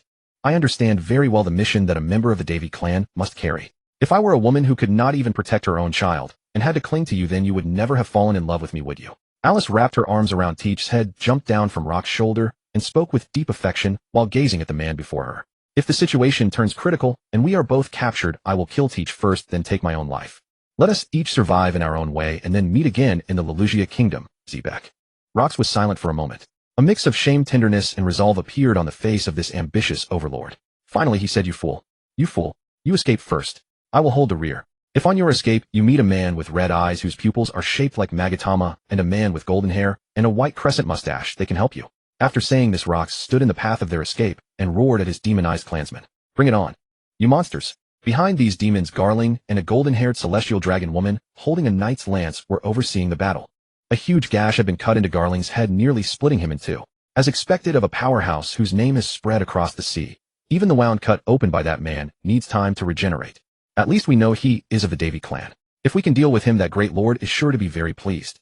The long-haired female celestial dragon said excitedly while riding a strange bird. Seeing that Rox had finally given up his wife and child and was no longer fleeing, Garling pushed through the surrounding demonized Davy and said to Rox, You have no idea of my terror. If I take a notion, it will be enough to cost you your life. As the cream of this generation's celestial dragon elite, I, Figureland Garling Saint, am absolutely confident. Believe it or not, I will bring down the man before me in 30 seconds. In the sky, the churning dark clouds split open into a heavenly chasm. Dark red thunderbolts fell from above, and the trees, earth, and rocks around Rox all disintegrated. Rox's terrifying haki began to coil around his blade. Crackle!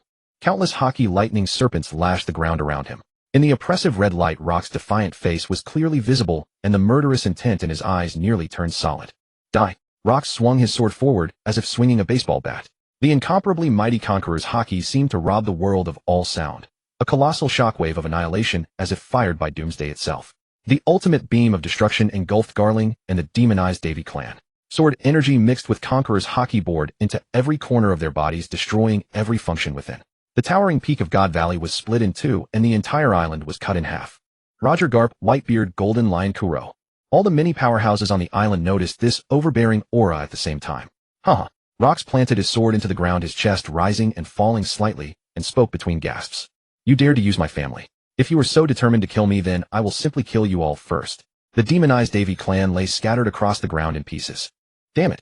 Garling spat out a mouthful of blood mixed with fragments of his internal organs.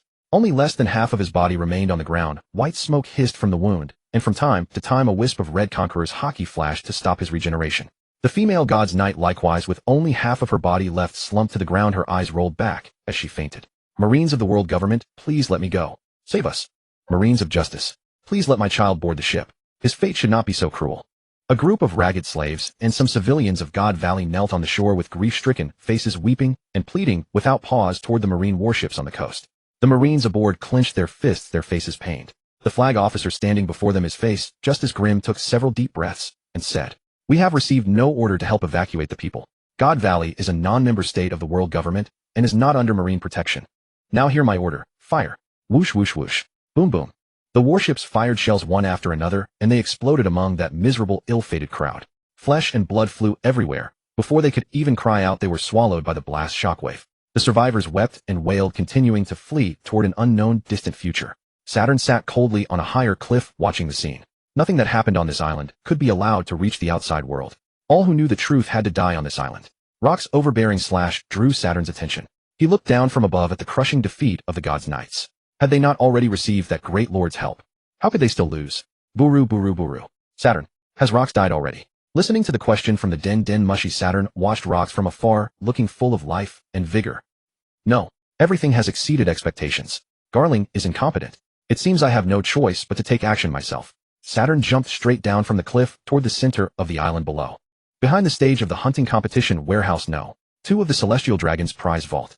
The Roger pirates were merrily hauling away mountains of treasure, gold jewels, famous swords, and even devil fruits, enough to send the poverty-weary crew into a frenzy of joy. The Roger pirates bore a striking resemblance to the later Straw Hat pirates. They were more of a traveling adventure crew than conquerors, never raiding kingdoms or merchant ships, and preferring to plunder the pirate vessels they encountered. The Celestial Dragon's vault was a trove of prizes and riches they had never seen. The single slash with which Rox split God Valley caught Roger's attention. Get the treasure aboard the Oro Jackson first. I'm going to see what all the commotion with Rox is about. Roger turned to Gabon and said, "There you go again. Don't do anything reckless." Gabon said, shouldering his axe with practiced resignation. Kuro found Kasha bound Mafi with sea-stone handcuffs and tossed her to Kasha. He then drew a den mushy from his coat and handed it over as he spoke. "Contact those two women, Gloriosa and Stussy, with the den mushy. Have them meet up with you, then seize a ship and wait for me in the open sea. Be ready to leave at any moment." "Master, I have to." Kasha nodded in agreement, then started to speak, but hesitated. "No need to say more. If I come across them, I will get them back for you." Kuro no longer had time to race to warehouse No. 2 to grab devil fruits, but those two women, Gloriosa and Stussy, had proven far more capable than he expected. With those two as his safety net, coming to God Valley was already worth it. Though I hate to admit it, that bastard Rox has done me some kindness, so I have to repay the debt, or at least be able to face myself. Kuro stared at the slash that ran straight through God Valley and murmured to himself. Then he spread his bat wings once more and flew in the direction Rox had gone. Kaido, soaring as a dragon in the sky, was equally eager to show off his new form to his comrades. Charlotte Lean meanwhile hefted Napoleon and charged after the direction Kaido had flown, determined to kill him. "Rox, looks like I'm not too late." Whitebeard Edward Newgate's towering frame crashed through the surrounding trees and emerged from the forest, ignoring the corpses scattered across the ground. "Right on time. But these bastards have immortal bodies, so let's move while they're unable to recover," Rox said, resting his sword on his shoulder. The sky above God Valley grew inexplicably oppressive. A bizarre ripple instantly spread across the entire island as sunlight could no longer pierce the black clouds, as though an ominous veil had shrouded the land. The clash between pirates and marines on the central battlefield had left every inch of earth stained with gunpowder smoke and blood. Yet now the men, locked in desperate combat, marine and pirate alike, stopped of their own accord. The gods' knights fighting there had long since received orders to withdraw to the island's outskirts and prepare to sail away. Something primordial, a terror buried deep in humanity's bloodline, was awakening. Saturn completed his beast transformation in midair, his staff crashing heavily onto the ground. A magic circle appeared across his back, radiating malignant energy, and the scorching demonic flames forced a pained cry from his lips. A great surge of Conqueror's hockey poured out. A viscous purple-black liquid crawled out of the magic circle and began to take shape upon Saturn's back. At length, a handsome man with a pair of S-curved demonic horns emerged, wreathed in black clouds. His bronze skin bore eye-like tattoos, and his irises were ringed by two concentric circles like the Rinnegan. Restrained by something Nerona, Emu manifested only half his body. Black clouds of flames swirled around him, and open eyes appeared one after another within the flames. This peculiar conqueror's haki was unlike the overwhelming heroic pressure of Rock's Roger or Whitebeard. It was sinister, evil, and cold, setting every nerve in the body on edge. It seeped into every person's body, bored into the marrow, and made souls tremble in dread. Saint Saturn, what has happened to you? Why have you taken this form? Is it a devil fruit? The Marines on the central battlefield asked in terror. It's a monster. The other pirates, shrewd enough to read the situation, had already begun to run. The spider legs, corrupted by demonic flames, pierced through the bodies of every Marine and pirate standing in their way, friend or foe alike. Whose side is that thing on? It's attacking indiscriminately. A pirate in a captain's coat, even while fleeing, refused to let go of the chest of gold in his arms. As the wind screamed, a black spider leg pierced through his chest. Unable to contain their terror, pirates and Marines turned back to attack the monster. Clang, clang, clang. Even attacks wrapped in haki produced nothing but the ringing clash of metal. Many Marines and pirates were skewered together like a human centipede. Emu had no interest in whether these people lived or died. His manifestation was time-limited, and he had to extinguish the flame Rox had kindled in this era as quickly as possible. Dragging its spider legs across the ground, the creature pursued Rox. What's going on? What the hell is that monster? Garp seized a Marine by the collar and demanded. I don't know. Saint Saturn suddenly turned into that. Oh, so that's the 5 elders. First time I've seen one. The boss of those maggots. He certainly looks the part. Garp stared contemptuously at the enormous mass, his eyes gleaming with eagerness for a fight. Please mind your words, Vice Admiral Garp. The other Marine's eyes bulging tried to dissuade him in terror. There's no reward to be gained this time. Even so, you would still choose to help me. Rox stepped forward, placing himself before the grotesque forms of Emu and Saturn, and tilted his head as he said teasingly to Whitebeard. Cut the nonsense. All those drinks we shared were put on your tab. Whitebeard Edward Newgate laughed with bold magnanimity, tightening his grip on Murakamajiri. Rox, this is a losing bargain. You never told me we'd have to deal with this thing. Kuro folded his bat wings and stared gravely at the body before him, which towered like a mountain of demons. Wahaha. When I broke into the flower room back then, I was shocked too. So this is what the king of the world really looks like. Rox stared at Emu behind Saturn, madness and desire blazing in his eyes. Rorororo. All 3 of you look. I've finally obtained this power. I can't wait to test its might. Kaido transformed into an azure dragon, circled in the sky, and spoke. Wonderful. This is the first time I've seen you so happy.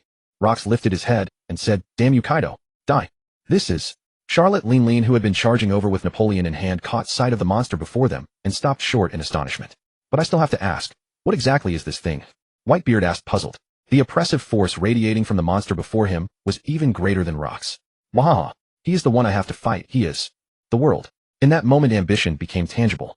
In the sky, a collision of overwhelming force tore a pitch-black abyss across the heavens as oppression and dread equally loomed over God Valley. Conqueror's haki flowed from him like a tangible substance while the ground was gashed open by spider legs. Hey, king of the sewer rats. You came here to kill me, didn't you? Rox laughed fearlessly, his sword resting on his shoulder as he demanded. Unexpected. It's you, Davy Jones. A rare ripple appeared in Im's eyes, as if recalling that reckless man from 800 years ago. You've got the wrong person. I've never even met that guy. But a promise is indeed something to be kept. Hearing this, Kuro suddenly looked at Rox with great interest. Tell me now. Rox ignored Kuro's eager gossip face, and with his mismatched eyes laughed recklessly. That is precisely why people like you must be erased from history. Im's demonic energy materialized into countless spider legs that stabbed toward the group like spears. Rox's arm muscles bulged as immense power flowed along his arm into the Western-style blade. With a flash of cold light, the spider legs that stabbed toward him were sliced cleanly at the cross-section. The purplish-black spider legs, glimmering with starlight, flew high into the air, where they seemed to be scorched by black flames, and dissipated into nothingness. Rox leaped high, emitting the oppressive pressure of Conqueror's haki from his body as dark red electric serpents coiled around his long blade. Die, monster! Rox slashed heavily toward Im's neck, while black demonic energy manifested into a giant sword in the air. Heavenly Punishment Sword. The long sword instantly extended, its sharp edge also wrapped in ominous Conqueror's haki. The blade pierced through Rox's abdomen and dark red blood gushed down his trousers. Rox's domineering, savage, and destructive sword technique also struck Im, and half of Im's body vanished from the attack. A black flame cloud gently caressed Im's body. Unlike the slow regeneration of Garling and the Holy Knights, Im's body fully recovered within mere seconds. Rox. Kuro nimbly dodged the spider leg's attack, kicked off the ground with both legs, leaped upward, and reached out to grab Rox's feathered cloak. Bat wings spread wide. As Rox let out a pained grunt, Kuro pulled him back off the blade that had impaled him. More spider legs shot toward them right behind Kuro. Whitebeard charged forward, his Murakamajiri glowing with white light, and heavily slashed at the pursuing spider legs. Cracks appeared out of nowhere on the spider legs, which were harder than steel. The tremor fruit. It's been many years since I've seen it. Im's cold gaze swept over Whitebeard. This is a very dangerous ability, but this fruit also takes a heavy toll on the body. Without an exceptionally powerful physique, one can never unleash its true power. Many who obtained this tremor fruit died early, unable to withstand the erosion it inflicted on their bodies, and never made a name for themselves. Rock, stop acting like a brute. This guy has an immortal body. If we get into a war of attrition, we're doomed. In Kuro's hand, a writhing blood ball condensed. Under his control, wisps of blood extended to the empty hole in Rock's abdomen, helping to heal his wound. This guy's ability is truly bizarre. Rock struggled to his feet and said. Kaido exhaled scorching dragon breath, while Im summoned enormous demonic energy, which, like a Jengar from Pokemon, wore an evil grin. Im easily blocked Kaido's attack, and then several spider legs slammed into Charlotte Lean, but the sharp spider stingers failed to pierce her skin. Napoleon Destroy Blade. Charlotte Lean's flaming sword sliced through several spider legs in succession. Saturn activated his evil eye, sending an invisible wave at her chest, but it was so weak it didn't even leave a white mark. My world has yet to be completed. The demonic energy burning endlessly like black fire forged a giant iron hammer and smashed it toward the group. Rox charged forward, his great blade wrapped in Conqueror's haki, colliding with the demonic iron hammer. The shockwave from the impact spread across most of God Valley. A great amount of treasure was blasted into the air. Pirates grabbed bags and kept scooping up the falling treasure chests. The Marines desperately raised their muskets to stop the pirates from stealing these world-class treasures. Many Marines witnessing the battle asked the leading rear admiral whether they should support Saint Saturn. Move aside. Of course we're going to support him. Garp threw his draped justice coat behind him, shoved the rear admiral aside, and said, as for which side to support, don't ask. No, Vice Admiral Garp. Saint Saturn is one of the highest authorities of the world government. A group of Marines desperately clung to Garp's waist, preventing him from charging forward. That maggot. Garp took big strides and ran over, dragging a crowd of people behind him. Divine Departure. Clang. I've been watching you for a long time. What kind of monster are you? Roger launched a charged strike from behind, but Im easily blocked it with a long-handled weapon whose blade resembled a kriss. The Heavenly Punishment Sword was forged anew from the demonic energy. Roger, having seen how Rox had been injured, decisively used the momentum and jumped down from the air. He's immortal. Use Conqueror's haki coating on everything. Don't give his body room to recover. Let him be reduced to ashes. Don't hesitate. Attack together. Kuro's scarlet pupils abruptly shrank to pinpricks. The three tomo of his Sharingan spun wildly as dark red lightning coiled around his black blade like living creatures. Rox, Roger, and Charlotte Lin simultaneously wrapped Conqueror's haki around their blades. The extremely hard rock beneath their feet fractured inch by inch, with spiderweb-like cracks spreading for hundreds of meters. Magma from deep underground erupted through the cracks and ignited instantly upon contact with the Conqueror's haki, lightning turning into a rain of fire across the sky. Garp kicked off with both feet, his figure leaping high like a meteor. His fist, coated in armament haki, bulged with veins and was wreathed in dark red cross-shaped Conqueror's haki, resembling a flickering dark star. His pitch-black fist was still charging up, compressing and exploding the air ahead with a deafening sonic boom. Kaido, who had not yet awakened Conqueror's haki, mustered all his strength to concentrate scorching dragon breath. The golden blaze illuminated his ferocious dragon head. A roar that shook the universe burst from his throat, and his searing dragon breath erupted like a volcano. Abyssal Curse. Blood Moon's Secret Art. Blood Demon's Wrath. Fist Bone Impact. Divine Departure. Ikoku. Howl. The 100-ton level haki became completely substantial. Black, scarlet, golden red, and dark red powers intertwined and collided. First there was absolute silence, then a world-destroying explosion thundered out. The shockwave centered on the battlefield, swept for thousands of miles in all directions, and the entire island of God Valley began to collapse violently. The towering peaks shattered, and the great mountain that Rox had split in two began to crumble. The mountain is collapsing. Run for your lives. Wah! The clouds were completely blown away, and many pirates were buried under falling rocks. All that remained between heaven and earth was blinding light and deafening thunder. Even the sea thousands of miles away was churned into 100-meter-high tsunamis. Monstrous waves towered into the sky, blotting out the sun. All warships keep distance from the island. Repeat, all warships keep distance from the island. The Marines escorting the celestial dragons on the periphery panicked as they struggled to keep their warships steady on the raging seas. The blinding light that could sear one's eyes gradually faded, and the raging storm slowly subsided. Amidst the blasted dust, a staggering figure gradually emerged. Saturn's massive spider form had vanished into thin air, leaving a bowl-sized indentation on his neck that sizzled incessantly. Imu's body had also largely vanished, with white smoke hissing from the wound. The remaining limbs were covered in cracks deep enough to expose bone, and the spotted skin was now threaded with fine disintegration lines. Cough, cough, cough.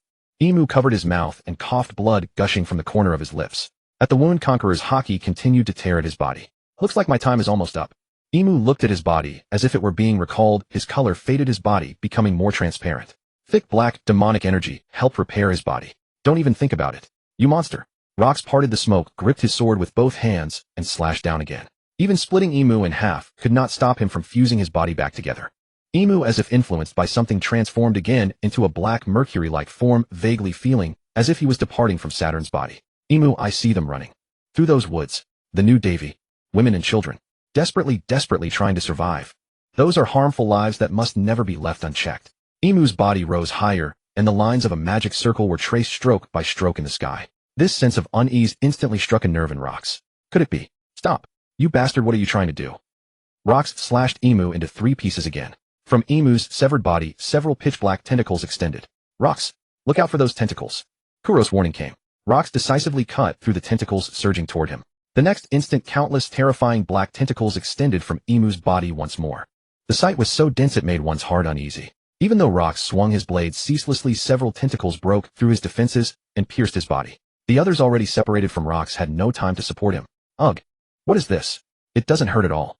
Rox reached out and grabbed the bizarre writhing appendages that were like locusts trying to pull them out. Rest assured, the one who will exterminate your clan is yourself. Go and slaughter your own wife and children. Dark turned domination. The coldness in Emu's eyes was like ice in the deep sea as he issued his command icily. How could something like this? Aya. Rox felt something enter his body, a strange, ominous consciousness vying for control of his body.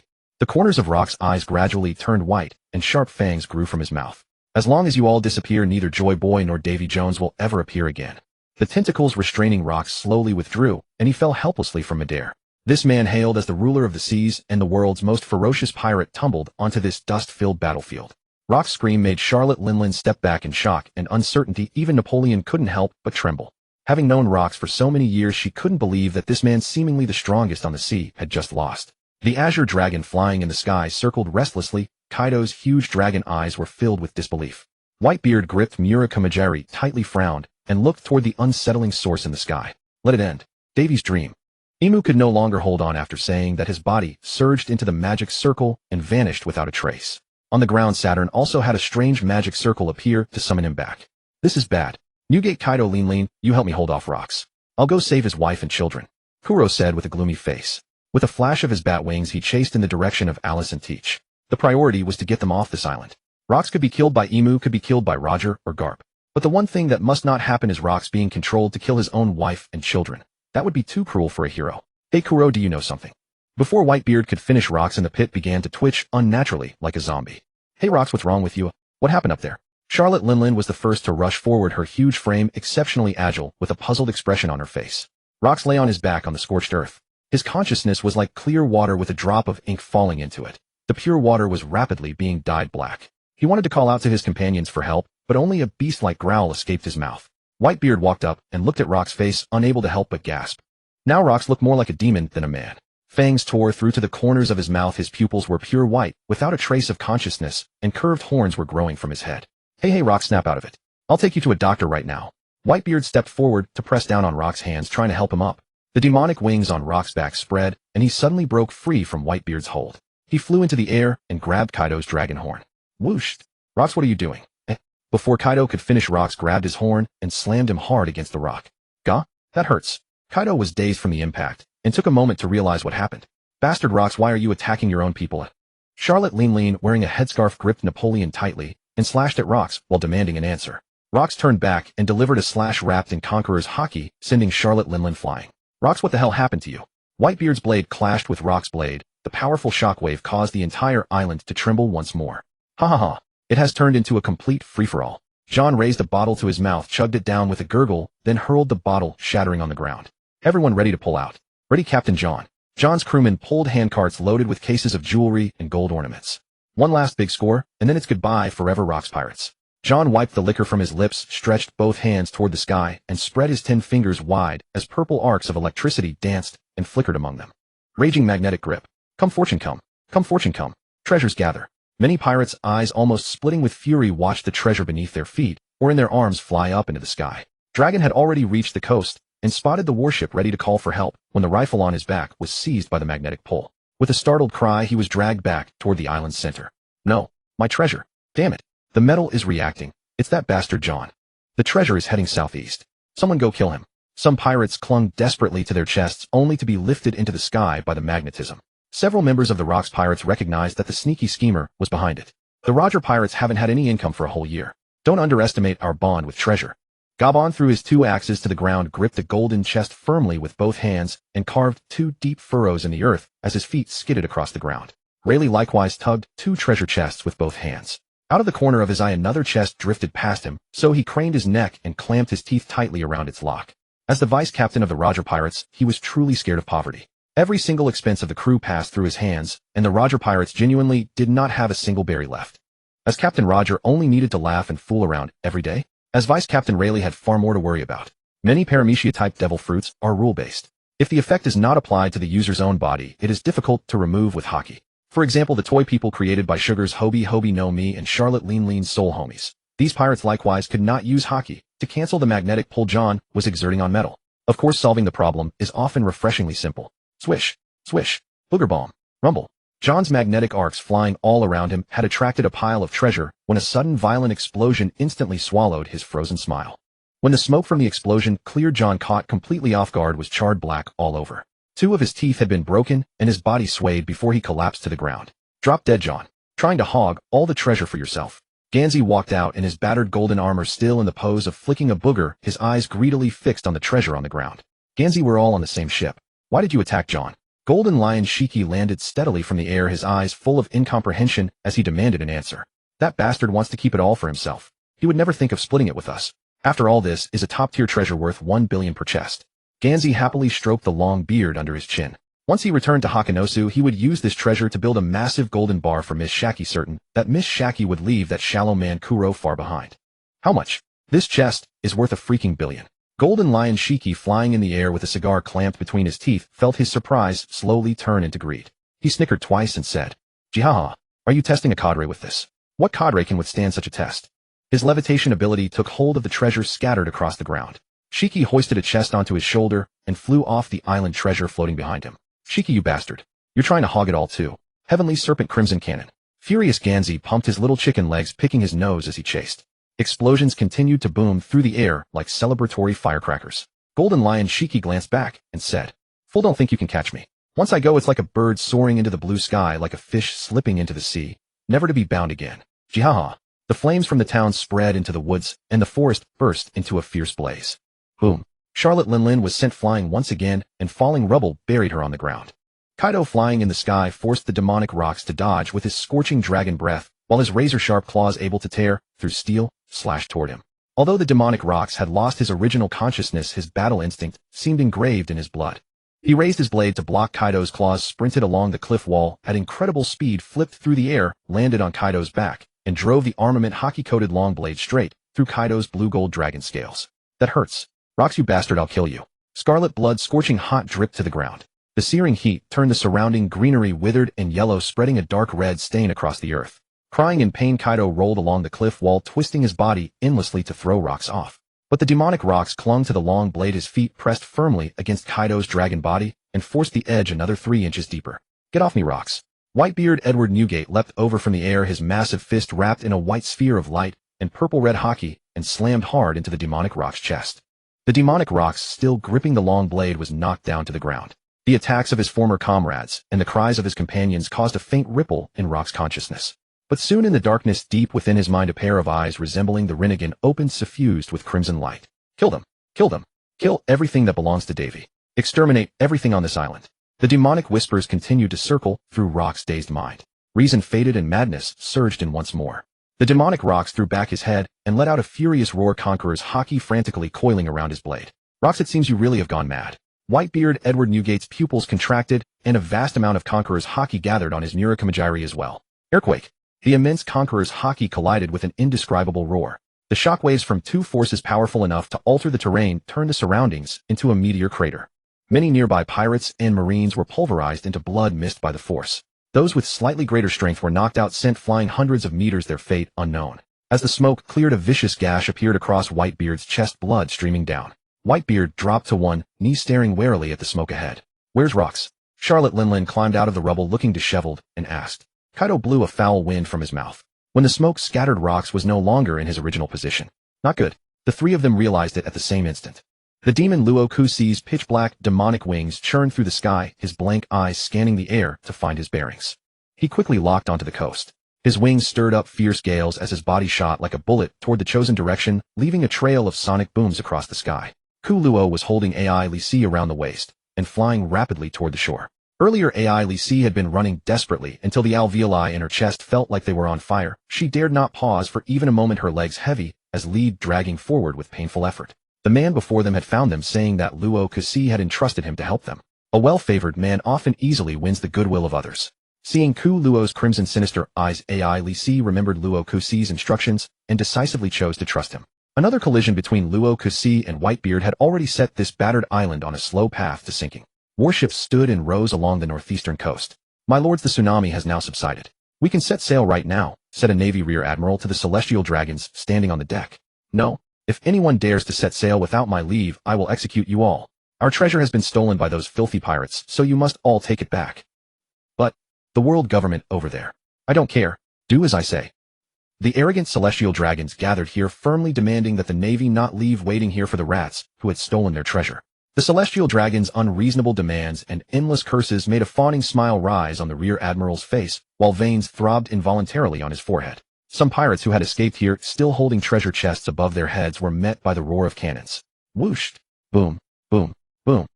Ku Luo happened to fly here with Ai Li Si as cannon fire filled the sky. His right batwing curved into a semicircle, shielding Ai Li Si and Di Chi within it, and the cannon strikes could not harm them in the least. Ku Luo drew the long blade at his waist. With a flash of sword light, the incoming cannonballs were sliced in two and flew straight backward. The explosion's firelight illuminated Ku Luo's bloodthirsty smile. It's the Celestial Dragon killing machine. Hurry, set sail now. Stay far away from that man." The two leading obese Celestial Dragons were almost scared to tears. They bent half their bodies over the edge of the deck, grabbed their jewel-encrusted canes, and struck the Navy commander while urging him on. "My lords, our anchor hasn't been raised yet. We can't leave." The lead Rear Admiral rubbed his hands, awkwardly cursing inwardly. "You stupid pigs. When I told you to leave, you wouldn't. Now a ruthless one has come and none of us are getting the hell out of here." The Rear Admiral finished speaking and secretly gave his adjutant a meaningful glance. The adjutant silently nodded. "Scum, I didn't expect you were still here." Ku Luo casually swung his blade, and a majestic blood-red moon appeared over the sea. This swelling crescent sword chi moved at a terrifying speed. The surging waves were split apart in an instant. As the light swept past, the Celestial Dragons' curses, threats, and screams vanished without a trace. The Celestial Dragons, the still unraised anchors, the navy that had aided their tyranny, the massive warships, and the reefs beneath the seawater, all were cut in two by that single sword chi. Seconds later, the sounds of twisting metal sinking into the sea and waves surging back together swept over. Fragments of ornate garments resembling spacesuits floated quietly on the surface, mingled with the wreckage of the Navy warships. In the distance, the Rear Admiral and his adjutant surfaced from the water, gasping for breath. Fortunately, the two had been quick-witted enough to sense trouble and abandon those great lords, jumping into the sea in advance. The only pity was that returning would certainly cost them their commissions. Having abandoned the great lords and the ordinary soldiers to survive, they would surely face a court-martial and might even be executed. The two decided to seize a ship and find an island to live under assumed names. Ku Luo put away Wu Wan and drew a signal flare from his chest, or more precisely something like a firework. Whoosh! Bang! Brilliant fireworks traced a red bat emblem in the sky over the northeastern coast, strikingly similar to Batman's spotlight. Ma Gunua Liya, who had been waiting patiently to the north, had already reunited with Gu Luo Li Osa and Si Tushi. On seeing the signal Ku Luo had fired, they understood tacitly and sailed the captured pirate ship northwest to rendezvous. Ku Luo waited idly and patiently for Si Tushi and the others when a malicious wind came from behind. His blood transformed into a high-speed defensive vortex, blocking the slashing attack from behind. Above the forest, that familiar figure slowly descended to the ground. "No Ji-Bei Ko. With that look, have you already lost?" Ai Li Si, who had been strong for so long, could no longer hold back her tears. They burst from her eyes as she murmured, "I'm sorry. For saving us, meeting him now is still too early." She could understand this man who had once kept the mission of the Dai Wei clan close to his heart, who had wanted to reclaim the position of king of the world. His ambition, his dream, they should not end here. It was too early. Luo Kusi's plan had not yet been completed, and the Dai Wei clan's aspirations had not yet reached the moment of maturity. He should have found those two legendary fruits, giving one to Ha Laerda and keeping one for himself. One to command the Great Hammer war host, the other to lead the monsters of the Luo Kusi pirates. He was to annihilate the Navy, conquer the Holy Land, and finally fight the man perched at the summit of the world.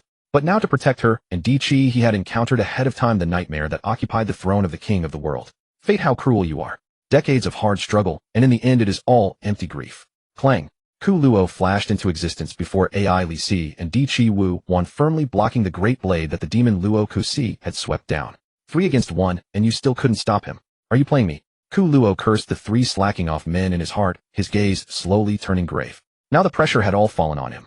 Ai Li Si hold Di Chi and swim into the sea. When you see 3 beautiful women, just say my name. Ku Luo manipulated strands of blood into serpents to bind Luo Ku Si, speaking to Ai Li Si in a low voice. Ji Bei Ku, I will avenge you. Ai Li Si cast one last lingering look at Luo Ku Si. Holding Di Chi in her arms, she wiped her tears with determination, and without hesitation, she leapt into the water with all her strength. Di Chi clung tightly to his mother's clothes, his big eyes gazing at the monster-like man on the shore. Almost at the same moment, Ai Li Si plunged into the water. The demon Luo Ku Si's long blade became entwined with heavy black-red haki before he could swing it. Ku Luo's long blade was also wreathed in Conqueror's haki. With a screech that tore the air, his long blade thrust straight at the force point of the demon Luo Ku Si's blade. The demon Luo Ku Si's battle instinct flared with the sense of danger, and he turned the flat of his blade to firmly block Ku Luo's straight thrust. Don't leave. Luo Ku Si, I can fight with you all day long. Sharp blade light streaked through the air as steel grated against steel, sending sparks flying. Ku Luo and demon Luo Keisai moved like 2 black shadows colliding endlessly in midair. Clang, clang, clang. Demon Luo Keisai pressed down heavily from the air with a single stroke. Ku Luo, blocking the blow, sank his stance. The ground beneath him cracked like a spiderweb. Ku Luo kicked back to gain purchase, both hands gripping the sword hilt tightly, his knuckles turning pale from the strain. Demon Luo Keisai's blade came down like a collapsing mountain, grinding through his defenses inch by inch. Blood from his split thumb web ran down the hilt, tracing a glaring red line in the moonlight.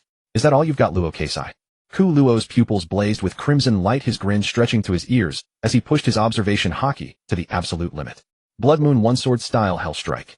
Before the words faded, Ku Luo's figure shot out like an arrow from a string. This time he chose not to meet the attack head on. The blade skimmed the ground and lashed upward. Crimson sword energy was interwoven with threads of grim purple-black ghostly aura, and his body appeared behind demon Luo Keisai, as if teleported. The sword energy carved a colossal wound from demon Luo Keisai's waist and abdomen to his back, so deep that bone was visible. Blood gushed out like a raging waterfall. Ignoring the injury, demon Luo Keisai spun around and delivered a heavy slash. Clang. Ku Luo twisted his waist abruptly, his blade scraping along the foe's edge in a burst of fierce sparks, and using that brutal force, slid backward 3 zhang. His saws carved 2 charred furrows in the cracked ground. He dropped to one knee, long blade angled toward the earth, and as he gasped for breath, white mist streamed out like mighty dragons. Demon Luo Keisai's body, like that of a god's knight, kept emitting sizzling sounds. Ku Luo stared grimly at demon Luo Keisai's rapidly healing body. No matter how many wounds he dealt, he could not halt that immortal body. Even when he used Conqueror's coating to slash the god's knights and slow their regeneration, Luo Keisai himself was a top-tier user of Conqueror's haki. Ku Luo's Conqueror's coating was nullified entirely by the opponent's Conqueror's haki defense. What a nuisance. Luo Keisai's Conqueror's haki erupted from his body, dark crimson lightning filling the sky. His muscles bulged as if they were being inflated. His body swelled violently, bursting through his already tattered clothes. His body, coated in armament haki, gleamed like polished obsidian.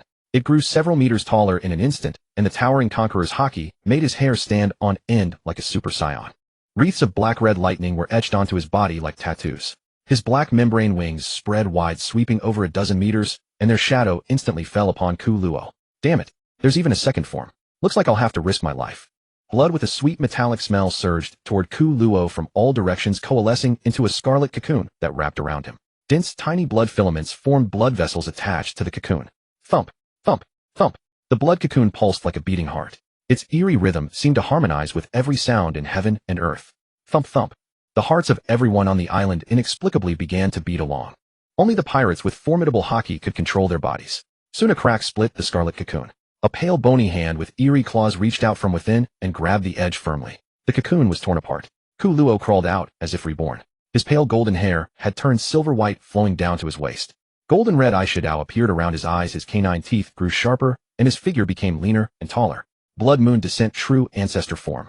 Power, speed, defense, intelligence, and stamina, all attributes amplified. I have entered my peak form.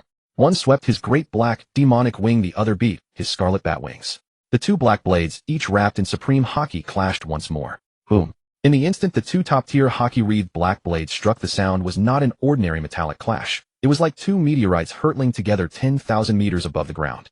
The shockwave burst in a ring. Clouds within 1,000 zhang were shredded into wisps, and the sky was torn into a chasm by their battle. The entire island's crust groaned under unbearable strain. A bottomless rift crazed outward from beneath their feet. Scorching magma erupted from the earth's veins, only to be crushed into nothingness the moment it touched those 2 terrifying auras. The battered God Island could no longer withstand the aftershocks of such battle. Its core shuddered violently and fissures over 1,000 meters deep split the surface. Some unfortunate pirates and marines tumbled into the fissures. Garp and Roger in the middle of there, "You flee, I chase, you can't escape, even with wings," routine stopped simultaneously. In the distance, Rayleigh grabbed a companion who nearly toppled into a crevice, staring in shock into the distance.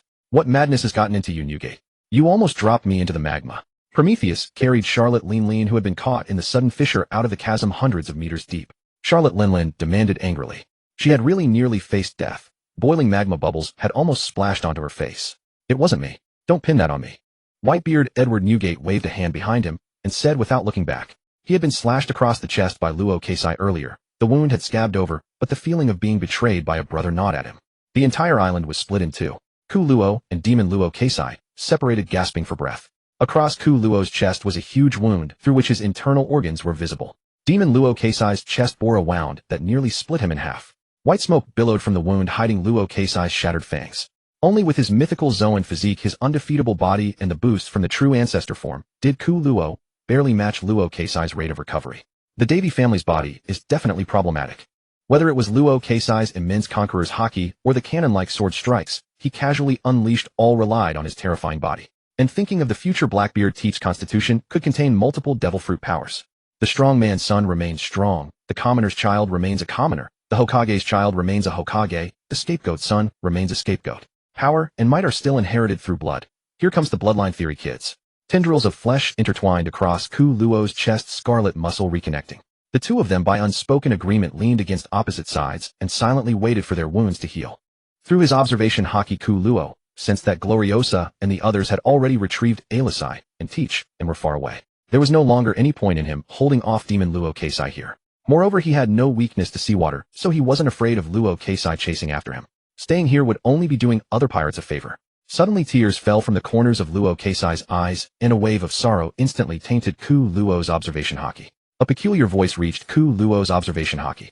"Thank you, Ku Luo, for saving Alisai and Teach. Go, carry the dream I could not fulfill, and keep sailing the sea." Ku Luo's eyes widened in astonishment as he looked up and saw Luo Keisai's tear-streaked face and his body barely held in check, standing rigidly in place. "Go quickly. I'm about to lose control of myself. Farewell, Luo Keisai. I will carry your dream out to the sea until I ascend the throne of the king of the world." Recalling the years they had spent together, Ku Luo spoke with a touch of melancholy. His body dissolved into blood-red roses that scattered in the wind, leaving only a bouquet of white flowers in his place, an offering to the world's most ferocious pirate. After completely losing sight of Kuro, Rocks could no longer suppress the demonic consciousness within him and was seized by it once again. In the darkness of his mind, the eyes of the king of the world lit up once more, crimson pupils like twin blood moons hanging in the boundless void, and its icy words became commands he must obey. Next, kill every living thing on the island. Receiving the order, the demonic Rocks let out a terrifying screech at the sky, a sound unlike any human, more like a demon from the depths of hell howling. His pale eyes locked onto each trace of life like a hawk, and his towering form turned into a storm of destruction as he flew back toward the forest. The ground trembled, the sky blazed, and the air was thick with the stench of death. "Charge out. If we stay on this island, we'll all die." The pirates and marines on the island no longer cared about their opposing stances. Their only thought was to escape this island that was like a living hell. The disastrous aftermath of the battle was another hurdle on the path of survival for ordinary people like them.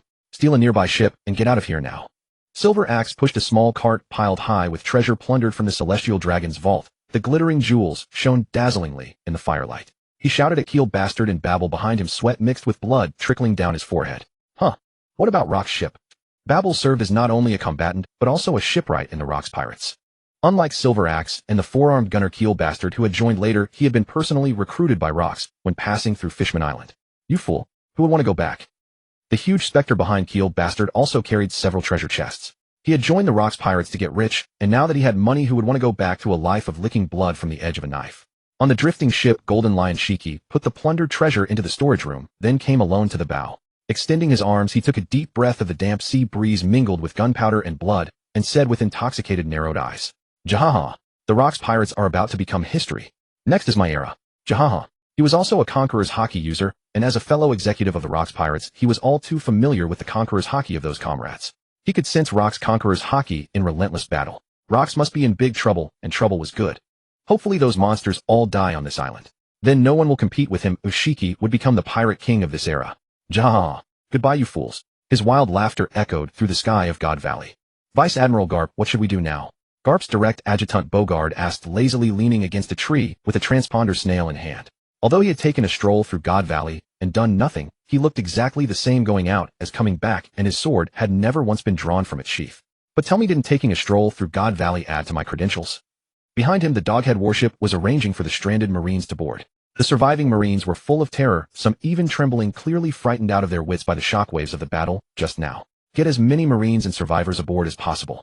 No ship. If there's no ship, seize one from those pirates. Garp said, one hand picking his nose, and the other holding a transponder snail, his tone as relaxed, as if discussing the weather. Hey Roger, how are things on your side? Nothing much, just a mad dog chasing me. Have Rayleigh and the others set sail as soon as they board, or just wait for me at sea?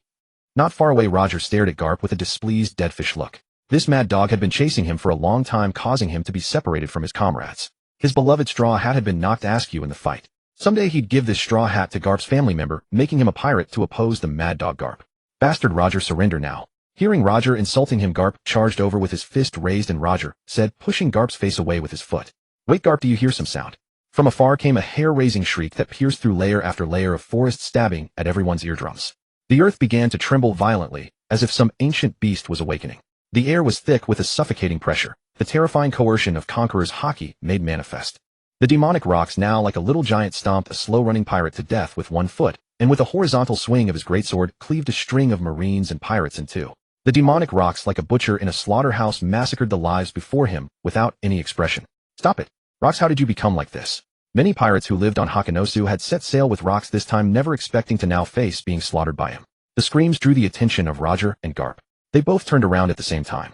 Rocks, with fangs bared and eyes rolled white, wore such a ferocious expression that both were momentarily stunned.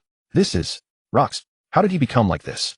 Seeing his former acquaintance Rocks trapped deep within his sea of consciousness began to struggle incessantly. Tears streamed uncontrollably down the demonic Rock's face, his tear-streaked visage twisted with indescribable agony. Roger, Garp, please. Kill me now, please. I beg you. The voice of all things, a special talent possessed by some members of the D clan, a kind of unique telepathic resonance, allowed Rock's voice to reach their minds through the three's psychic connection. Where is this voice coming from? You heard it too, right? Garp asked in disbelief. I heard it too, but his words don't match his expression and attitude at all. As the demonic Rocks conveyed the message, kill me, he viciously swung his greatsword at the two of them. The ace in Roger's hand instantly turned into a black blade, blocking the demonic Rock's swing. Garp leaped high and punched the demonic Rocks in the face.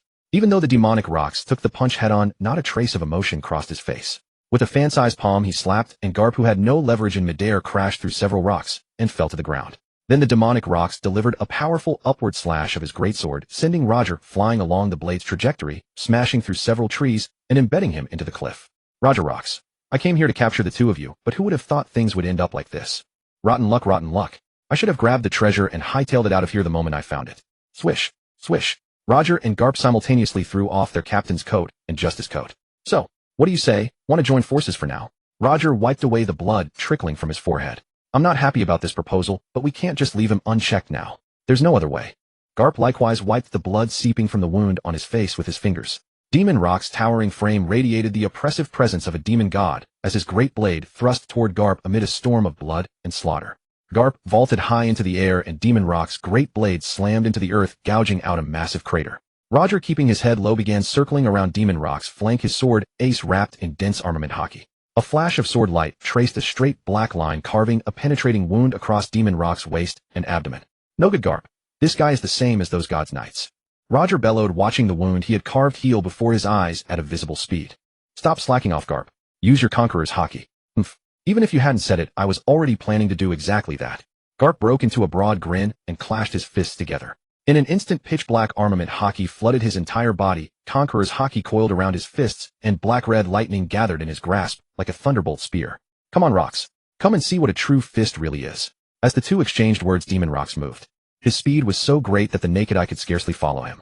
In an instant, he appeared in front of Garp, his fist wreathed in black-red lightning lancing straight out. Boom. Garp's fist met Rock's fist head-on. Two torrents of Conqueror's hockey clashed violently in the air, erupting in an ear-splitting roar. The shockwave radiated outward from the two men at its center. Within a radius of 100 meters, trees were instantly ripped up by their roots, and the ground fractured like a spiderweb. Such overwhelming power. Garp gritted his teeth, veins bulging across his forehead. He could sense the dreadful force coiled within Rock's fist. After demonization, that evil power made Rocks all the more monstrous. Garp, I'm coming. Roger's figure cut in from the flank like lightning. The famed blade ace, wreathed in Conqueror's haki, slashed straight for Rock's neck. Divine departure. The sword light tore through the air like a silver bolt of lightning. As if sensing the danger, Rox twisted his body at an impossible angle and narrowly evaded the killing strike. But Roger's sword chi still left a wound so deep on his shoulder that the bone was visible. Aya! As if he felt no pain at all, Demon Rox only answered with an even more frenzied shriek. Roger, can't we think of some other way to snap him out of it? Garp used Soru to retreat to Roger's side, asking between ragged breaths. If I could think of one, would I still need you to say it? Roger retorted. Both men's extraordinary intelligence told them the same thing. They would have to rely on extraordinary force. Demon Rox gripped his sword with both hands. An invisible pressure radiated from his body as violent Conqueror's haki surged madly toward the blade. An unprecedented pressure sent Roger's and Garp's survival instincts screaming warnings. Not good. Garp's face changed drastically. Fall back. But it was already too late. Rox took the berserk slash in his hands and hurled it outward as a 100-meter-tall storm of Conqueror's haki. A devastating sword chi gale swept forth, swallowing everything in its path. Fistbone galaxy impact. Garp drove out both fists. Jet-black armament haki coalesced into a tangible fist phantom, and two dark red cross-shaped stars condensed in his hands.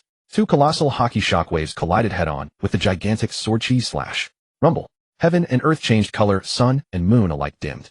The collision of two forces triggered an earth-shattering explosion, and all of God Valley trembled. Mountains in the distance were sheared in half, and the sea reared up waves dozens of meters high. The shockwave hurled Garp backward dozens of meters, and a great mouthful of blood burst from his lips. His fists trembled slightly. Rock's power had already surpassed the bounds of what he knew. Hey Garp, are you alright? Garp said nothing, just kept coughing up blood. Roger drew a deep breath as Conqueror's haki burst from his body like a volcanic eruption. He poured every ounce of his power into the blade. The famed sword ace hummed black-red lightning visible to the naked eye coiling along its length. Divine departure ultimate. A sword light that pierced heaven and earth slashed out as if to cleave the entire world in two. Demon Rox erupted once more with astonishing, suffocating pressure. It was a cannon roar sword technique wrapped in Conqueror's haki. Sheer force worked miracles. The move was old, but it still got the job done. Boom. The last remaining mountain peak of God Valley collapsed in the clash of the three of the D clan. Demon Rox had been blasted to who knew where, but both men knew very well that this monster was not dead. Unless they destroyed him completely, they could never leave. Dust and smoke filled the sky. Among the rubble, Garp lay spread-eagled, his head drenched in blood, while Roger, his clothes in tatters, struggled to his feet and spoke. Huh. Garp, did you know about that before? That black monster of the government. Even justice itself would stand in awe of it, wouldn't it? Roger and Garp both made use of the brief respite to recover their strength as quickly as possible. These two, at once rivals and allies, fell into casual conversation. Huh, I think so too. Garp replied wearily. If you ever stop being a Marine, why not consider coming over to my side? I'll make you vice captain. Roger found an intact stone and sat down on it. Don't be silly, Garp said. If I left, who would protect the Marines? Garp tilted his head back and looked up at the sky where a fine drizzle was beginning to fall through the misty clouds. The two fell silent for a while, and then Roger, as if suddenly realizing something, spoke. Mass. Perhaps the problem lies in mass, Garp. Mass. What mass? What are you talking about? Roger couldn't be bothered to explain the concept of mass to Garp, so he came straight to the point. At the very least, armament haki cannot be suppressed by devil fruits, and we both wrapped Conqueror's haki around it as well. There's no way it could have been useless. Isn't that because Rox was defending with Conqueror's haki too? The two simply canceled each other out. Exactly. So our attacks must break through that limit. Otherwise we won't be able to deal any damage at all. Roger and Garp rose to their feet at the same time, already sensing Demon Rox flying back toward them. If we drag this out any longer, we're the only ones who will lose. Our stamina can never match that monster's. Then we'll strike him with the greatest possible mass of Conqueror's haki. Garp nodded after hearing this, then said with a wry smile, if we do that, we can't spare a thought for the stamina we'll have left afterward. There's no guarantee the two of us will walk out of here alive. If we don't succeed, then it all ends anyway. Why worry about anything more? Demon Rox landed on the ground, his body completely unharmed. Only the ugly, uncontrollable look of weeping remained on his face, wrenching the hearts of all who laid eyes on him. We can feel the pain in your heart from the bottom of our hearts. We don't know what words to say to comfort you, and we don't know what exactly came over you. All we can say is, stop crying, you fool. Infinite fist bone. Garp's hands turned into countless black fist shadows that filled the sky, and all the Conqueror's haki in his body lit the most blazing red star within this black iron curtain. Fire God Kagetsuchi. The blade ace hummed without cease, all of Roger's Conqueror's haki wrapped around the steel. The air itself warped under the haki, forming the most scorching flames of Conqueror's haki. Both attacks struck Rox simultaneously from two directions, sealing off every route of escape. The three forces collided violently in midair, and the light they released illuminated all of God Valley. The shockwave spread in all directions, flattening everything within several kilometers. Seawater began to pour in over the continental shelf, and the outer reaches of God Valley, along with the greater part of the island, began to sink into the sea. The torrential rain scoured the island of its sins, and rainwater mixed with blood became streams that wound across the ravaged land. Cough, cough. Has the curse finally been lifted? Rox's lips moved, a faint note of hoarseness in his voice. In the silence, Rox was the first to move. Most of his body lay amidst the ruins, covered in blood and filth. The joints of his limbs seemed shattered into fragments, leaving him completely unable to move, and the huge wound across his chest was deep enough to expose bone. Survival had not been without a price. Rox's hair had gone gray, and fine wrinkles clustered at the corners of his eyes. Everything the demon had given had long been marked with a hidden price.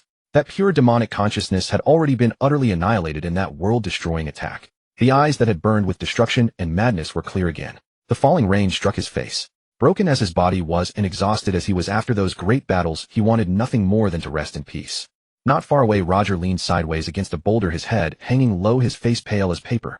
Large patches of blood had soaked through his clothes. His straw hat was drenched in muddy water, and Ace was stabbed carelessly into the ground at an angle. Garp's torn clothes exposed broad muscles as he lay face down on the ground, completely unconscious. Both arms were swollen, the webbing between his thumbs and forefingers was split open, and bone could be faintly seen at the knuckles of his fists. The slight rise and fall of their chests proved that these two men, who looked like corpses, were still alive. Wahahaha, this really is infuriating. Rox laughed self-deprecatingly. His shattered body and the ravaging conqueror's spear inside him had driven him into the last radiance before death. Except for the ope fruit, even the finest ship's doctor could not heal him now. This once prosperous island, after one battle after another, finally welcomed a moment of peace. Just then, brief footsteps came through the rain. Garling and Summers walked slowly out of the mud, their faces wearing that lofty contempt for all other life. Garling's gaze was the first to lock onto Rox, who lay powerless on the ground. That man had given him a sword wound that left him lying through the entire God Valley affair, all the way from beginning to end, so that he might as well have spent the whole time sitting at one table with Bogard, the king of drawing blades. What a miserable sight you are, Rox. A mocking smile played at the corner of Garling's mouth as he slowly drew a blade from his waist. The 5 elders had ordered the gods' knights to finish the cleanup and wipe out every survivor still alive on God Valley. He tilted his head, signaling Summers to deal with Roger and Garp. I'll run. Roger, Garp, you cannot die here. Rox's voice was so weak that it was no louder than the sound of rain drumming against the ground. St. Garling stood before Rox with the excitement of a man about to slay a powerful foe, the straight blade pointed at Rox's chest. Boy, what do you think you're doing to our captain? A startling voice came from above. Garling looked up in shock. A tall, strong woman sat on a thundercloud floating in the sky, a great sword propped on her shoulder. A massive dragon coiled and twisted beside her, its enormous draconic eyes fixed on his every movement. A man like a small giant stood on the dragon's head, a den mushy in his hand. Hey Kuro, we found Rox. But from the looks of him, he's about to die. Whitebeard finished speaking and leaped down from the air, smashing a small crater into the ground. Get lost, celestial dragon, before I lose my temper. Kaido and Charlotte Linlin stood together beside Whitebeard. You lot. Before Garling could finish, Summers was already tugging at his sleeve, signaling him not to act rashly. He knew all too well how strong that crescent-mustached man truly was. In the distance, Rayleigh and Gabon were rushing over at full speed. If they did not go now, they truly would not be able to. Garling gritted his teeth, and he and Summers turned decisively and retreated. Gabon and Rayleigh came over. They were all men who had weathered the sea, and old friends at that. After they exchanged greetings, one hoisted Garp onto his shoulder, the other Roger, and they raced toward the coast without stopping. Cough, cough. I never imagined you would be the ones to save me. It's just a pity I'm about to die. Rox said with difficulty from the ground. Rox, you fool, you even slashed me. Whitebeard turned away, unable to look at Rox's miserable state. Kaido and Charlotte Linlin wanted to speak, but did not know what to say. Even Kuro on the den mushy was silent, and all of them were quiet for a time. Then I truly am sorry, Newgate. If I get the chance, I'll buy you all a drink. Lean, your talent is the strongest I have ever seen. Do not squander it. Kaido, congratulations on obtaining the power you wanted. But remember, this hockey reigns above all. Kuro, I didn't think we would meet again so soon. Cough, cough. I hid a treasure beneath Hakanosu. Remember to take care of Alice for me. Oh, and next time you see Garp and Roger, thank them for stopping me when I went berserk. Cough, cough. All of you go. God Valley is my home. Let me sleep here with it forever. When a man is near death, his words are good. As his words faded, Rox's chest stopped moving, and the breath of life vanished completely. That ambitious overlord who had bestrode the world brought his dramatic, eventful life to an end. The 3 of them silently dug a pit, buried Rox inside it, and then quickly left the island that was about to collapse. As if sensing something, Roger and Garp woke up on their carrier's shoulders and asked, "Where's Rox?" Newgate and the others saved him. I see. Roger said to Garp from where he lay on Rayleigh's shoulder. You mangy dog, next time we meet we'll be enemies. Humph, next time we meet, I'll definitely throw you into impel down. Garp said from Gabon's shoulder, refusing to be outdone. Rayleigh and Gabon looked at each other and shook their heads. Those two, the moment they faced off, squabbled endlessly like a pair of sweethearts. Calm down, dragon. What do you think you're doing? His young face blazing with grief and wrath. Dragon pressed the muzzle of his gun against the head of the colonel before him. You bastard. Do you even know who you're backing? Right now this instant. Let those civilians board the ship and get out of here. Anyone who dares object, I'll execute on the spot. On the shore the last cluster of ragged civilians stood, a faint glimmer of longing surfacing through their numb eyes. For this powerless man who had failed to shield even a baby, this was the last redemption he could grasp while caught up in this brutal contest of slaughter. Dragon, don't think this ends here. Disobeying orders will get you court-martialed. Colonel Ollyric watched helplessly as the crowd of civilians climbed aboard the ship. Dragon was still far too naive. Did he truly think that even if these people survived, the celestial dragons would let them go? Perhaps dying at God Valley was a kinder release. Nothing would please me more. Colonel Ollyric stared at Dragon's youthful face, brimming with an earnest sense of justice. His lips stirred twice, but in the end he said nothing. Had he not joined the Marines with that same fullness of justice all those years ago? And now he had come to protect the world nobles who defiled justice itself. What bitter irony. The Holy Land, Mary Geos. Beneath the daylight, the ivory marble towers cast a nearly blinding gleam, a river of cloud drifting through the crevices between buildings like a moving current of divine water.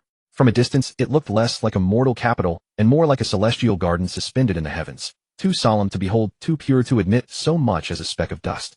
Yet it was in this sanctified place, one that seemed to mirror paradise on earth, that humanity's darkest enterprises were being deliberated. Decree to Marine Headquarters G11 Branch is to cooperate with CP6 on a classified mission. Silence all slaves and civilians at God Valley who know the truth. All Marines agents and every other party involved in these events are issued a gag order. Offenders will be executed. Decree CP0 is to destroy all participant lists of the hunting competition. All intelligence concerning the island's location, area, and population is to be completely erased. Saturn declared as he sat on the sofa, resting his hand upon his cane. Every order that curdled the blood meant that a multitude of people would perish because of it. The other four elders listened to Saturn's arrangements without the faintest emotional stir. As each voice of assent sounded, the colossal organization of the world government began to operate like a piece of precision machinery. It was as if the stage curtain had fallen, gradually veiling the truth in fog. Days later, the World Economy newspaper. News coups blanketed the sky, carrying papers in every direction. Rox Pirates annihilated. Hero Garp crushes the Rox Pirates. The Rox Pirates have been defeated. Rox is dead. Those miscreants have finally been punished. Garp, Garp, Garp, Hero Garp. Countless civilians cheered, shouting Garp's name in rapturous celebration of the Rox Pirates' collapse. Whitewashing the world into an appearance of peace was an art in itself. The high and mighty above, listening to subordinates report that all is peaceful, felt an involuntary ease in both mind and body. Even the lowly, even the slaves working for the celestial dragons, would proudly puff out their chests at the thought of a Marine warship. Marine Headquarters Grand Line. Ugh. Bullshit. Bound in bandages from head to toe, Garp leapt from his bed after reading the paper, tore it apart in one motion, and bellowed with a voice that rang like a great bell. Garp, you idiot, quiet down. Tsuru needs rest. Sengoku placed his index finger to his lips, pushed the door open, and said in a low voice. Tsuru, already near her due date, had been admitted to the hospital ahead of time. It was precisely because Tsuru was about to give birth that Sengoku, elated, had been leaping and bounding about, which was why he hadn't gone to God Valley. Garp, you shouldn't be angry either. The world government is an enormous organization. Combined with the soldiers of member nations, there are tens of millions. How could anyone possibly be aware of all their movements? Even when I sense the madness of the higher-ups, I can only turn a blind eye. Sengoku knew that this matter had become a knot in Garp's heart, and so he reasoned with him patiently. That's exactly your problem, Sengoku. You're just a bastard desperate to climb the ranks. Garp sprang off the bed, kicked Sengoku in the waist, seized his afro, and began hammering him on the head. Shut up. You who merely stand beneath the cliff. What can you possibly change? Sengoku answered with a punch to Garp's face. With bumps swelling on both their heads, the two collided once more. If you ever let yourself be stained black as well, I'll kill you. With a friend like you by my side, how could I not feel assured? Garp took a jacket from the coat rack and headed for the door. As he passed Sengoku turned to face the sunlight flooding through the window, the light glinting off his glasses, and spoke. Garp, you're not thinking of resigning from the Marines, are you? At the foot of that cliff, there's still a mountain of things I aim to protect. Without a backward glance, Garp walked out. In a tavern of a member kingdom in the west, Blue Kuro, Whitebeard Kaido, and Charlotte Linlin sat in silence, newspapers in hand. The once bustling tavern was now crushed under a suffocating pressure. The other patrons dared not make a sound, dreading that those dreadful auras might explode into slaughter at any moment. Morgans must have pocketed a good deal of money from the world government. Even something like this, twisting black into white, he dares to print. Kuro studied the newspaper with contempt. It claimed the Rox Pirates had burned, looted, and committed every conceivable atrocity in God Valley, and that he, Manfred Kuro, had caught all in one net, from 80-year-old grandmothers to 2-year-old girls. A pack of deliberate lies. Kaido laughed in sheer fury at the article. It said that Kaido loved to devour the living, and that he and Kuro formed an evil duo. one defiling women, the other waiting for Kuro to finish before gulping down his victims alive. Take a look, everyone. The fresh bounty posters are out. Charlotte Linlin picked up a stack of wanted posters and passed them around. Blood Emperor Manfred Kuro wanted 22660 berries. Heinous crimes of dead or alive. Whitebeard Edward Newgate wanted 20350 berries. Heinous crimes of dead or alive. Great Destroyer Charlotte Linlin wanted 18450 berries. Heinous crimes of dead or alive. Evil Dragon Kaido wanted 13200 berries. Heinous crimes of dead or alive. Treasure Hunter John wanted 15300 berries. Heinous crimes of dead or alive. Golden Lion Shiki wanted 19800 berries. Heinous crimes of dead or alive. Kuro stroked his chin. He had vaulted to the top of the wanted list among all remnants of the rocks. The celestial dragons truly hated him to the marrow. Every one of the 19 celestial dragon families had someone who died by his hand, and the pride of the Sakura's family, Lady Mafi, had even been reduced to his sex slave. Without a doubt, the Marines were already combing the entire sea for him. Whitebeard paused after reading the wanted poster. He reached behind his back, withdrew a sword, and handed it to Kuro. This is Rock's Blade, a supreme grade sword Eclipse. You count as his disciple too, so keep it for yourself. And his ship, the Wrath of Rocks, is anchored to the northwest. Take her as a memento as well. Kuro lifted his hand and accepted the renowned blade, one that had long since become a black sword, having accompanied Rocks through the greater half of his battle-scarred career. Bang!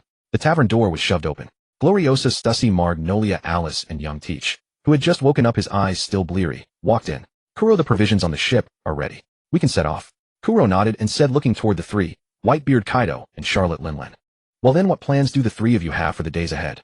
Whitebeard stood up first, picked up his bundle from the seat, lifted it onto his shoulder with Nurika Majiri, and said, I'll make a trip back to my hometown first. After that I may start a pirate crew with that fellow. Whitebeard pointed at the pineapple-haired man who was waving by the window. Kuro looked up and saw what was essentially a grown-up version of Marco, the captain of the Pineapple Pirates pologram, who had said along the way that he was a fan of Whitebeard and had shamelessly tagged along. Newgate, why not give my pirate crew some consideration? Unlike Rocks, I wouldn't build a crew that puts the supremacy of strength above everything else. Kuro set down his wine glass and said sincerely, come on. I have no interest in competing for dominance. I only want to protect my family. After saying that, Whitebeard's gaze lingered on Alice and Teach. So these were Rock's children. The little one didn't look much like Rocks, but why did this kid send a chill down his back? Shaking his head, Whitebeard waved goodbye with easygoing magnanimity, then opened the tavern door without the slightest reluctance and walked out with Pologram. Kuro did not try to persuade him to stay. Whitebeard had his eccentricities. Back in his homeland of Sphinx, he had adopted a crowd of orphans as his sons and daughters, and every year, he sent home the treasure he got from the Rocks pirates. If you want family, shouldn't you take a wife and have children? Perhaps after years of watching Kuro's methods, Whitebeard had seen the truth. No matter how fast you father them, how can you outpace my rate of adoption? With one be my son, he could take dozens of sons in a single day. Stussy also said goodbye to Whitebeard quite politely. Though the two of them had never become lovers, they had known each other for years and counted as friends. Turning back and seeing that Kuro showed no sign of jealousy at all, she pouted. Come to think of it, whether it was her or Gloriosa or Magnolia whom they had just met, or Satchel's Muffy locked up aboard the ship, that Kuro fellow seemed far too interested in seizing women. Could he have some kind of strange fetish? For instance, reading the weakness of wives and the impotent husband with a flashlight in the dead of night. Kuro did not notice the look on Stussy's face beside him and continued talking with the others. Charlotte Linlin picked up a pudding from the table, ate it, and asked Kaido and Kuro. By the way, Kaido, this is a lifelong debt of gratitude. You owe me. And you, Kuro, you promised me a devil fruit and still haven't given it to me. Kaido, I've always thought of you as a younger brother. Do you want to join my pirate crew and work under me? Kaido's face immediately darkened. In his early days, he had done dirty work for a king who later, he became a lackey in the Rocks pirates. Bastards like John and Shiki were forever calling him a brat, a horned brat. Kuro had tried to recruit him, wanting him to remain an underling. Although he refused, he still called Kuro Big Brother Kuro at every turn. Now that the Rocks pirates had disbanded, Charlotte Linlin still wanted him to be an underling. If he had only wanted to be a small-time subordinate, why had he trained from dawn to dusk every day, served as a punching bag for Kuro and Whitebeard, and challenged one powerful pirate after another? He had grown stronger step by step. Although Kuro could be called Kaido's contemporary, Kuro could grow stronger simply by bedding women and fathering children. Kaido, in contrast, had truly grown stronger by lingering on the edge of life and death. A bitter unwillingness made him absolutely refuse to be a subordinate any longer. The truth is, I won that battle over the fruit. Just wait. Linlin, I'll build a pirate crew devoted to violence above all else and defeat every one of you. Kaido lifted his head and a blaze burned in his eyes, the shape of ambition. Oh, you're pretty arrogant, but you will never beat me. I'll get back what's mine sooner or later. Charlotte Linlin stomped a foot onto the table and glared at Kaido as she roared, bring it on. When that time comes, I'll take you down myself. Kaido laughed, Rororo. and under the horrified gazes of the other patrons he transformed into a dragon, tore through the roof with his claws, and flew off into the sky. As everyone knows, I don't keep promises, and I have no desire to return that fruit to Linlan. Kuro said tentatively as he watched Linlin, whose chest heaved with rage over his obvious refusal to give it back. Bastard. No way. Even if you two refuse to give it back, you still owe me a great favor. Charlotte Linlin grabbed Kuro by the collar, as if he were a shameless rogue. Fine. Then I owe you a favor. It's getting late. Come on, let's go upstairs and have a farewell fling. Who knows how long it'll be before we meet again. Kuro placated her, thinking he couldn't afford to take too great a loss, so he simply took Charlotte Linlin by the hand and headed upstairs. Watching Kuro and Charlotte Linlin canoodle their way upstairs to fool around, Gloriosa and Stussy couldn't help rolling their eyes. Haki is the embodiment of will. In other words, those who possess Conqueror's Haki are all extremely stubborn people pressing steadfastly forward toward their own convictions and goals. Linlin's dream was a grand one. To build a country where every race could live together and happily enjoy desserts. Whitebeard wanted to roam the sea with his family free of cares. Kaido wanted to rally thugs and establish a pirate crew that upheld violence as the supreme creed. Kuro wanted to create a family that ruled the world and stood above everyone else. There are many roads in this world, and each person has a road of their own. As the renowned philosopher Patrick Starr once said, "Friend, it seems we have drifted further and further apart. In the past we were happy together, but now we are no longer compatible. We should go our separate ways. That is life. Do you understand life?" 2 hours later, Kuro walked downstairs with Linlin refreshed and invigorated. He nodded to Longbread, who was packing his luggage, and then said to Linlin, "It's about time to say goodbye. I don't want to stay until the very end and cry, so I'm giving you the right to weep. From now on, eat fewer sweets and more vegetables. Keep your figure. If I get the chance, I'll come back to find you." With his left arm around Gloriosa and his right arm around Stussy, Kuro walked toward the tavern door with Magnolia and Alice following behind him. "Scram, you dog." Charlotte Linlin instinctively tried to stuff the little cake on the table into her mouth, but after a moment's hesitation, she pulled her hand back. The click-clack of high heels on the wooden deck echoed across the ship. In the distance stretched an endless azure sea. Aboard the Rock's Wrath, the familiar vessel the strength of former days was missing. Stussy carried 2 boxes in her arms. Her fingernails were painted vermilion to match her lip color, and she walked across the deck with calm composure on long legs sheathed in black stockings. She wore a snug white suit, the collar opened just enough to reveal her delicate fair collarbones. With a cat-like stride, she walked to Kuro's door and knocked softly. Creak. The wooden door swung open. Gloriosa stood there wrapped in a pristine white bath towel, her long hair cascading over her smooth bare back like satin. "So early in the morning, and you're already going at it. Gloriosa, you really have endless energy," Stussy complained. Apart from the women and Kuro, there was no one else on the ship. Sailing the sea was not something you could simply set the sails and then ignore. Not to mention that Kuro, with the highest bounty on this sea, was a prize catch. If the Marines ever found his trail, even Steelbone Kong might have to personally come arrest the demon who had slain a celestial dragon. Last night she had to take the helm and stand watch over the sea, so she was worn out. "Stop complaining, Stussy. Let me put on some clothes and I'll take over for you. Kuro is inside." With that, Gloriosa swept her hair up and on those long legs headed to the wardrobe to find something to wear. The air was thick with an odd scent that stirred the hormones. Frowning, Stussy took an expensive bottle of perfume from her bosom and sprayed it into the air. That man's stamina seemed inexhaustible. Stussy walked in and a high-pitched cry reached her ears. Kuro was lounging lazily in bed, Magnolia sitting in his lap, gently lighting the cigar in his mouth. His left hand idly twirled her red hair while his right hand roamed over her body. On the floor, half-naked and unconscious, Sekiursi Mafagong lay collapsed in a heap. No need to ask. This one had clearly been knocked out by the standing position. Stussy rendered her judgment. This kind of absurd scene was hardly the first she had witnessed. Her capacity for acceptance had grown very high. "Stussy, what's the matter?" Kuro took a drag of the cigar Shiki had kept aboard the ship, then lazily leaned back against the pillow in post-coital sage mode.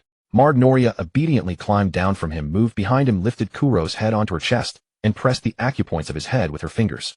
"These are the 2 devil fruits we seized at God Valley. Take a look first." Stussy silently lamented at how thoroughly that woman had been conditioned. During the days they had been aboard this ship, how could that innocent woman stand a chance against old sea wolves like them? It took only a few moves for them to see through her completely. She had met a scumbag, borne him 2 children, and lost the children at God Valley. As luck would have it, she was saved by another scumbag. Kuro tilted his head, opened the 2 boxes one by one, and compared them with the devil fruit encyclopedia in his mind. Snake fruit, mythical Zoan model Yamata, no, Orochi. And this one? Dog fruit, mythical Zoan model Cerberus. As expected of celestial dragon treasure. All of it is excellent. Kuro licked his lips in satisfaction. He now had 3 devil fruits in his collection. The Logia-type forest fruit was reserved for Nero, while the armor fruit and the Dordor fruit had been eaten by Urza and Kelly respectively. These 2 were exactly what he needed to replenish his collection. Very good, Stussy. However, the laboratory and funding I promised you will have to be postponed. Right now the Marines are combing the seas for the remnants of the Rock's pirates. Hakanosu is no longer safe. Once I find a secure stronghold, I'll build your laboratory. Kuro very sincerely dangled a big pie in the air. Anyone who has worked knows the pattern. The more you draw it, the rounder the pie becomes. The more you talk about pay, the narrower the terms get. The more you speak of dedication, the nobler it sounds. Come on, I've already boarded your ship. There's no room left for regret. How about coming to my room tonight? You can do anything you want. Stussy winked at Kuro with her bewitching peach blossom eyes. Then, her body moving like a nimble butterfly, she released her charm and walked out the door. Kuro greedily watched her retreating figure. A scientific phantom thief, huh? That's a rare person of learning in the pirate world. Her academic credentials must be impressive. I hereby move to conduct a major investigation into your education. Meanwhile, ding. Congratulations, host, your child has been born. Kuro was baffled. He opened the system panel to check the offspring tab, but as far as he remembered, no one on Hakanosu had been pregnant. Even if someone really had been pregnant, it was impossible for the child to be born this quickly. Manfred Eisen, the child's name can be chosen by either parent. The surname is added automatically. Race human. Age 1 day. Talent. Detected talent traits. 1. False justice. Justice is a mask. Power is the truth. In the name of justice, one commits injustice. 2. Innate conqueror's haki, a born sovereign with a gift found in 1 in a million. It is innate and requires no training. Only a surge of emotion can make heaven and earth change color and overall all things. 3. Mirror flower water moon, complete hypnosis that manipulates the 5 senses and plunges others into illusions, can be used through the Sharingan as a medium. Kuro was so excited he nearly jumped out of bed. He had hit the jackpot. This was his second child with innate conqueror's haki. System, if I draw the same trait, will I be given another draw? Kuro asked in confusion. After all, he already possessed conqueror's haki. Drawing the same one again would be a waste. Ding. Identical traits can be stacked with no upper limit. Reassured, Kuro tapped to draw. Apart from the first trait, which was useless to him, the other 2 were excellent. The slot machine appeared again, and the 3 traits began to spin. After a flash of golden light, a voice announced, "Congratulations, host. You have obtained Mirror Flower Water Moon." Although Kuro was a little disappointed that it was not a stack of Conqueror's haki, Mirror Flower Water Moon was still a tremendous enhancement for him. He noticed Mafe Gong lying prostrate on the floor, cautiously watching him.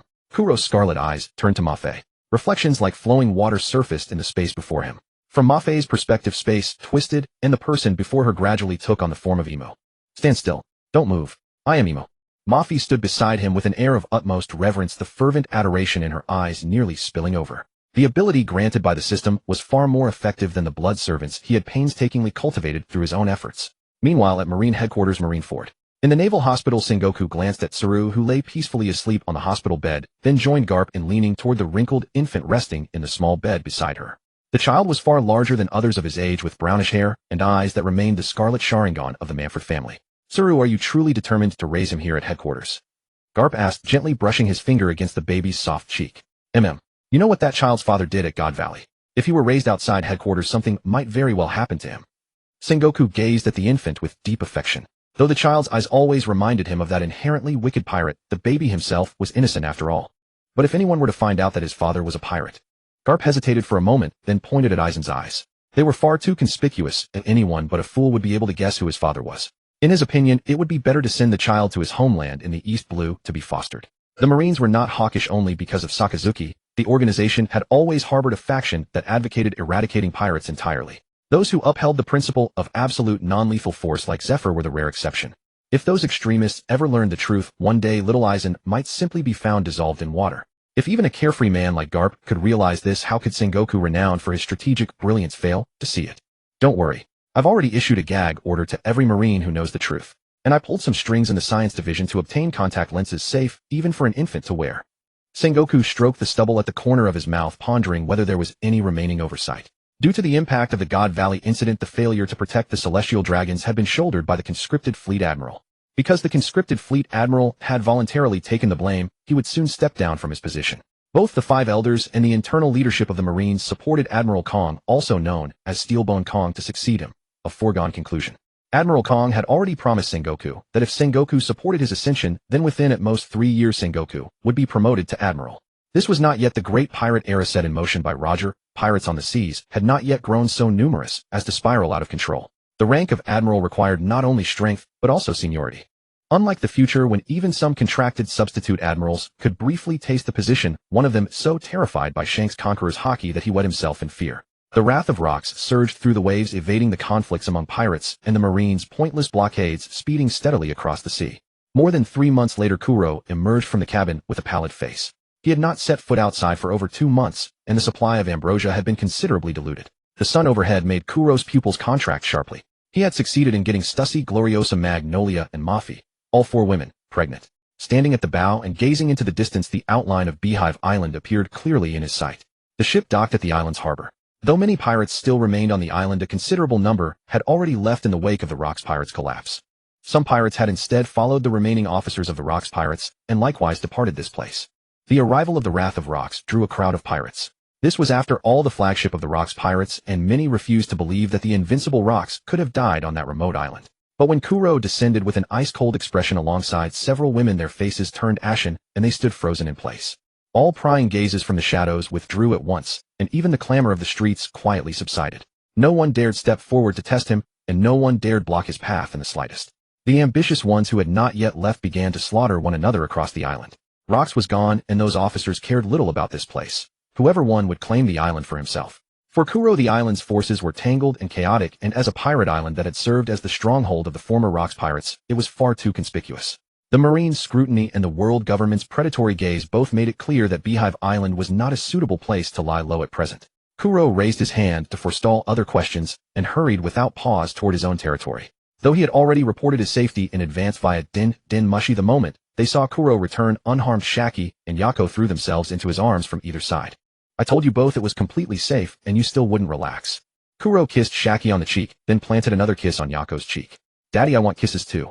3-year-old Urza, holding 2-year-old Nero by the hand, came running over. Like a rabbit, she kicked off the ground with her feet, leaping high into the air and latching onto Kuro's head. Kuro released Shaki, and Yako lifted Nero up from the ground and gave each of the adorable little faces a kiss. Holding both children, he turned to Leon and gave his instructions. You and Kelly make the arrangements. Tell the maid corps that we are pulling out of Beehive Island. Load everything valuable in the castle onto the ship. Notify the 3 division commanders. Leave some people behind on Beehive Island to maintain contact. The liquor business has likely already been targeted by those filthy bastards. Abandon it outright. Have the intelligence operatives deployed abroad go silent and await activation. Dismantle whatever can be taken from the weapon production line and destroy whatever cannot be moved.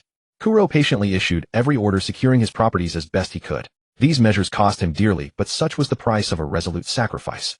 He was not like Whitebeard, Edward Newgate, Golden Lion, Shiki Kaido, or those other old bachelors, wild outlaws with no families and no weaknesses who feasted alone and died alone. He had a family, a wife, children. A man with bonds was the easiest to grasp hold of because it meant he had vulnerabilities. How Rocks had died had taught Kuro a profound lesson. Kuro handed the 2 mythical Zoan devil fruits to Yako, telling her to keep them safe. He was going to unearth the treasure Rocks had promised him. Once the 3 division commanders had assembled, Kuro waved his hand grandly and led them toward the banquet hall beneath Skeleton Rock. In the past, this was where the officers had gathered to discuss matters. Who would have thought that Rocks had hidden his treasure right beneath their feet? Following the clues Rocks had left behind.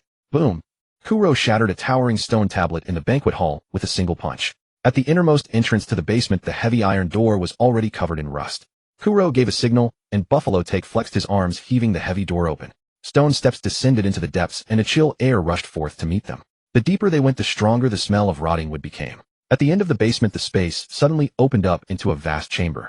Neatly stacked gold chests, sea charts marked with secret routes, rare treasures unseen elsewhere in the world, and handwritten journals recording the secrets of the seas. All were arranged by category, quietly displayed within the room. A dazzling golden radiance filled the entire dark basement, the glow of the treasure illuminating every corner. At the center of the chamber, atop a stone platform, sat 3 sealed wooden boxes. Kuro stepped forward and opened the first one. Inside lay a devil fruit with a bewitchingly gorgeous hue. Kuro gently picked up the fruit, carefully examining its patterns, then picked up the other 2 to observe them as he spoke. Paramecia, the distortion fruit. Zoan, mythical Zoan, the flame bird form. Logia, the paper fruit. As expected of you. Rocks. Though the Rocks Pirates had only been formally established for a few years, Rocks himself had long been roaming the seas with the original 6 members even before they raised a pirate flag. He must have obtained even more devil fruits over the years, though he had likely sold off the weaker ones, keeping only the finest 3. Stop dawdling. All of you get over here and haul it away. Kuro gave a signal, and Buffalo Tucker Lamar immediately led a group of men forward to carry off the gold and jewels. As for the devil fruits, Kuro naturally wouldn't trust them to be moved by others. If someone secretly ate one along the way, killing the thief wouldn't undo the loss. Gecko Jason, dressed in a white suit, unconsciously rubbed his palm with his fingers. Before him lay a mountain of wealth. Whoever possessed it could raise a new banner upon the seas, and there would be no shortage of desperados willing to die for him. At the very least, with such treasure, one could live a life of luxury and indulgence for the rest of their days. Gecko Jason's face, bathed in the overwhelming golden glow, seemed barely contained. He glanced at the figure with light golden hair ahead of him and rubbed his greedy face with his hand. That super great pirate with a bounty of 266 billion berries possessed strength formidable enough to suppress the restless urges within Gecko Jason, who bent down and dutifully carried a chest of jewels toward the exit. Gecko Jason heaved the heavy treasure chest out of Skull Rock Cavern. The salty sea breeze filled his lungs, yet it failed to dispel the ambition churning deep within his eyes. Put the chest down. You few come with me. He handed the chest to a trusted henchman waiting outside and lowered his voice. Go to every dock and tavern on Beehive Island and spread the word. Rock's treasure has appeared right beneath Skull Rock. Send word to Iron Hook, Dorn Blood, Eye Barrow, Bone Crusher, Quinn, and every pirate crew with a name worth mentioning. Have them all come. Several of his trusted men's pupils contracted. Captain, you intend to. That too. 266 billion berry monster. We alone can't swallow him. Jason licked his parched lips, fingers twitching neurotically at the cuff of his white suit, his expression wild as he continued. But what if every pirate on Beehive Island surrounds him? No matter how strong he, Manfred Kuro, is, can he slaughter the entire island? But Captain, he's treated us pretty well. He even pays us a base salary every month. And there are extra subsidies for raids. Besides, our division has many slaves he rescued. I'm afraid they might. One of the hesitant pirates spoke up. After all, on other pirate crews the captain takes the lion's share and the rest split whatever remains. And if they plundered nothing, everyone went hungry together. The Manfred pirates paying a base salary was already quite generous. Fool, even if we only get a quarter this time, it's a fortune beyond anything you've ever seen in your life. Wealth comes from risk, understand? A sinister light flickered in Jason's eyes. Besides, we'll be overwhelming in numbers, forcing him to share a portion. As for truly killing him, we probably couldn't do it anyway. As for those slave-born ones, if they're willing to join, let them join, if not kill them. The news spread like a plague through the dark corners of Beehive Island. Half an hour later, the rocky shoal below Skull Rock was packed with a suffocating crowd. Jason rubbed his face, putting on a panicked expression, and ran back to report. If Kuro refused to share the treasure and massacred the pirates of Beehive Island, then he would act as if nothing had happened and continue serving under him. If Kuro chose to compromise and share, he would pivot toward the pirate alliance, take his cut, and flee. Over a dozen pirate crews numbering hundreds of gun-wielding, blade-carrying pirates surrounded the cave entrance like an iron fortress. Torchlight illuminated their greed-twisted faces, while gun barrels and blades glinted coldly in the night. Blood Emperor, get out here. Cannon King, get out here. Iron Hook Dorn stood at the forefront, his captain's coat snapping in the night wind, his voice deliberately loud and provocative. Captain Rock's treasure was only obtained through the lives of all the brothers on Beehive Island. For you, Captain Kuro, to claim it all for yourself, surely that violates the rules. It should belong to everyone. The crowd erupted in agreement. Share it. Share it. Everyone gets a cut. The gloomy banquet hall doors swung open, revealing piles of gleaming treasure scattered everywhere, so bright they illuminated the entire hall. Kuro's men were still bustling about hauling it out. Buffalo Tucker Lamar furiously drew his large curved blade and charged out, only to be halted by Kuro raising a hand. The man with light golden hair slowly walked out of the cave entrance. Moonlight stretched his long shadow behind him. He swept his gaze across the dense array of gun muzzles before him and suddenly smiled. Rules? Kuro's voice was soft, yet it eerily silenced the clamor of hundreds. Give a dog too much face, and it starts thinking it's a lion. The air seemed to solidify. Several pirates in the front rows instinctively stepped back, the clatter of weaponry echoing faintly. Then let me tell you another rule.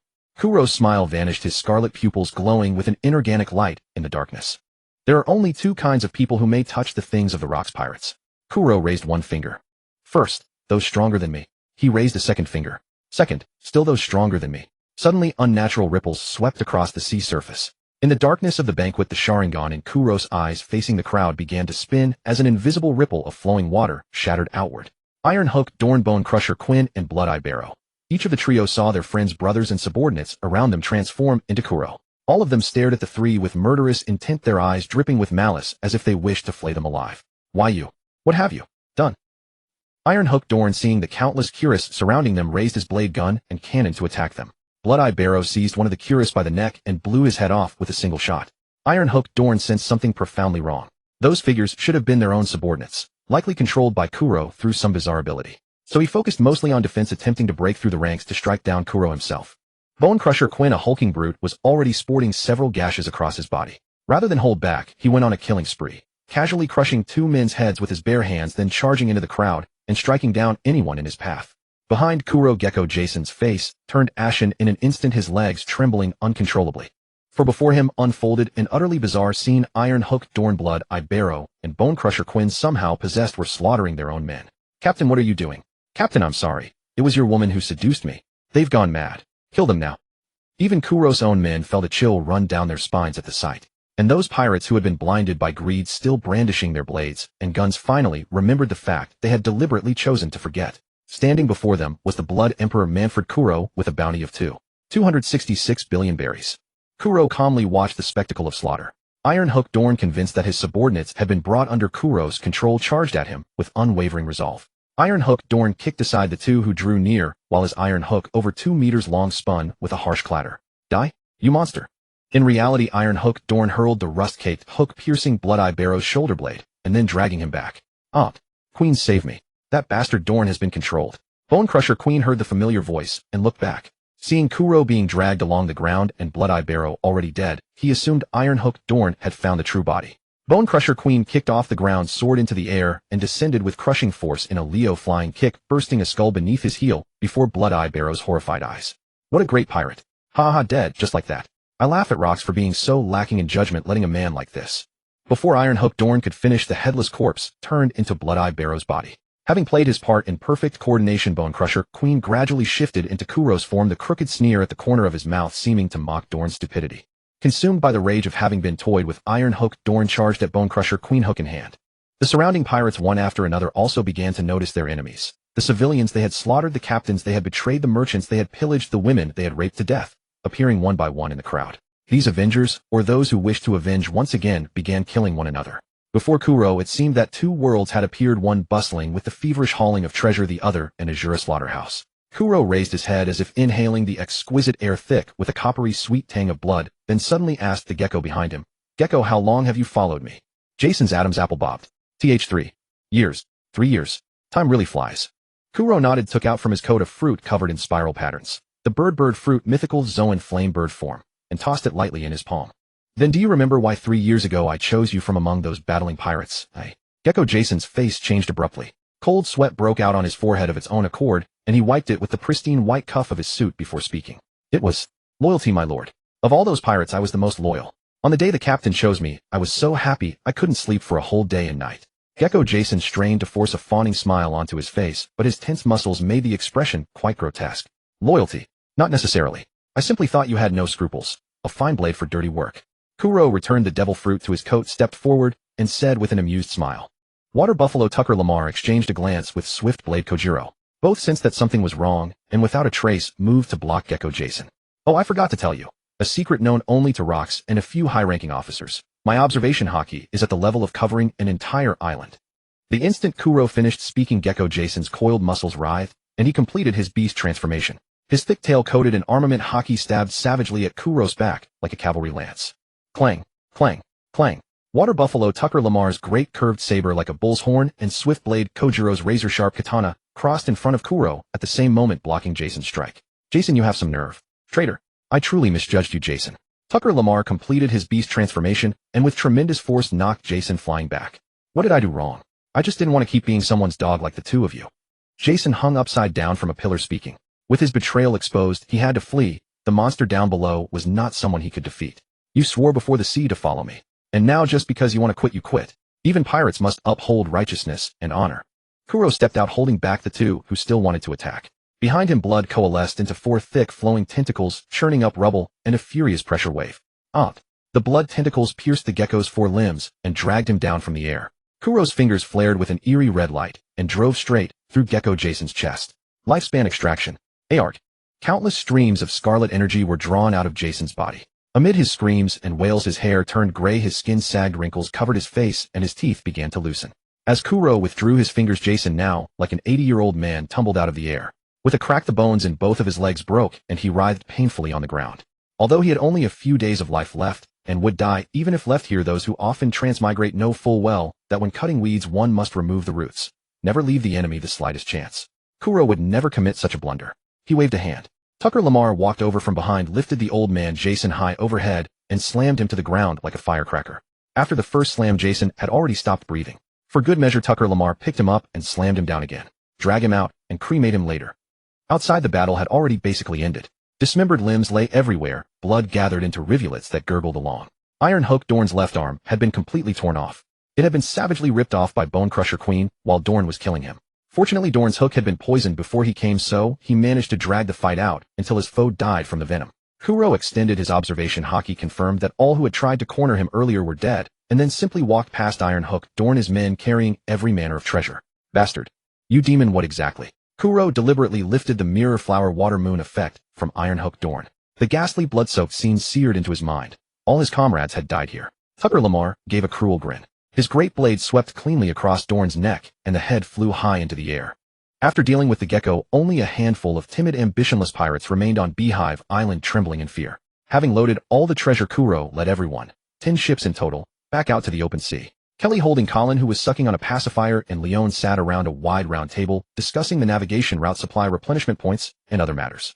Not far away on a stretch of green lawn spread across the deck, Urza was covered in a pitch-black feathered armor, with rows of steel-black feathers forming wings neatly arrayed behind her back. The black wings carried Urza as she circled and danced through the air, while Nero below stretched out his chubby little arms, shouting frantically. Sis, take me with you. I want to fly too. Urza let out a crisp laugh from the sky, descended, and scooping Nero's belly with one arm flew off with him. Kuro watched the siblings play, a thoughtful look in his eyes. He had always felt that giving the children devil fruits too early without their being able to control the powers could easily harm the people caring for them. Kuro genuinely enjoyed being around these children. Whenever they were about to sleep, he would tell them bedtime stories, many drawn from the anime and movies of his past life. After hearing the Gundam story, Urza desperately wanted the flying mecha from the tale. The devil fruit answered the girl's wishes, granting her a suit of armor that could truly take to the sky. Adults' minds are often shaped by childhood upbringing, life experiences, and family influences, so their thoughts tend to be enclosed by thick walls, with their ways of thinking confined within those frames. Children, however, are different. They hold the purest view of this world. When you raise your eyes to the sun, you take for granted that it is the sun. But a child might think it is a glowing plate. The development of a devil fruit's power is also based on one's imagination. Perhaps giving these children devil fruits earlier could help them better unlock their abilities. As for the risk of harming others by losing control, Kuro would assign the maids who possessed Haki to take special care of them and teach them how to reign in their powers. Don Quixote, Doflamingo, Bartholomew Kumarabit. Many people had eaten devil fruits since childhood.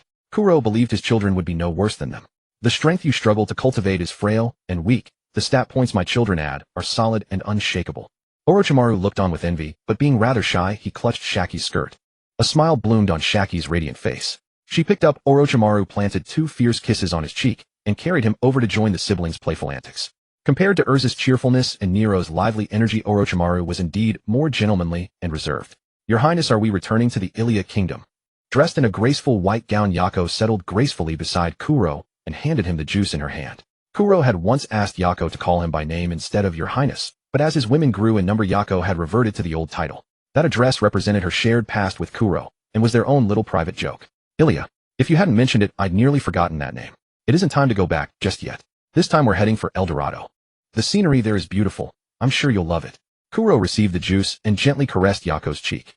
The golden city that liar Nolan spoke of. Does it really exist? I always thought it was just a fairy tale. Gloriosa emerged from the cabin wearing a straw hat, sunglasses, and a seductive black bikini. She ordered a maid to hold up a parasol for her, placed a reclining chair beside Kuro, and laid down in a languid manner.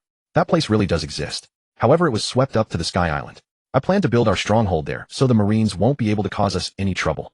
Kuro's other hand very naturally rested on Gloriosa's smooth, shapely thigh, wandering back and forth. In the sky, a news coup flew over to the second floor railing. Stussy pulled out 100 berries, tucked them into its little backpack, and took the newspaper from its bag. Gold Lion Shiki had established the flying pirate crew on Iskar Island. In the photo, Shiki stood beneath a grand flag, laughing with immense swagger. A great many pirates hoisted their guns and blades high, cheering as they joined the flying pirate crew. Meanwhile, Whitebeard, Edward Newgate, had formed the Whitebeard Pirates on Sphinx Island. Aboard the giant whale ship, a Jolly Roger bearing a white crescent mustache flew proudly overhead. A group of half-grown children surrounded Whitebeard, laughing joyfully, while poor Graham rubbed his head in vexation. Charlotte Linlin and Strusen established the Charlotte Pirates in the Totoland Sea, likewise recruiting hands and expanding their influence throughout the waters. Silver Axe founded the Silver Axe Pirates and began recruiting men preparing to clash with Shiki. John established the Treasure Hunt Pirates without much fanfare, likely not wanting anyone to share his treasure. He led his original crew, forming an elite pirate group to seek out the riches buried across the sea. After the God Valley incident, Marin remained in the West Blue, continuing to run his mafia empire. Babel, Gil, Buster, Gansey, and Kaido were not mentioned in the newspaper. That Whitebeard fellow really is starved for affection. Finding a bunch of brats to play pirate house with. Babel probably went back to Fishman Island. Gansey, quite clever knowing to stay hidden. And what about Kaido? Why hasn't he stirred up trouble? Don't tell me he got captured by the Marines. Kuro took the newspaper from Stussy's hands and read about the movements of his old acquaintances, analyzing each one. Gil Baster was as transparent as his devil fruit. His presence had always been faint even during his time in the Rocks Pirates. Ganzi was also an old hand of the seas. Back when Rocks was still alive, because Shaki ultimately chose Kuro, Ganzi had repeatedly obstructed Kuro's enterprises. Now that Rocks was dead, Ganzi knew fear, and his smuggling crew had become so low-key, it was impossible to tell where he had hidden. At God Valley, I didn't have the time to slaughter you. Once I settle my family, I'll slowly come for you. Kuro sneered and put away the newspaper. At Marine headquarters, Marineford, bang. These damned Rocks remnants. Every one of these scum threatening the seas must be thrown into impel down. Why didn't these bastards die at God Valley? Kong slammed the newspaper onto the desk, fuming angrily. Every remnant of the Rocks Pirates was a great pirate, a constant headache for Marine headquarters, and ordinary vice admirals who had merely climbed the ranks by seniority were no match for them at all. At the conference table, Sengoku and Zephyr exchanged uneasy glances, understanding exactly why Fleet Admiral Kong was enraged. With Rocks confirmed dead, both the world government and the allied nations had assumed that wiping out the remnants of the Rocks Pirates was merely a matter of time. Yet months had passed and Marine headquarters still had no answer to show, a stinging disgrace to the Marines who upheld justice. Their sole accomplishment was taking Kaido, the apprentice, great pirate of the Rocks Pirates, into custody.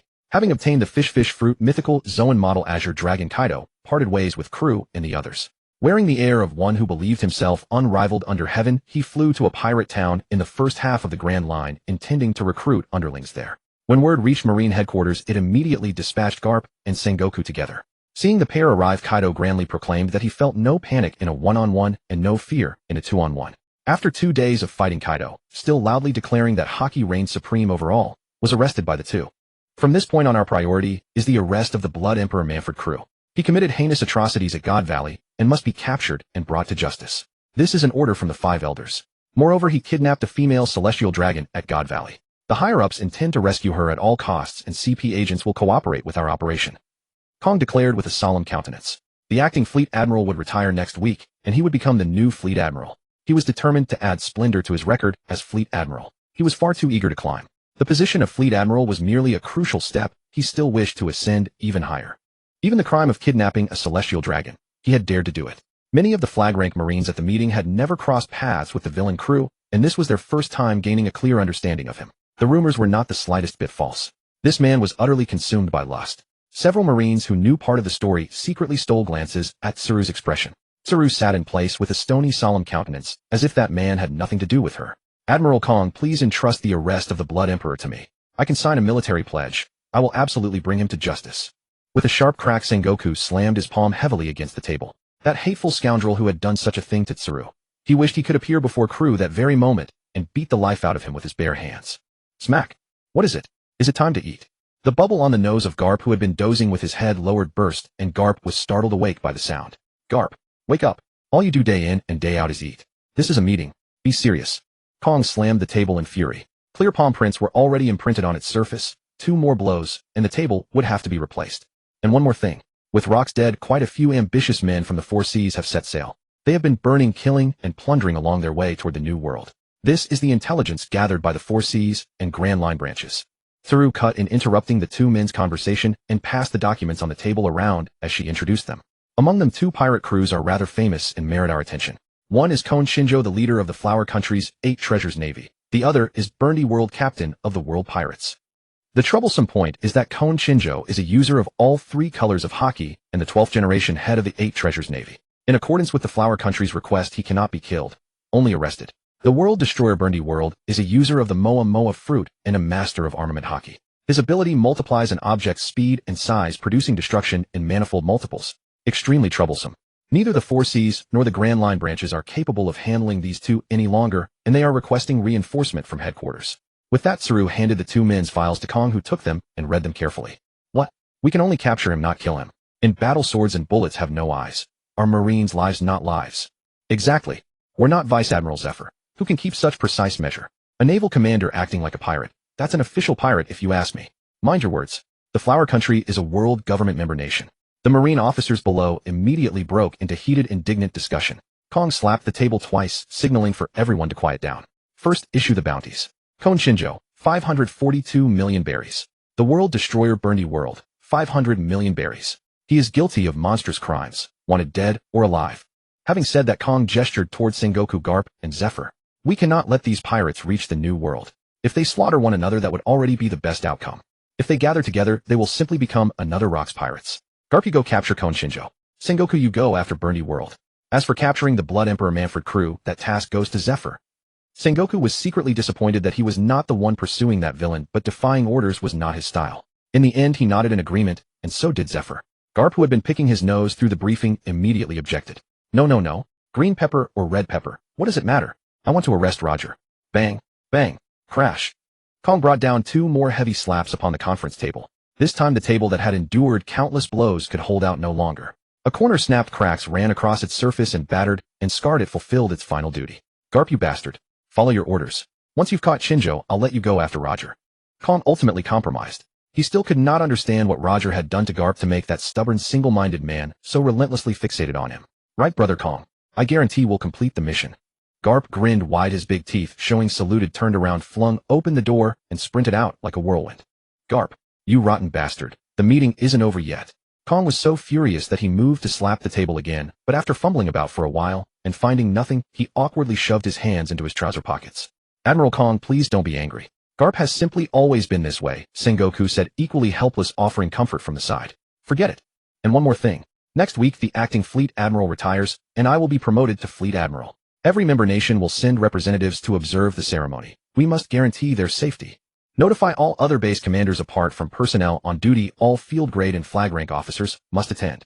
After the oath ceremony, I will present my policies as fleet admiral. The whole event is to be broadcast live, and every Marine who watches it must write an 800-character reflection. I want a 108 cannon salute, and the ceremonial band must prepare its program. And so at grand and interminable length Kong spoke for 2.5 full hours. Even Sengoku listened in a daze, and many officers envied that bastard Garp for having gotten away so quickly. Oh right, one more thing. Having somehow produced a water cup from who knows where, Kong took a sip to moisten his throat, and spoke. I have already recommended to the 5 elders that Sengoku, Garp, and Zephyr be promoted to the rank of admiral.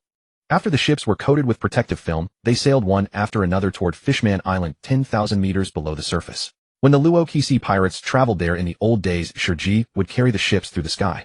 Ku Luo had returned from the Valley of the Gods, and eager to get back to Beehive Island, had not lingered long at Fishman Island. This time he would truly savor the beauty of this extraordinary island.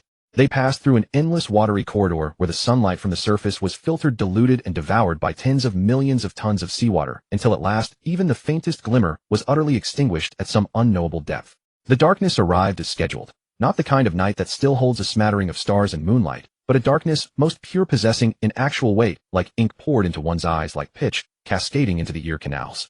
The fear etched into the human genetic code over millions of years of evolution was thoroughly activated. Here there was no light, no direction, no sound. Only boundless, unbroken darkness. Ai Lusha and Ni Lu no longer felt any trace of their earlier longing for the sea. Trembling, they hid themselves in Yazi's arms, for small hands clutching desperately at her waist. In the endless dark, the silhouette of a colossal being flickered past, sending ripples and the sound of sweeping water through the deep. Ku Luo could sense something in the abyss watching them. It had no eyes, or rather its eyes reflected no light whatsoever. Yet Ku Luo distinctly felt some kind of gaze sweep across them, like a mountain lowering its head to look down upon a single speck of dust. The width of a single tail fin surpassed the entire length of the Luokisi's wrath, and the sound of scales grinding against the current was loud enough to vibrate one's eardrums. The undercurrent stirred up by its passing sent the entire ship lurching violently, the mast groaning under the strain. It had no intention to attack. It was like a person who spots an insect. The pressure of a casual wave would be enough to send the creature flying. Up. The women and children aboard shrieked in terror. To think we'd run into a giant sea king. What remarkable luck. Scram. Ku Luo stood at the bow with his arms crossed. A flash of red light passed through his eyes, and his conqueror's haki pierced the coating, shooting straight toward the giant sea king. Struck by the impact, the colossal creature's body stiffened. The giant sea king had lived for who knew how long, and its perception of danger was all the keener for it. Within this tiny toy of a ship lurked an apex predator that even it feared, so it resolutely chose to flee from the peril. Time lost all meaning. Perhaps a minute passed, perhaps an hour. When the wake of that leviathan faded into the abyss, when the undercurrents gradually subsided, and when that suffocating sensation of being washed finally receded. The sea truly is mysterious and fearsome. Even in the calm belt, a sea king this enormous is rarely found. Xiaoqi too sensed the departure of that colossal monster. Let's get to Fishman Island as soon as possible. This place gives me a very uneasy feeling. Gu Liliusa said, rubbing the goosebumps on her arms. Kai Li and Lei Onai helped up several maids whose legs had gone weak with fright, then picked up the log post to check whether they had strayed from their course. Soon the pirate fleet arrived at an island shrouded in a double-layered bubble. The colossal roots of the sun tree Xia Hua pierced through the dome, channeling sunlight from the surface vertically down into the deep sea. The upper layer of the bubble held blue skies and white clouds. Sunlight passed through the bubble, refracting into a 7-colored glassy halo. Several fishman warriors spotted the arrival of 10 ships in succession, each flying a Jolly Roger. They hurried back at once to inform King Ni, Pu Dun, for with so many ships arriving, this did not look like a normal passing visit. A stretch of rainbow coral rose like rolling hills, while bioluminescent seaweed swayed with the currents. Soft azure and pinkish purple glimmers diffused through the water. A mermaid's tail fin swept past, stirring concentric ripples like scattered gold. King Ni, Pu Dun, trident in hand, was waiting on the shore with a large crowd of merfolk and fishmen, weapons at the ready. Only when he recognized the familiar ships did he let out a sigh of relief and speak. "Ah, so it's Mr. Kuluo. I thought for a moment that slave ships had come." Ni, Pu Dun gestured for his men to step aside, clearing a path for Kuluo and his party. Fishmen have lifespans of around 150 years, and Ni, Pu Dun, who had ascended the throne in his 30s, was barely an adult. The infamous name of the Luo-Kisi pirates was thunderous even on Fishman Island, especially since one of their officers had originally walked out of Fishman Street. The last time Kuluo came, he had stayed at Fishman Island only briefly, but he had gifted Ni, Pu Dun a bottle of liquor, and the two were acquainted. "I'm truly sorry to trouble you, King Ni, Pu Dun. This time I may impose upon you for a few days." Kuluo jumped off the ship on his own initiative and offered his greeting. "So it's Mr. Kuluo. Welcome everyone to Fishman Island." Ni, Pu Dun noticed that Kuluo had brought quite a number of female companions and several children, so he instructed the Minister of the Left to find a guide to show them around Fishman Island. He warmly invited Kuluo to a banquet at the palace. Kuluo in turn ordered 2 of his division leaders to ask Kai Li for a sum of money so that his men could enjoy themselves on the island. He treated it as a team-building activity, with young Master Kuluo covering all expenses. Life at sea is exceedingly dull, monotonous scenery, cramped quarters, and staying cooped up too long can easily unhinge many minds. Not to mention that most onboard entertainment consisted only of gambling, fishing, and the like. Some pirates even kept goats aboard to satisfy their physical urges. Many captains forbade women from boarding, as most of those adrift at sea were men, and there was little heavy labor a woman could do. On the sea, where pent-up frustration already reached deadly extremes, the presence of a few women would only trigger fights among the men, easily sparking large-scale violence and eroding crew unity. Thus you will often see men who have spent months at sea return and race madly for the land, dash desperately for home. Unlike the extravagance of the world above, everything in the palace of Fishman Island was wrought from the treasures of the deep. Huge shell lamps emitted a soft, mellow glow, curtains of pearls swayed gently with the currents, seaweed and corals of every hue coiled around beams, and pillars shimmering with dreamlike blue-purple light. Amid the clinking of cups and lively conversation, Kuluo sat utterly relaxed in the lower left corner of the banquet hall. Young fishwomen danced with sinuous waists and lithe figures, singing merrily. Their hair was as soft as seaweed, their tail fins gleaming with mother-of-pearl luster under the lamplight, and their scales shimmering brilliantly beneath the glow of the shell lamps. Unlike fishmen, merfolk were mostly vegetarians, so no meat or fish dishes were served. Consequently, the table before Kuluo was laid almost entirely with exquisitely prepared seaweed delicacies. Kuluo did not for want of beef overturn the table in a huff. After all, having been raised with an excellent upbringing, he was a man of refinement. He only turned his back on someone when his interests were no longer being served. At this moment, warm with wine, Kuluo asked Ni, Pu Dun, "Ni, Pu Dun, I've heard your Fishman Island is a member state of the world government, is it not?" "That's right, our Fishman Island has been a member of the world government for over 160 years, but because of the prejudice many people hold against fishmen, we have attended the revelry only once." As he said this, Neptune's expression darkened as he recalled the mermaid and fishman slaves taken by those slave ships, and to whom those slaves had been sold. He was the king, and he knew it all too well. The wine in his mouth seemed to turn bitter. Neptune set down his wineglass with a thud, and a few drops of amber liquor splashed onto the coral table, leaving dark stains. A flash of anger crossed his young face, but it was soon crushed beneath overwhelming helplessness. As a king who had just ascended the throne, he desperately wanted to change this situation and prove to his people that he was a sovereign who could protect them. But the reality was that the pirates who came here used every kind of deception, swindle, and trick, stopping at nothing. Everyday pirates came to this island to capture slaves. It was impossible to defend against them all. Destroy one ship today, and 2 would arrive tomorrow. What was more, some of those humans were so powerful that even Neptune was no match for them. "Neptune, what if I told you I am capable of solving this problem?" Kolo swirled his wineglass, his eyes shifting from the dancing mermaid performers to Neptune's face as he spoke seriously. "Mr. Kolo, don't make me laugh.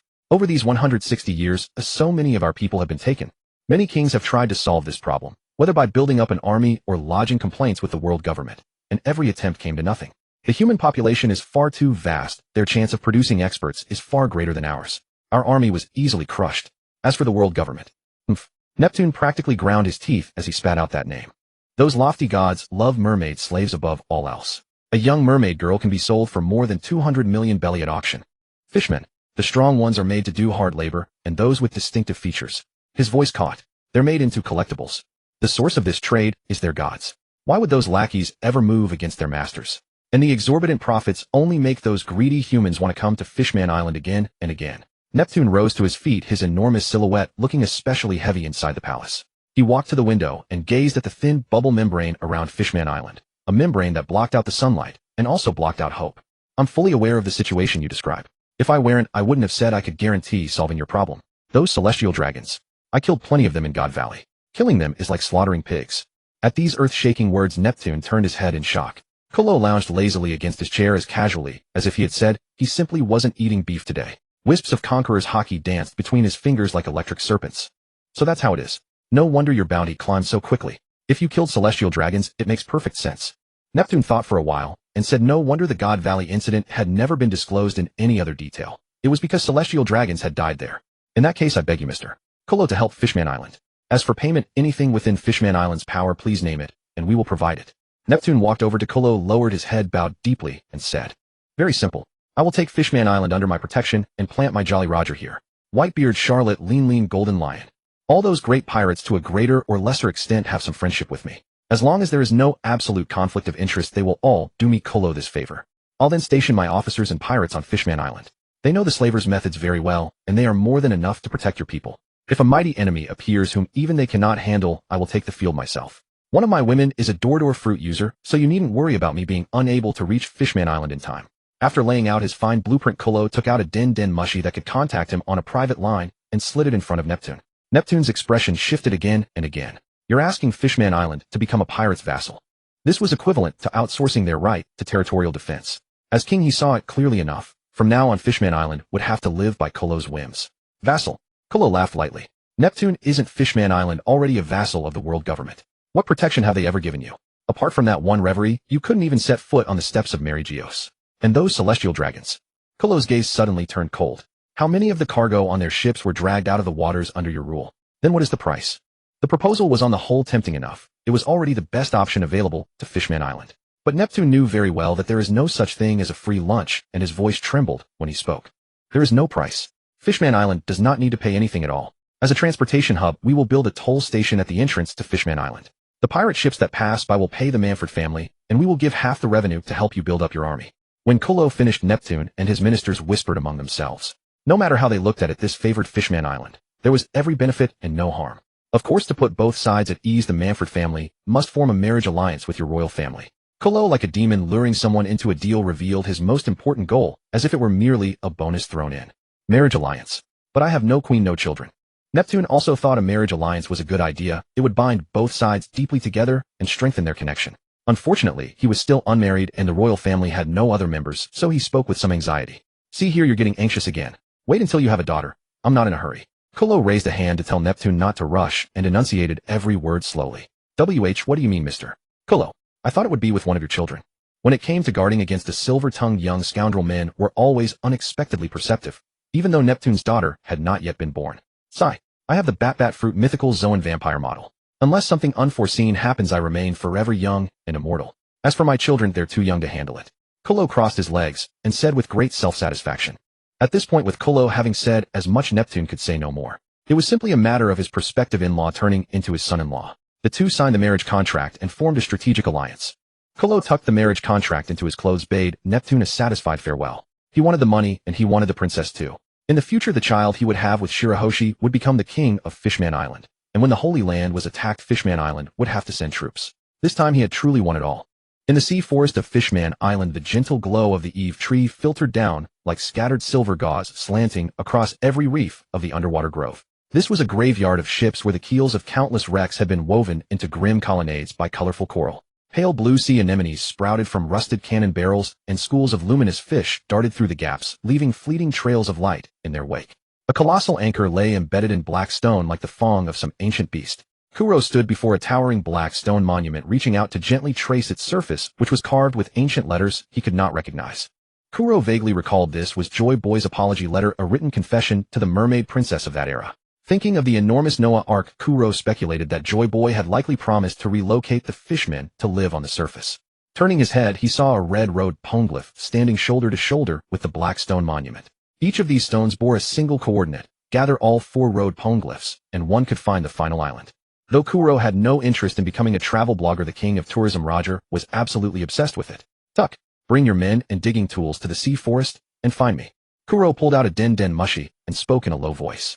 Shaki sauntered over with a sway of her slender waist, holding Orochimaru by the hand, her gaze equally shaken as she looked at the 2 massive stone monuments. So these are the poneglyphs that record the void century. To think they've survived for centuries, truly a masterpiece of nature and craft. Several hundred years had passed, yet apart from a few patches of moss in the corners, the stone surface showed not the slightest trace of erosion. Shaki extended her slender fingers and traced the iron-hard, vigorous inscriptions as she spoke. This craftsmanship is indeed astonishing. What a pity that the clan who created the poneglyphs were all a bunch of fools. But if we get the chance, I'll take you to see those eccentric oddballs of that clan. Where are Yazi and the others? Kuro took Orochimaru from Shaki's arms, and the 3 chatted casually, while waiting patiently for Tuck and his crew. They're over on Commercial Street. The royal minister arranged 2 shark fishmen as their guides, and they bought a bunch of glowing coral. They planned to decorate the children's rooms with them. Shaki leaned her curvaceous body against Kuro, enthusiastically describing Fishman Island's local specialties, a happy smile blooming across her face. Shark fishman. Kuro suddenly recalled the fortune-telling shark fishman from the original story. Unfortunately, he hadn't been born yet. Otherwise, Kuro could have brought him aboard and nurtured him. Orochimaru, bored, wandered around the stone monument. Suddenly curious, he crouched down, reached into a moss-covered gap between the wrecks, and grabbed a brightly colored sea snake, swinging it around like a pinwheel. Kuro only glanced at it from the corner of his eye before losing interest. Every one of his children was a little monster in their own right. Urza, who could punch through steel with a single blow, Nero, whose skin couldn't be cut even when he crushed a glass in his hand, Orochimaru, who could go days without eating when playing outside, and Catherine, who could see things clearly a kilometer away. Tuck Lamar led dozens of men in excavating the road poneglyph from its foundation, then labored to hoist the immense stone and haul it back to the ship. At the palace, King Neptune learned of the news and seemed to want to speak, but mindful of their partnership, he ultimately allowed Kuro to take the road poneglyph. Considering that he still had to hand Neptune a pirate flag, and that flying rocks banner always made him seem like a remnant of a bygone era, Kuro and Shaki returned to the rock's fury. Kuro spread out a black cloth and painted his own Jolly Roger upon it, a fanged skull wearing a crown with 2 crossed blades, Koromaru and Shoka beneath it. He stared at the design for a long time, quite satisfied with the result. After handing the still wet pirate flag to Neptune, ignoring the twitching corner of the king's mouth, Kuro gathered everyone. Once supplies were replenished at Fishman Island, Kuro bid farewell and set sail once more. As Kuro's flagship, the Rock's Fury, pierced the bubble membrane atop Fishman Island, the radiance of the Eve Tree pierced the deep sea like a blade of light. Re-entering the seawater passage this time, they encountered no terrifying sea kings and successfully returned to the surface. He stood at the bow, savoring the long mist sea breeze, his fleet of pirate ships behind him, as fresh newspapers rained down through the sky. Watching the news coup depart, Kuro picked up a newspaper and began to read. Kong the Ironbone succeeds as Fleet Admiral of the Marines. The strategists Sengoku and Black Arm Zephyr are both promoted to Marine Admiral, while Marine Hero Garp refuses the promotion to Admiral. According to our sources, Hero Garp stated that rank matters not, what matters is dedicating oneself to serving the people. Kuro's face darkened. If Garp actually said something like that, pigs would fly. Morgans would say anything for money. Master, the forward scout ship has sent a message. Head-maid Leone strode over quickly, her golden fur gleaming brightly under the sunlight. A Marine patrol ship has been spotted 30 nautical miles ahead. They're not approaching, just trailing us from outside cannon range. Kuro sneered, the Marines certainly have patience. Keep the fleet in formation and make full speed for Gyre Island. Marine Headquarters, Marineford. In Fleet Admiral Kong's office, a confidential intelligence report was slammed heavily onto the desk. Good, so that lawless madman has finally appeared. Get Zephyr in here. Saru, who was in the middle of making a PowerPoint presentation, looked up and picked up the file from the desk. Her body trembled slightly. That man had appeared again. Bam! The office door burst open and a towering figure stood silhouetted against the light. Violet hair stood upright like steel needles, muscles like granite, bronze skin radiating toughness. Wearing a purple suit with a marine coat draped over his shoulders, Zephyr strode in and saluted. Zephyr, take a look at this intelligence report. The Blood Emperor was spotted near the Sabaody archipelago a day ago. We must arrest him and bring him to justice. And fix your hair. I'm the Fleet Admiral and you're an admiral. Don't copy my hairstyle. Kong glanced at the mirror and inwardly complained, what rank are you to use the same hairstyle as me? Then said to Zephyr. Zephyr was also frustrated. His neighbor's wife said her circuit breaker had tripped, so he went to repair the wiring, and he got electrocuted. Understood, Fleet Admiral. I'll go arrest that inherently evil brat Kuro right now. Zephyr joined the Marines at 14. 14 years later, at 28, he mastered the 6 styles and became a warrant officer. At 34, he mastered hockey and became a flag officer. At 38, with distinguished military achievements, he became an admiral. Compare that to some deserter king's absurdly meteoric rise. In the original story, the promotion came 2 years after God Valley. Here it's moved up 2 years earlier for plot purposes. Zephyr slammed a sea chart onto the table, stabbing his finger hard at the waters between the Sabati Archipelago and Momoro Island, and said, "He has just left Fishman Island. His fleet is too massive for speed. I will intercept him here. Give me the 10 fastest warships." 2 days later the sea was deathly still. No wind, no waves, and even seabirds kept far away. Kuro's fleet glided across the mirror-like sea like an enormous black python. "We are already at the edge of the calm belt. With so little wind, continuing along this course will slow us down terribly, and our supplies may not last until we reach the next island."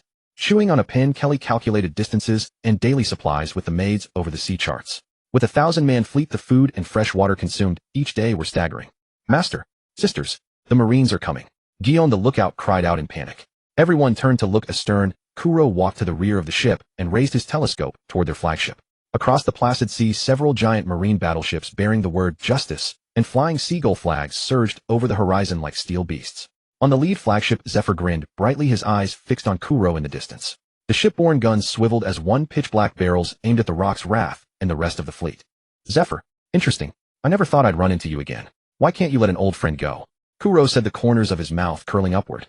The two ships faced off from 100 meters away. Without using a loudspeaker, Zephyr's voice rolled across the sea like thunder. "Kuro, surrender. This time I'll give you no chance to escape." Zephyr grabbed several cannonballs and hurled them at the pirates. Boom, boom. On Kuro's side, a great vessel was hit squarely. Gunpowder burst with a thunderous roar, flames erupting and sending many screaming, while others rushed to fetch water to douse the fire. Cosplaying Garp. "Open fire in return." Kuro roared, snapping out of his momentary daze. Over 100 cannons thundered at once, raining a curtain of shells over the marine fleet. Many marine warships were also hit, but their armor was far thicker than the pirate vessels. Zephyr bellowed through the rain of cannon fire. "Who do you think I am? Bring the ship alongside." Kuro slowly raised his hand. His pitch-black long blade freed itself from its scabbard, blood-red light, swirling along the steel wreath in unending conqueror's hockey. "You want to catch me? Let's see if you have the ability. Leave your life on this sea, Zephyr." In the next second, battle erupted without the slightest warning. Zephyr made the first move. He had no devil fruit power. His whole life had been devoted to martial arts and armament and observation hockey, honing his body to the absolute limit of human potential. His form flashed, and he leapt into the sky with moon step, crossing several hundred meters of sea like a black meteor. His right fist clenched, clothed in supreme armament hockey, as dense as black iron and as dark as ink. With no ornate stance, he threw one plain direct punch at Kuro's head. The punch carried no heaven-shaking phenomenon, only the absolute power to penetrate an island and shatter the sea. Wherever the fist wind passed, air was forcibly crushed and detonated in ear-splitting sonic booms. Even space itself twisted into fine fissures from the raw physical force. Kuro's expression turned icy. His Sharingan precisely tracked every trace of hockey surging over that fist, and rather than retreating, he advanced. Blood Moon, sky-splitting slash. He raised his hand, sending a scarlet sword aura dozens of meters long as a preliminary gift. The blade light and iron fist collided in a thunderous crash. There was no continuous clangor, but a single blast enough to rupture eardrums. The dark red sword aura and pitch-black hockey exploded at once, while a terrible shockwave centered on the two fighters swept wildly in every direction. With the two ships as its epicenter, the shockwave detonated. The sea within 100 meters was crushed into a great sunken bowl, then rebounded into water walls dozens of meters high. Kuro's flagship reeled as if struck by lightning. The whole vessel was shoved backward 10 meters, its keel groaning in agony. "We can't fight on the ship, or it will break apart." Kuro thought to himself, spreading the bat wings on his back to take the initiative and soar into the air, confronting Zephyr, who hovered midair upon Moonstep. Blood Moon's secret art, Hell Strike.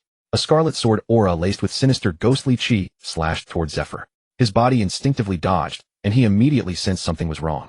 The sea was slashed open into a bottomless chasm, sending waves hundreds of meters high. The nearby marine warships, swept by the sword aura, had their deck planks shattered and masts snapped in an instant. Several were capsized and swallowed by the sea. A great many Marines sank into the sea along with their battleships. Despicable. Zephyr gritted his teeth. The armament hockey around his fists condensed even thicker like two chunks of hard obsidian. Kuro once again swung his sword aura toward a warship. Zephyr crossed his wrists before his chest, his arms cloaked in black-purple hockey-like armor. He flashed in front of the warship, sparks exploding with a huge sizzle at the point of contact. His bulging muscles strained, and he heaved the slash upward into the sky. The black armament hockey receded, leaving a sword wound on his bronze skin that throbbed with searing pain. It had only been a year or two since his last encounter with Kuro, and at that time Kuro could not even harm him. How terrifyingly fast this improvement was. Zephyr, why have your fists turned so soft? Can't even block my slash anymore. Are you getting old? Hitting your decline at just over 30. Like a mamba spewing venom, Kuro kept provoking Zephyr with trash talk. Paper art, martial body. Through life returned, Zephyr's body became considerably slimmer. He grew far more agile, moving at an incredible speed. 6 King Gun Nether Edge. Zephyr used Soru to appear in front of Kuro, slamming both hands into Kuro's chest. His formidable wrist power turned into a white ring upon impact, and the immense shock sent Kuro flying 100 meters back. Cough. Cough. As expected of an admiral, I really underestimated you. Kuro spat out a mouthful of blood which transformed into slender needles as it hung in the air and shot back toward Zephyr. Tempest Kick Flying Bird. A blue-white kick like a seagull slashed through the incoming blood needles. Kuro sent out countless scarlet slashes in a frenzy, while Zephyr answered with black fist shadows. Aura, aura, aura, aura, without end. Their duel stained the sky crimson. They fought from daylight well into the night. Devoid of cannonballs, the ships on both sides had resorted to boarding combat. Yazzie cut loose with a blue flying slash, and its fierce cold light split a marine warship in two. Shaki kicked 2 marines away. Leona, transformed into a lion woman, plunged into the ranks of marines, her claws slitting their throats. Kelly stood on the second deck, training a scoped musket on the marines climbing aboard. The other maids capable of fighting also combated the marines with muskets and swords. Gloriosa and Stussy, along with the other maids, protected the children. Alice stuffed Teach into Magnoria's arms, then fitted her gauntlets and charged at the marines alongside Cecil's Maffei. A savage slash carved straight through the ranks of the marines, splitting dozens of them in two and spraying blood into the sky. Yujetsu, 1,000 showers. Yazzie soared into the air and thrust her longsword forward.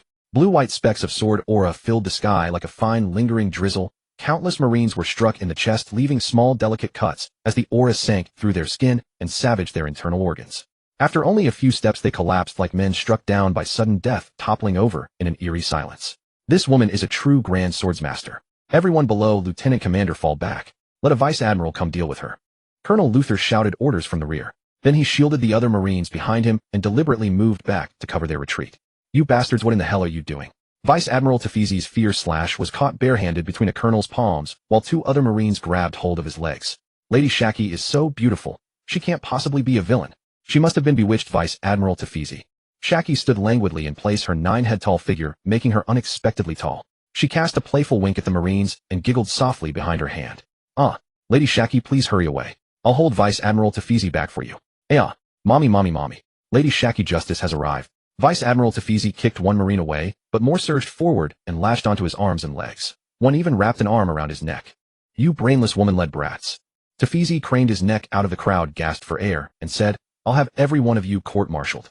We're in the middle of a battle, and you're all calling for your mothers. This is utter nonsense.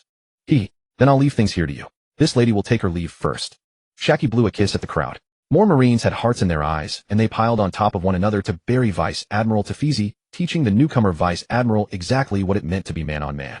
Alice's fist weapon snapped out 3 razor-sharp claw blades, and she moved like a cat, leaving 3 deep bone-visible gashes across the chest of one marine after another. Whether they were marines or celestial dragons, they were all enemies of her Davy clan. Months had passed, yet time had not washed away the pain of Rock's death. Instead, the hatred had grown even more bone-deep. Only the blood of her enemies could soothe her fury. With a sharp battle cry, Alice continued to slaughter her way through marine after marine. You are Lady Seiki Ursi Maffei, aren't you? We're here to. The marine hadn't finished his sentence before Maffei's longsword severed his head. The head rolled twice across the ground, its eyes wide in death, the confusion not yet faded from them. Wait. Lady Maffei, calm down. I came to save you. Another marine tossed away his long blade and waved his hands. Before coming, headquarters had assigned the mission. Besides capturing Kuro, the most important objective was to rescue this celestial dragon. Kuro had thrown Seiki Ursi Maffei's deep-sea contract into the sea forcibly, severed her arm, and reattached it after the contract dissipated. He did not bet the arm on the future the way Red Hair had.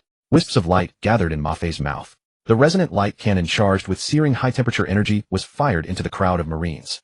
Boom! The explosion swallowed up many marines. But because of her celestial dragon identity, not even a vice admiral would dare attack her, let alone ordinary enlisted marines. Leon hoisted a marine and slammed him heavily to the ground. A marine holding a long blade appeared behind her and swung it at her completely unprotected back. Bang! A bullet struck his brow precisely. Kelly pushed her sunglasses back up and nodded at Leon, whose panting eyes were filled with gratitude. All the maids with combat ability were fighting the marines. Guion was cutting down a marine with Yujetsu-style swordsmanship. Yazzie, having found her clever and endearing, had not only personally taught her swordsmanship, but also suggested she become her disciple. At just 10 years old, she was already capable of severing a marine's throat. Using her sword to protect those who should be protected was the belief she had upheld when she joined the maid corps. Inside the room, Stussy and Gloriosa waited patiently with a few children and the maids who had no combat ability for the fighting outside to end. Several marines climbed over the ship's stern, intending to take Kuro's family hostage as leverage. Kicking open the doors, they searched from room to room. Stussy and Gloriosa exchanged a glance. They warned the maids in the room not to make a sound, then opened the door themselves. Bang bang. Whoosh whoosh. Stussy wielded a flintlock and Gloriosa wielded the snake arrow, attacking the Marines together. Urza suddenly wrenched herself free from a maid's arms and scurried outside on her short little legs. Danger, Miss Urza. The maid's face went pale in an instant. If anything happened to Urza, she was dead for sure. Urza, you come back here. Stussy was the first to notice, and she too was badly frightened. If anything went wrong, she wouldn't know how to face Kuro and Yazzie. Bad guy. Urza clenched her fists and charged at a round-faced, thick-bearded Marine. Seeing the little bean sprinting toward him, the Marine instinctively kicked out. Aya! Fist met foot, and the round-faced, thick-bearded Marine let out a screech like a stuck pig. His shin bent at a 90-degree angle, and jagged bone shards pierced hideously through skin and flesh. Stussy ran over quickly, aimed at the Marine rolling on the ground, clutching his leg, and fired 2 rounds into his chest, and 1 into his head, ending his life. Snatching up Urza, who still tried to run, by the scruff of her neck. That fateful scruff. Stussy scolded loudly. You scared me to death. You little troublemaker. This isn't your playground. If you... Seeing Urza's aggrieved pout, Stussy remembered the child was only 3. It was hard to say anything too harsh, so she stuffed Urza into the arms of the maid who had caught up, and ordered her to watch the child carefully. Then she turned and re-entered the battle. Still, the fact that 3-year-old Urza could knock down a grown man left Stussy fairly shaken. This child reminded her of the lineage factor concept proposed by some of her old friends. She could bring it up with Kuro later. She wanted to modify the lineage factor of the child she was carrying. Of course, this was not something she, a scientific bandit who specialized in seizing other scientific achievements, could pull off on her own. But those old friends of hers who specifically studied lineage factor would certainly be able to. She had heard that their research just so happened to be short on funds. The battle below was gradually drawing to a close, and so was the one in the sky. Kolo and Zifa hovered breathlessly in the azure heavens. Their flying altitude had also dropped from over 100 meters to just 20. Zifa. Are you running out of strength? If you're old, then get out of my way. Kolo wiped the blood dripping along his chiseled jawline down to his chin. His clothes were torn, clearly revealing muscle lines like those of an ancient Greek sculpture. Dense fist marks and bruises were etched into his muscles like tattoos. I'm the youngest admiral in the Marines, and I'm not old at all. Zifa was left with nothing but his trousers, his purple suit reduced to torn rags hanging off him like a beggar on the street, covered in wounds from which blood oozed, turning him into a figure drenched in crimson. The two remained locked in a stalemate, neither able to overcome the other. Kolo hesitated over whether to unleash his true ancestor form and slay the irksome Zifa right there. However, after unleashing his true ancestor form, he would enter a period of weakness, and a full day and night had already passed. The Marines' reinforcements were on their way. A storm of thoughts raged in Kolo's mind as he weighed the pros and cons. Zifa meanwhile stared at Kolo in astonishment. Merely 2.5 years ago, this young pirate could not even break through his armament hockey defense, yet now 2.5 years later, he was already able to fight him to a standstill. I really don't know what kind of monster you are. In just 2.5 years, you've raised your armament and conqueror's hockey to such a level. Zifa crossed his arms as all the armament hockey in his body began converging at his wrists. He remarked with deep emotion, "You truly live up to the title of Blood Emperor. A monster like you is far too dangerous. Go reflect on your crimes and impel down." Kolo made his decision in an instant. Zifa was about to stake everything. Kolo's hair began to lengthen and turn ashen, and his teeth grew sharp. Torrential Conqueror's hockey materialized into tangible shockwaves, sweeping violently in all directions. The fusion of blood energy and Conqueror's hockey continuously coiled around his blade. Black wrist martial edge. Blood moon secret art, the wrath of the blood demon. A black and a crimson extreme force collided with a thunderous eruption. Buzz. The terrifying sound wave sent seawater surging dozens of meters into the air. The very ocean seemed to roar in response to their battle. Marines and pirates of lesser strength did not even have a chance to react. Their eyes rolled back, froth bubbled from their mouths, and they collapsed in waves like mowed wheat. When the dazzling light faded before everyone's horrified eyes, a gaping hole was visible in Kolo's chest, while Zifa remained in his punching stance with the famed blade Eclipse buried in his abdomen. This was the third time this blade had savored the exquisite taste of an admiral's blood. Kolo twisted the hilt slightly and, heedless of the blood at the corner of his mouth, declared fiercely, "Zifa, you've lost. And you haven't won either, have you?" Zifa stared at the blood hole in Kolo's chest where a shattered heart could faintly be seen and reached out with both hands to grip the blade. "Admiral Zifa." Kolo. Whether pirate or marine, both sides stopped in unison, their anxious gazes fixed upon the two men. Kolo revealed a sinister smile, kicked Zifa away, and flapped his bat-like wings violently to leap onto a marine warship. Countless vampire bats burst forth from Kolo's body. Squeak, squeak. A few vampire bats swarmed a marine. After he failed to ward them off, one sank its fangs into his neck. The young soldier let out a shrill scream, and the remaining bats pounced on him together. The bodies of the black-red vampire bats grew increasingly plump, their color gradually shifting from black-red to vivid scarlet as life energy flowed back into Kolo's body.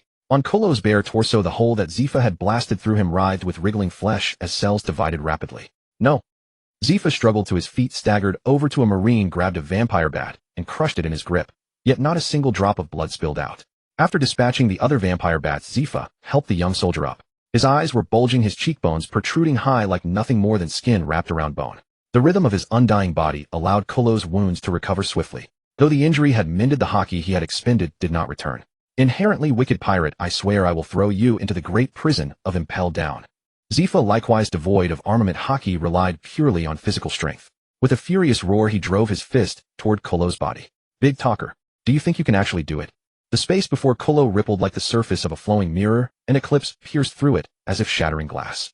Secret art swallow return. In Zifa's vision, the blade thrusting toward him transformed into 3 long swords in the blink of an eye. His chest, shoulder, and hand were pierced simultaneously, scarlet blood splattering onto Kolo's face. Humph. The moment the pain struck, Zifa slammed his fist heavily into the deck. The ground split, the planks were torn to shreds, and the shockwave blasted Kolo away. Zifa, your Death Star is flickering. Kolo drew another blade karasu from his waist. A true great swordsman is never limited to one sword. Even Hawkeye carries a small knife. Zifa's chest heaved like a bellows as he panted heavily. Clenching both fists before his chest, he punched resolutely toward Kolo. Blood Moon dual-wield style Tiger Hunt. X. Kolo stamped his feet and launched himself forward, his body turning into a streak of light.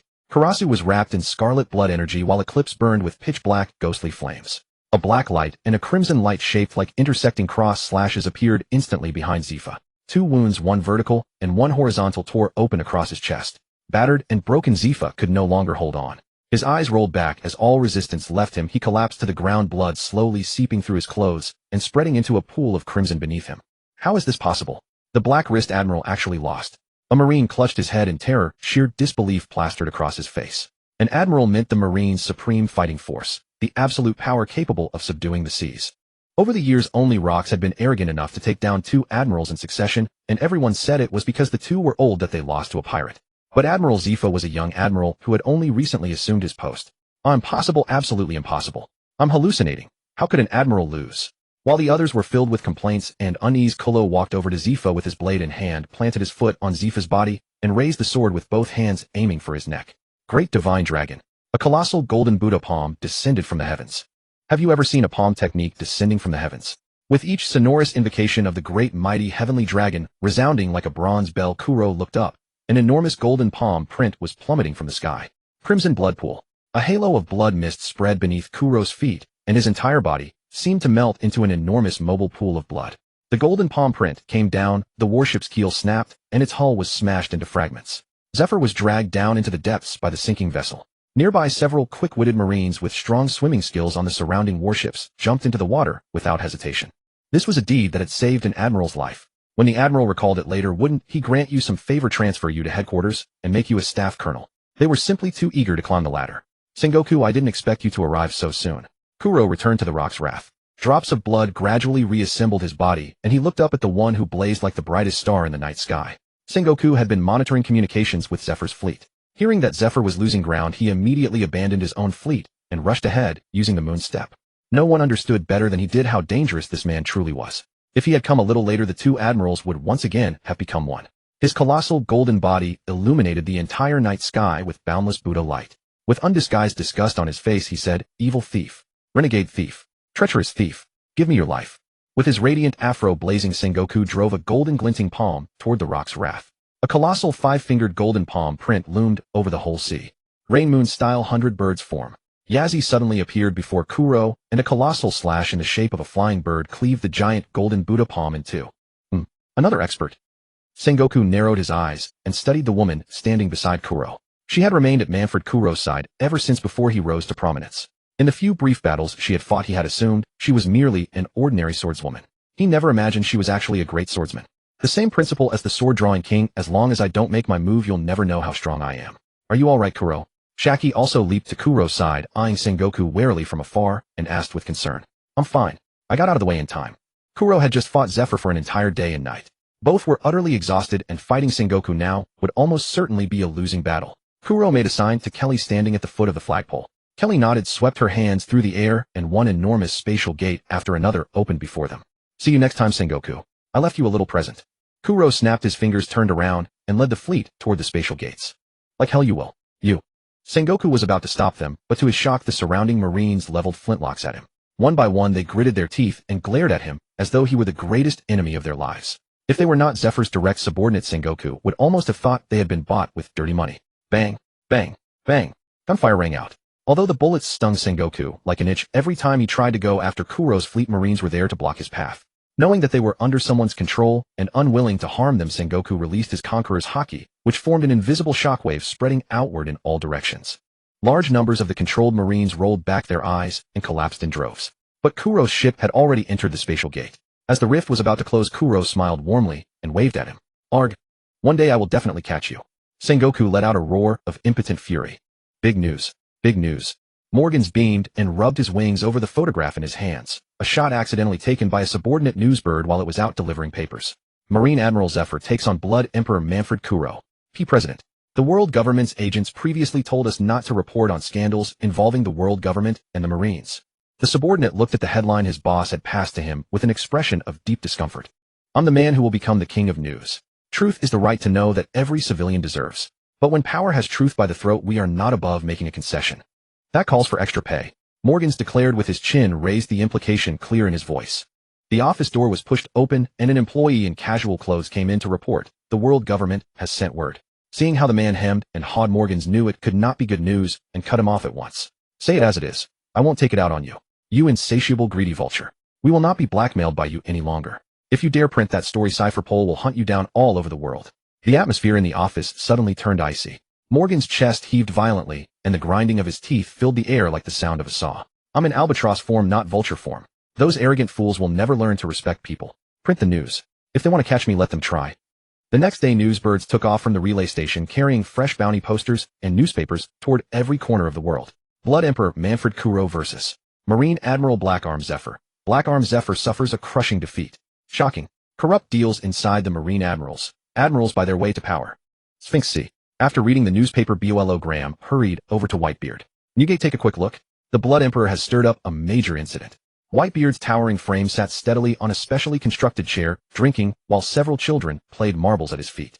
A helpless look flickered in Bolo Graham's eyes. He had always believed this man would be the strongest man in the world after Rocks, but unfortunately, he truly had no ambition. He had taken a bunch of little brats as sons, and all day long the ship was full of pops. Pops, ringing across the deck. But wasn't this exactly the kind of man Bolo Graham acknowledged? Full of loyalty and compassion, he gave these children with tragic upbringings a home, and they were family to one another. We are family. Whitebeard Edward Newgate put down his sake bottle, picked up the newspaper, and burst out laughing after reading it. Gururara. So Kuro can already beat an admiral. But I'm still the strongest. The New World. The Duchy of Snook, a nation famed for crafting polearms, was being plundered. Golden Lion Shiki hovered in the sky watching pirates who loudly hailed his title of Admiral Burn, Kill, and Loot, while the armies below were scared half out of their wits at the mere mention of his name. He closed his eyes, quite intoxicated, soaking in this atmosphere of absolute domination. Exactly. I, Golden Lion Shiki, have never been inferior to anyone in my life. Admiral Sama, this is today's new newspaper. A burly pirate lackey, utterly devoid of tact, shattered the pleasant reverie of Golden Lion Shiki. Admiral Sama, there's even news about your old friend on here. The towering pirate bent down respectfully, offering the newspaper with a fawning, ingratiating smile. Well done, lad. You've got potential. I'll give you more responsibility. From now on, the ship's cleaning duty is yours. Off.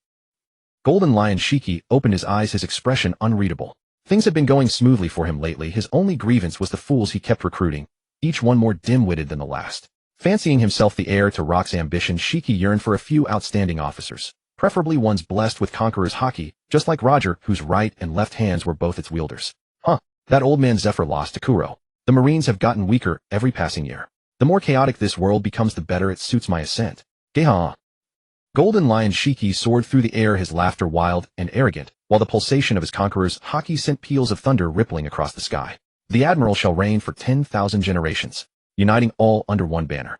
The Admiral shall persevere through countless hardships, uniting all under one banner. The Admiral. One banner.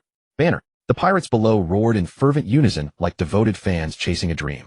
In the Tato Lancy area, on the island named Whole Cake Island, Strusen activated the awakened power of his Cuckoo no Mi, transforming rocks, earth, trees, and architecture into cake, cream, bread, and candy. Strusen wiped the sweat from his brow. He still needed to lead a team to dig out the chocolate lake in the afternoon. At noon, he had heard Charlotte Linland declare that all surrounding islands would be subsumed under the Charlotte Pirates' rule. Moreover, she intended to transform them all into a fantastical realm of sweets and fairy tales. Strusen suddenly felt that life had turned quite bitter. This was hardly a task that could be finished in just a few years. Sweet baby, sweet baby. Charlotte Linlin scooped up Aries and gently nuzzled his cheeks, activating her rare maternal mode, reserved for children under 10. She was not yet the Linlin who would build Tato land so all races could live happily together. She was a woman destined to become the ruler of the seas. Standing nearby, Katakuri and Perispero watched the indulged Aries with palpable envy. They understood that this little brother held an extraordinary place in their mother's heart. When one child is favored over another, jealousy among siblings is only natural. Mama, Kuro defeated Zephyr. Mama. Aries, you must become as mighty as your father one day. Charlotte Linlin raised Aries high into the air, as if proclaiming him the chosen sovereign of the world. Punk Hazard. Have you heard? Admiral Zephyr actually lost to a pirate. That man, Blood Emperor Manfred D. Kuro, is truly terrifying. Indeed. The world is growing more dangerous by the day. The two researchers shuffled past the laboratory in hushed whispers. Inside, bound by layer upon layer of seastone, Kaido's colossal frame loomed like a mountain. His bulging muscles were forged as if from steel, and two massive horns pierced through the specially crafted restraints. Hearing a familiar name, Kaido slowly opened his eyes, his body writhing restlessly. How long had he been held here? Kuro can beat an admiral now. Aren't we from the same generation? Is this even the world I knew? Stay still. The monster is awake. Hurry, bring the sedative used for sea kings. Several marine guards hoisted an enormous syringe and plunged the liquid, taller than a man, into Kaido's body. Slowly he sank back into silent slumber. On the first half of the Grand Line in the Kingdom of Arabasta, Ganzi delivered a ton of contraband dance powder to his contact. The vast arid environment was unbearable for him. After collecting the cash, he saw one of his men running over in a panic. The sheer openness of the terrain left him feeling dangerously exposed.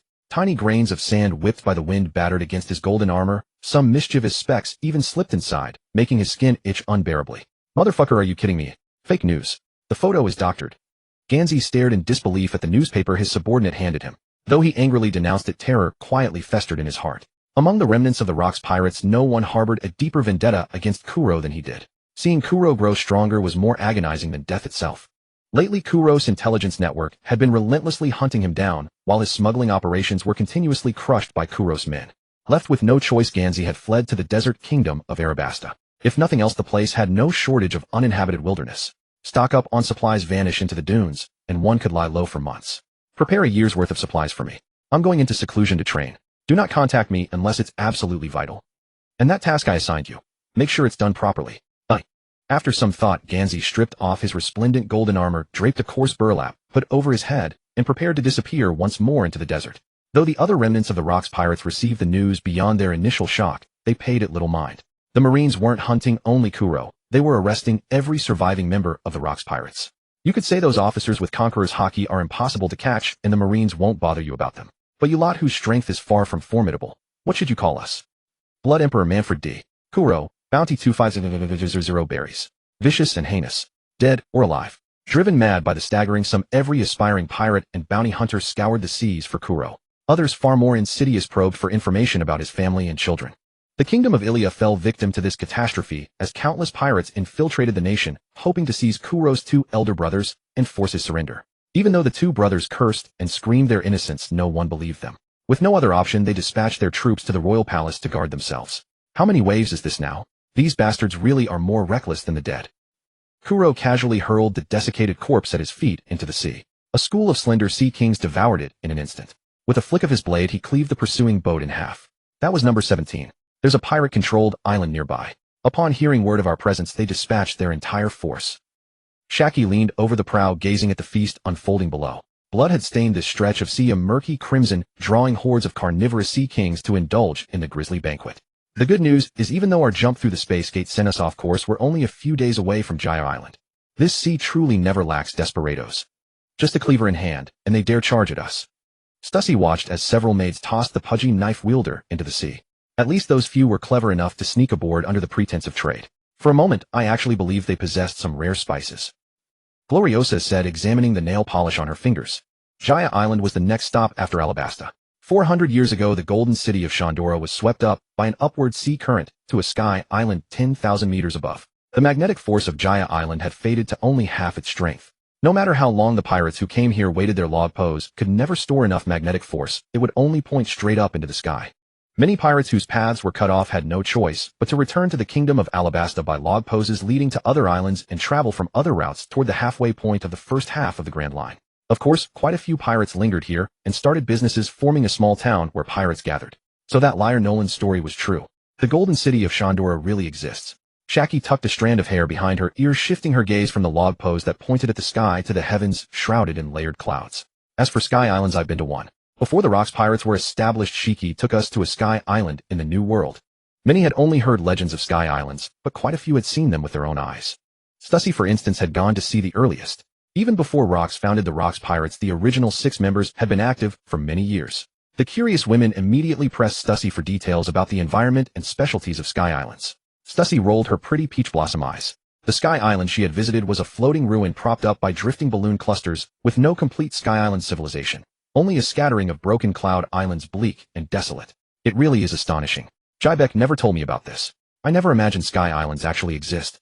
But Kuro, how did you know about this? Aren't you from the New World? Alice, wearing ultra-short denim shorts, leaned against the deck railing and asked curiously. I found it in the great sea secrets Rocks left behind. He had inherited Rocks' treasure, and it was only natural that he had discovered some of the sea's secrets within it. From now on, he could attribute all his precognitive information to Rocks. Oh, I see. Alice's eyes grew deep and thoughtful again. She cared nothing for Rocks' treasure, she only wanted to avenge Rocks, but her strength was far too weak. She had originally planned to slowly nurture Teach so that he could one day avenge his father. But later she realized that Kuro was a far more suitable choice. He was a subordinate. Jaibeck could trust a man who had killed a celestial dragon and could never reconcile with the world government. The Navy also wished nothing more than to throw him into Impel Down at once. And his personal ambition was immense. In this era, the world government's #1 enemy was this gentle and refined man before her. So she did not choose to take Teach to the Lelusia kingdom and live a quiet life. Instead, she stayed aboard Kuro's ship, hoping to slowly guide him and steadily fuel his hatred and hostility toward the world government. Even if earning Kuro's trust meant giving her body and sleeping with him, she would do it. After all, the man's only flaw was his lust. She believed Jaibeck would understand from the depths of the underworld. Not far away, Teach, Nero, and Urza were playing with building blocks on the deck, their faces bright with innocent, lively laughter. Alice's heart softened. She truly did not want to bring this child into danger. Having made up her mind, Alice's gaze grew ever more resolute, and the look she cast at Kuro turned rather seductive. Yako looked around in confusion. Why did it suddenly feel like someone was releasing pheromones and going into heat? Tucker, Kojiro, take your men and go ashore. Plant my flag on Jaya Island and show those scum who's boss. Koro stood at the bow, shouting to the ships on either side. After the death of the 3rd Division Commander Gecko Jason, all his loyal followers had been executed. The 3rd Division was now leaderless, and a new captain would have to be chosen later. The 1st and 2nd Divisions charged ashore. The lookouts guarding the ships along the coast noticed the aggressive newcomers and sensed something was wrong. They hastily used Den Den Mushi to contact their captains. Though they were all of the same generation, pirates from the New World were a dimensional crushing force against pirates from the first half of the Grand Line. Tucker Lamar's burly frame carried a great blade as he strode into a bustling tavern where men drank and the sounds of gambling rose and fell. With a thunderous kick, Tucker Lamar sent the shabby tavern door exploding into flying splinters. The raucous noise inside fell instantly silent. Where'd you come from, you little punk? Don't you know that your grandpa here is? Before he could finish, the bearded pirate was seized by the face with Tucker Lamar's massive fan-like hand and viciously slammed into the edge of a table. After several consecutive impacts, feeling the warm blood gushing through his fingers, Tucker Lamar released his grip with satisfaction. Yellowbeard with a bounty of 63 million. Damn it, he's the 1st Division Commander of the Manfred Pirates. Water Buffalo Tucker Lamar with a bounty of 312 million berries. A big shot like him actually came here. It seems the rumors are true. I heard the Blood Emperor left the New World for the first half of the Grand Line because he hogged Rock's treasure and got hunted down by the other officers. If you don't know, don't talk nonsense. I heard the Blood Emperor monopolized the world's most beautiful woman, Lady Shaki, which stirred the other officers' resentment, so they joined forces to hunt him down. Tucker Lamar listened with a face full of dark lines. What kind of nonsense was this? You filthy bastards. You dare speak recklessly about my captain. Men, beat them. Beat them all. The fierce members of the 1st Division cracked their knuckles, grabbed whoever was near, and started swinging. They snatched beer bottles and smashed them over heads, beating the pirates of Jaya Island until their faces were swollen and they wailed for their mothers.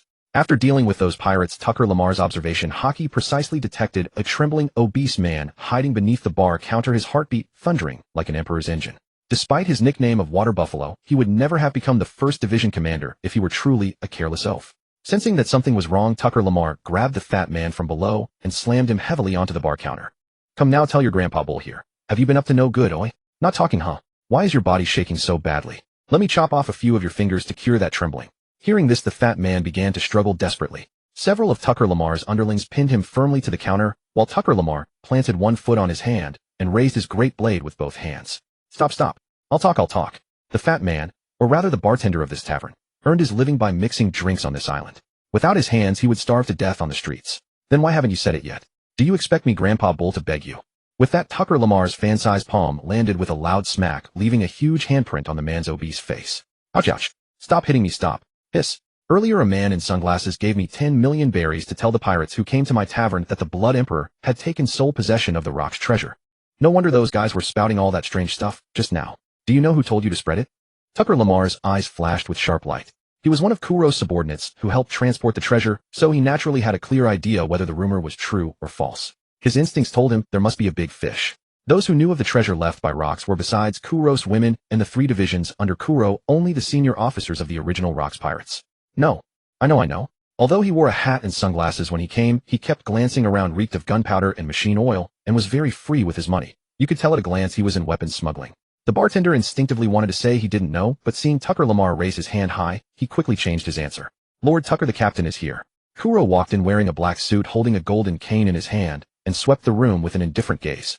Leon followed half a step behind Kuro, carrying 2 famous blades, Wuwan and Sure, at her waist. Shaki and the others followed behind with the children. People at sea were like willow catkins drifting in the wind. Only when both feet were on solid ground could they feel a reassuring sense of security. These women are so beautiful. So that is the world's most beautiful woman, Peony. What stunning beauty. Damn it, is this what the strong are supposed to have? So this is the Blood Emperor. Just his gaze makes me sweat. A pirate touched his trouser leg and said, "That's fucking piss. Why didn't you say that earlier?" The members of the 1st Division moved quickly to pin down those talkers and make them behave. Any who persisted in being stubborn would take a blade. Kuro was merely annoyed by these desperados who dared challenge him without realizing the gap in strength. He gave them a lesson. Don't buzz around his ears like flies just to gain fame. Tucker Lamar strode over quickly and leaned close to Kuro to recount everything that had just happened. Kuro needed only a second to guess which bastard was pulling strings behind this, but he was more concerned about what this rumor would lead to. Among those who knew about the treasure were only Whitebeard, Edward Newgate, Charlotte, Lean Kaido, and Kuro himself. Only Gansey and Golden Lion, who had helped Rocks dispose of stolen goods, had a vague inkling. But Golden Lion certainly knew less than Gansey. Once the rumor of Rox's treasure spread across the sea, Captain John Silver axed Golden Lion Shiki. Those greedy bastards would turn red-eyed with envy and come looking for trouble. Moreover, Marine headquarters had posted bounties on all of his women. The array of beauties had long since made those with ill intentions burn with jealousy. Whoever killed him would instantly have power, wealth, and beautiful women within easy reach. Lu Sun once said, "An uncultivated field attracts no plow, a once plowed people fight over it." When your belly is empty, no one knows. When your clothes are thin, you are bullied. A boat rented in common leaks, what donkey fed by 2 households grows thin. Where interests lie, so do hearts. Kuro had become a human-shaped one piece. From now on, one could well imagine countless ambitious people setting sail for him, the supreme treasure. Gansey, you really know how to stir things up. Make this boring world a little more interesting. Kuro broke into his signature wild laughter and waved his hand grandly. Let these men go. Get out onto the sea and tell everyone that Rox's great treasure is in my hands. If you want to come and find me, whoever can kill me will have everything I own. An immense surge of conquerors hockey shot straight through the clouds. The sky was torn open and countless dark red thunderbolts exploded with a roar. Kuro could sense that this feeling of being at odds with everyone, of opposing the entire world, had greatly strengthened his conqueror's hockey. The members of the Manfred Pirates looked up with reverence at the man soaring into the high sky. Urza Nero, Oroki, Catherine Teach, and the other children had their eyes sparkling with brilliance. Everyone get back to the ship. I'm going to Skypiea first. With that, Kuro's wings flapped, and his figure appeared 1,000 meters above the ground. As the air pressure dropped and the air thinned, it had no effect on Kuro at all. The White Sea, like the Blue Sea, contained sea stone particles that made devil fruit users powerless. Since Kuro did not have that weakness, he flew straight through the clouds and arrived in a world of pure white. Kuro jumped straight into the White Sea to look for balloon octopuses. In the original work, using the knock upstream to reach Skypiea was far too dangerous. Without the protagonist's plot armor, one could easily break apart in the air long before reaching Skypiea. A balloon octopus is a soft-bodied creature endemic to Skypiea. Its body is extremely light and elastic, able to inflate like a hot air balloon, making it much safer to fly with. In the original work, they were mainly used by Scypians to leave Skypiea. Kuro dived into the White Sea and searched meticulously. In the original story, conies summoned them with a short whistle, so logically they shouldn't be land-dwelling animals. Before long, Kuro found these little creatures in the gaps between the island clouds at the bottom of the sea. After gathering 7 balloon octopuses, he flew back down to the surface with them.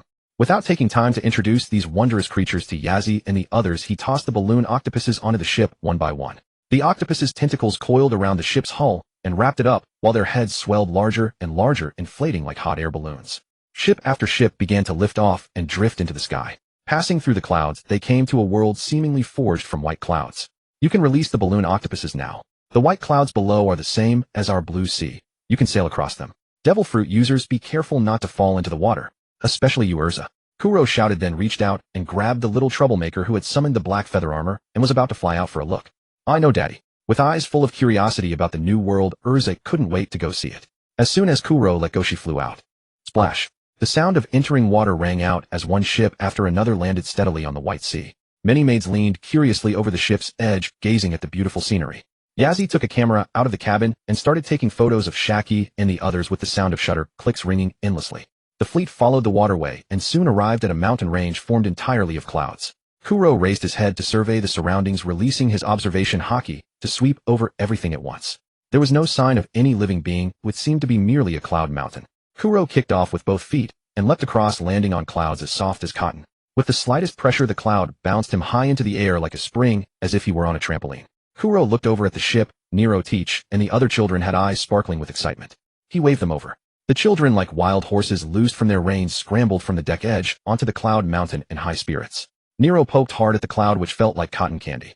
It was soft and springy, reminding him of the goats Uncle Tucker kept, though Mama Yako had always refused to let him touch those adorable goats. Teach and Orochimaru bounced about excitedly on top of it. Kuro glanced at the women and young maids who clearly itched to join, and with a grand wave of his hand told them all to go play. After a round of play, seeing how thrilled the children were, Kuro scooped the youngest Catherine into his arms and told them that there was even more fun ahead. He led the children down the waterway, guiding the fleet forward. Soon they reached the must-visit spot for every blue star, Transmigrated, the entrance to Skypiea. A tall, opulent archway stood before them, bearing a sign that read Heaven's Gate.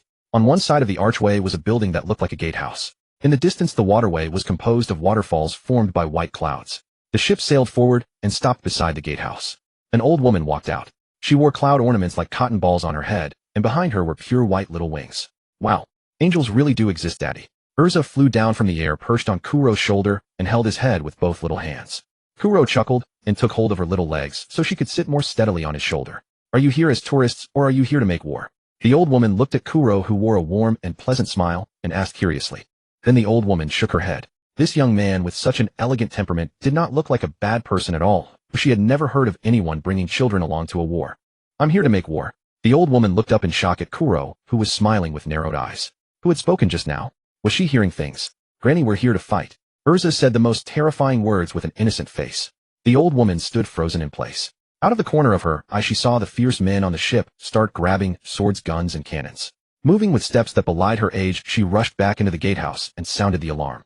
Wait. She put the whistle to her lips and blew. The white clouds beneath the ship parted like seawater, and two enormous shrimp claws emerged from below, clamping onto both sides of the hull. What are those things? Sea kings.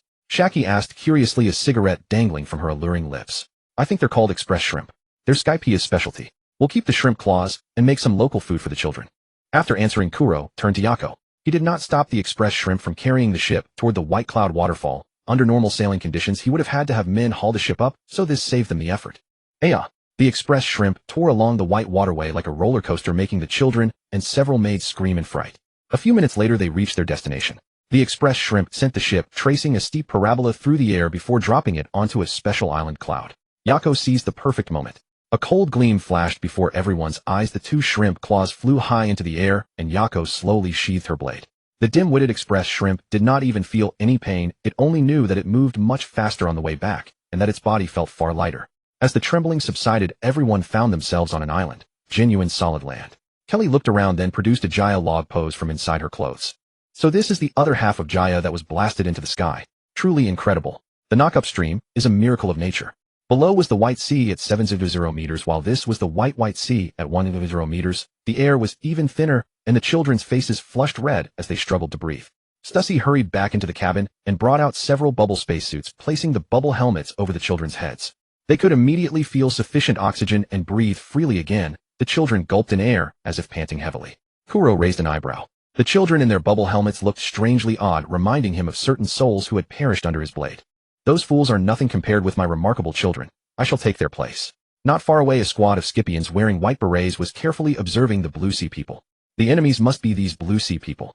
Hurry back and tell God. The leader of the White Berets ordered. No need. I'm already here. The 28-year-old Gonfal, clad in armor and holding a lance, emerged from the trees riding his bird Pierre, who had eaten the horse fruit in its Pegasus form. Gonfal stopped them from bowing and stared gravely at the Blue Sea people. The alarm has been raised. These Blue Sea people did not come with good intentions. Everyone prepare for battle. A large group of White Berets poured out from the forest. These fellows did not have even a trace of hockey, so they posed no challenge at all. Kuro shook his head. His gaze shifted to the sky, locking onto the man flying through the air, and especially onto the bird-like, horse-like creature he was riding. Blue Sea people, what is your purpose in coming to Skypiea? As the strongest man of Skypiea and the Sky Knight, Gonfal could sense the intense pressure radiating from Kuro. Kuro scratched his head. What was this guy's name again? The Skypiea arc was so many years ago, too much time had passed, and he had forgotten what he was called. I came, I saw, I conquered. But none of that mattered now. A red flash gleamed in Kuro's eyes, and his conqueror's haki crashed over from afar. Gonfal, his bird, and his vast force of White Berets all rolled their eyes back at the same time, toppling in waves like wheat mown down. Without even a shred of resistance, Gonfal plummeted from the sky. When the tigers are away, the monkey lords it over the mountain. Does a character like this dare to call himself a god? Feed my blood to these men. As Kuro's power grew, even his blood servant Magnolia no longer feared the sunlight. After Fongyue Kojiro had fed his blood to every member of the White Berets and was about to feed Gonfal, Kuro raised his cane and stopped him. Blood servant control could ensure their loyalty, but it could not change their minds. Gonfal was a pacifist. What Kuro needed were servants who obeyed absolutely, not a man with such strong personal convictions. He tapped the ground with his cane. One by one, the White Berets opened their eyes. A wisp of crimson light circled in their pupils and did not disperse. In silence, they all rose to their feet. Go and tell everyone. Their god has been defeated. Angel Island is now controlled by the House of Manfred. Whoever dares to disobey will be killed. In 10 days, I will ascend the throne and proclaim myself emperor at Upper Yard. All residents of Angel Island must come to pay homage. Kuro's gaze turned to the land island. A gigantic vine writhed up toward the sky, piercing through one layer of clouds after another, its bulk beyond imagination. Dozens of thick, grayish-brown main vines intertwined and spiraled upward, while countless island clouds huddled together, firmly holding the entire God's Island aloft. Everyone get off the ship and look around. Relax. I have a feeling we'll be staying here for a long time. As Kuro's words fell, many people began cheering loudly. Long live the captain. They had ended a voyage of several months and finally arrived at their new home. Kelly produced the palace construction blueprints she had prepared from the start and stopped the 2 division captains. Captains, please wait a moment. Miss Kelly, what do you need from us? The 2 men were quite respectful to Kelly. Kelly was not only Kuro's woman but also the chief steward of the entire Manfred Pirates. Every expense and income had to pass through her hands. This included the monthly wages and bonuses they had to settle. People become pirates to make a fortune. Not every pirate crew sets out with dreams the way the Straw Hat Pirates did. Some of the materials for the palace need to be brought back from the Blue Sea. I'll have to trouble the 2 captains with this. The field allowance will be paid at triple the usual rate. Kelly took out a small notebook, wrote out the purchase list of every required material, and handed it to the 2 men. Spices from the kingdom of Alabasta, bluestone from Long Ring, long land agate from the Slow Archipelago. They exchanged helpless glances. The distance between islands would keep them busy for a month or 2. But since the chief steward had spoken, they called their men together to prepare the supplies. Strong one from the Blue Sea, please wait a moment. Kuro spread his bat wings, preparing to take off. Gonfal had regained consciousness and ran over. Hearing the voice, Kuro turned around with a knowing smile. Gonfal hesitated. But as the god of Sky Island worried for the safety of his people, he asked, respected Strong One, I acknowledge your power and your rule over Sky Island. May I ask how you intend to rule us? Kuro grinned, malicious and undisguised. I came here to enslave you. From now on you will build my palace and work a full 8 hours every day. You'll get 3 meals a day plus snacks, but milk only in the morning and only 1 hour for a lunch break. Now for the real torture, every 4 months you'll get paid. As if. You won't receive a single cent of pay. Slack off and you'll be beaten. After teasing this kind-hearted pacifist, Kuro turned and flew toward the golden city of Shandora. Before leaving, he took Leon along. The gold of Shandora was enough to make anyone's eyes burn with greed, and the work of smelting it he would leave to the maidservant Kor he trusted absolutely. See that vine? Its roots are in the golden city of Shandora. Kuro held the flushed-faced Leon and leaned close to her ear, speaking suggestively. Too close, master. With its Sundara air, Leon turned her head away, exposing her snow-white neck, her tall, athletic body tightly wrapped around Kuro, and her lion-like golden mane shielding him from the wind. Above the clouds, sunlight slammed down over the ruins. A vast golden staircase spread along the mountainside, and the cracks between its steps were filled with grasses unique to Sky Island. Ahead stood a half-collapsed golden shrine. Its beams and pillars were warped, their surfaces gleaming with a cold, hard metallic light.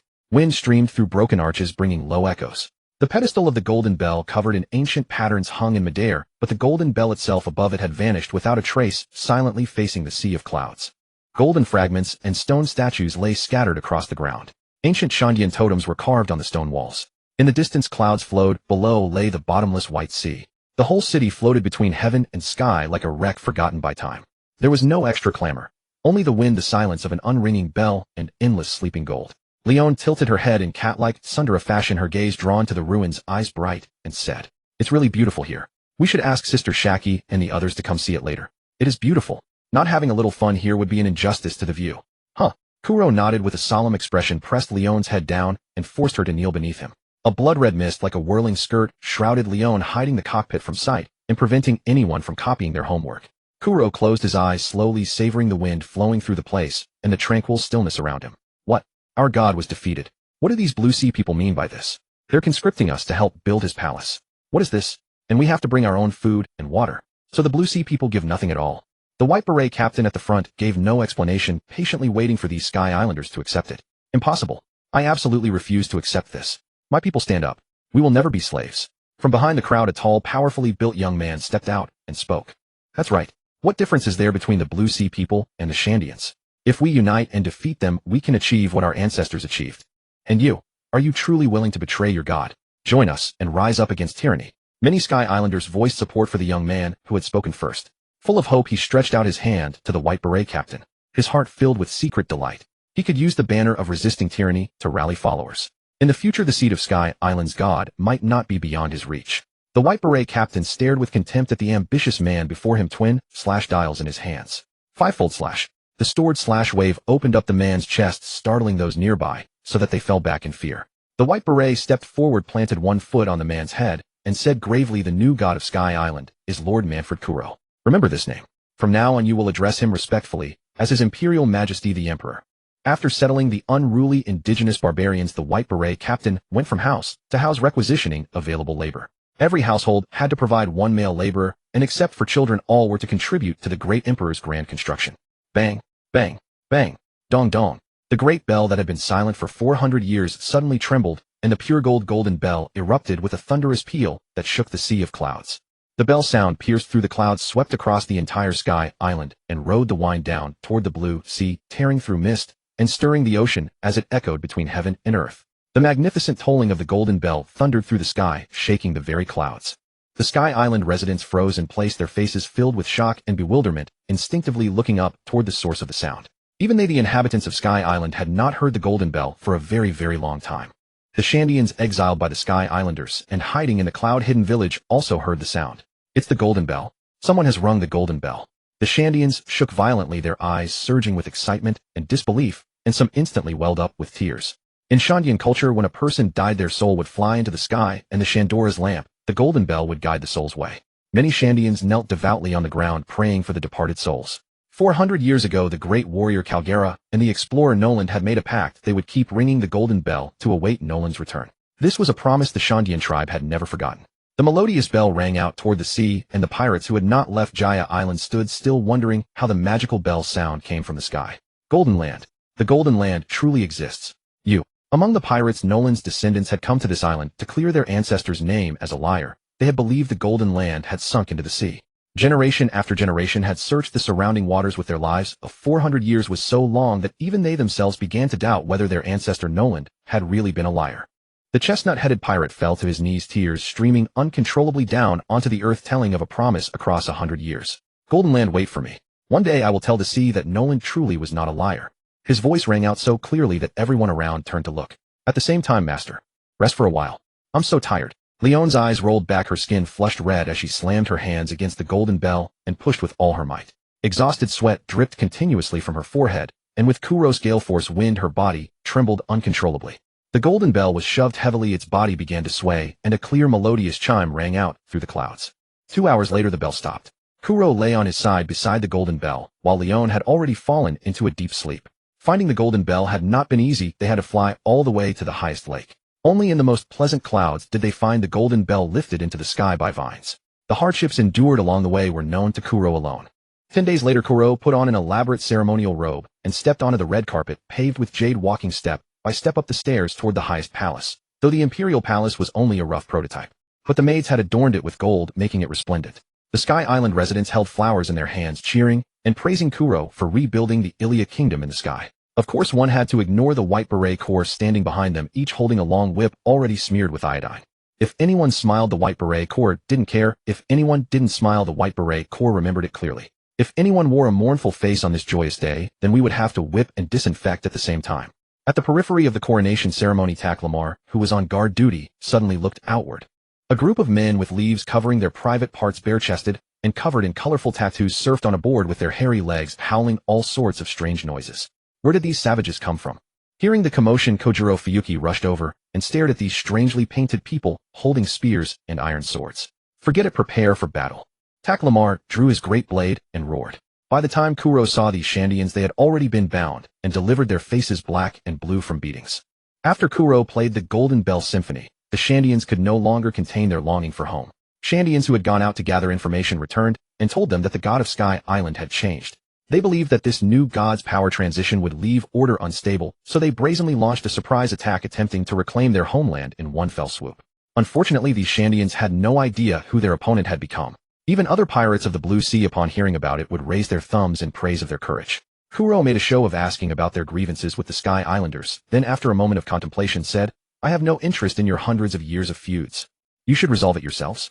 It was fine for the Sky Islanders and Shandians to hate each other. As long as they remained hostile, they would never join forces to oppose him as their ruler. One should wisely learn to transform class contradictions into contradictions among the people. However, I will open the Divine Guard to Shandians as well. Every year, there will be a tournament. The victor may bring his family to live in Upper Yard for 10 years. Kuro saw the light shining in the Shandians' eyes, then waved his hand, ordering that they be unbound and allowed to go back. Kuro's magnanimity moved the Shandians present, and at last they saw a glimmer of returning home. Several leading Shandians hurriedly bowed and said, "We thank you, great emperor. Thank you for your tolerance." As long as the rules stipulated that killing an opponent was forbidden, then the two tribes would continuously compete against each other, constantly providing him with warriors of outstanding physical quality. The Shandians returned to the cloud-hidden village, explained the situation, selected outstanding warriors from the tribe, and put them through various physical fitness tests. Those who succeeded would join the Divine Guard, carrying the hopes of the entire tribe. The Sky Islanders also learned of this news. Previously, they had lived on Angel Island. Now, there was hope of living on the real land of Upper Yard, and they were likewise eager and enthusiastic. By the way, in addition to the martial arts tournament, a beauty contest will be held every 5 years. Each tribe selects its most beautiful woman to join the maid corps, and her family may reside in Upper Yard permanently. After settling this minor episode, Kuro turned his attention to how to handle this batch of gold. This was a golden city worth trillions. If this batch of gold were introduced into the Blue Sea, it could drive down the price of gold in the market. These gold reserves couldn't possibly be dumped in a Qinghai all at once. They could only be sold in batches every few years. Who would have thought that having too much gold could be such a headache? Kuro changed into a light set of clothes and summoned Gonfall. "Your Imperial Majesty, you called for me." Since stepping down from his position as a god, Gonfall had devoted himself wholeheartedly to resolving the conflict with the Shandians. Unfortunately, the Shandians believed he harbored ulterior motives, that he wanted to use them as cannon fodder to resist Kuro's rule, and repeatedly refused to have anything to do with him. Which direction is Burka Island? After learning the direction from Gonfall, Kuro flapped his bat-like wings and set out for Burka in search of the Logia-type rumble fruit. Gonfall watched as Kuro shrank into a black speck in the distance, silently praying that the bigoted inhabitants of Burka wouldn't provoke that walking calamity. Flying toward Burka, Kuro's smile grew wider and wider. Just thinking about that mountain of gold was enough to make even the most stoic man break into a delighted grin. This gold would last for generations beyond generations. Back in the day, a single raid with rocks and the others would keep him from leaving Hakanosu for a year or two. Now he had so much money he could lie back and wait until Nika finally took down Imo. If John, that treasure-obsessed bastard, ever found out, he'd be stomping his feet in fury. After flying for 2 days, Kuro successfully landed on Burka. This Sky Island was much smaller than Angel Island. Kuro extended his observation haki outward. The residents here dressed very conservatively, with some women leaving only a pair of small wings exposed on their backs. Kuro had always kept an ear to the rumors of the sea.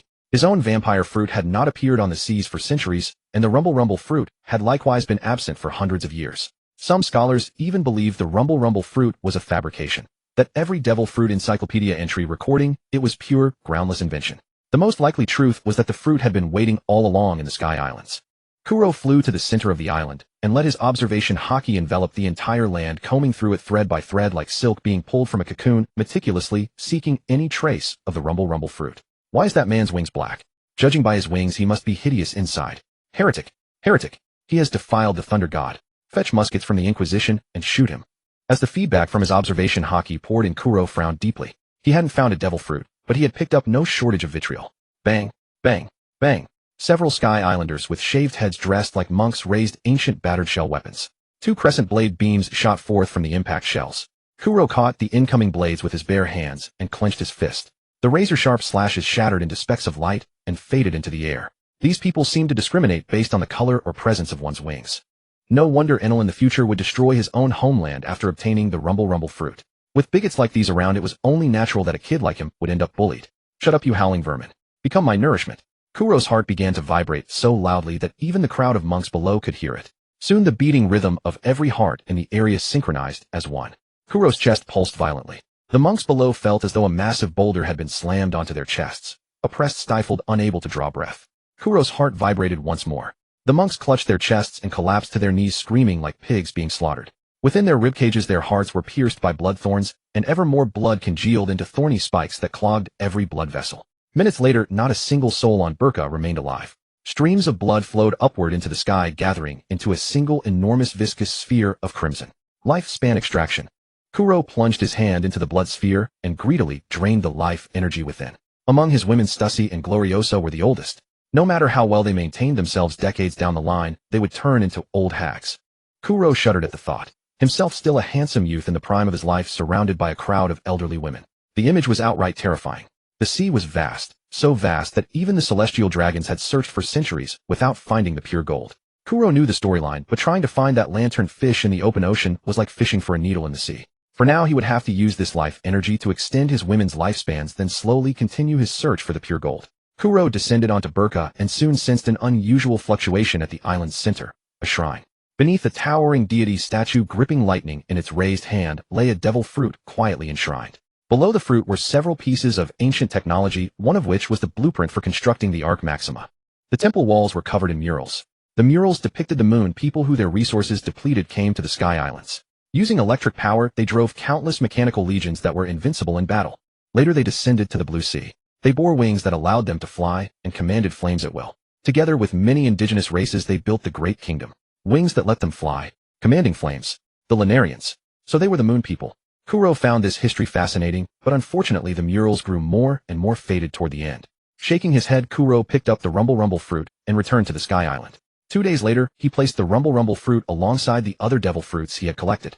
Logia Mori Nomi forest fruit Kami Nomi paper fruit Goro Nomi rumble fruit. Paramecia Nejineji Nomi twist fruit. Zoan Hibi Nomi model Yamato no Orochi Inut Nomi model Kerberos. Tori Nomi model Firebird. Kuro, an avid collector, gazed at the array of devil fruits with deep satisfaction, then locked them all away. Knock knock knock. A knock came at the door. Kuro called out for the visitor to enter. Stussy bounded in like a cheerful little bird, hopping over to Kuro's side. Her long straight legs crossed in sleek black stockings as she plopped herself down onto his lap. You're pregnant now. How can you still be so reckless? Kuro wrapped an arm around her slender waist, speaking in high spirits. It's fine.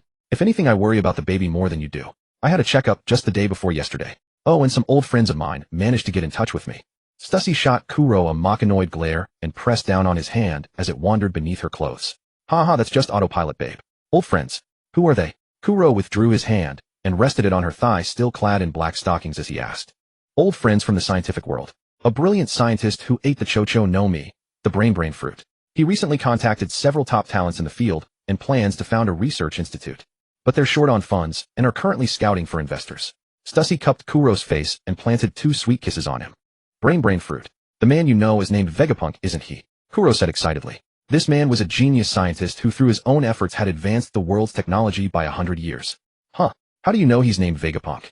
Stussy wrapped her arms around Kuro's neck, saying in surprise. I've heard that name before at Karakuri Island, Baltaigo. Kuro gave a faint smile and added. Help me contact the MADS laboratory and tell them that I, the Blood Emperor, will fully fund their experiments. Before the discovery of the lineage factor and the blueprint of life, the world government paid no attention to Vegapunk and the MADS research team. This provided Kuro with a fine opportunity to beat the world government to the punch. Moreover, the super live streaming Den Mushi that Vegapunk would later modify could forcibly connect to other Den Mushi signals and force a broadcast. Public opinion must not be left solely in the hands of the world government. Taking beatings without fighting back was never Kuro's style. Public opinion is a fine weapon that kills without shedding blood. To seize the commanding heights of public opinion, no matter how difficult things were, now Kuro was willing to start from zero. Morgans used to be a small-time reporter before God Valley. Now he's become the president of the World Economy News Company. Even the CP agencies could only use money to bribe this rising newspaper.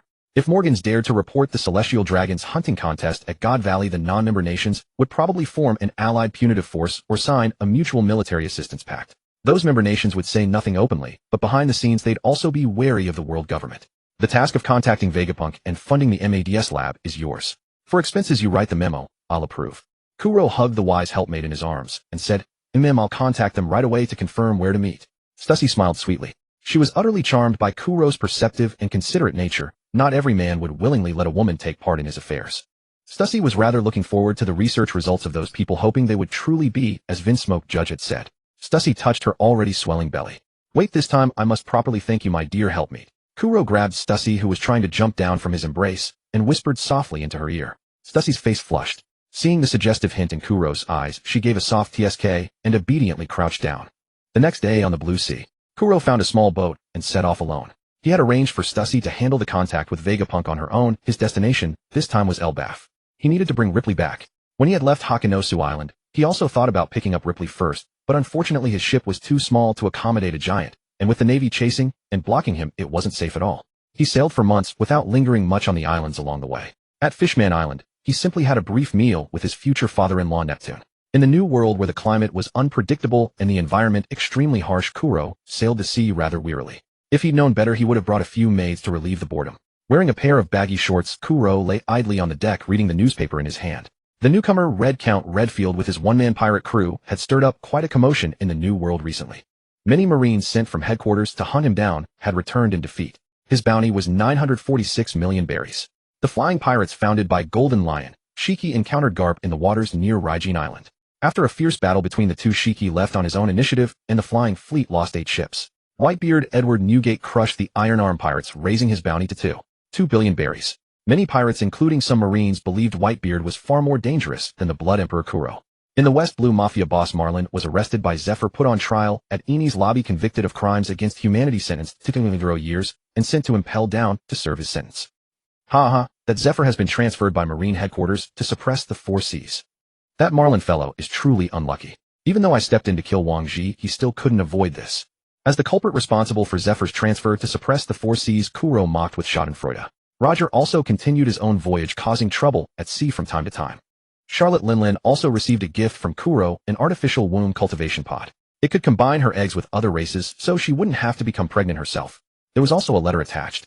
Aside from asking about Ares, it told Linlin to find time to meet up and take care of her physiological needs. Charlotte Linlin couldn't help cursing the bastard for always taking advantage.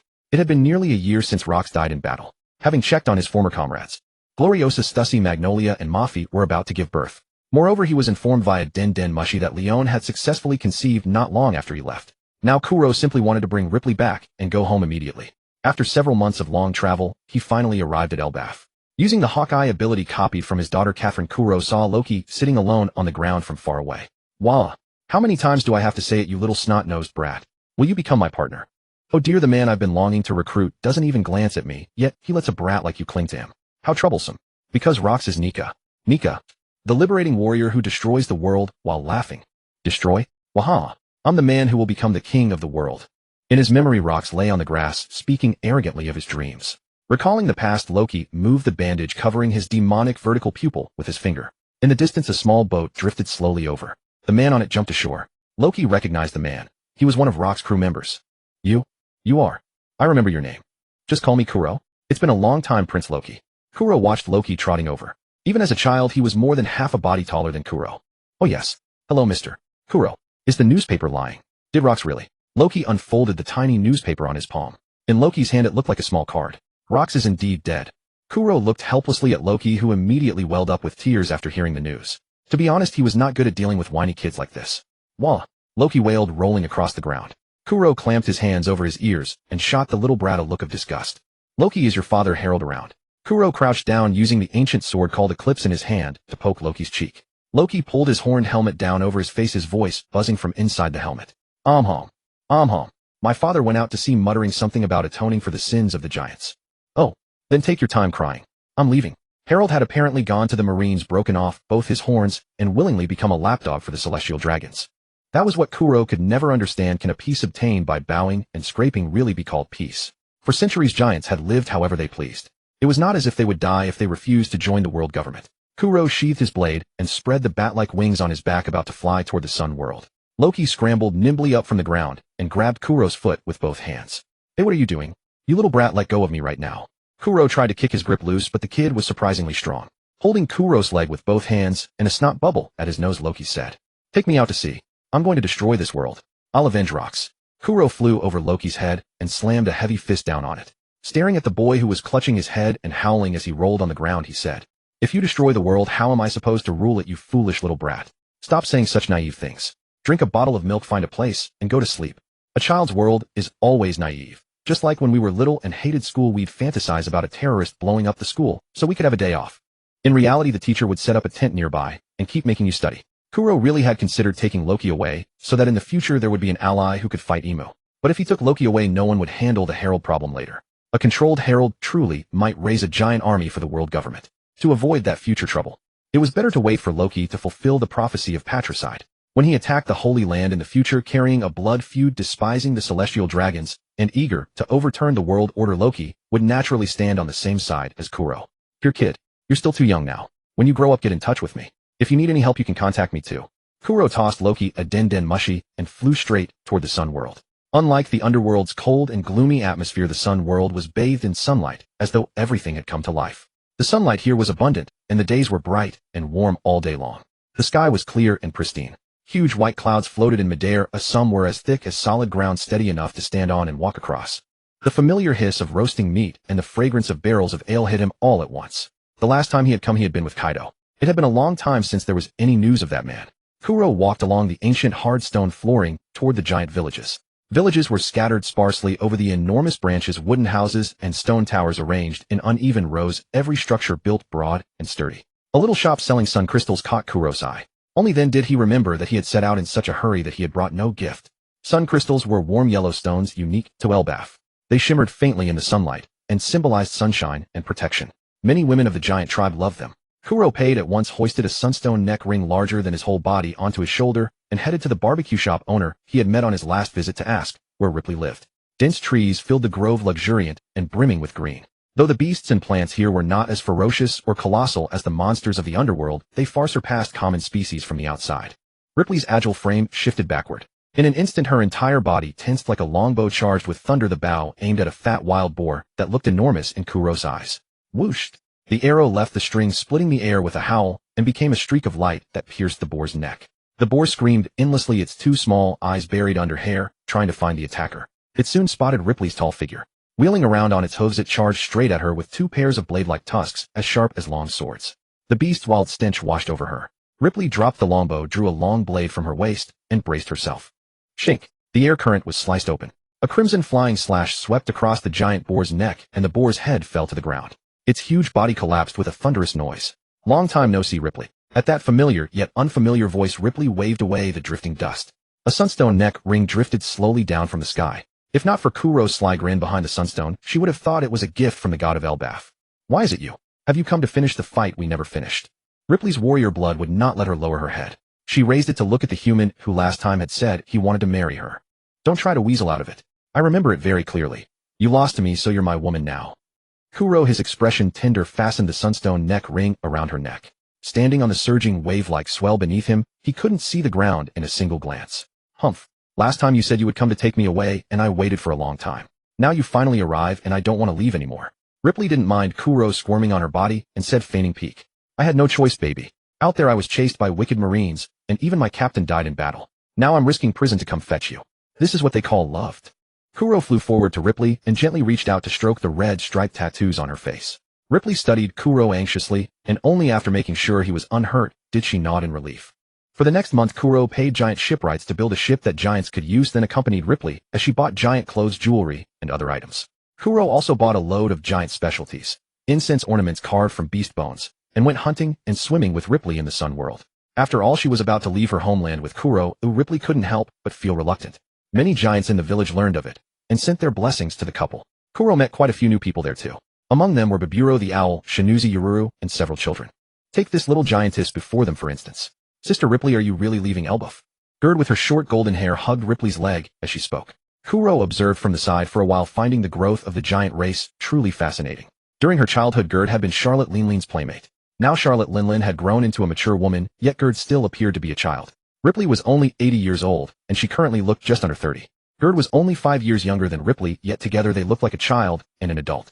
The eldest mountain-beard Yaruru was over 400 years old. So-called century is just 2 generations for the giant race. O'Hara studied the void century with all that effort. If they had come to Elbeuf and asked some of the elderly residents, they might have gotten the answer directly. Of course, Big Sister has found her own happiness. I'm going to live with the one I love. Ripley lifted Gerd up and nuzzled her cheek against the girl's. I'd say this little one is ripe enough. Perfect for the picking. My ship happens to be short a doctor. How about joining us? Kuro stood on the table, gnawing on a bunch of grapes larger than his own body. Huh. Gerd first stared at Kuro contemptuously, as if he were some suspicious uncle. But then she reconsidered. Playing pirate games every day with Hadrudin and Rode didn't compare to going to sea for real. When she returned, she could show off to them. Great. I'll go to sea and become a pirate. To the giants of Elbeuf, the giant warrior pirates were a glory, brave warriors whom countless people admired. Ripley rolled her eyes, but she didn't refuse. Out there in the world, being able to talk to one of her own kind would keep her from being too lonely. After everything was ready, Ripley and Gerd said goodbye to their families. Gerd in particular looked at her little friends Hadrudin Goldberg and Rode with tearful eyes, and almost made up her mind not to go. Kuro was saying goodbye to Ida. Although he disliked this woman's ideal of peace, he had to admit she was genuinely good. Otherwise Loki would not have personally avenged her after she was poisoned to death. Loki, aggrieved, hid in the tavern huffing indignantly, and didn't say goodbye to Kuro. That blonde little girl Gerd could get on his ship, but he, the great sun god, had been left behind.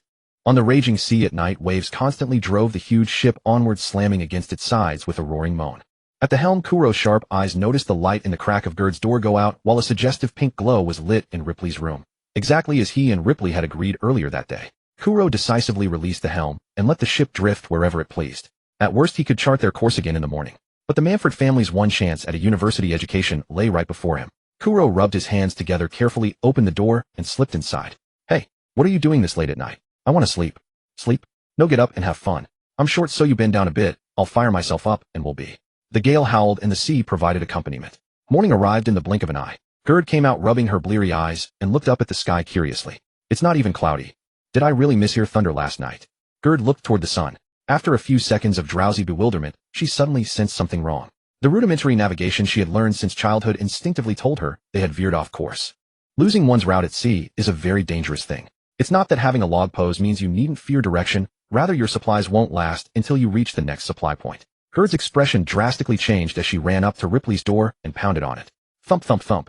Sister Ripley, come out. With a creak, the door opened and Kuro stepped out. Driven by malicious amusement, he tossed a soaking wet garment at Gerd's feet. What are you doing, you hateful thing? Gerd threw the weird-smelling clothes to the ground. Where her eyes landed, Kuro was bare-chested, his streamlined muscles as perfect as an ancient Greek sculpture. Many male giants in Elbeuf exposed their bodies to display the aesthetics of muscle, so Gerd innocently took a few extra glances. His proportions really were excellent. Don't worry, Gerd. We're only a little off course. It's still under control. Kuro took out a log pose, calculated the direction of the deviation, and compared it with the chart. Huh, we're not far from Sphinx Island. Let's go to Sphinx Island and visit an old friend. A few days later, the huge ship docked at the opening of a port on what looked like a very desolate island. One glance was enough for Kuro to know this was not a wealthy country. It was far poorer than Ilia, his own birthplace. This was Sphinx Island, a non-member nation of the world government. Kuro left the physically indisposed Ripley on the ship to keep watch and went ashore with Gerd.